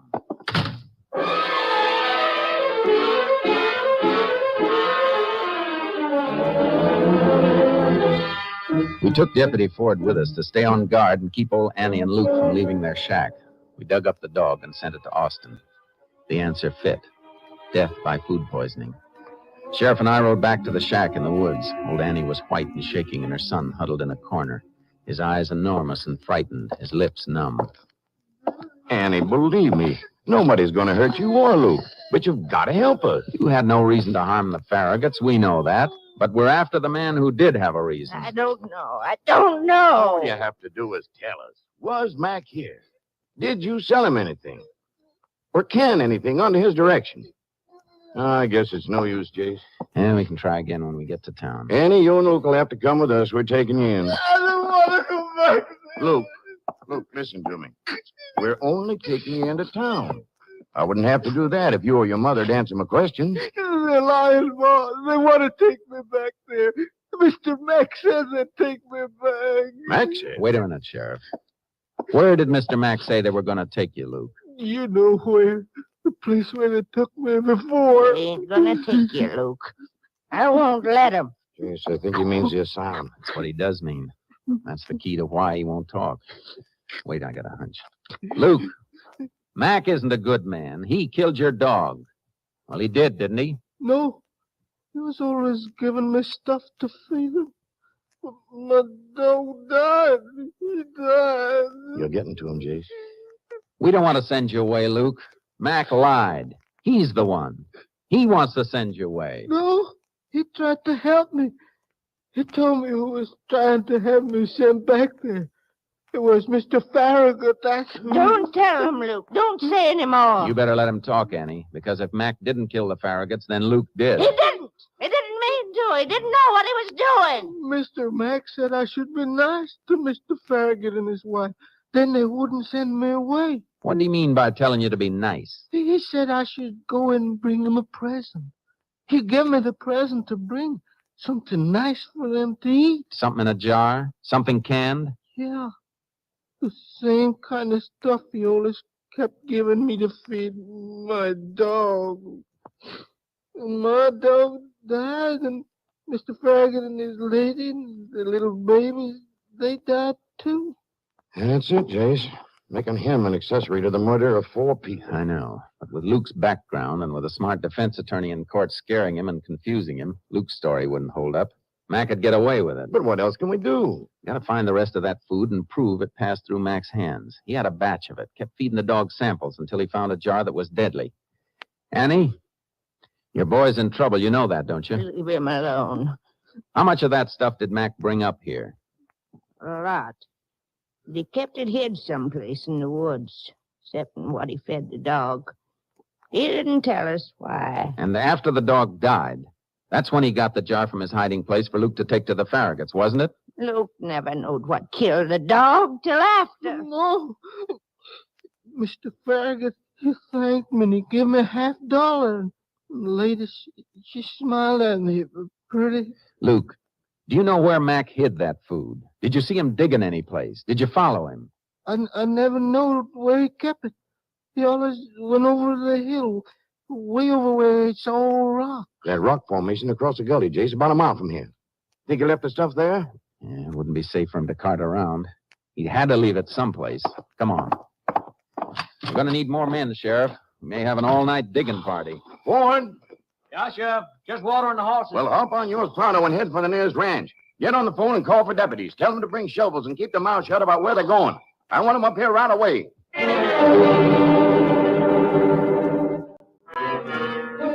We dug by flashlight and torchlight. Finally, we found it. A burlap sack loaded with jars of sausage meat. Canned death. We rushed back to town, and just after dawn, a fingerprint crew flew in from Austin. I held my breath. All we needed was a print. One fingerprint belonging to Sid Mack. We got it. More than one. There were sets on every jar.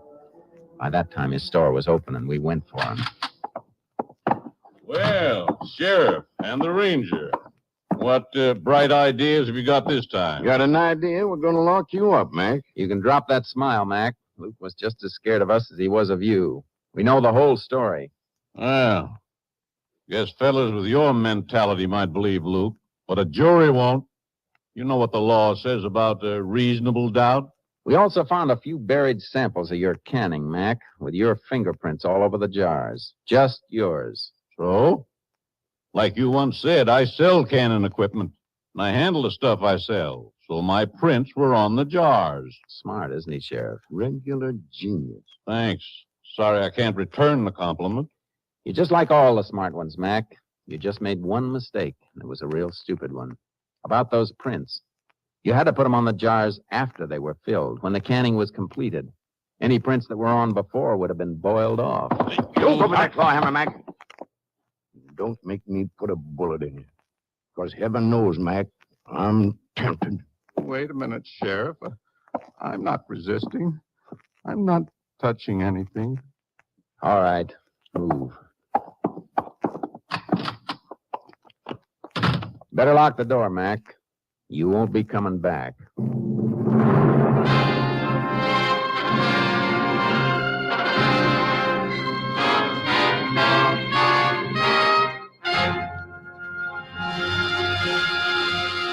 Sid Mack was brought to trial on August 3rd, 1940. He was convicted of premeditated murder, and on April 19th, 1941, he died in the electric chair. Next week, Joel McRae in another authentic reenactment of a case from the files of the Texas Rangers.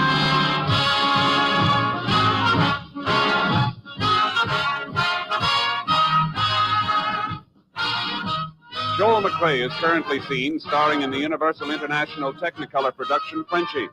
Tonight's cast included Tony Barrett, Paul Freese, Virginia Gregg, Will Wright, Ken Christie, Joe Forte, Edmund McDonald, and Don Diamond. This story was transcribed and adapted by Joel Murcott, and the program was produced and directed by Stacy Keach. Hal Gibney speaking.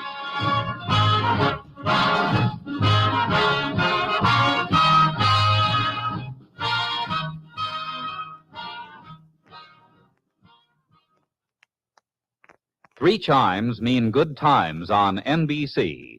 Gordon MacRae sings for you tomorrow evening as the Railroad Hour presents a melodic adaptation of the dramatic opera Madame Butterfly. Gordon's guest for this Railroad Hour presentation is lovely soprano Nadine Connor.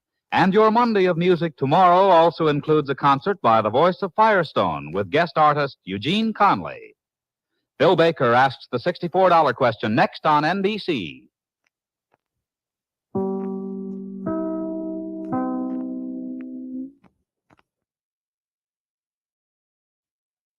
The National Broadcasting Company presents Joel McRae in Tales of the Texas Rangers.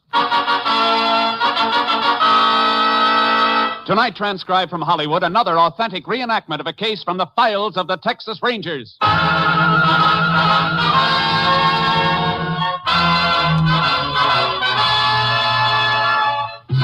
Tales of the Texas Rangers, starring Joel McRae as Ranger Jace Pearson. Texas, more than 260,000 square miles, and 50 men who make up the most famous and oldest law enforcement body in North America.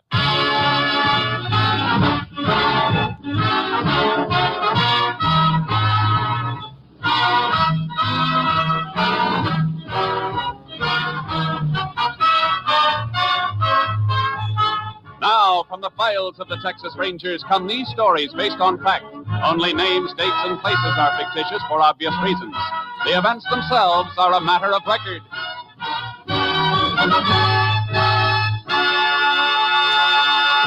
Case for tonight, no living witnesses.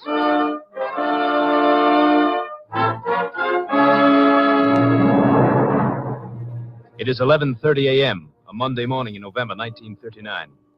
Sheriff Ross Betsby turns his car into a quiet residential street of Harper's Landing, Texas. Seated in the car with him is Mrs. Blackburn, a medical assistant. She becomes increasingly nervous as they approach a sign marking the home of Dr. Walter Hammett. Now, don't go getting jumpy, Miss Blackburn. There could be 100 reasons for the doc to be missing. Not Doc Hammett, and you know it. It ain't like him to just disappear. No sign of him since Saturday night. Wasn't at church yesterday, and he ain't at his house this morning. He's always there for visiting hours at 9:30. So he's probably out on a house call. Maybe over to the hospital at Ridge Hill. If he was, the phone operator'd know about it. Besides, his car's still in the garage. Well, here's a house. Better get out of the car and see if we can't raise him. That's what I've been trying to do all morning.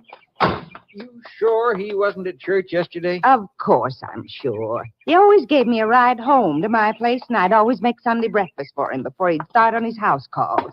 You don't work for a man for 10 years without learning his habits, especially a doctor. Well, he's got to be around someplace. Doc! Hello, Doc! Doc! Doc Hammett! Don't you have a key, Miss Blackburn? Never needed one before. Front door to the waiting room's always been open, except at night. Of course, he could have driven off with somebody, but... I don't know. But if he's here, why doesn't he answer? Well, even doctors get sick, and Doc Hammett's no youngster. He might have had a stroke. Oh, what are you going to do, Sheriff? We got to get inside. I got no legal right to bust in without a warrant, but that'll take time, and maybe this can't wait. Why don't you just go in, then? Doc knows you. He'd understand. If he doesn't understand, I reckon he'll just have to sue me for a broken window. I'll knock this one in with my gun, then I'll climb in and let you in through the door. Well, hurry.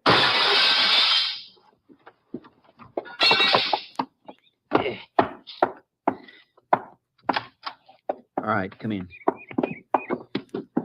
Where's Doc's bedroom? Back here. Not here. Bed's been used, though. It was all made up Saturday night when I left. Then he slept here Saturday night. Bathroom door is open. Nothing in there. Reckon we better go through the rest of the house. Kitchen's clear. You can see out back through the windows. There's nothing there either. Sheriff, I'm frightened. The sliding door to his office was closed when we come into the waiting room. Better have a look at that office. If he isn't in here, I don't know. Oh, Sheriff! Better stay back, Miss Blackburn. Oh, Dr. Hammett. Dressed in a robe and pajamas. Oh. Must have had a heart attack. Come in here to get something for it and... Wait a minute. What is it? On his robe. It looks like blood. 'Tis blood. From a bullet wound. He's been murdered.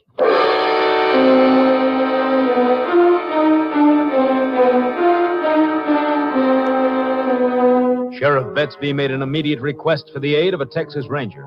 Ranger Jace Pearson was assigned. He joined the sheriff at the home of Dr. Hammett shortly after 1 p.m. Jace, this is Miss Blackburn. She was Doc's helper. This is Ranger Pearson, Miss Blackburn. Howdy. Howdy, ma'am. I asked Miss Blackburn to stay until you got here.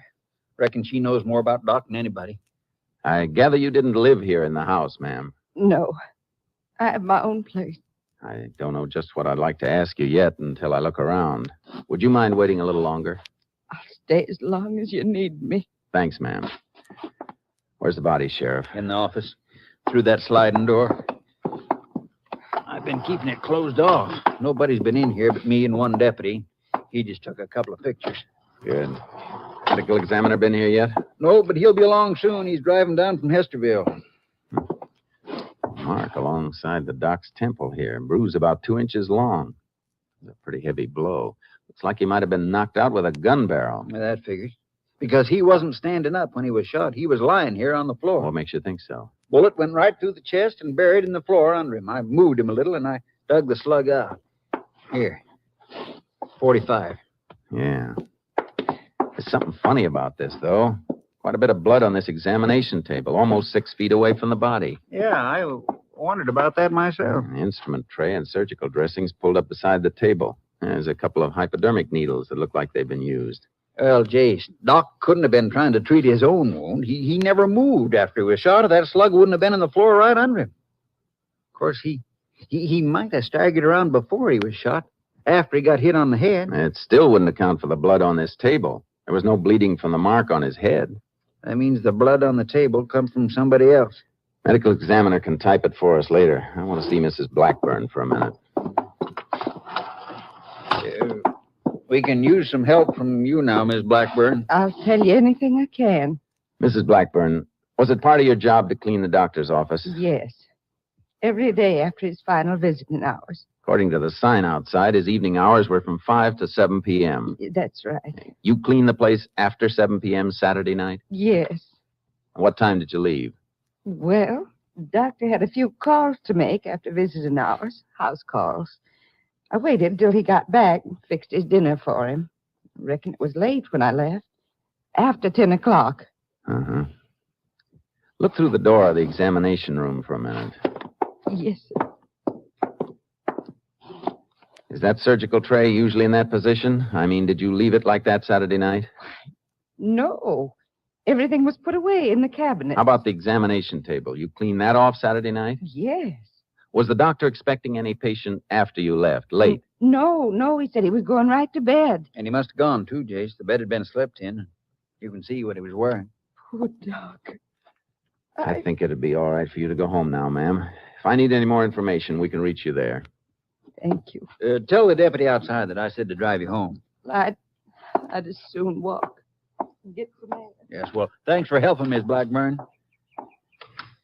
Well, that settles one thing, Jace. Doc had an unexpected patient late Saturday night. Somebody who routed him out of bed and killed him.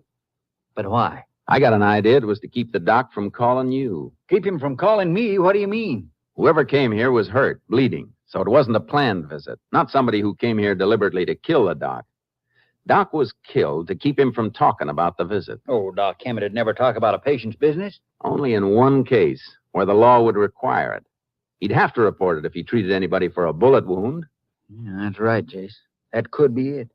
That probe on the instrument tray has blood on it, and that's just what a doc could use to dig out a bullet. I know. I've had a few dug out myself. Let's comb this examination room again. What are you looking for? If we're right, the slug Doc Hammett dug out of his patient.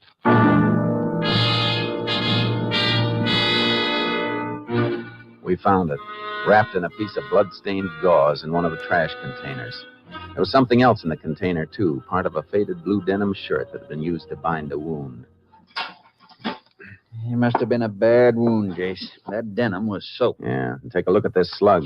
Looks like a slug from a Savage 303. But Doc was killed by a 45. That's natural. The man who came here wounded was shot someplace else by somebody else. Wouldn't be the same gun. Fellow we're after must have been in a gunfight then. That's the way it shapes up. With all that blood, he couldn't have come far. Couldn't have waited too long to get to a doctor. And the chances are he wasn't alone. Somebody must have been helping him. Oh, they could have just left Doc knocked out, trussed him up, and gotten away. Why'd they have to kill him? I can't answer that one. When the medical examiner gives us the wounded man's blood type, I'm going to send the 2 slugs we've got through to Austin for a ballistic check. Get a rundown on every police report involving gunplay that took place anywhere within 100 miles of here on Saturday night.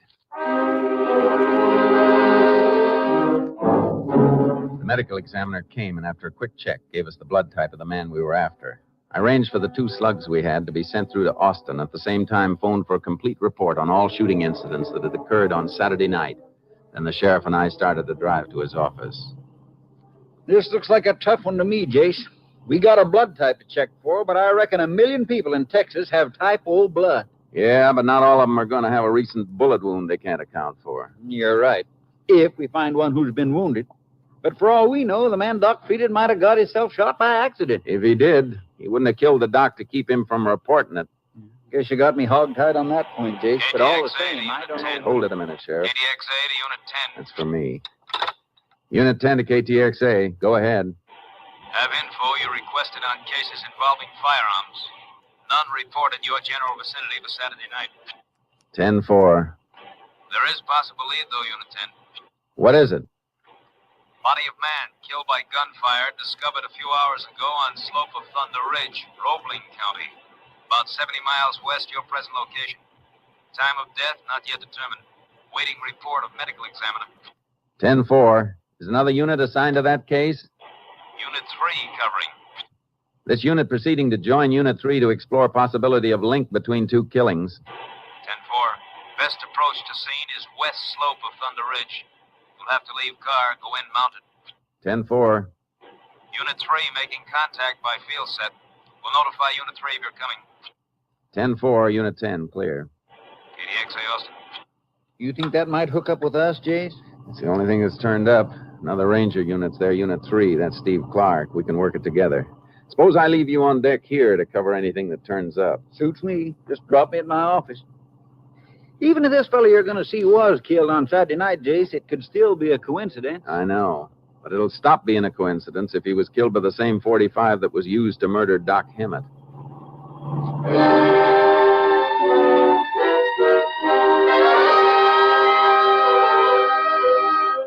I dropped the sheriff off, then headed for Thunder Ridge. When I got to the base, I unloaded charcoal from my horse trailer and started the climb. The sun was sinking as I started up the slope, and darkness came fast. I spotted torches moving like fireflies. I rode for them. Easy, easy, charcoal. Watch your footing, boy. Hello there! Hello! That you, Steve? Yeah, Jace? Right. Coming up to you. Hold up back there. Rest your horses a second. Howdy, Steve. Howdy, Jace. Got a walkie-talkie message you were coming. Didn't come down the road to meet you because we wanted to get the body out of here. The medical examiner can't do much till we get it into town. Where is the body? Back there in a pack mule with the sheriff's deputies. I'm leading the way down. Might as well get moving then. I'll ride with you. Right. All right, we're going to move again. Follow this gully all the way down and watch your step. Come on, boy. Come on, Sharky. Any line on how long he's been dead? Not for sure, but I think it's going to fit in with what you're looking for. From what I can judge, he was killed Saturday night. You got anything to back that up? Yeah, the man's a cowpoke. Works on that ranch at the base of the ridge. He rode up here Saturday night to see some Mexican gal he's been courting. But he never did get back to the ranch after he left her shack. I wonder why anybody traveled all the way up here to kill him. He was ambushed on the way back to the ranch. It'd been just as easy for the killer to wait until he hit the flat down by the ranch. Funny you should say that. Why? Because he was shot down on the flat. Well, then how'd his body get up here? Near as I can figure, he started to ride back up to get help. He wasn't killed right off, fell out of the saddle, and died where he fell. Seems to me he'd have ridden on to the ranch for help. Yeah, the ranch house is 11 miles off. Back up this way was only 1 mile. Jace, I'll be able to show you the whole thing when we get down. I'll follow his tracks both ways. Say, you leave your car near mine? Yeah. Well, the shooting took place not far from where we're parked. There was a break in the fence there and the marks of a truck, but they weren't deep enough to make a cast of them. You mean whoever gunned him had a truck down there? Yeah, that's right, Jace. Well, say, there are cattle tracks all over the place, too. Well, that might mean he surprised somebody who was trying to run some stock off the place. Yeah, not only trying, but succeeding.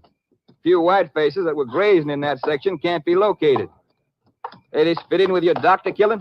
Depends on whether your cowpoke was killed by a .45 and whether he returned fire and hit one of the men he saw down there. And he fought with him, all right. He was carrying a saddle rifle. He dropped it when he got hit, I reckon. I found it beside his tracks down below. Already sent it down to Austin. Only one thing you got to tell me then, and I'll know if the two killings go hand in hand. What kind of a rifle was the cowpoke using? What kind you looking for, Jace? Savage 303? You got a case. That's what it was.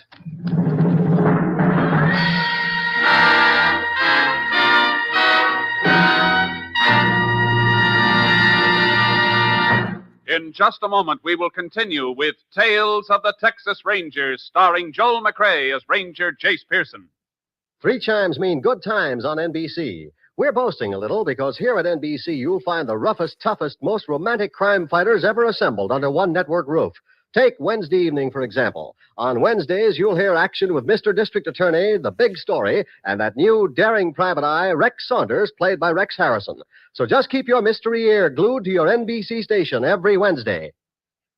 We continue now with Tales of the Texas Rangers and tonight's case, No Living Witnesses, an authentic story from the files of the Texas Rangers. The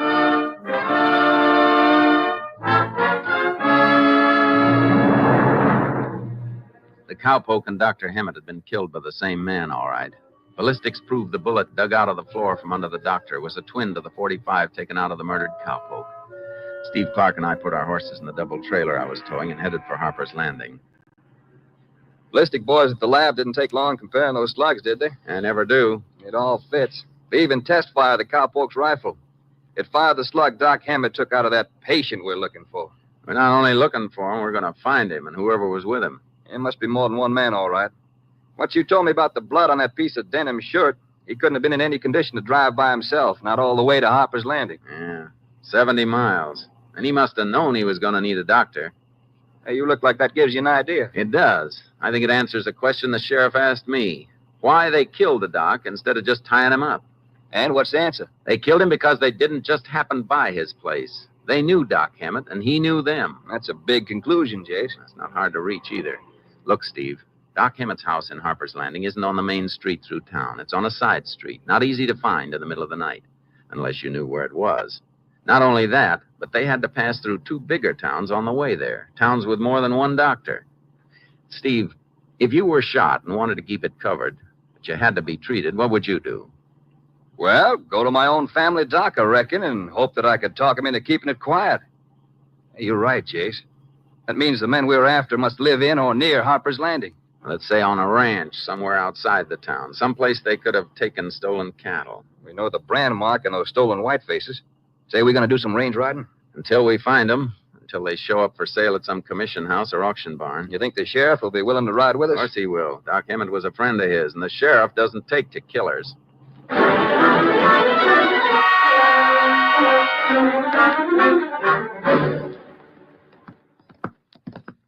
Larson Ranch is about 2 miles farther on. Might stop there and get some grub if you'd like. I'm all for it, Sheriff.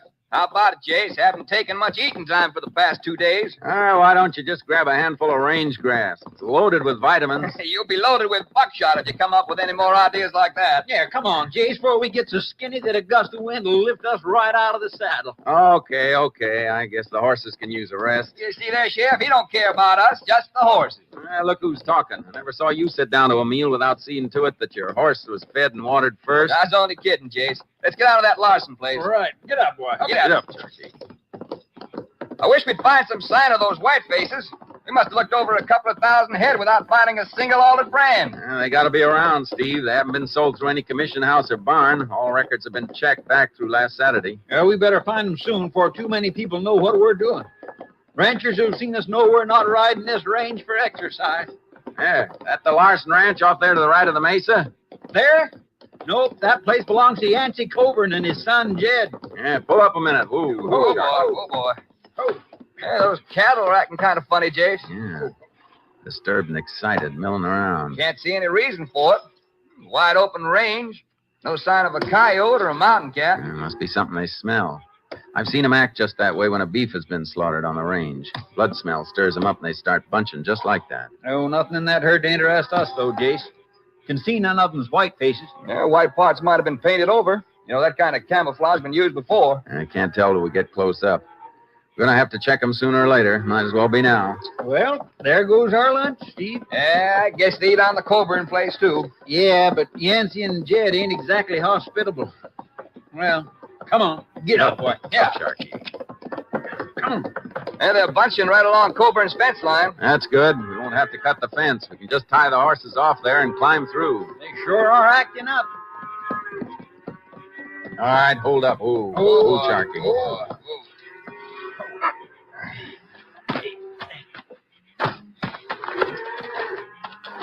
I'll hold the wire, Jace. Thanks. Climb through, Sheriff, then I'll come through and hold it for Steve. Right. Okay, Steve. Come ahead. Okay. I'm clear. Let it go. Yeah. Ain't no strange stock here, Jace. They're all wearing Coburn's brand. Yeah, I can't spot any that have been altered. Besides, there's not a white face in the lot. You can see that plain now. What are they so head up about? It beats me. What are you looking at, Jace? Tracks, the way they've been milling around. Marks form a big circle. The boulder over there seems to be the middle of it. They move up toward it, and then they start to mill and pull back. Come on. Wow. Look at the mess of red ants around that boulder. Why, they're just pouring in and out of that varmint hole under it. Hey, look at them. The hole's bigger than it looks. Most of it's been covered by the boulder. Hey, let's see if we can move it out, Steve. Yeah. Jammed too tight, Jake. Yeah, there's enough of an opening for my arm. I'll stretch flat and stick my hand down there. Well, watch out, Jace. You'll get ants all over you. Don't care about the ants so much. I just hope I don't get a mess of gopher teeth in my hand. Feel anything down there? Yeah. Look, quicklime. Hey, Jace, you better wash that off right away. I will. You got your wire clippers? Sure. What's the matter? Cut the fence and bring the horses through. We're going to pull this boulder. Why, Jace? What's down there? It felt like a bunch of fresh-skinned beef hides.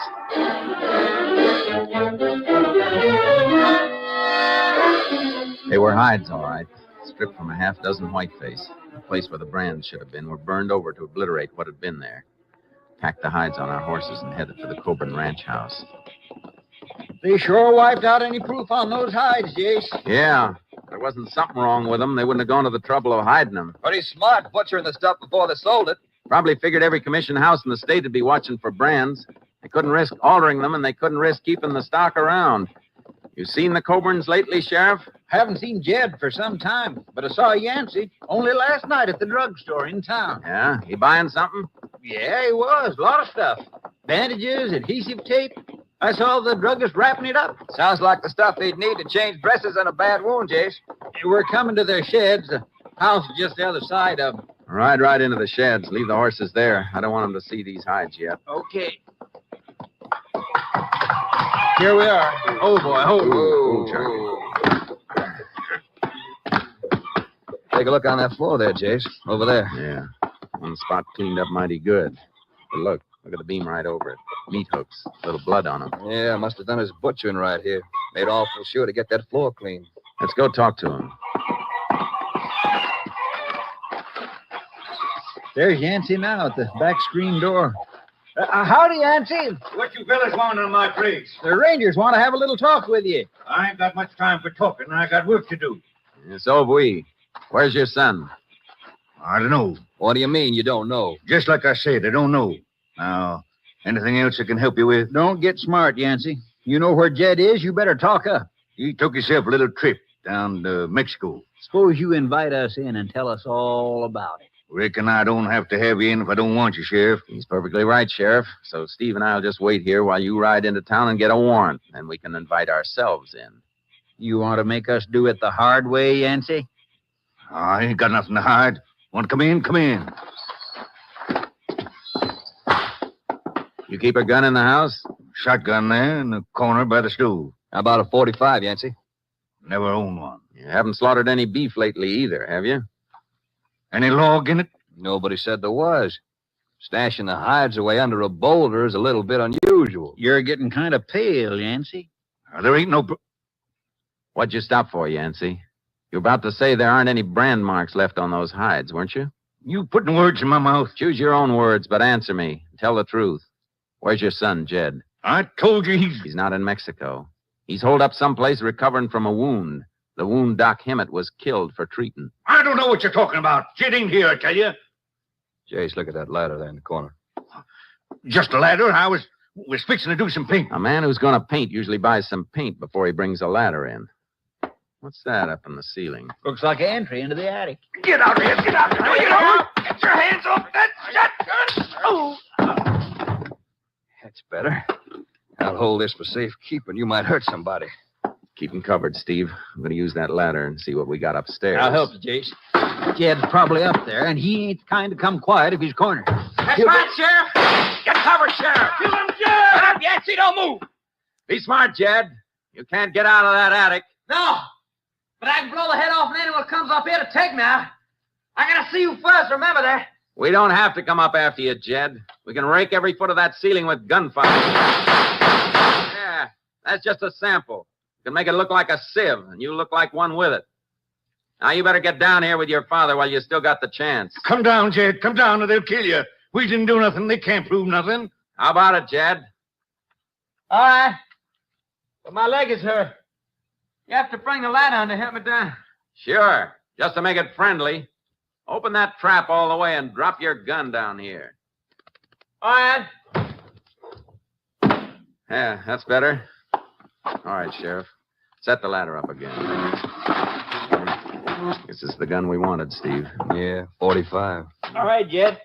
Ease yourself down and I'll help you. All right. My leg hurts. Come on, come on. Look, we didn't do nothing. And that's all we're ever going to say. We didn't do nothing here. You'll love it up in Huntsville, then. It's full of innocent fellas just like you. You ready, Steve? Yeah. Sheriff? All set, Jace. Good. All right, Yancey, Jed, get moving.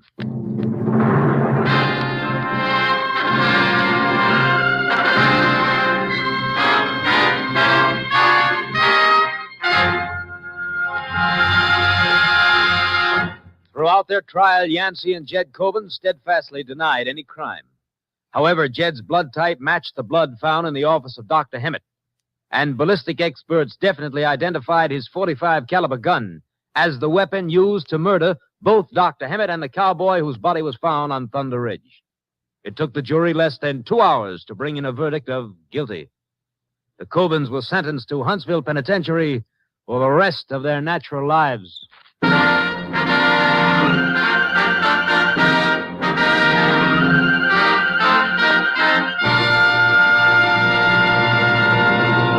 And now, here again is the star of our show, Joel McCrea. I believe you'll enjoy an amusing story I heard recently. It comes from a young lady who lives in the Lone Star State. It seems that a Sunday school teacher was making quite an impression with the little ones in her class as she told how the pharaohs of early Egypt drove the children of Israel from that land. A little fellow in the front row was biting his nails fiercely as the teacher went on to describe the cruelties inflicted upon the Israelites, how they were beaten and driven forth without food or water. When the story was over, the young fry stared straight ahead. Finally, he snapped, "Gee whiz, where were the Texas Rangers?" See you next week, folks. Good night. Next week, Joel McCrea in another authentic reenactment of a case from the files of the Texas Rangers. Joel McCrea is currently seen starring in the Universal International Technicolor production Frenchie. Tonight's cast included Tony Barrett, Virginia Gregg, Herb Ellis, Ed Begley, and Parley Bear. This story was transcribed and adapted by Joel Murcott, and the program was produced and directed by Stacy Keats. Hal Gibney speaking.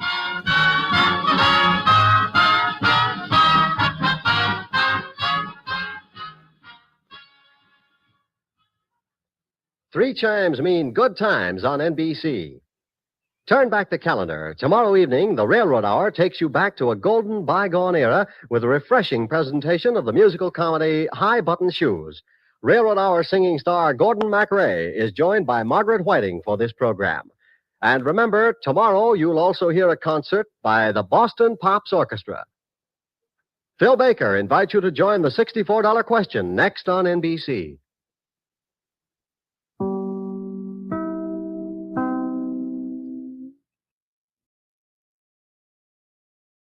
The National Broadcasting Company presents Joel McCrea in Tales of the Texas Rangers. Tonight, transcribed from Hollywood, another authentic reenactment of a case from the files of the Texas Rangers.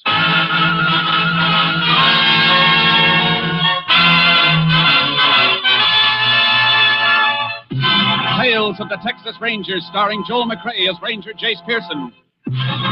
Texas, more than 260,000 square miles, and 50 men who make up the most famous and oldest law enforcement body in North America.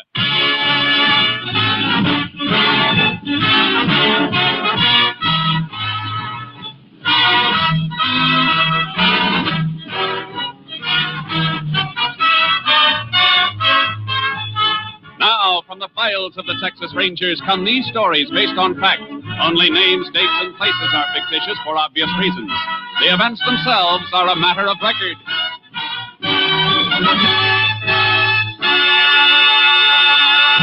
Case for tonight, paid in full.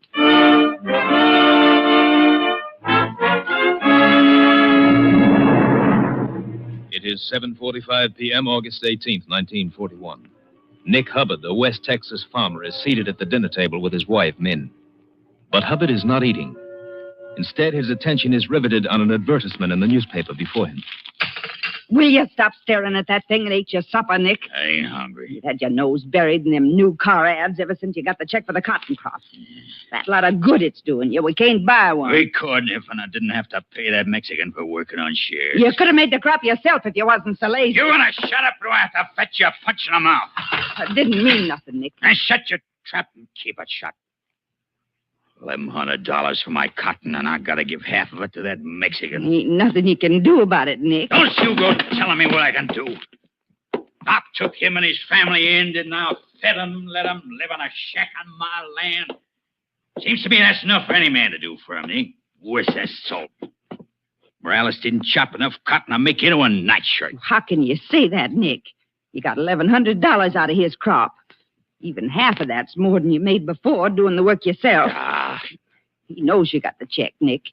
You can't stall him much longer. It's been 3 days now, and he's coming back again tonight. Reckon that's him now, Nick. Coming right up on the front porch like you own the place. You're busy with your dishes. I'll handle him.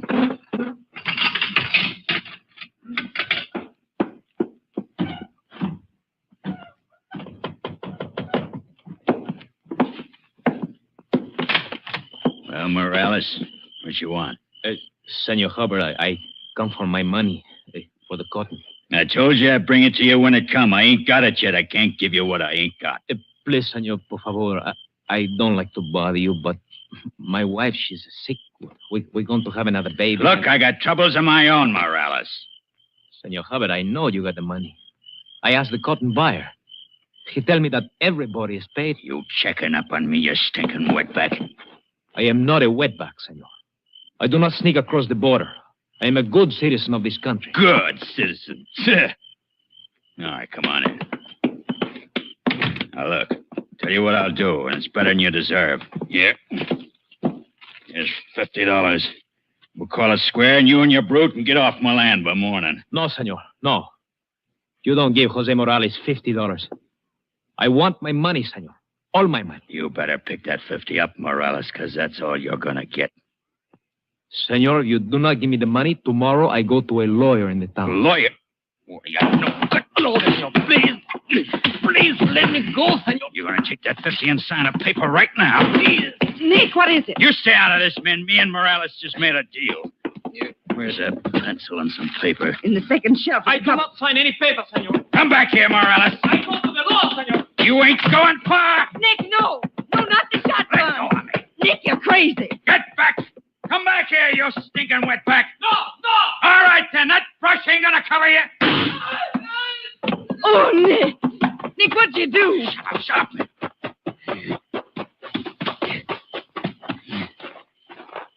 Nick. He's dead, Nick. What are you going to do, Nick? Shut up. Let me think. I got to get him off the place. Help me lift him. I better get him off the place. I can't, Nick. I can't touch him. Help me, I said. Keep your mouth shut. Forever from now on, keep your mouth shut. Or I'll shut it like I shut his.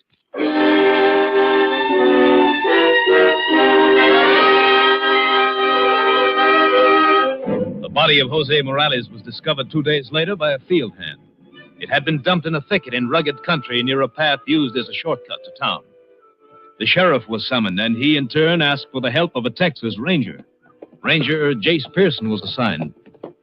Good thing you were towing your horse trailer, Jace. Be a rough go on foot. That path looks like it gets plenty of use, though. Yeah, field hands use it for a shortcut to town when they're walking or mounted. Guess they figure 3 miles of this is better than 8 miles of highway. That body's just up ahead. I rode down a ways to meet you when I heard your horse. You said something about somebody reporting Morales missing before the body was discovered. That's right. His wife came to my office yesterday and said he hadn't been home all night. Means he might have been killed the night before last. It seems that way. Oh, here we are. Oh, boy. Whoa, Charky. Right in that thicket. Shotgun, huh? Yeah, got it behind the head and through his back. Heavy charge.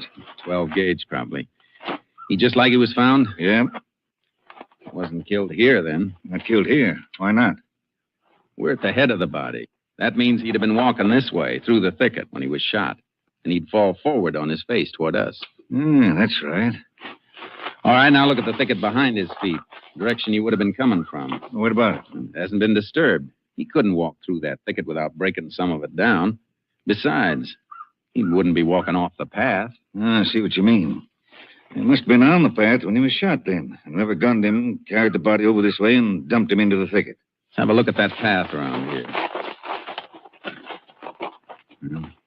Blood from his wounds should have left a mark someplace, a stain on the ground. Yeah, nothing here. No sign of blood, no sign of the earth being scuffed over to hide it. No. Yeah, we're not going to find anything. Not around here. If he'd been dumped when that wound was fresh, we'd have found something by now. He was brought in here after all the bleeding had stopped, because somebody didn't want the body found where he was killed. Well, that means we got to find out where. It's not going to be easy. It never is. There's one good thing about it. Once we do find the place, it isn't going to be far from the killer, or the body wouldn't have been moved. There's nothing else for us to see here. Lab man's flying in from Austin. Might find something when the medical examiner does an autopsy. I'll have to stay here a while. Men who directed you here are bringing pack animals to take the body into town. There's no sense in both of us staying. I'll get started. Hey, you know where Morales lived? Yeah, shack near the cotton fields on the north rim of Nick Hubbard's farm. Yeah. Thanks, Sheriff. Don't suppose you know if Morales was having trouble with anybody? Not that I know of, Jace. I reckon his family might know something, though. Or maybe the Hubbards. I'll see them both. Meet you in town when I'm finished. Okay, Jace. Get around, Charlie. Up, boy. Come on, let's go.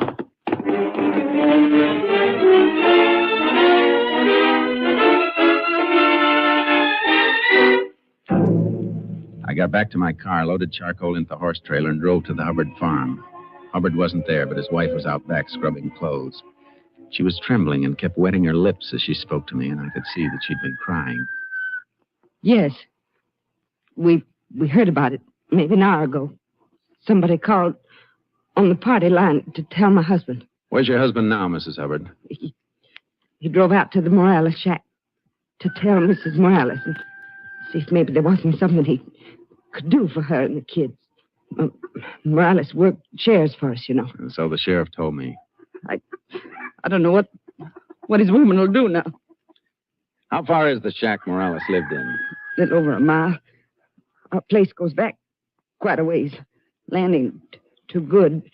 We got a lot of it. Morales ever come here to your house, I mean? Only when he had some business with Nick, my husband. When was the last time?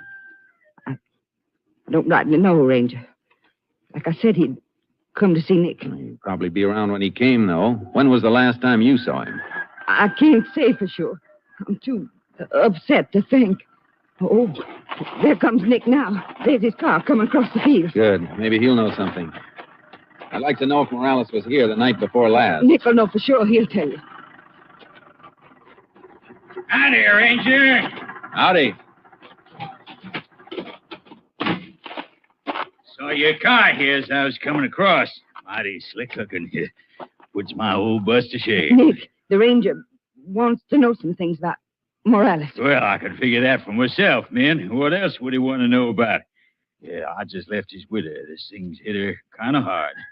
Sure feel sorry for him and them kids. I know. Of course, men and me will do anything we can to help them. I told her they could stay on at the shack, men. And that we wasn't fixing to charge him no rent nor nothing. Poor woman. Men, hold on to yourself. Your wife can't help how she feels, Mr. Hubbard. There's just a couple of things I want to know. When'd you see Morales last? Your wife couldn't remember. Well, you sure are broken up, men. You ought to remember Morales is here night before last. I wasn't sure, Nick. Night before last, huh? What time? What? Just after we finished supper, 8 o'clock, maybe. The same night he was killed. What? You mean he's been dead that long? Judging by the appearance of the body, yes. We'll know for sure when the medical examiner gets finished with him, but why are you so surprised? Well, I mean, he was only found a little while ago. He's been missing since the night before last, though. His wife reported that to the sheriff's office yesterday. You knew that, didn't you? Well, sure I knew it, but, I figured he was off on a toot, celebrating with that roll of money. What roll of money? Money I paid him for working shares on the cotton. Is that when you paid him? When he was here night before last? Sure, handed him $550. That's why I'm surprised Min didn't remember him stopping by. Why, you remember, Min. You was there when I handed him the cash and he made his X on that receipt I wrote out. I wasn't sure the night. So he had $550 cash on him. And now I can see a reason for his being murdered. Wait a minute. Wait a minute. What's the matter? What? Something Mrs. Morales told me just a while ago when I was over there about a field hand who dropped in the night Morales disappeared. He wanted to borrow some money. Waited around for him, but when he didn't come, the fella said he'd walk down toward my place here and see if he couldn't meet Morales on the way. She mentioned the field hand's name? Can't remember. Shorty, I think. Shorty something. Anybody show up here that night looking for Morales? No, not while he was here, not after he left. Wasn't nobody, was there, man? No. Must have met Morales away from here then, Ranger. Maybe the man you're after. Sure looks mighty possible, Hubbard. I'm going to see Mrs. Morales and find out who that man was. You want to point out the way? Do better than that, Ranger. I'll ride out with you. Fine. Let's go. Goodbye, Miss Hubbard. Bye, man. Back later. Bye. Sure is a smooth car you got here, Ranger. I'm going to get me a new car soon. Oh, she sure do hum, don't she? Yeah. Am I heading right? Yeah. Straight across the field and follow that fence line. Sure is a shame about Morales. But, I reckon you ain't gonna have much work once this woman tells you who that fella was, the Shorty. Yeah, it looks like you had a motive, all right. Sounds like the killer to me. I hope you get him, Ranger. Morales is a mighty fine Mexican, mighty fine. Hate to see anybody get away with killing him. Man, this is a fine car, ain't it? Ha! Listen to her purr.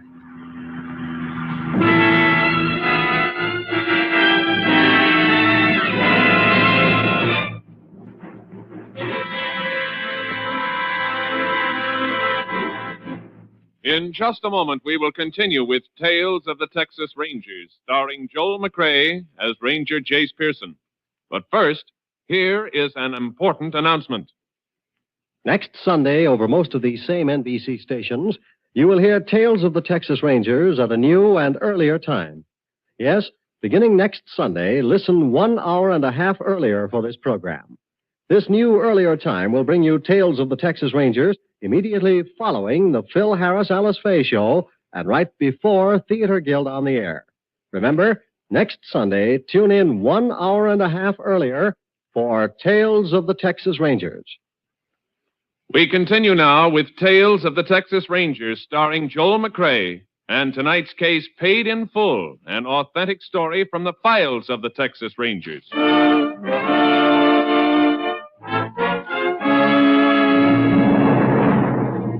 The Morales shack was threadbare, but scrubbed clean like the two wide-eyed kids who clung to their mother's skirts.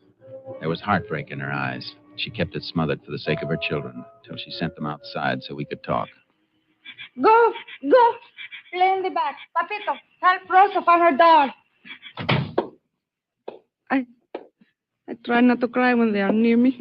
Take it easy, Mrs. Morales. Easy? What is easy? Life is hard for me, for them. And now they have no father to help them. Now, everything's gonna be all right. I told you can stay on here rent-free and everything. We didn't want to stay here. We were going to move away and get a little place of our own for the new baby that's going to come. As soon as you gave Jose his money. Why do you make him wait so long? Well, For 3 days, every day he asked you for his share. And you keep saying you don't give the check yet. But you did. What is this, Hubbard? Well, it's just a little misunderstanding, Ranger. I can explain it. I didn't want to give Jose the money. I wanted to give it to Mrs. Morales here. I asked him to bring her down to the house and collect it. Why? Why, for her sake and the sake of the kids. You know how some sharecroppers are. He might have taken all that dough and blown it in on a tequila binge. Jose would not spend our money that way. He was a good husband. Well, I got no way of being sure of that. I was just trying to look out for you and your youngsters. Is that a crime? No, but while you were being so considerate, you could have driven out here with the money instead of expecting this woman to walk to your place to get it. Mrs. Morales, Mr. Hubbard says you told him about somebody coming here to borrow money from your husband the night he didn't come home. See, A man who worked with Jose someplace once before, 2 years ago. They call him Shorty. Shorty Davis. You tell him your husband had gone down to Hubbard's place? See? Then he said he would not wait anymore. He would walk down and try to meet Jose. Then he went away. That's all. You see, it's just like I told you, Ranger. Probably met Jose, talked him into going to town when he found out he had the money. Then he murdered him when he got him off on that shortcut trail. My poor husband. Now, don't you worry. They'll get that Shorty fella. We haven't got him yet, Hubbard. A couple of things don't fit. Mrs. Morales, did Shorty Davis have a shotgun with him when he came by? No. Probably had the whole thing planned in advance, Ranger. Had the gun stashed away on the shortcut. Still doesn't add up, Hubbard. Why not? Because Morales wasn't killed on the shortcut. He was killed someplace else and taken out there. How do you know that? Because there'd be certain signs at the scene of the murder that weren't around where the body was found. You mean like blood on the ground? Things like that? Yeah, things like that. So, Shorty must have killed him someplace else. Somebody did. We'll pick Shorty up and see what he's got to say. Goodbye, Miss Morales. Goodbye. Come on, Hubbard. I'll drive you home.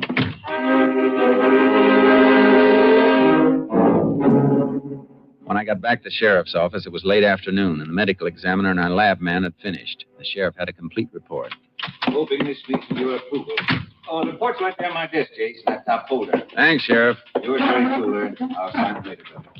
Anything special in this lab report? Yeah, a few things. Yeah, let me show you. Look here. Shot followed a downward path, indicating that the gun was fired from above and behind the victim. Pattern of shot spread, a number of pellets striking target from normal number of pellets in regulation 12-gauge shell.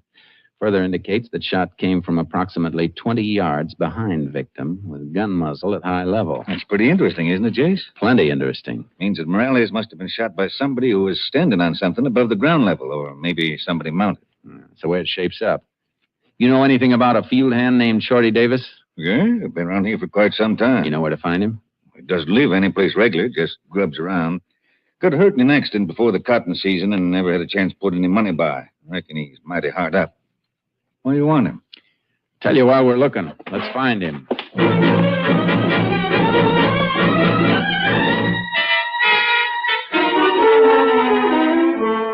We combed the town until midnight, but there was no sign of Shorty Davis. I called my headquarters, and with the sheriff supplying a description, put out a statewide pickup. It was just after dawn when it paid off. Shorty Davis was picked up by the highway patrol less than 50 miles away. They brought him back to us. All right, Shorty. Sit down over there. Mr. Sheriff, what for those men bring me back here? I ain't done nothing. If you haven't, you'll be taken back to where you were picked up. Meanwhile, where were you going? Just heading for El Paso to see my folks, Mr. Ranger. Kind of sudden decision, Shorty. You've been hanging around here for months. I couldn't go before, sir. I was waiting to get me some money. You mean you've got money now? Why, yes, sir. Where'd you get it, Shorty? What? From an accident. You remember the accident I had, sir, when Mr. Hoxie Wilson hit me with his automobile? Well, the lawyer man, Mr. Corby, he got me some settlement money for getting hit. Is that the truth, Shorty? Won't take long to find out if it isn't. I wouldn't lie to you at all, sir. You could ask Mr. Hoxie Wilson. You better call him and check, Sheriff. I sure will. I'll bring it. Give me Hoxie Wilson's place. Yeah, Hoxie Wilson. Mr. Ranger, where did the sheriff think I got the money? You'll find out later, Shorty. How much have you got? Well, I had $100. Just spent a couple for eating yesterday. Hello, Hoxie. When'd you leave town? Yesterday morning. Fine, What time? Early, right after the bank opened, and Mr. Hoxie got me the money. Then you didn't know that Jose Morales was found dead yesterday morning? Dead? Murdered. He was murdered the night you stopped by his shack to see him. I never did see him that night. But you did stop by the shack. Yes, sir, but he wasn't home. His wife tell you that, sir. His story about the money is okay, Jace. Sir, I ain't telling you no stories. I'm telling you the truth. Well, just keep on telling. Go ahead, Jace. I've been listening with one ear. Mrs. Morales told you where her husband was, didn't she? She said he was at Hubbard Farm, that's all. And didn't you leave the shack saying you'd go down to the farm and meet him? Yes, sir. I wanted to get the lender some money from Jose. He knew me. We worked together once. He loaned me before, and I always paid him back. We ain't asking about your credit rating, Shorty. What we want to know is what happened after you met Morales. I never did meet him. Wasn't nobody at Mr. Hubbard's place. The Hubbards weren't there? No, sir. I knocked hard on the back door, and there wasn't nobody there at all. Now, you've been mighty sure of what you were saying, Shorty. I am sure, Mr. Sheriff. That old house was just plain empty. Jose wasn't there. I thought maybe he'd come back or maybe he hadn't been there yet. So I went over in the field and sat me down on a stump and waited. Then Mr. Hubbard and his wife, they drove up real slow. Had a couple of horses hitched to the back of the car. Horses? Yes, sir. What kind of story are you trying to invent? I ain't inventing nothing, Mr. Sheriff. That's gospel. Didn't Hubbard see you? No, sir. Like I said, I was in the field, sitting by a stump. Well, didn't you let him know you were there? No, sir. It was Morales I come to meet, and he wasn't with him. I didn't want Mr. Hubbard raising a fuss with me and asking me what I was doing around his property at night. No, sir. That man, he mean. Jeez. Hubbard wouldn't be towing horses around at night without a reason. The only reason I can think of is for packing something to a place he couldn't get to in his car. You mean like packing Morales' body up that shortcut trail? That's right. But why'd they kill him? Because Hubbard was lying about paying Morales his share in that cotton crop. He acted mighty funny when it came out he'd stalled about paying. Shorty? Yes, sir? I want you to repeat your story and we'll type it. Yes. Take your statement. Statement. Yes. After that, Sheriff, we're going out and have a good look at Hubbard's farm. A darn good look. Excuse me a minute. Hello? Speaking. How did it happen? I see. Count on me for whatever it costs. Sheriff, what's the matter? That was Doc Barker. Mrs. Morales come into the funeral parlor to see her husband. She fainted, fell. Jace, she lost her baby.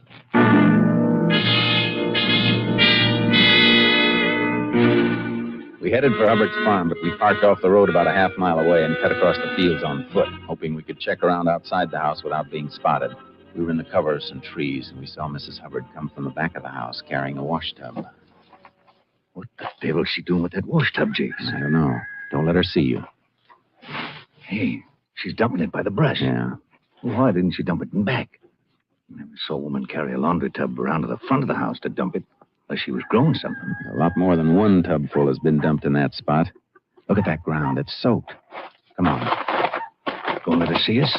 I want to find out what she's doing. Hubbard isn't around. The garage shed is open, and the car isn't there. Just a minute, Miss Hubbard. Oh, it's you, Ranger. And the sheriff. It's a funny place you picked to empty a laundry tub, ma'am. Well, the ground seemed kind of dry. It's dry all around here, except for this one spot by the brush. Quite a lot of water's been dumped here. Much more than you had in that tub. Take a look around, Sheriff. Well, what are you looking for? Maybe a couple of bloodstains dried into the ground. If there was anything here, Jace, we're too late now. Mud's an inch thick, clear to the base of this brush. Yeah, I know. Yeah, but there's one thing that's still here. Take a look, Sheriff. What is it? The leaves on this brush. Holes ripped through some of the leaves, just the way they'd be if a shotgun charge came through. There've been some bugs. Bugs never made these holes, ma'am. Sheriff, look at the porch of the house. How far away did you say it was? Well, maybe 18, 20 yards. What makes... Hey, the lab report said the shot was fired from approximately 20 yards. With the muzzle level above the victim, and that porch is the only elevated spot it could have come from. Hubbard must have fired from there. That ain't so. Nick didn't kill Morales. He didn't. He did, and you know it. When I asked you when you'd seen Morales last, you kept stalling your answer until your husband came. He's committed 2 murders if the truth is known, men. Because Mrs. Morales just lost the baby she was carrying. Oh, no. Nick is your husband, men, but lying for somebody like him ain't right before earth or heaven. You know it. I told him not to do it. I begged him to pay Morales, but he was greedy. He took a shotgun and Where is the gun, ma'am? in the house. I'll show you. I can't go on with this no more. All last night he was dumping water out there by the brush where Morales fell. Something you said yesterday about bloodstains scared him. It scared me, too. That's why I brought the laundry water out there. I couldn't stop thinking about it. There's the gun. There in the corner. Maybe I ain't a fit wife. Maybe I shouldn't have told you, but I feel better about it now. I feel better. Some night, maybe I'll sleep again if I live to be old enough. Where's your husband now, Mrs. Hubbard? I don't know. He left this morning before sunup to drive to Center City. Said he'd be back before noon. I guess we'll just sit and wait then, if you don't mind. Wait a minute, Sheriff. Car coming up the drive now. Take a look out through those curtains. That ain't Nick's car. That one's brand spanking new. That's Nick in it, though. So that's what he went to Center City for. She's right, Sheriff. That man really loves new cars. Yeah, stand back from the window. Let him come in. Hey, man! Come give your eyes a treat. Howdy, Hubbard. Yeah, howdy, Sheriff. Ranger. And why are you looking at me like that? I told him, Nick. I told him everything. I told him how you cheated Morales, how you shot him in the back. Shut up! Shut your crazy mouth! No, you don't. I'll try that again. Now get up. Mrs. Morales lost her baby, Nick. Ain't you proud of that? While you was buying your new car, she was losing her baby. Oh, man, don't say any more. Please, man. You got a new car, didn't you, Nick? You know where you're going to drive in it, don't you, Nick? You know where. Take care of her, Sheriff. I'll take him. All right, jeez. Come on, Nick. Let's go.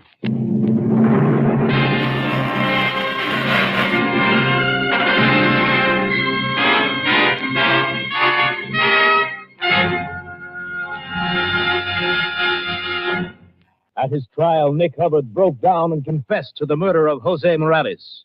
He was sentenced to Huntsville Penitentiary for the rest of his life.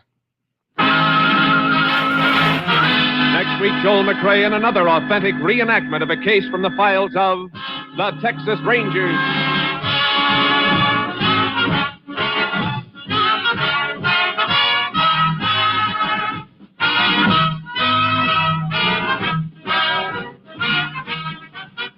Joel McRae is currently seen starring in the Universal International Technicolor production Frenchie. Tonight's cast included Tony Barrett, Virginia Gregg, Whitfield Connor, Ed Begley, and Chester Hairston. This story was transcribed and adapted by Joel Murcott, and the program was produced and directed by Stacy Keats. Hal Gibney speaking.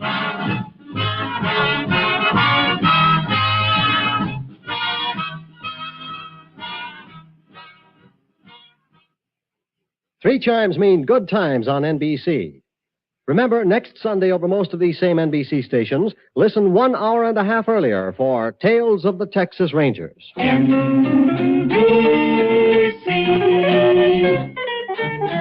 enjoy the very best in radio. Be sure that you're dialing right.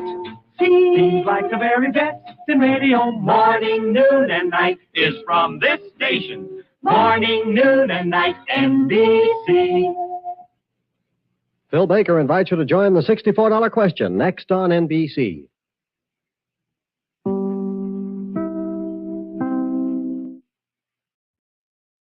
The National Broadcasting Company presents Joel McRae in Tales of the Texas Rangers. Tonight, transcribed from Hollywood, another authentic reenactment of a case from the files of the Texas Rangers.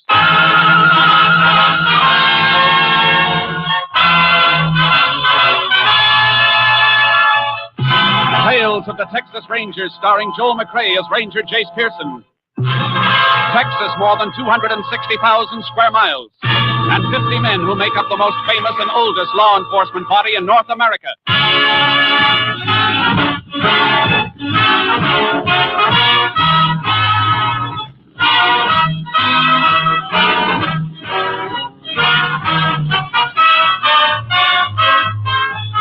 Now, from the files of the Texas Rangers come these stories based on fact.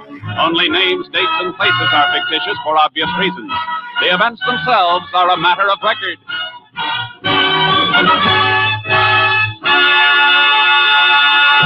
Case for tonight, square dance.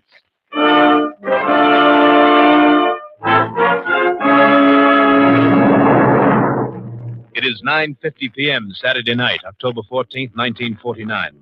There is a square dance in progress at the Fun Spot, a barn-like dance hall on the outskirts of Bankerville in West Texas. Mrs. Mort Rogers, a rancher's wife, is seated in a corner, waiting for her husband to return with some soda pop. She looks up as a stranger approaches. Well, looks like I found me a pretty little wallflower. How come you ain't dancing, man? Reckon I'm a little out of breath from the last one. My husband went to fetch me some soda pop. Good. While he's fetching it, you and me can dance. Another couple needing that square over there. Come on.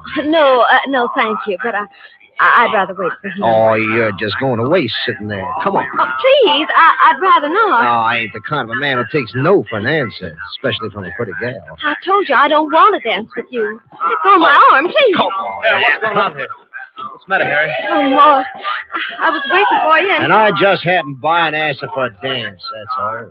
And left finger marks all over her arm. Looks like you asked pretty rough. Ain't no harm done. You gonna get hard about it? Take these pop bottles, Harry. Mort, don't. I said take them. Now, you want to repeat that question? Place is probably full of friends of yours. I don't know anybody around here. I just happen in. Why don't you just happen out before you get in trouble? Go ahead, beat it. All right. Maybe I'll meet you alone sometime. Anytime you want to No, try. Mort, please. Let him go. I'm all right. There seems to be somebody like that, wandering in with people having fun. Forget about him. He went out. Drink your pop. Look at you, honey, you're shaking. Not from him. It's a little chilly in here now, that's all. Where's that little jacket you brought? I left it out in the car. I'll go fetch it for you. Well, ain't that cold, Mort? Oh, no, just turning blue or something. All right. Would you mind getting it for me? Oh, I said I would, didn't I? Any more strangers ask you to dance, hit them with that pop bottle. I'll be all right. Jacket's in the back seat. All right, I'll find it.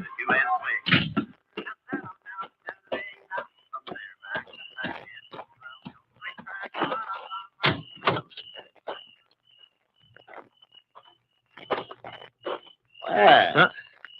Look who's here. Oh, it's you, huh? What you doing hanging around these cars? Thought I told you to get lost. Better watch your tongue. You ain't surrounded by friends now. I figured you'd follow me out. I didn't follow you out. I come out to get my wife's jacket. And as for friends, mister, I don't need any to hand the likes of you. Now, why don't you get while the getting's good? Too bad your wife didn't come out to get her own jacket. Yeah, she's kind of cute. Shut up. Right now. Yeah, but would have asked her to dance if she hadn't given me the eye. What are you looking for? Come on, get up. Get up and fight. Or get up and run. I'll fight. But we'll fight my way with this. I might have known someone like you to carry a knife. You're gonna know it. Good. Just once more for good measure. Guess your wife ain't gonna be so particular who she dances with from now on.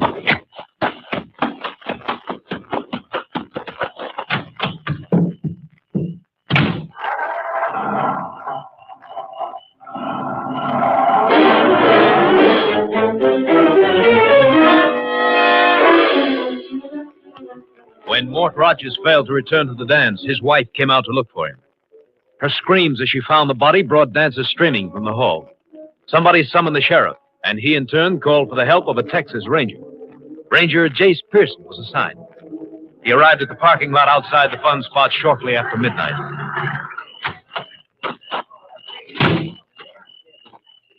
Howdy, Sheriff. Well, howdy, Jace. I'm glad you were close by. Here's the body. Uh-huh. Radio was buzzing with calls as I drove in. KTXA's ordering roadblocks set up on every highway near here for 100 miles. Yeah, I know. I phoned in a description of a stranger who was at the dance tonight. Yeah, I heard it. Let's hope they can pick him up. Well, they'd have got him sure if I'd had the description earlier, but it took almost an hour to get Miss Rogers so she could talk. Is she the dead man's wife? Yep. Saw the whole thing then, huh? No, she was inside when it happened. Come out and found the body. Well, then why the pickup for the stranger in particular? Rogers have trouble with him? Just words. Nothing anybody saw. Tried to force Miss Rogers to dance with him, the way she tells it. Rogers come along, saw what was going on, and ordered the fella out. Whole thing happened less than 2 hours ago. Killer can't be too far away then. Yeah, far enough. Yeah, but if the roadblocks don't pick him up, we'll know he's either living or hiding within a 2-hour ride from here. Could be 100 yards away or 100 miles away. Even then, he might not be the one. Over 60 couple at the dance tonight. Any one of them could have stepped outside. I haven't let a car pull out since I got here. Good. You shake everybody down? Yeah, didn't find anything on anybody, though. Deputy has 2 knives and a gun that were ditched under benches when he started searching. Knives clean? As far as I could tell. We'll send them through to Austin and make sure. If there's any blood left on one of them, the lab will find it. Yeah. We're not going to have to wait for that, though. Not if the killer's still around. Why? This wound on Roger's throat cut the jugular. See how the blood spurted out. Killer couldn't miss getting some of that blood on his clothes. You check for that on the shakedown? Well, just their hands, Jase. You better line them up again inside. Blood's had time to dry. Killer may have had a chance to try and wash it out, but we'll have to check every suspicious-looking stain. Well, I got the names and addresses of everybody in the place. Good. You can use that as a checklist. Make sure nobody's taken a run out since you got here. Deputies been stationed all around. All doors have been locked, except this one leading out to the parking lot. I had to let folks out here because some of them have got babies sleeping in their cars. I understand. Well, let's get them in. Right. All right, inside again, folks. Everybody inside. Joe, Charlie, Higgins, don't let any stragglers hang back. Keep them moving. Hey, you better send one of your deputies into town, dig up some clothes from the jail or someplace. If you find any suspicious stains, a few of these people mightn't have anything to wear home.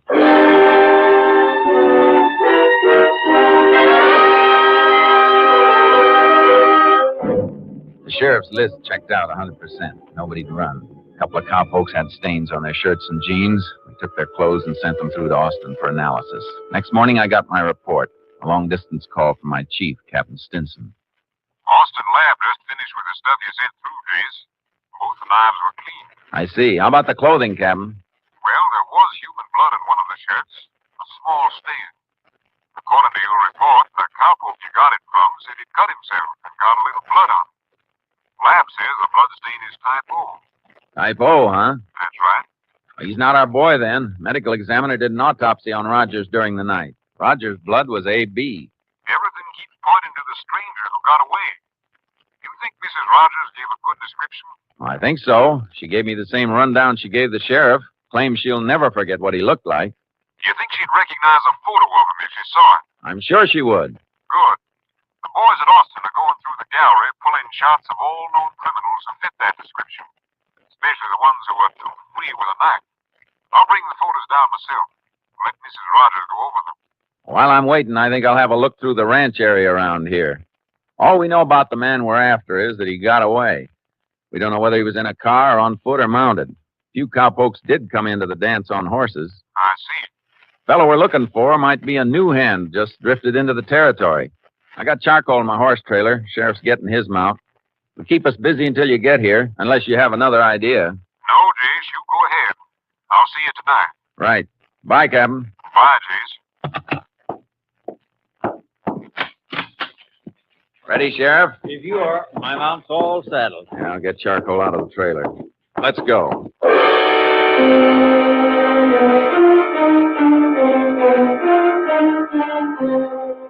We rode from ranch to ranch, taking shortcuts through the gullies and arroyos, working through the good grazing as well as the badlands, riding close to get a good look at cowpokes working the range wherever we spotted them.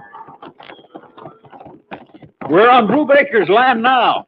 Be able to see the ranch house when we reach the end of these trees. How many hands he got on the place? 3. They've been around for quite a spell, unless he took on a new one. Brubaker. That seems to me his name was on the list of folks who were at the dance. Yeah, he was there with his wife. Well, then he was asked if he'd noticed the stranger. Asked everybody that. If anybody by that description was working for him, he'd spoke up. Well, I thought we might talk to his hands. Even if they weren't at the dance, they might have noticed a stranger around someplace. Possible. Worth a try. Yeah.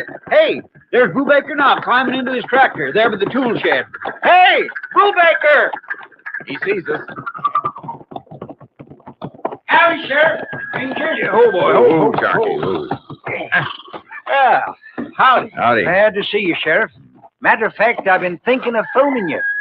You got some information on the Rogers case? Well, no. It's something I guess I shouldn't even be bothering you with right now. Just wanted to put in a little complaint. What kind of complaint, Brubaker? Well, sir, just before the dance last night, the missus and me did some shopping in town. Matter of fact, going to the dance was an afterthought. Just decided to drop in when we was driving home and pass the fun spot. Mm-hmm. Well, sir, like I said, I hate to bother you about it, but a couple of things was stolen out of my pickup. while we was at the dance. New bridle I'd bought in town and a new pair of wire clippers. Are you sure those things were taken while you were at the dance? Well, they couldn't have been taken anyplace else. They were the last things we bought before we went to the dance. Put them on the shelf behind the cab seat. Could be something to this, Jake. You sure could. Anybody stealing things from a car wouldn't be doing it while you and your deputies were all over the place. And we were there till after everybody had cleared out. Stuff must have been taken out of Brubaker's pickup before Rogers was killed. Say, as a matter of fact, Rogers might have surprised somebody going through the cars. I wouldn't rule out the stranger we're looking for. He left the dance hall before Rogers went outside. Bridle and wire clippers wouldn't be easy to trace. I wonder if he might have taken something else. Well, I haven't had any other complaints. People don't always complain. Thanks, Brubaker. Come on, Sheriff. Let's get back to town. So long. So long. So long. Get up, Charlie. Come on. Now, let's go. You planning to check over that dance list again? We'll call every name on it. See if anything else was taken from that parking lot. Up, Charlie. Come on, boy. Let's go.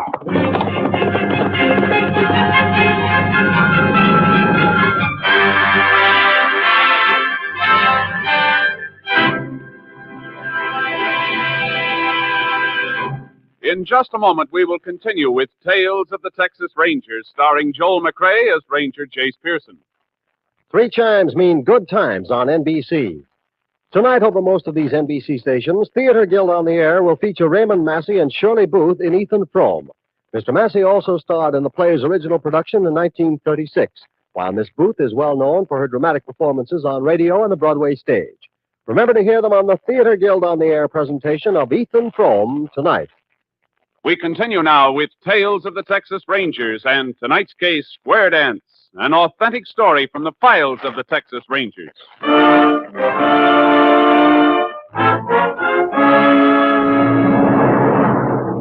The sheriff and his deputies started a phone check of people who'd been at the dance, asking them to list missing articles. Meanwhile, Captain Stinson drove in with the gallery shots of possible suspects. We took them over to the funeral home to see if Mrs. Rogers could identify the stranger who'd quarreled with her husband. The captain showed them to her, one by one. How about this one, Mrs. Rogers? No, Well, this is the last one. no. That's not him either. Yeah, guess that does it, Jace. The man we're after isn't a known criminal. Not in this state, anyhow. Can I go back to my husband now? I want to be near him until they have. Sure, ma'am. Go ahead. We wasn't even married a year. 6 months when I had our first anniversary. I might as well get back to the sheriff's office, Captain. Yeah.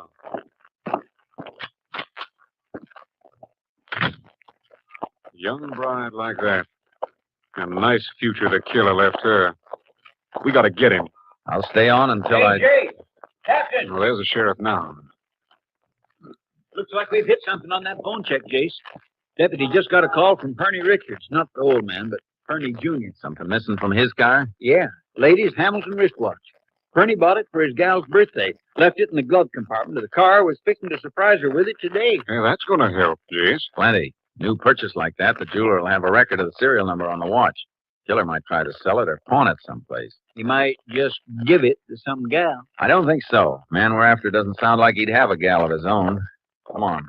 Let's get a rundown on that watch.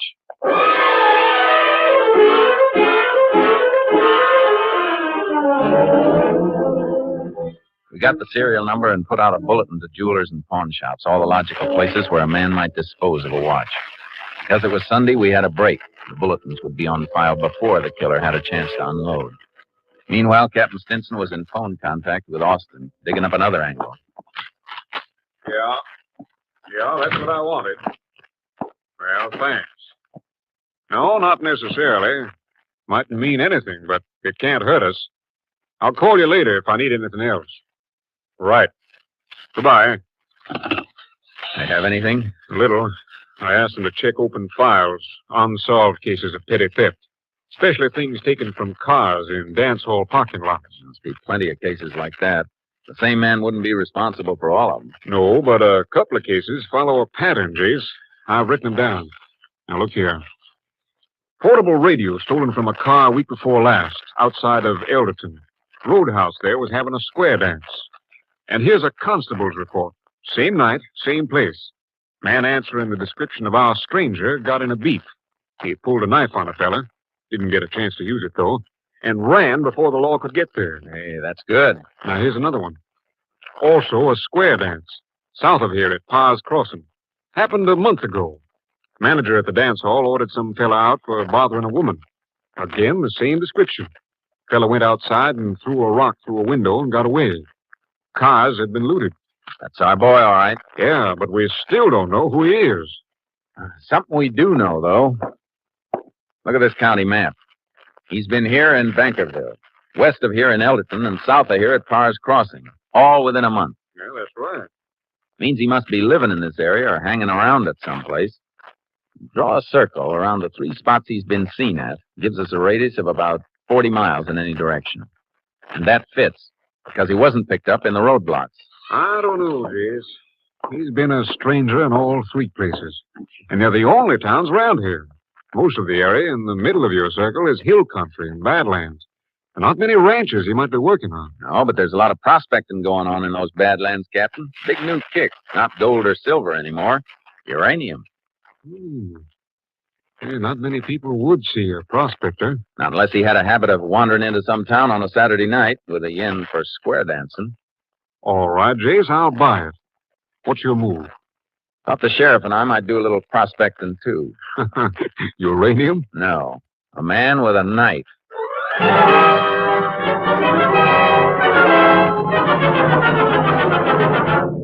The sheriff put in with me. Next morning, we loaded his horse into my trailer with charcoal and headed into the Badlands. The old settlement's up ahead. We can leave the car at Reb Miller's store. I thought the settlement was deserted. Well, it was for a few years, but Miller opened up again because of this prospecting thing. Reckon they give him enough trade to keep going. It's either they buy from him or take a car trip every time they have to lay in supplies. I never thought of that. Miller may have seen our man. Possible. Coming into the settlement now. Ghost town. Where's the store? Long adobe building just ahead. A lot of cars parked under a shed just behind it. I see it. Boy, I hope he's got some soft drinks and a way of keeping them cold. This sun's a scorcher. Well, we'll be able to wet your whistle in a minute. Here we are. Yeah.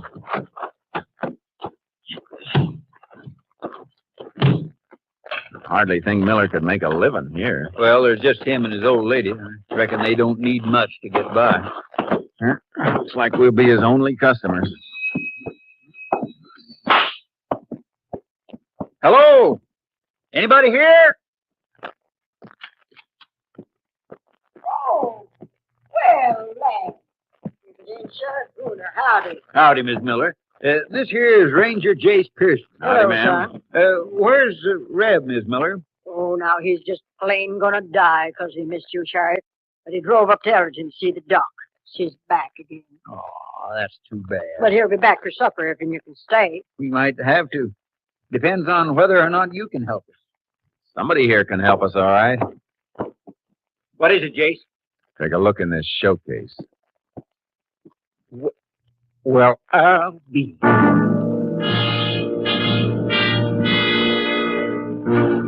I'd called his attention to something that stood out like a sore thumb. The store was run down, its shelves barely stocked with necessities.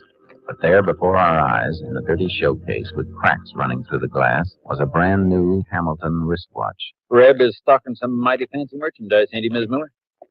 Oh, you mean that watch? Do you want to buy it? All we want to know is where you got it.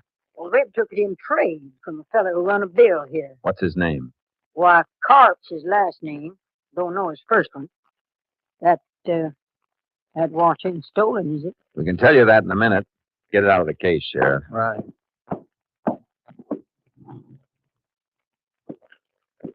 You remember the serial number? Yeah, I got it written down in my book. Pry the back cover off. Yeah. Fingernails won't do it. I'll have to find something. When does Carp bring the watch in, ma'am? Yesterday, Sunday. Reb's always trusting people, you know. Carp owed him more than $20. Instead of cash, he give Reb the watch and a pair of wire clippers. Wire clippers? You hear that, Sheriff? I sure did.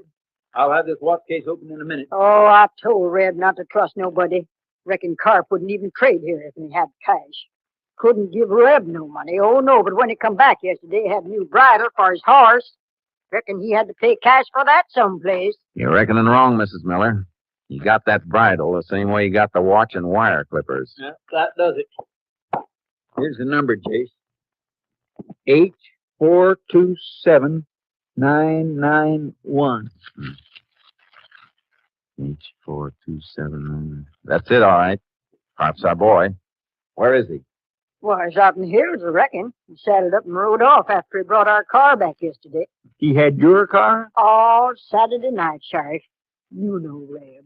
He'll lend anything to anybody. That's why we ain't got nothing ourselves. Carp never even paid him for the gas he used up. Then he had the nerve to borrow his shirt and jeans while he used my tub to scrub out his old clothes. And water scarce as it is. I'll need 2 guesses what he was scrubbing for, Sheriff. You can say that again.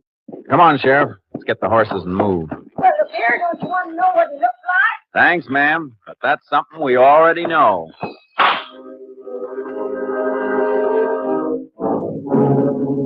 It was rough going through the Badlands, and the territory we had to cover was big. We met prospectors here and there, but not Carp. At the end of our second day, the trail led to rocky ground, thinning out in spots and disappearing in others. We kept going until the sun dipped under the rim and darkness came fast. Oh, I can't see anything, Jace. If the tracks were heavier, we could keep going, but the ground's too hard. Can't pick up marks like that with a flashlight. I know. Better find a campsite. Rustle some grub.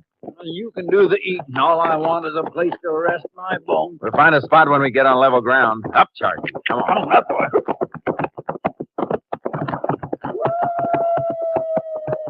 Sheriff. Yeah? It's like somebody solved our camp problem for us. Over there at the right. Sparks. Fire behind those rocks. Circle around. Carp, maybe. Could be. It's a cinch it's somebody. Let's ride for it. Up, boy. Come on. Come on, come on. See the fire now, Jace. Man getting up. He can't see us yet. Here's us coming. Looks like a big fella. Carp is big. Mrs. Rogers said about 6'3". His horse is there, Jace. He's moving over toward it. He'll be able to see us in a minute. Drift away from me. Leave a little distance between us. All right. Get over, boy. That's good. Seems to be waiting. Yeah. Don't go all the way in mounted. Pull up and we'll walk to him. Whoa, whoa, Charlie. Oh, boy. Oh. All right. Keep the same distance. Who's that out there? We're looking for somebody. Who? I'll tell you in a minute. Keep your eyes open, Sheriff. Maybe you better tell me now. A fellow named Carp. Is that you? What do you want to see Carp about? It's kind of a personal matter. Unless you're Carp. He's up behind his horse, Jason. You stay right where you are. Hold it, Sheriff. Oh, Charlie. Oh. Pull the rifle from the saddle holster. You fellas better get mounted and ride off. I don't like anybody sneaking around me at night. And I don't like getting mounted and riding away from a fire. Makes my back too good a target. Say, you look like a Texas Ranger. You got good eyes. And I'm a sheriff, Carp, so don't try anything funny. Put that rifle down and let's have a talk. What do you want? What do you want to see me about? I want to invite you to a square dance. You hit the dirt, Sheriff. He dropped down. Go behind fire, Jason. Can't see him. Can't see us either. Must be close behind that fire. Shoot into it. Chip sparks off that heavy log that's burning. Might be able to shower him with a big hot foot. Say when. Let go. That did it, Jason's up. Drop your gun, Carp. Did it. You hit it, Jason. There he is. And there's his gun on the ground. Gun stock split. That's what I hit, not him. Shock knocked him out. Yeah. Just the same. He's out cold. While he's laying here, I might just as well get these cuffs on his hand. Look out, Sheriff! I'll cut your heart out. Drop that knife. Let it Go! Oh, my arm. Thank you, Jace. He almost planted that in my ribs. Yeah, it's something he won't try again. Come on, Carp. Get up. Save your story for the jury, Carp. Maybe you can tell them how to be a big hit at a square dance. Come on, get moving.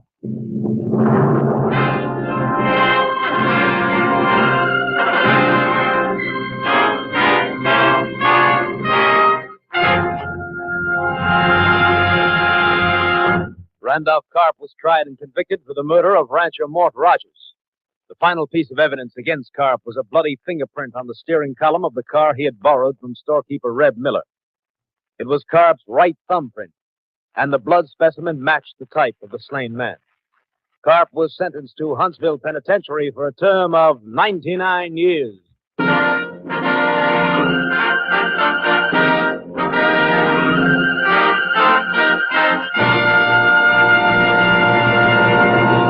And now, here again is the star of our show, Joel McCrea. A famous Texas Ranger was once asked what he considered the most important quality in a ranger. Well, he pondered, I liken a good ranger to that broad-brimmed hat of mine hanging over there on that old steer horn. It's made of some sort of fabric that holds up. It takes the toughest handling I've ever seen. Must be in the character of the material, I guess, because as old as that hat is, it's never showed a sign of going to pieces. I never did like hats or men that'll come unglued. Good night, folks. See you next week. Next week, Joel McCrea in another authentic reenactment of a case from the files of the Texas Rangers. Joel McCrea is currently seen starring in the MGM production Stars in My Crown. Tonight's cast included Tony Barrett, Lou Krugman, Betty Moran, Harley Bear, Byron Kane, Joe Forte, and Jeanette Nolan. This story was transcribed and adapted by Joel Murcott, and the program was produced and directed by Stacy Keats. Hal Gibney speaking.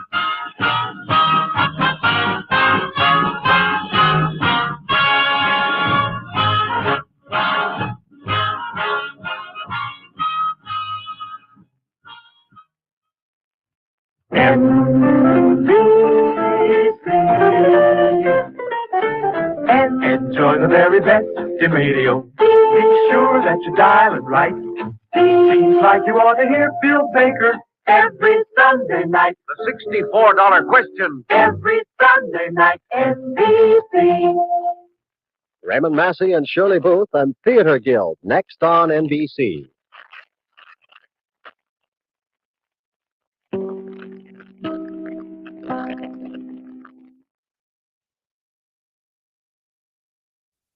The National Broadcasting Company presents Joel McCrea in Tales of the Texas Rangers.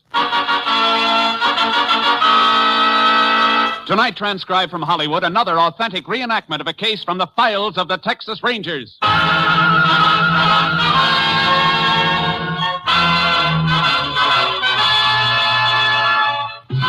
Tales of the Texas Rangers, starring Joel McCrea as Ranger Jace Pearson.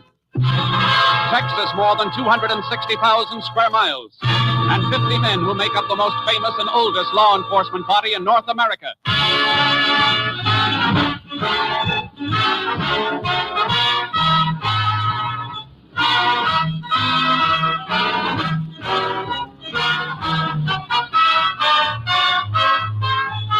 Now, from the files of the Texas Rangers come these stories based on fact. Only names, dates, and places are fictitious for obvious reasons. The events themselves are a matter of record.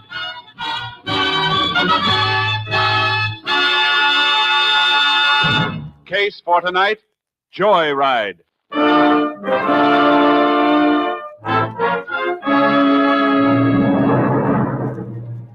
It is 9:40 p.m., December 3rd, 1946. The small town of Purdy, Texas is quiet and ready for sleep as the car turns off the state highway and into the main street. At the wheel of the car is a pimply-faced youth. Beside him, a young girl. That car still behind us? No, it kept right on the highway.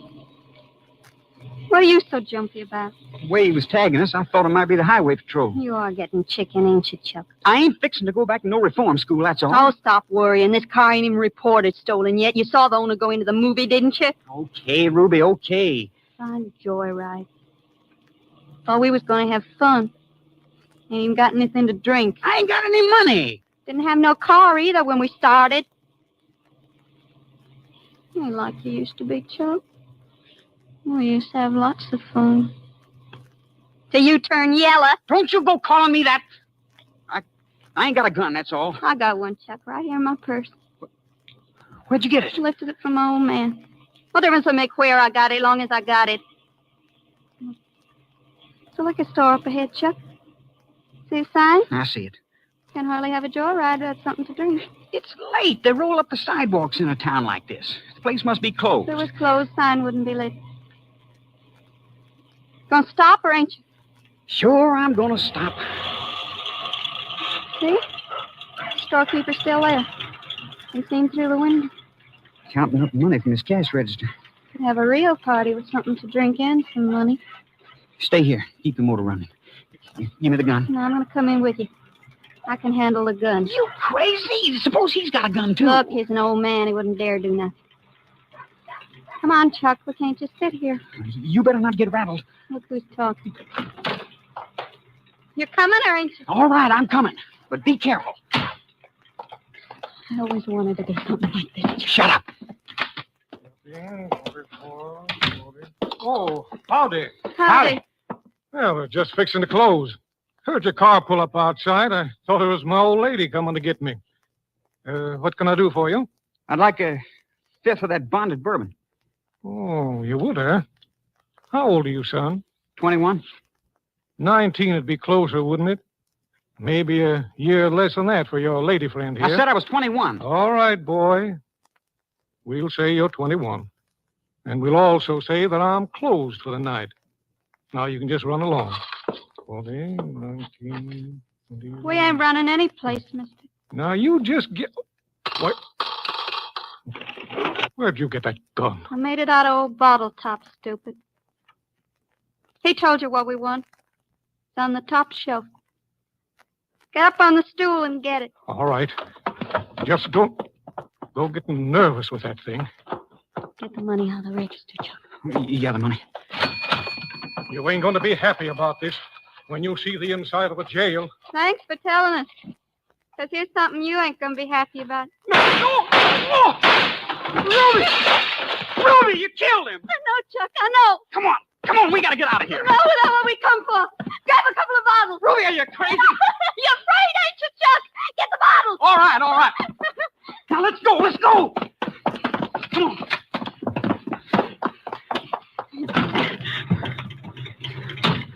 I didn't know I'd have the nerve. But I did. I always wondered what it'd feel like, Chuck. I always wondered.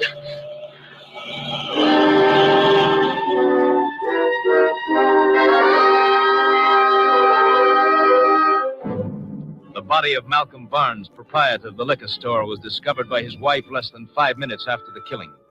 Sheriff Frank Corcoran was summoned. He immediately phoned for the help of a Texas Ranger. Ranger Jace Pearson was assigned, arriving at the scene of the crime at 1 a.m. There's the Ranger. Coming through, folks. Howdy, Frank. Oh, howdy, Jace.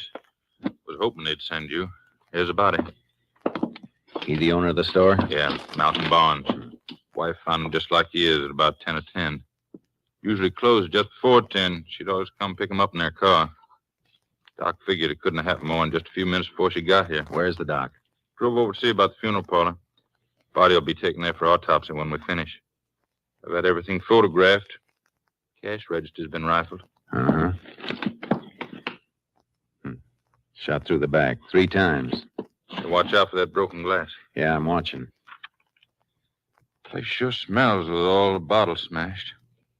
Alcohol dries up fast. Yeah, left big stain rings, though. Puddled right out to here before it dried out. Any of your deputies or anybody pick up any of those bottles that are cracked or broken? No, I got here right after Mrs. Barnes. Nobody's touched a thing. Why? Well, the floor is spotted past those stain marks. Look toward the door, a string of small spots, like something been carried that way, dripping. Jace, I was careful to see that nothing was touched, that nobody stepped in where the liquor had been spilled. Those spots might be a break for us then, because somebody carried a bottle out of here. It must have been cracked and leaking. Mean the killer might have grabbed it up? That's right. If it marked this floor, it'd mark the walk outside, too. Come on, let's take a look. Spots run right to the door, all right. Lucky I told the deputies to keep everybody off the side of the place. Yeah, careful where you step. I want to run a flashlight along the sidewalk here. It's been mighty dry around here, Jace. Dust surface on the ground. That'll help us. Yeah. It's here, all right. Look, little craters in the dust, dried out hollow. Yeah. They only go a few feet. Marks end right here at the curb. Well, that tells us something. Whoever was carrying that bottle got into a car. They weren't on foot. Tire tracks aren't going to help us. Mess of them all around from cars driving in and out. I wish our killer had been on foot, Frank. Why? That'd point to somebody who came from close by. Somebody in the town. Car doesn't rule that out. No, but it sure broadens the field. I'm going to call Austin and have a lab crew sent in. If we're lucky, they might lift a fingerprint or something for us to work on. That's a good idea. Phone in the store. Over there. Uh-huh. You got anything in mind for us while we're waiting? Yeah, after I call Austin, I want to check with local officers in every town around here. I'm pretty sure the killer took liquor, and if he took it, he's going to drink it. We'll check on every case of drunk driving that turns up tonight in this county.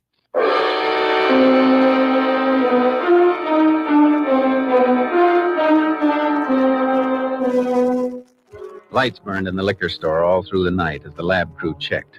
Meanwhile, the sheriff and I covered more than 200 miles by car, investigating drunk driving cases reported by local constables and highway patrolmen.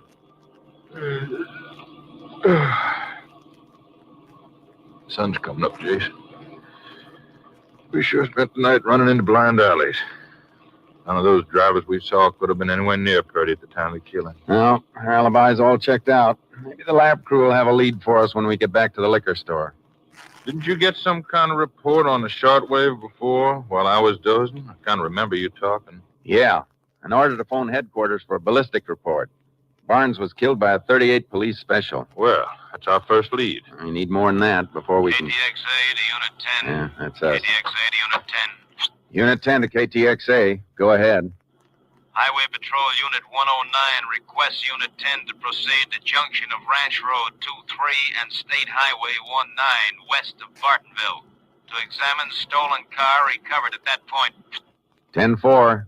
Does Unit 109 think stolen vehicle may have connection with this unit's current investigation of murder? Unit 109 reports liquor bottles found in abandoned vehicle. 10-4. Unit 10 heading for rendezvous with 109 immediately. We'll keep you informed. 10-4. Unit 10, clear. KTXA Austin. Hold tight, Frank. Got to swing around. Let's hope this is a break. Better be. We need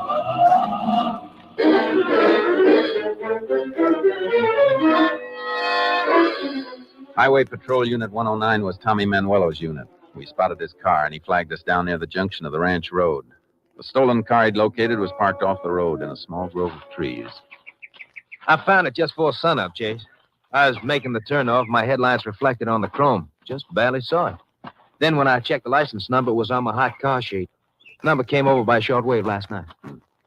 Now, what time last night this car was reported stolen? I got the flash a little after 11 o'clock. Barnes was killed before 10. I know, but this car could have been missing from 8 o'clock on. Owner went to a picture show about that, and car was gone when it came out. Where was the car taken from, Tommy? Bartonville. Only 4 miles from here on the state. About 60 miles from here to Purdy, Jace. Yeah, but if the car was taken at 8 o'clock or a little after, the thief had plenty of time to drive to Purdy before 10 o'clock. KTXA said you found some liquor bottles in the car, Tommy. Yeah, that's right. I'll show you. There you are. Empty fifth on the floor in the front seat, and there's one half empty down the back. I'll open the back door. Government tax seal on that bottle isn't even broken. No, I didn't notice, eh? Oh, I could empty half of it without breaking the seal and pulling the cork. The bottle must be cracked. Stain around it on the floor mat where it's been leaking. This is what we've been looking for, Jason. Yeah. Pick the bottle up, Frank. Don't touch the glass. Lift it with your fingers pinched around the tax stamp. Right. Drip's all right. Chip out of the bottom. Wonder why it didn't all empty out. Well, would have the bottle been standing up instead of lying flat. It emptied down until the liquor was even with the place the bottle was cracked. Then it couldn't run anymore until you picked it up. Might get some prints off it, or maybe the empty bottle in the front seat. We can try. It's a cinch we're not going to get any from the steering wheel. No, I noticed that right away. Not with the cloth cover around the wheel. Might get something from the dashboard or the inner door handles, but Well, I don't know. How often you pick up good prints on a car? There's a piece of cleansing tissue on the floor there. Here. Looks like lipstick stain on it. That's what it is. Another little thing on the floor mat here. Ah, gold bobby pin. Yeah. Lipstick is kind of a light shade. Could have been a woman in this, too, Jace. Probably a blonde. Of course, that bobby pin and the tissue might have come from the owner's wife or his girl. Oh, I doubt that, Sheriff. How come, Tommy? Well, owner of the car is a colored man, Jace.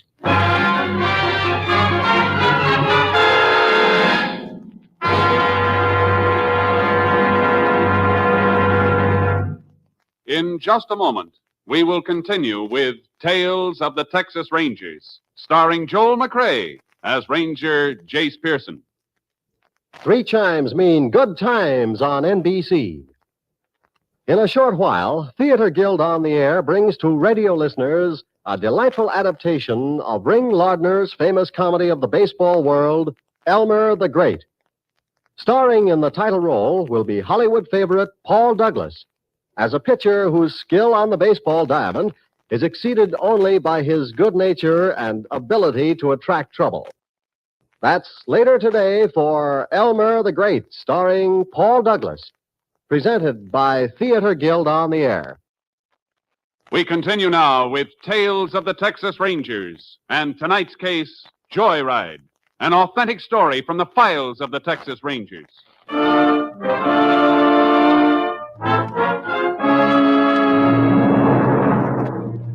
I put out a call for the lab crew to meet us at the stolen car when they finished checking the liquor store at Purdy.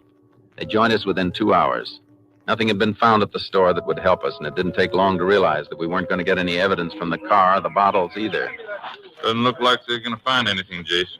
They don't. Won't be their fault. No point in our hanging around here. Want to drive back to Purdy now? I think we'd do better if we drove into Bartonville. Because the car? It was stolen from Bartonville, then brought back here to a spot only 4 miles away from where it was taken. Figures that whoever stole it must live nearby, or the car would have been left someplace else. Yeah, I'll go along with that. Let's try Bartonville. Good. We're going to leave you, fellas. If you find anything, let us know by short wave. Right. So long. So long. You going to try to run down that lipstick and bobby pin? Gave Tommy Manuelo the tissue of the lipstick smear. It's been sent through to Austin. They'll establish the lipstick brand by chemical analysis. They'll also check on the manufacturer of the bobby pin. Think it'll take long to get a report? No, not long. Tommy may have it by the time we get into town. He'll be at the courthouse. You got a plan mapped out? Yeah, won't be too many places handling lipstick and bobby pins. If we get the brand names, Tommy and I can check the stores and see if salesgirls remember any women who use that shade of lipstick or the pins. What'd I do? Check into the hotel and get some sleep? No. We got one more thing to look for. The gun that killed Barnes. Check with a constable and get a list of anybody he knows who might own a .38 police special. Yeah, that might uncover something. May have some records of people who've had guns like that being picked up on minor charges in the past. It's worth checking. We match the bullet that killed Barnes, we can make some work for a 12-man jury.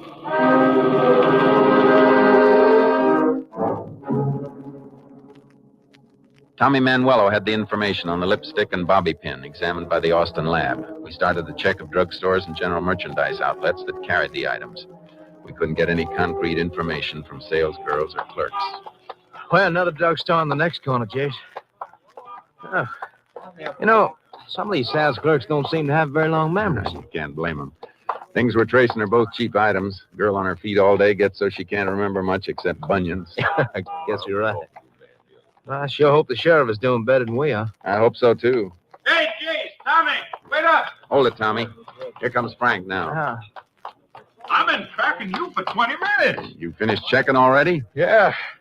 And I come across something I think we ought to look into right away, Jace. There's a fellow named Jim Hammer filed a report with a constable last night, just before midnight.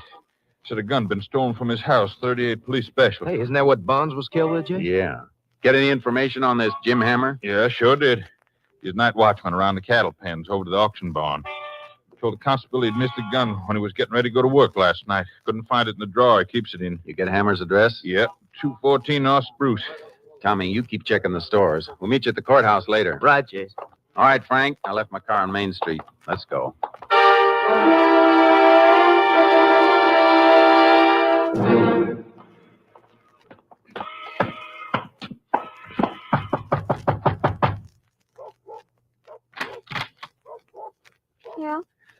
I'd like to talk to Jim Hammer. He ain't home. You know where we can find him? Over to the auction barn, maybe. I thought he was the night watchman over there. Yeah, he goes there during the day sometimes when there's a sale. There was auctioning this afternoon. You look kind of young. You're not his wife, are you? No, I'm his daughter, Ruby Hammer. It's after 5 o'clock, Jace. Auction probably be over by now. Yeah. You expect your father to come home to eat? No, he'll probably spend some time chinning around the barn and maybe get himself some grub in town and go right to work. I see. I guess we might as well go over to the auction barn, Frank. What'd you want to see my father about? Is it something about some stolen cattle or something like that? Yeah, something like that. Thanks, miss. Bye. Bye, Ruby. Bye. You missed my father. I was telling you were here. Thanks. Where's the auction barn? West end of town.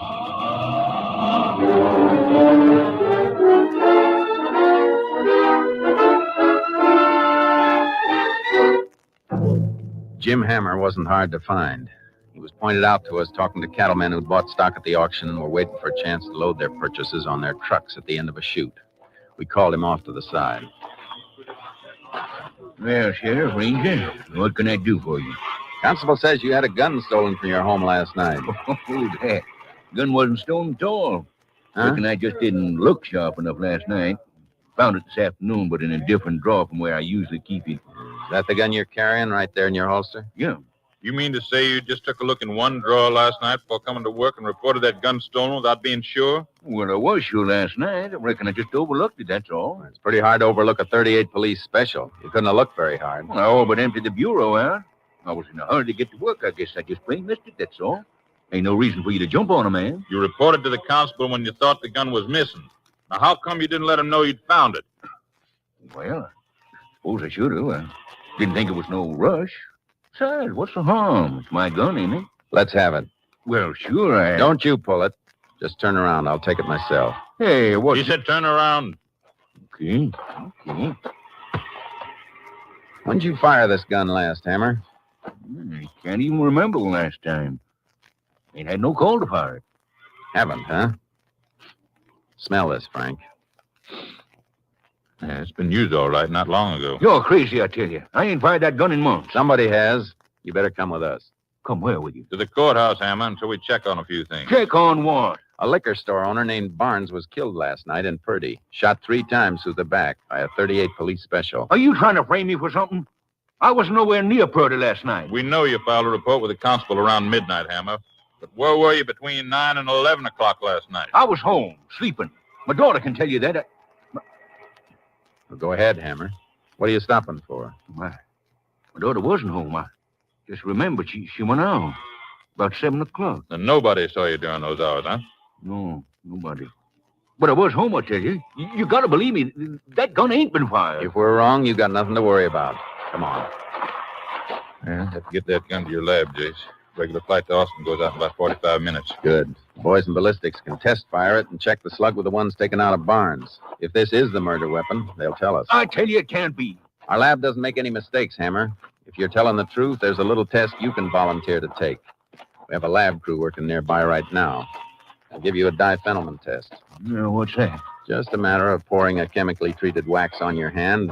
When they peel it off, it'll show traces of nitrate if you fired a gun recently. I haven't, I tell you. I heard you. Now I'd like to hear it from a lab man, just to be sure.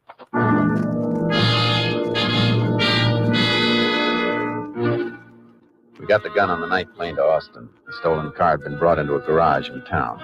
We waited for the lab crew to finish with it and then had one of the men go to work on Hammer's hands. By 10 p.m., we had the answers. 2 answers that didn't fit each other. What are you keeping me here for, Ranger? You heard what the lab man said. My hands are clean. Wasn't no nitrate on them. That doesn't settle everything, Hammer. While he had you in the next room going over your hands, I had a phone report from Austin on your gun. You'd better talk up, Hammer. Your gun's been identified as a murder weapon. That's a lie. You weren't in bed at 10 o'clock last night. You were in Purdy driving a stolen car, and there was a woman with you. That ain't so, I tell you. You run around with any blonde women? The only blonde woman I ever run around with was my wife. She died 6 years ago. That gun was missing from my house last night. Somebody must have taken it, then put it back again. Oh, sure. My hands was clean, wasn't they? Howdy, Jace. Sheriff? Oh, Tommy, I almost forgot about you. Find anything, Tommy? I think so. There's a 5 and dime store. It was closed when I got to it, but I got the address of the woman who works the cosmetic counter. Went out to see her. They handle the lipstick and pins we've been checking on. She gave me the names of a few women that she remembers who buy both. Here's a list. We'll read off the names, Jace. Maybe if Hammer's girlfriend is listed, he'll admit he knows her. There's one name on here you'll admit to knowing, all right? That's what you think. That's what I know. It's your daughter, Ruby Hammer. The sheriff and I drove Hammer back to his house, but Ruby wasn't there. We waited around, looking through the house. First you tried to put it on to me, and now it's my daughter. Are you crazy? She's only 18 years old. Was she with you last night? No, she was out on a date. With who? Well, how should I know? All I know is she wouldn't get into no trouble like this. I've heard that same speech in 100 courtrooms, Hammer. Jace, come here a minute. Yeah? What is it? Girl's coat in this closet. Smell. You keep any liquor in the house, Hammer? No, never. There's something else, Jace. Photograph. Yeah. Hammer's daughter and some boy. Let me see that again. I know this kid, the boy. I sent him to reform school 3 years ago. His name's Chuck Allenby. What was the charge against him? Something that fits this case like a glove. Automobile theft. And my daughter wouldn't go out with nobody like that. Of course not, Hammer. She just got a habit of posing for pictures with people she wouldn't go out with. I'm going to get my car out of sight, Frank, and we'll sit down and wait for Ruby's date to bring her home.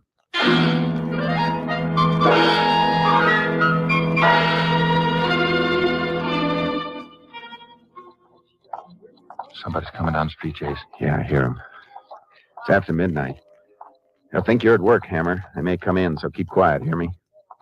You hear me? Yeah, I hear you. They're coming. Yeah, quiet. They have to come into the hall. They won't see us in the living room with the lights off. I can't see nothing. We'll switch on the light. I ain't staying long enough to need the light. That's all you are can stand. What's the matter with you? What's the good of having money if you ain't gonna spend any of it? Spend it? But wait a while. I ain't got a job. I start spending money and people are going to wonder where I got it. All right. While you're waiting, don't expect me to wait. I can go out with somebody else, you know, somebody who's got a car every night, or who ain't afraid to get... Ruby, shut up. Don't move anybody. That means you, Chuck. Let go of that door. What are they doing here, Pop? Stay after him. The thief. You stay out of this, Hammer. Couldn't stay out of trouble, could you, Chuck? I didn't do nothing, Sheriff. Let me go. Hold still. That's quite a roll of bills you had in your pocket, boy. I found that money. Where? In the cash register over in Purdy, after you killed an old man? So that's why you wanted my father's gun. What are you... Tell him, Ruby. If he had my gun, you tell him. Last night, he wanted to borrow it just for fun, he said. And then he stole a car and made me go with him over to Purdy. He left me parked someplace and walked away. And then after a while, he come back with some whiskey. I didn't drink none of it, but he did. She's lying. You keep quiet.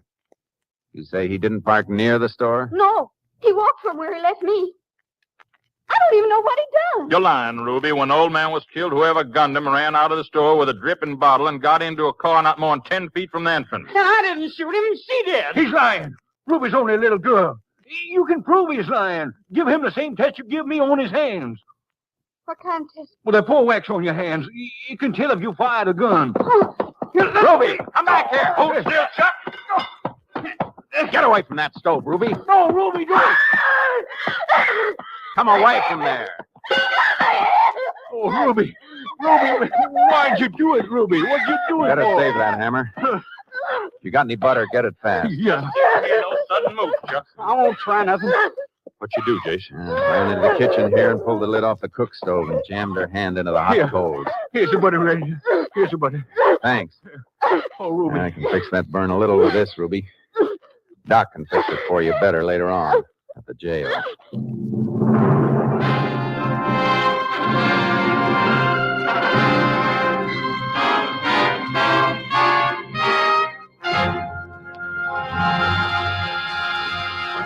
Chuck Allenby and Ruby Hammer were found guilty of the murder of storekeeper Barnes. Allenby, who turned state's witness, was sentenced to a 30-year term at Huntsville. Ruby Hammer pulled 50 years in the women's prison at Goree.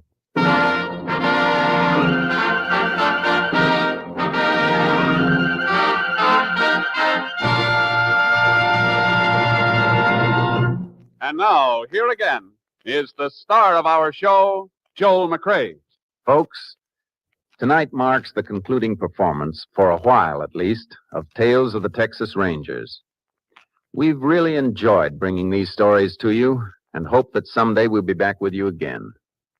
To NBC and its affiliated stations, to Colonel Homer Garrison, Jr., Chief of the Texas Rangers, to Captain M.T. Lone Wolf Gonzalez, our technical advisor, and to all the Texas Rangers and members of the Department of Public Safety, our grateful thanks. And we're particularly grateful to those of you who've taken the time to send us your cards and letters. After all, they are the only sure way of telling that you liked our show. Thanks, folks. Thanks a lot. Good night. You have just heard Joel McRae in another authentic reenactment of a case from the files of the Texas Rangers.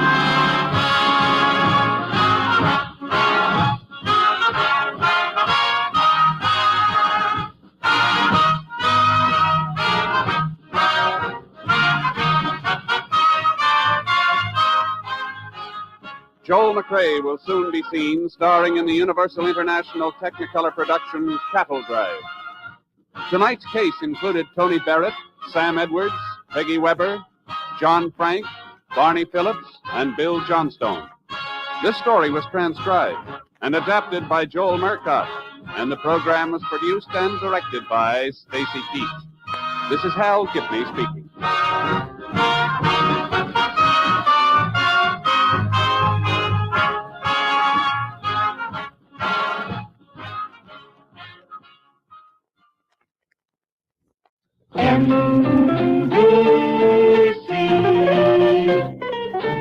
And enjoy the very best in radio. Be sure that you dial and write. Seems like the very best in radio. Morning, noon, and night is from this station. Morning, noon, and night, NBC. Paul Douglas and Theater Guild, next on NBC.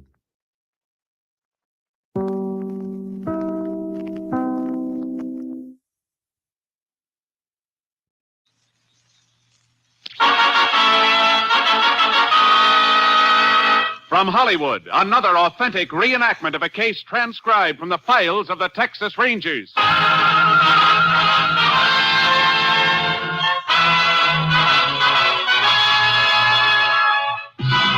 of the Texas Rangers, starring Joel McRae as Ranger Jace Pearson. Texas, more than 260,000 square miles, and 50 men who make up the most famous and oldest law enforcement body in North America.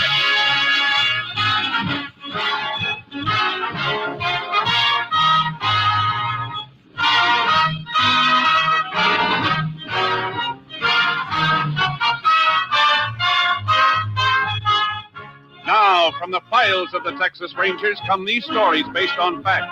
Names, dates, and places are fictitious for obvious reasons. The events themselves are a matter of record.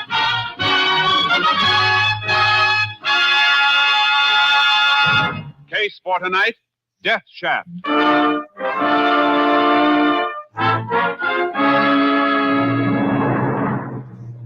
It is 9:30 a.m., November 18th, 1941, in the Big Bend country of West Texas.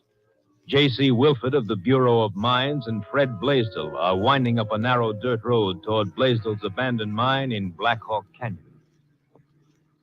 How long did you say it's been since you operated your mine, Mr. Blaisdell? I never have operated, Wilford. It was left me by my brother when he passed on. Oh, I see. I always understood there was ore here if you had the money to get it out, but I didn't. So I just let her sit here. Haven't even been near the place for, 2 years anyway. But lately I've been reading that the government's anxious to get some of these mines going again. Mm-hmm. So I got in touch with you at the Bureau of Mines to see if you think it's a worthwhile proposition. Well, if it looks promising at all, we can make a thorough survey, do a little diamond drilling, and see what we've got. And then if it looks good, you think the government will loan the money to operate it? Well, that's something I can't answer. All we at the Bureau do is make the recommendation.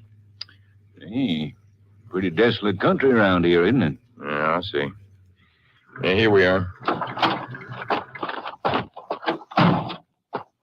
Oh, is that the entrance to the mine ahead? Yeah, that's it.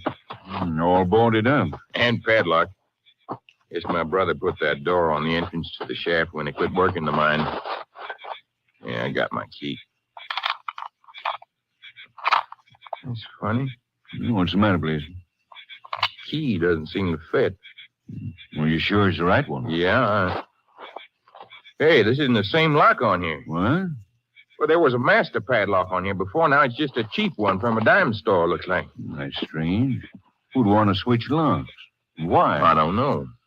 Somebody must have been snooping around up here. Wait. Piece of iron bar line over here. See if I can pry that lock off. It's a fairly new lock by the look of it. Yeah. Okay, let's open her up. Yeah, I got the flashlight. I better go first. Okay, Wilford.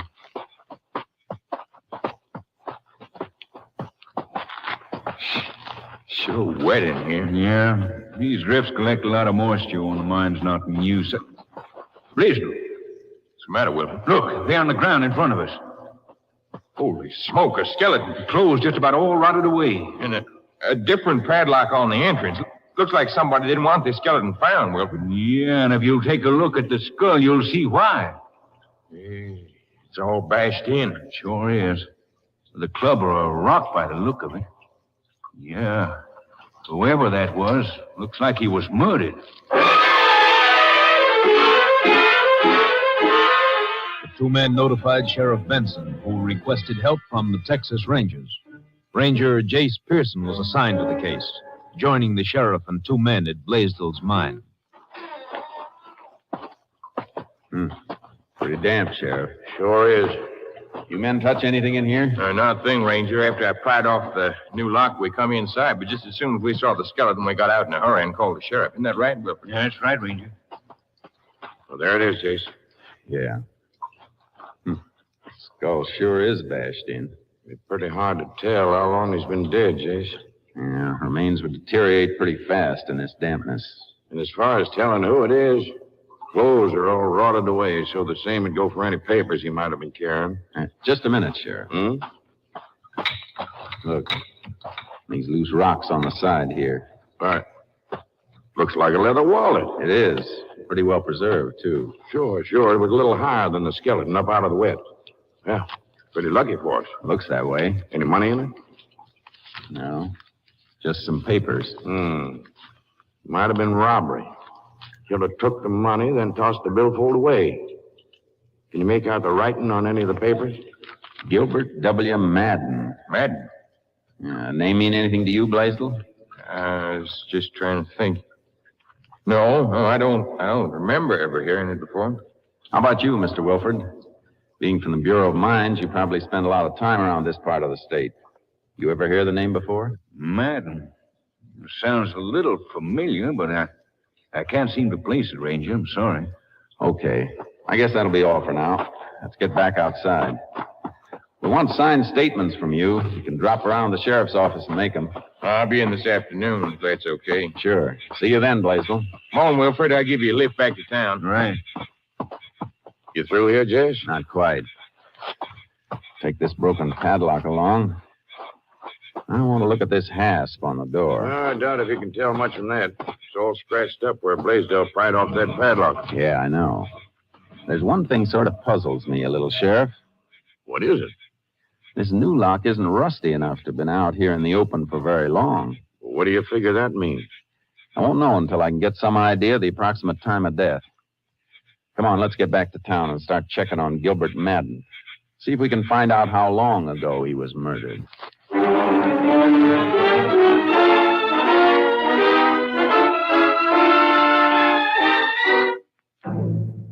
Back at the sheriff's office, I checked through the missing persons reports and found one on Gilbert Madden filed by his wife 8 months before. Mrs. Madden was promptly notified and requested to meet us at the sheriff's office for routine questioning. Have a seat, Miss Madden. Thank you, Sheriff. I'm sorry to be asking questions at a time like this, ma'am. That's all right, Ranger. I don't suppose there's any doubt it was Gil. I'm afraid not, ma'am. We found his wallet, and the lab confirmed the identification by means of the teeth. Well, I've felt for some time that Gil must be dead. In a way, it's almost better. knowing instead of wondering. I know. Mrs. Madden, our lab's trying to establish the time of your husband's murder. Now, according to our information, you filed this missing persons report on last March 23rd, a little less than 8 months ago. That's right. What were the circumstances surrounding your husband's disappearance?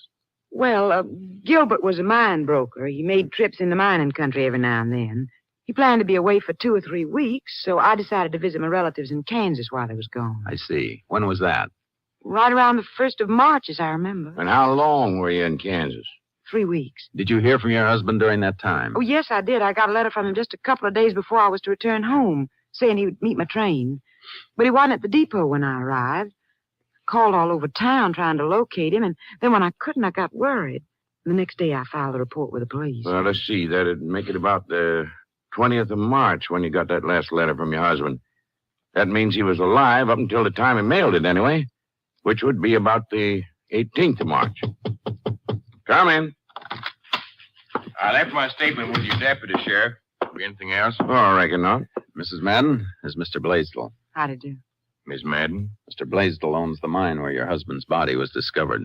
Oh. I'm sorry to make your acquaintance under this sort of circumstance, Miss Madden. Sheriff, I'm sure you told me where this mine was over the phone when you notified me, but what with the shock, I don't seem to remember. Oh, my mine is over in Black Hawk Canyon, Miss Madden. Black Hawk Canyon? That mean anything to you, Miss Madden? Oh, Willie. Who? Oh, Willie. He lives up in Black Hawk Canyon somewheres. Look, Mrs. Madden, who is this old Willie? Well, he has a mine up there. He's a strange old man. He's very eccentric. Well, what makes you think he had anything to do with this? Because in that last letter I got from Gilbert, he mentioned something about old Willie pestering him again. I didn't pay much attention to it at the time. I still don't get the connection between your husband and this old Willie, Mrs. Madden. Well, you see, about 2 years ago, my husband made a business trip into that region. I went with him. This old Willie was hanging around a little store where we stopped for a cold drink. When he found out my husband was a mine broker, he became very excited. Said he had a valuable mine he wanted Gilbert to look at. Did your husband inspect Willie's mine? No, because the storekeeper broke in and told us Willie's mine was worthless. Willie became furious, and finally the storekeeper threw him out. I see. Did Willie threaten your husband, Mrs. Madden? Well, he wrote a few crazy sort of letters to Gilbert, accusing him of being a spy for what he called the big companies. Mr. Blaisdell, have you ever heard of this old Willie? No, I haven't, but that doesn't mean anything. I'm not acquainted with anybody in that area. Jace, I sure think this old Willie is worth questioning. So do I, Sheriff. We'll head back to Black Hawk Canyon and see if we can find him. Right now, he sounds like a first-class murder suspect.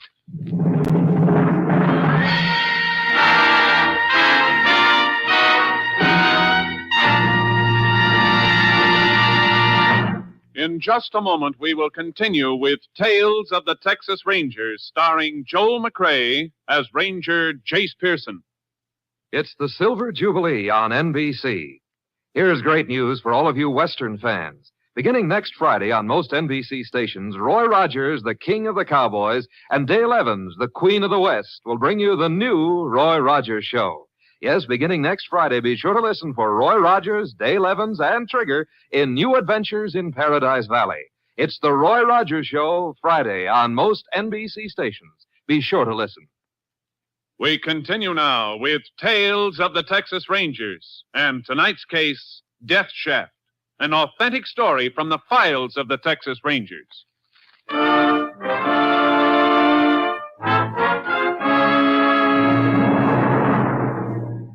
As a matter of routine, I checked up on Mrs. Madden's story of her visit to relatives in Kansas and quickly confirmed the fact that she was there during the period she had stated. Next, Sheriff Benson and I drove to the small general store in Black Hawk Canyon and questioned the storekeeper. Old Willie? Sure, I know him, Ranger. Comes in here once a month regular for supplies. Crazy as a coot. Where does he live, Price? About 20 miles up the canyon. He's got a no-count mine up on East Rim. Of course, he thinks it's just chock full of ore. Mr. Price, I want you to think back about 2 years ago. An incident involving old Willie and a mine broker named Madden is supposed to have taken place here in your store. You remember anything about it? Sure do. Willie started giving this mine broker the usual jaw wagging about his mine being valuable. So I figured I better stick my oar in and tell the fellow Willie's mine wasn't worth a dadburn cent. What happened then? Oh, Willie flew off the handle in his crazy way, started spouting a bunch of threats and other loony talk, so I finally had to kick him out of the store. Well, Jace, that sure checks with what Miss Madden told us. Yeah. Mr. Price, can you give us directions for finding Willie's place? We'd like to pay him a visit. Well, pretty rough country up there. And we got horses in the trailer outside. Oh, well, in that case, you can make it all right. You'll find the trail leading north off the road up ahead about 5 miles. Stick to the trail until they cross a dry creek. Then you'll see another trail taking off up the side of the canyon. And the second trail leads us to Willie's mine, huh? Yep. Of course, may not find him there. Why not? He's pretty skitterish about visitors. That's just why I want to pay him a visit. See if he's got anything to be skitterish about.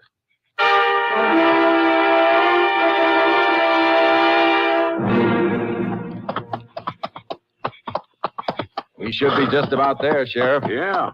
Why climb? Looks like we're directly across the canyon from Blaisdell's mine. Listen. Burro.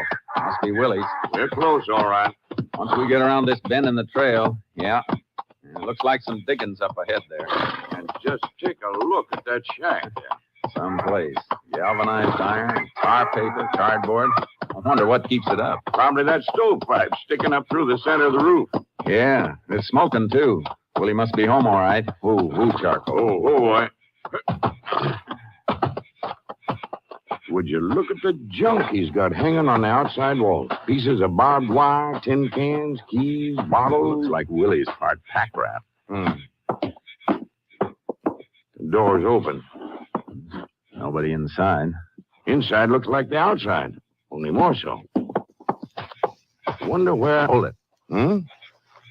Look, over there in the bushes. Yeah, something moved, all right. Willie, come out of there. Willie! Hey, somebody's coming out all right. Sure don't look very friendly with that rifle. What do you fellas want? You throw that rifle down and we'll tell you. You got no call to come poking around my property. You're wrong there, Willie. This is Sheriff Benson, and I'm Ranger Pearson. We want to ask you a few questions. Now, drop that rifle and come over here.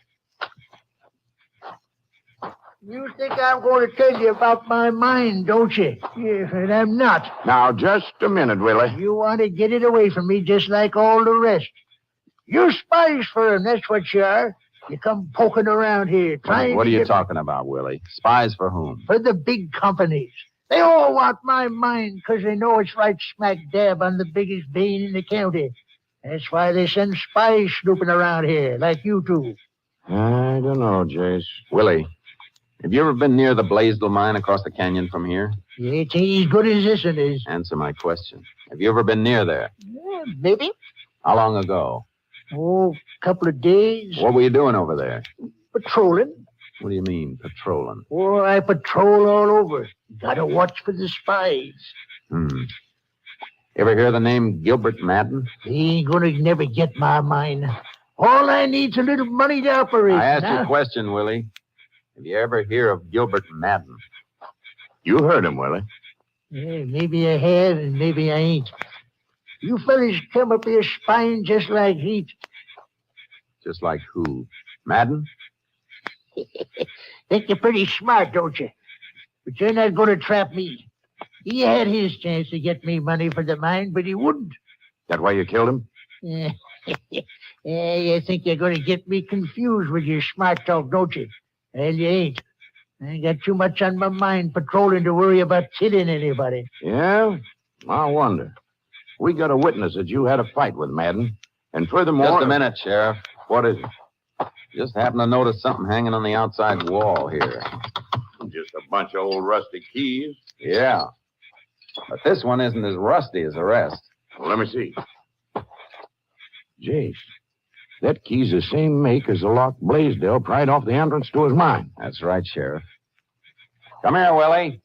Hey, what you want? Where'd you get this key? Say, that's a good one. You want to trade some? Where'd you get it? I save keys. Quit stalling, Willie. Where'd you get it? Coming around here asking me all kinds of questions. You got no I call. got that padlock back in my office, Chase. I'm sure interested to see whether this key fits it. So am I. Come on, Willie. Get your burro. We're going to take a ride.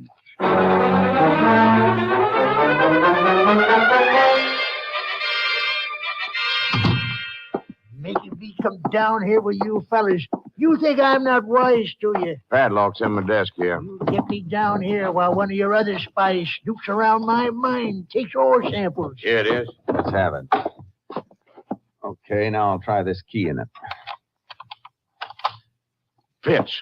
Sure does. Well, I guess that does it all right. Can I go now? No, Willie. I don't think you'll be going anywhere for quite a spell. The sheriff booked Willie, but we were unable to get any sort of coherent statement out of him. Finally, we locked him up and went back into the sheriff's office. Well, regardless of whether or not he gives us a confession, I suppose we could get a conviction, all right? Maybe, unless they find him mentally incompetent. Even so, they'll put him away. Yeah, that's just what I was thinking. Be pretty rough on him if he happened to be innocent, wouldn't it? You be innocent? Now, Jay. Yeah, I know. We have two witnesses to the fact that Willie threatened Gilbert Madden. That's right. Mrs. Madden and the storekeeper. But what clinches it is a padlock on Blaisdell's mind, Jace. That key we found at Willie's shack fits it. That's about as solid evidence as there is, seems to me. I wonder. What do you mean? A couple of things about this don't feel quite right to me, Sheriff. Well, what, for instance? Well, near as the lab can figure, Madden was murdered about 8 months ago. That's right, last March. But the lock Blaisdell broke off the mine entrance was hardly rusty at all. And neither was the key we found hanging out in the open at Willie's shack. What's wrong with that, Jace? Willie broke off the original lock when he hid Madden's body. But Madden died 8 months ago, and that second lock couldn't have been on the hasp that long. Well, maybe Willie didn't put the lock on right away. Maybe later he got to worrying about somebody discovering the body, and, well, that's when he put it on. Sheriff, the time you're most worried about a body being discovered is right after you've killed a man, not several months later. Sure. That's the way a sensible person would react. But remember who we're dealing with. Old Willie, who's not exactly what you call a sensible man. I know, Sheriff. But then there's the part about the key hanging right out in plain sight at Willie's shack. Now, Jace, you said yourself Willie was part pack rat. Remember all the other junk he had hanging around the shack? Sure I do, Sheriff. I also remember what Willie said when we showed him that key. Say, that's a good one. Just like he'd never noticed it before. What are you getting at, Jace? Maybe Willie did kill Madden, but it seems to me there's a bare chance he didn't. Then how'd he get that key? Oh, he could have found it, or it could have been planted there. That'd be awful tough to prove either way, Jace. Sure it would. As long as it's a possibility, we're not closing the case. Come on, let's talk to Mrs. Madden and see if she can give us a line on anybody besides old Willie who might have a reason for killing her husband.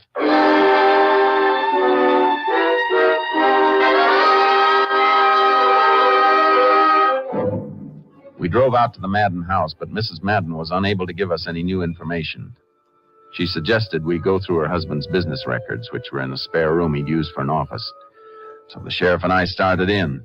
An hour later, the only things we found just made it look all the worse for Willie. What do you got, Jace? A bunch of letters written on wrapping paper, addressed to Madden.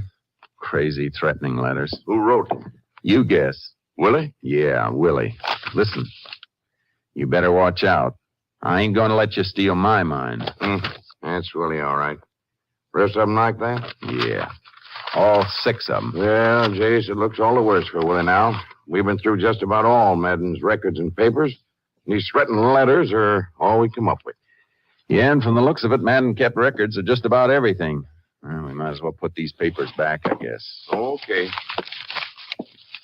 What do you got there? A pile of canceled checks.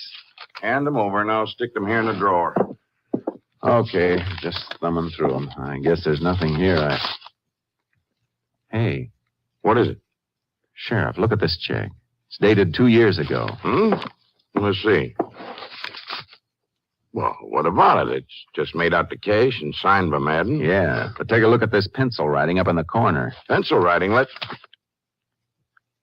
Well, I'll be. So will I. Come on. Going to make an arrest? Not yet. I need more proof, and I think I know a way to get it. Just go along with whatever I say. Sure, Jace. Did you find anything that's any help in Gilbert's papers, Ranger Pearson? I think we did, Mrs. Madden. You said you accompanied your husband on his business trip into the Black Hawk Canyon area 2 years ago. That's right. Why'd he go there?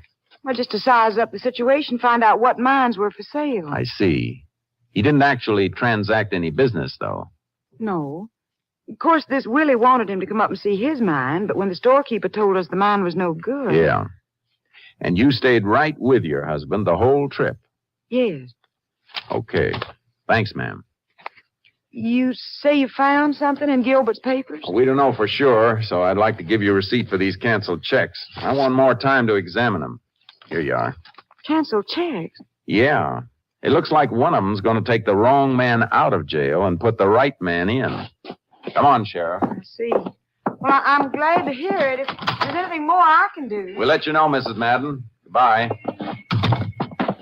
She's lying, Jace. Like a trooper. What now? We'll watch her. Have one of your deputies keep an eye on him. We don't want him to get away, but we don't want to pick him up yet either. Okay, I'll call my office from the drugstore. I'll wait in my car around the corner. Meet me there.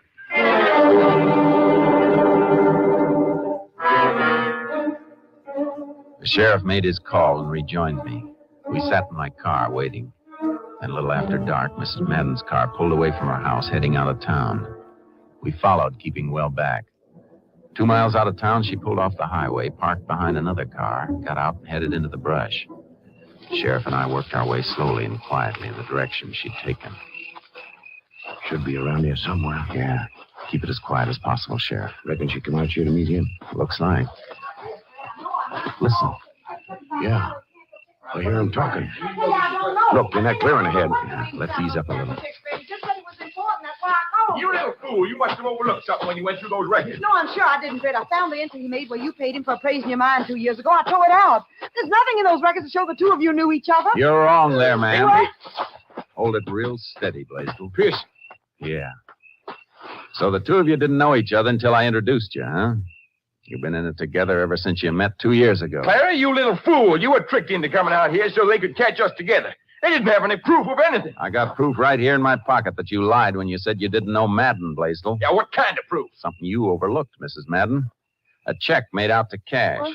You didn't notice the pencil writing on it. Pencil writing? Your husband made a notation that the check was to cover expenses of a trip he'd made to appraise Blaisdell's mine 2 years ago.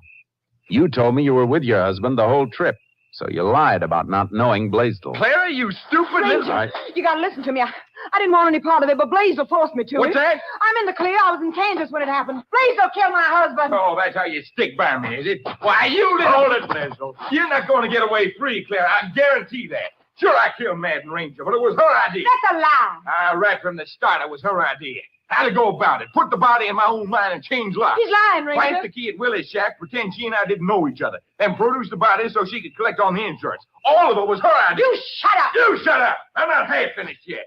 Got a wedge out on me, will you? Wait till I get through spilling. Shut up, you little... Shut up! You know, Sheriff, strikes me we've only got one problem left. What's that, Jace? Getting them to talk slow enough so a stenographer can get it all down. Come on, both of you.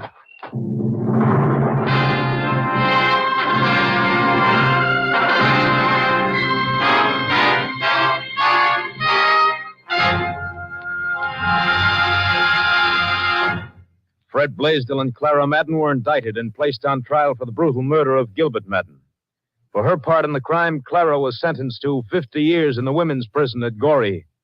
On the morning of May 3rd, 1942, Blaisdell was put to death in the electric chair.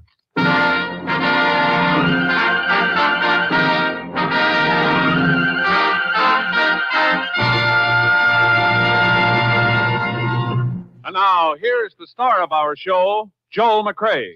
Hello, folks. First of all, we want to thank you kindly for the many wonderful letters and cards we received during the summer months. It's mighty heartwarming to know we have so many good friends. As a matter of fact, the Rangers themselves have received quite a few of your letters, too. And like us, they certainly appreciated hearing from you. I'm sure that most of you will recall reading about a great Texas Ranger captain who retired from active duty on July 31st of this year. Some of our stories have been based on his exploits. He's the famous Captain M.T. Lone Wolf Gonzalez. whose favorite guns are engraved with the code he has always lived by in his colorful career. Never draw me without cause, nor shield me without dishonor. Tomorrow, it'll be exactly 31 years since Lone Wolf was sworn in as a Texas Ranger. And as in the past year, so in the years to come, we are proud to have him as our technical advisor. Congratulations, Cap. See you next week, folks. Next week, Joel McCrea in another authentic reenactment of a case from the files of the Texas Rangers.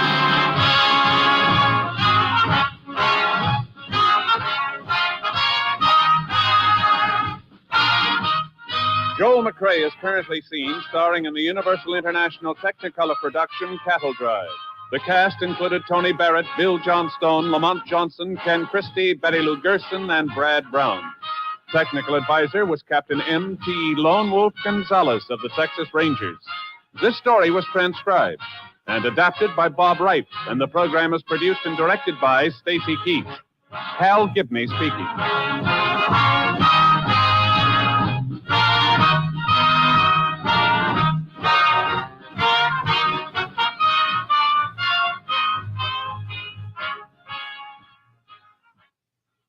It's the Silver Jubilee on NBC.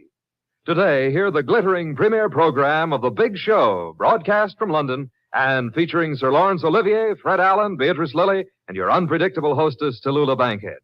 Then join in the fun with the Phil Harris-Alice Faye Show as they launch their new comedy season. And later, Theater Guild on the Air brings you Joseph Cotton and Joan Fontaine in Main Street by Sinclair Lewis.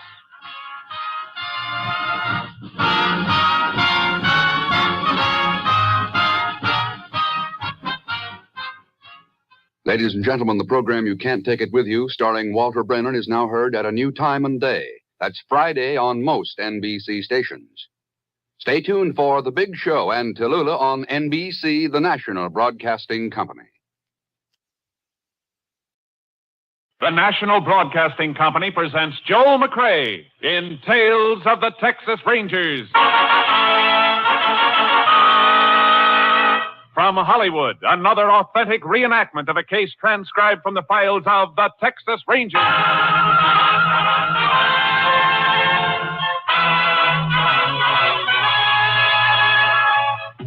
Tales of the Texas Rangers, starring Joel McCrea as Ranger Jace Pearson.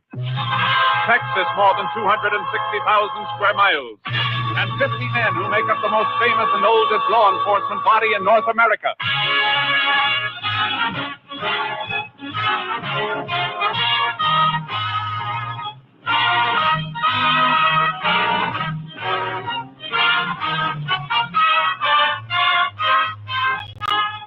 Now, from the files of the Texas Rangers come these stories based on fact. Names, dates, and places are fictitious for obvious reasons. The events themselves are a matter of record.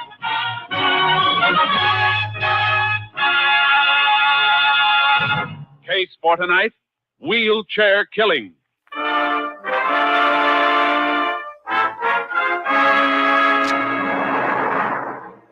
It is 8:40 p.m., May 1st, several years ago.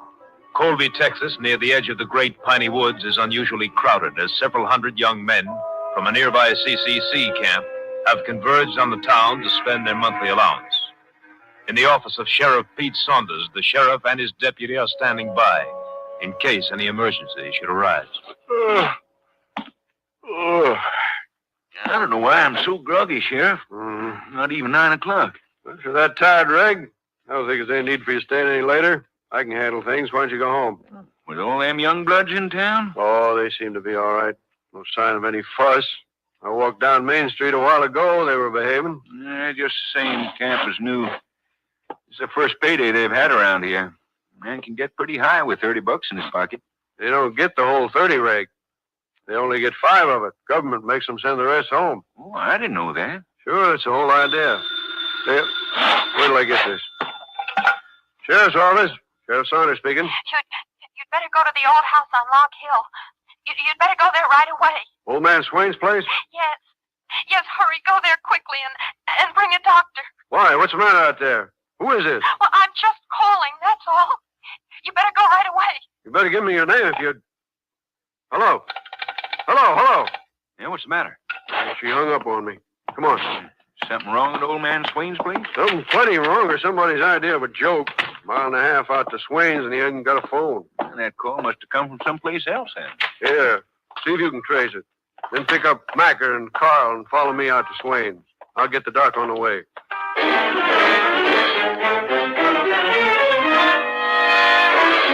Lindley Swain, a victim of rheumatoid arthritis, was found dead in his dilapidated home, seated in his wheelchair.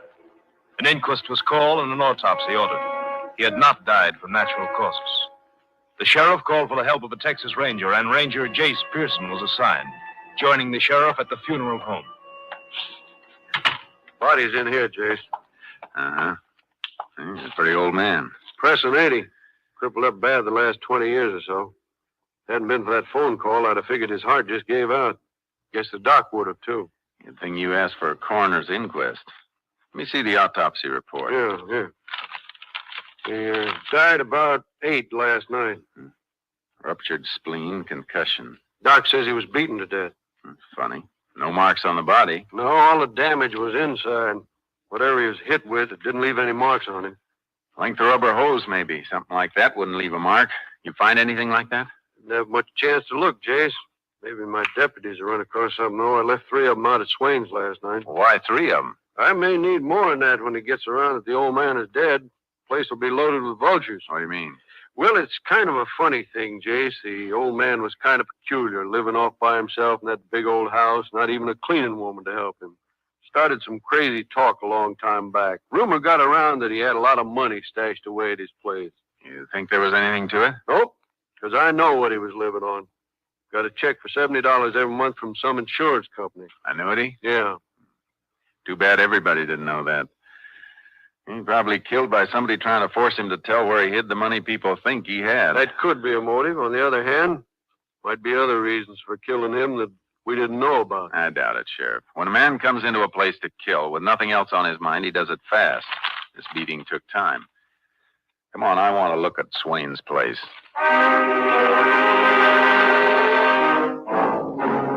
The sheriff was right about the vultures. If his deputies hadn't been on guard, the house would have been a shambles. One of the deputies came inside with us. At the old man's wheelchair? Yeah, hadn't been moved. That's where we found him sitting. My lab crew will be coming in from Austin. They can dust the chair for prints while they're going over the place. What's this on the floor? Where you stand there? Yeah. I don't know. Felt a little crunchy when I walked across it before, like somebody spilled some sugar. It's not sugar. More like white beach sand. No beach sand around this country, Jay. Just the same, that's what it looks like. Lab boys can tell whether it is or not. Right near the old man's chair, too. He get around much? Outside, I mean? Best of my knowledge, he'd never wheel himself further than the front porch to get the sun. How'd he get his food in? Reg can tell you that. We used to sit on the porch and flag down a passing car or truck, ask him to pick up things for him at the market. I stopped by often to get him things. Had a red flannel shirt he'd wave. Spotted easy from the road. Let's look through the rest of the place. Hey, wait a minute. What is it, Jay? A few more grains of sand on the floor here. More of it right on into the kitchen. Let's go out back. There's nothing here, Jace. Just a stump field all the way back to them hills. Somebody's been out here, though. Look. Part of a shoe mark on the ground. You barely see the outline. The toe dug in deepest. Man must have been running. Only one thing wrong about the whole setup, Jace. That phone call I got was from a girl. It doesn't register as the kind of a killing that'd be done by a woman. Besides, the murderer doesn't usually call in a report. Too bad you couldn't find out who made it. Well, at least we know it came from a payphone in the lobby of the Colby house. The desk clerk didn't notice anybody, though. I see. Well, let's spread out a little, see if we can cut across any more tracks like this one. Reg, you move off to my right about 5 paces. Right, Jace. I'll fan out on this side. Good. Well, let's move. All right. I'm getting some light tracks over here, but the ground's too hard. They're not very clear. You must be on the right trail. There's nothing at all over this way. I'm going to find you. Hold it. What is it? Find something, Reg? Yeah. Yeah, you better come here. What is it? Man's sock. It's more than just a sock. Knotted at the middle and heavy at the toe. It's full of sand. So that's where those grains of sand come from. That killer must have thrown that away while he was running, Jace. Huh? Here's a murder weapon, Sheriff. Now all we got to do is find the person who used it. The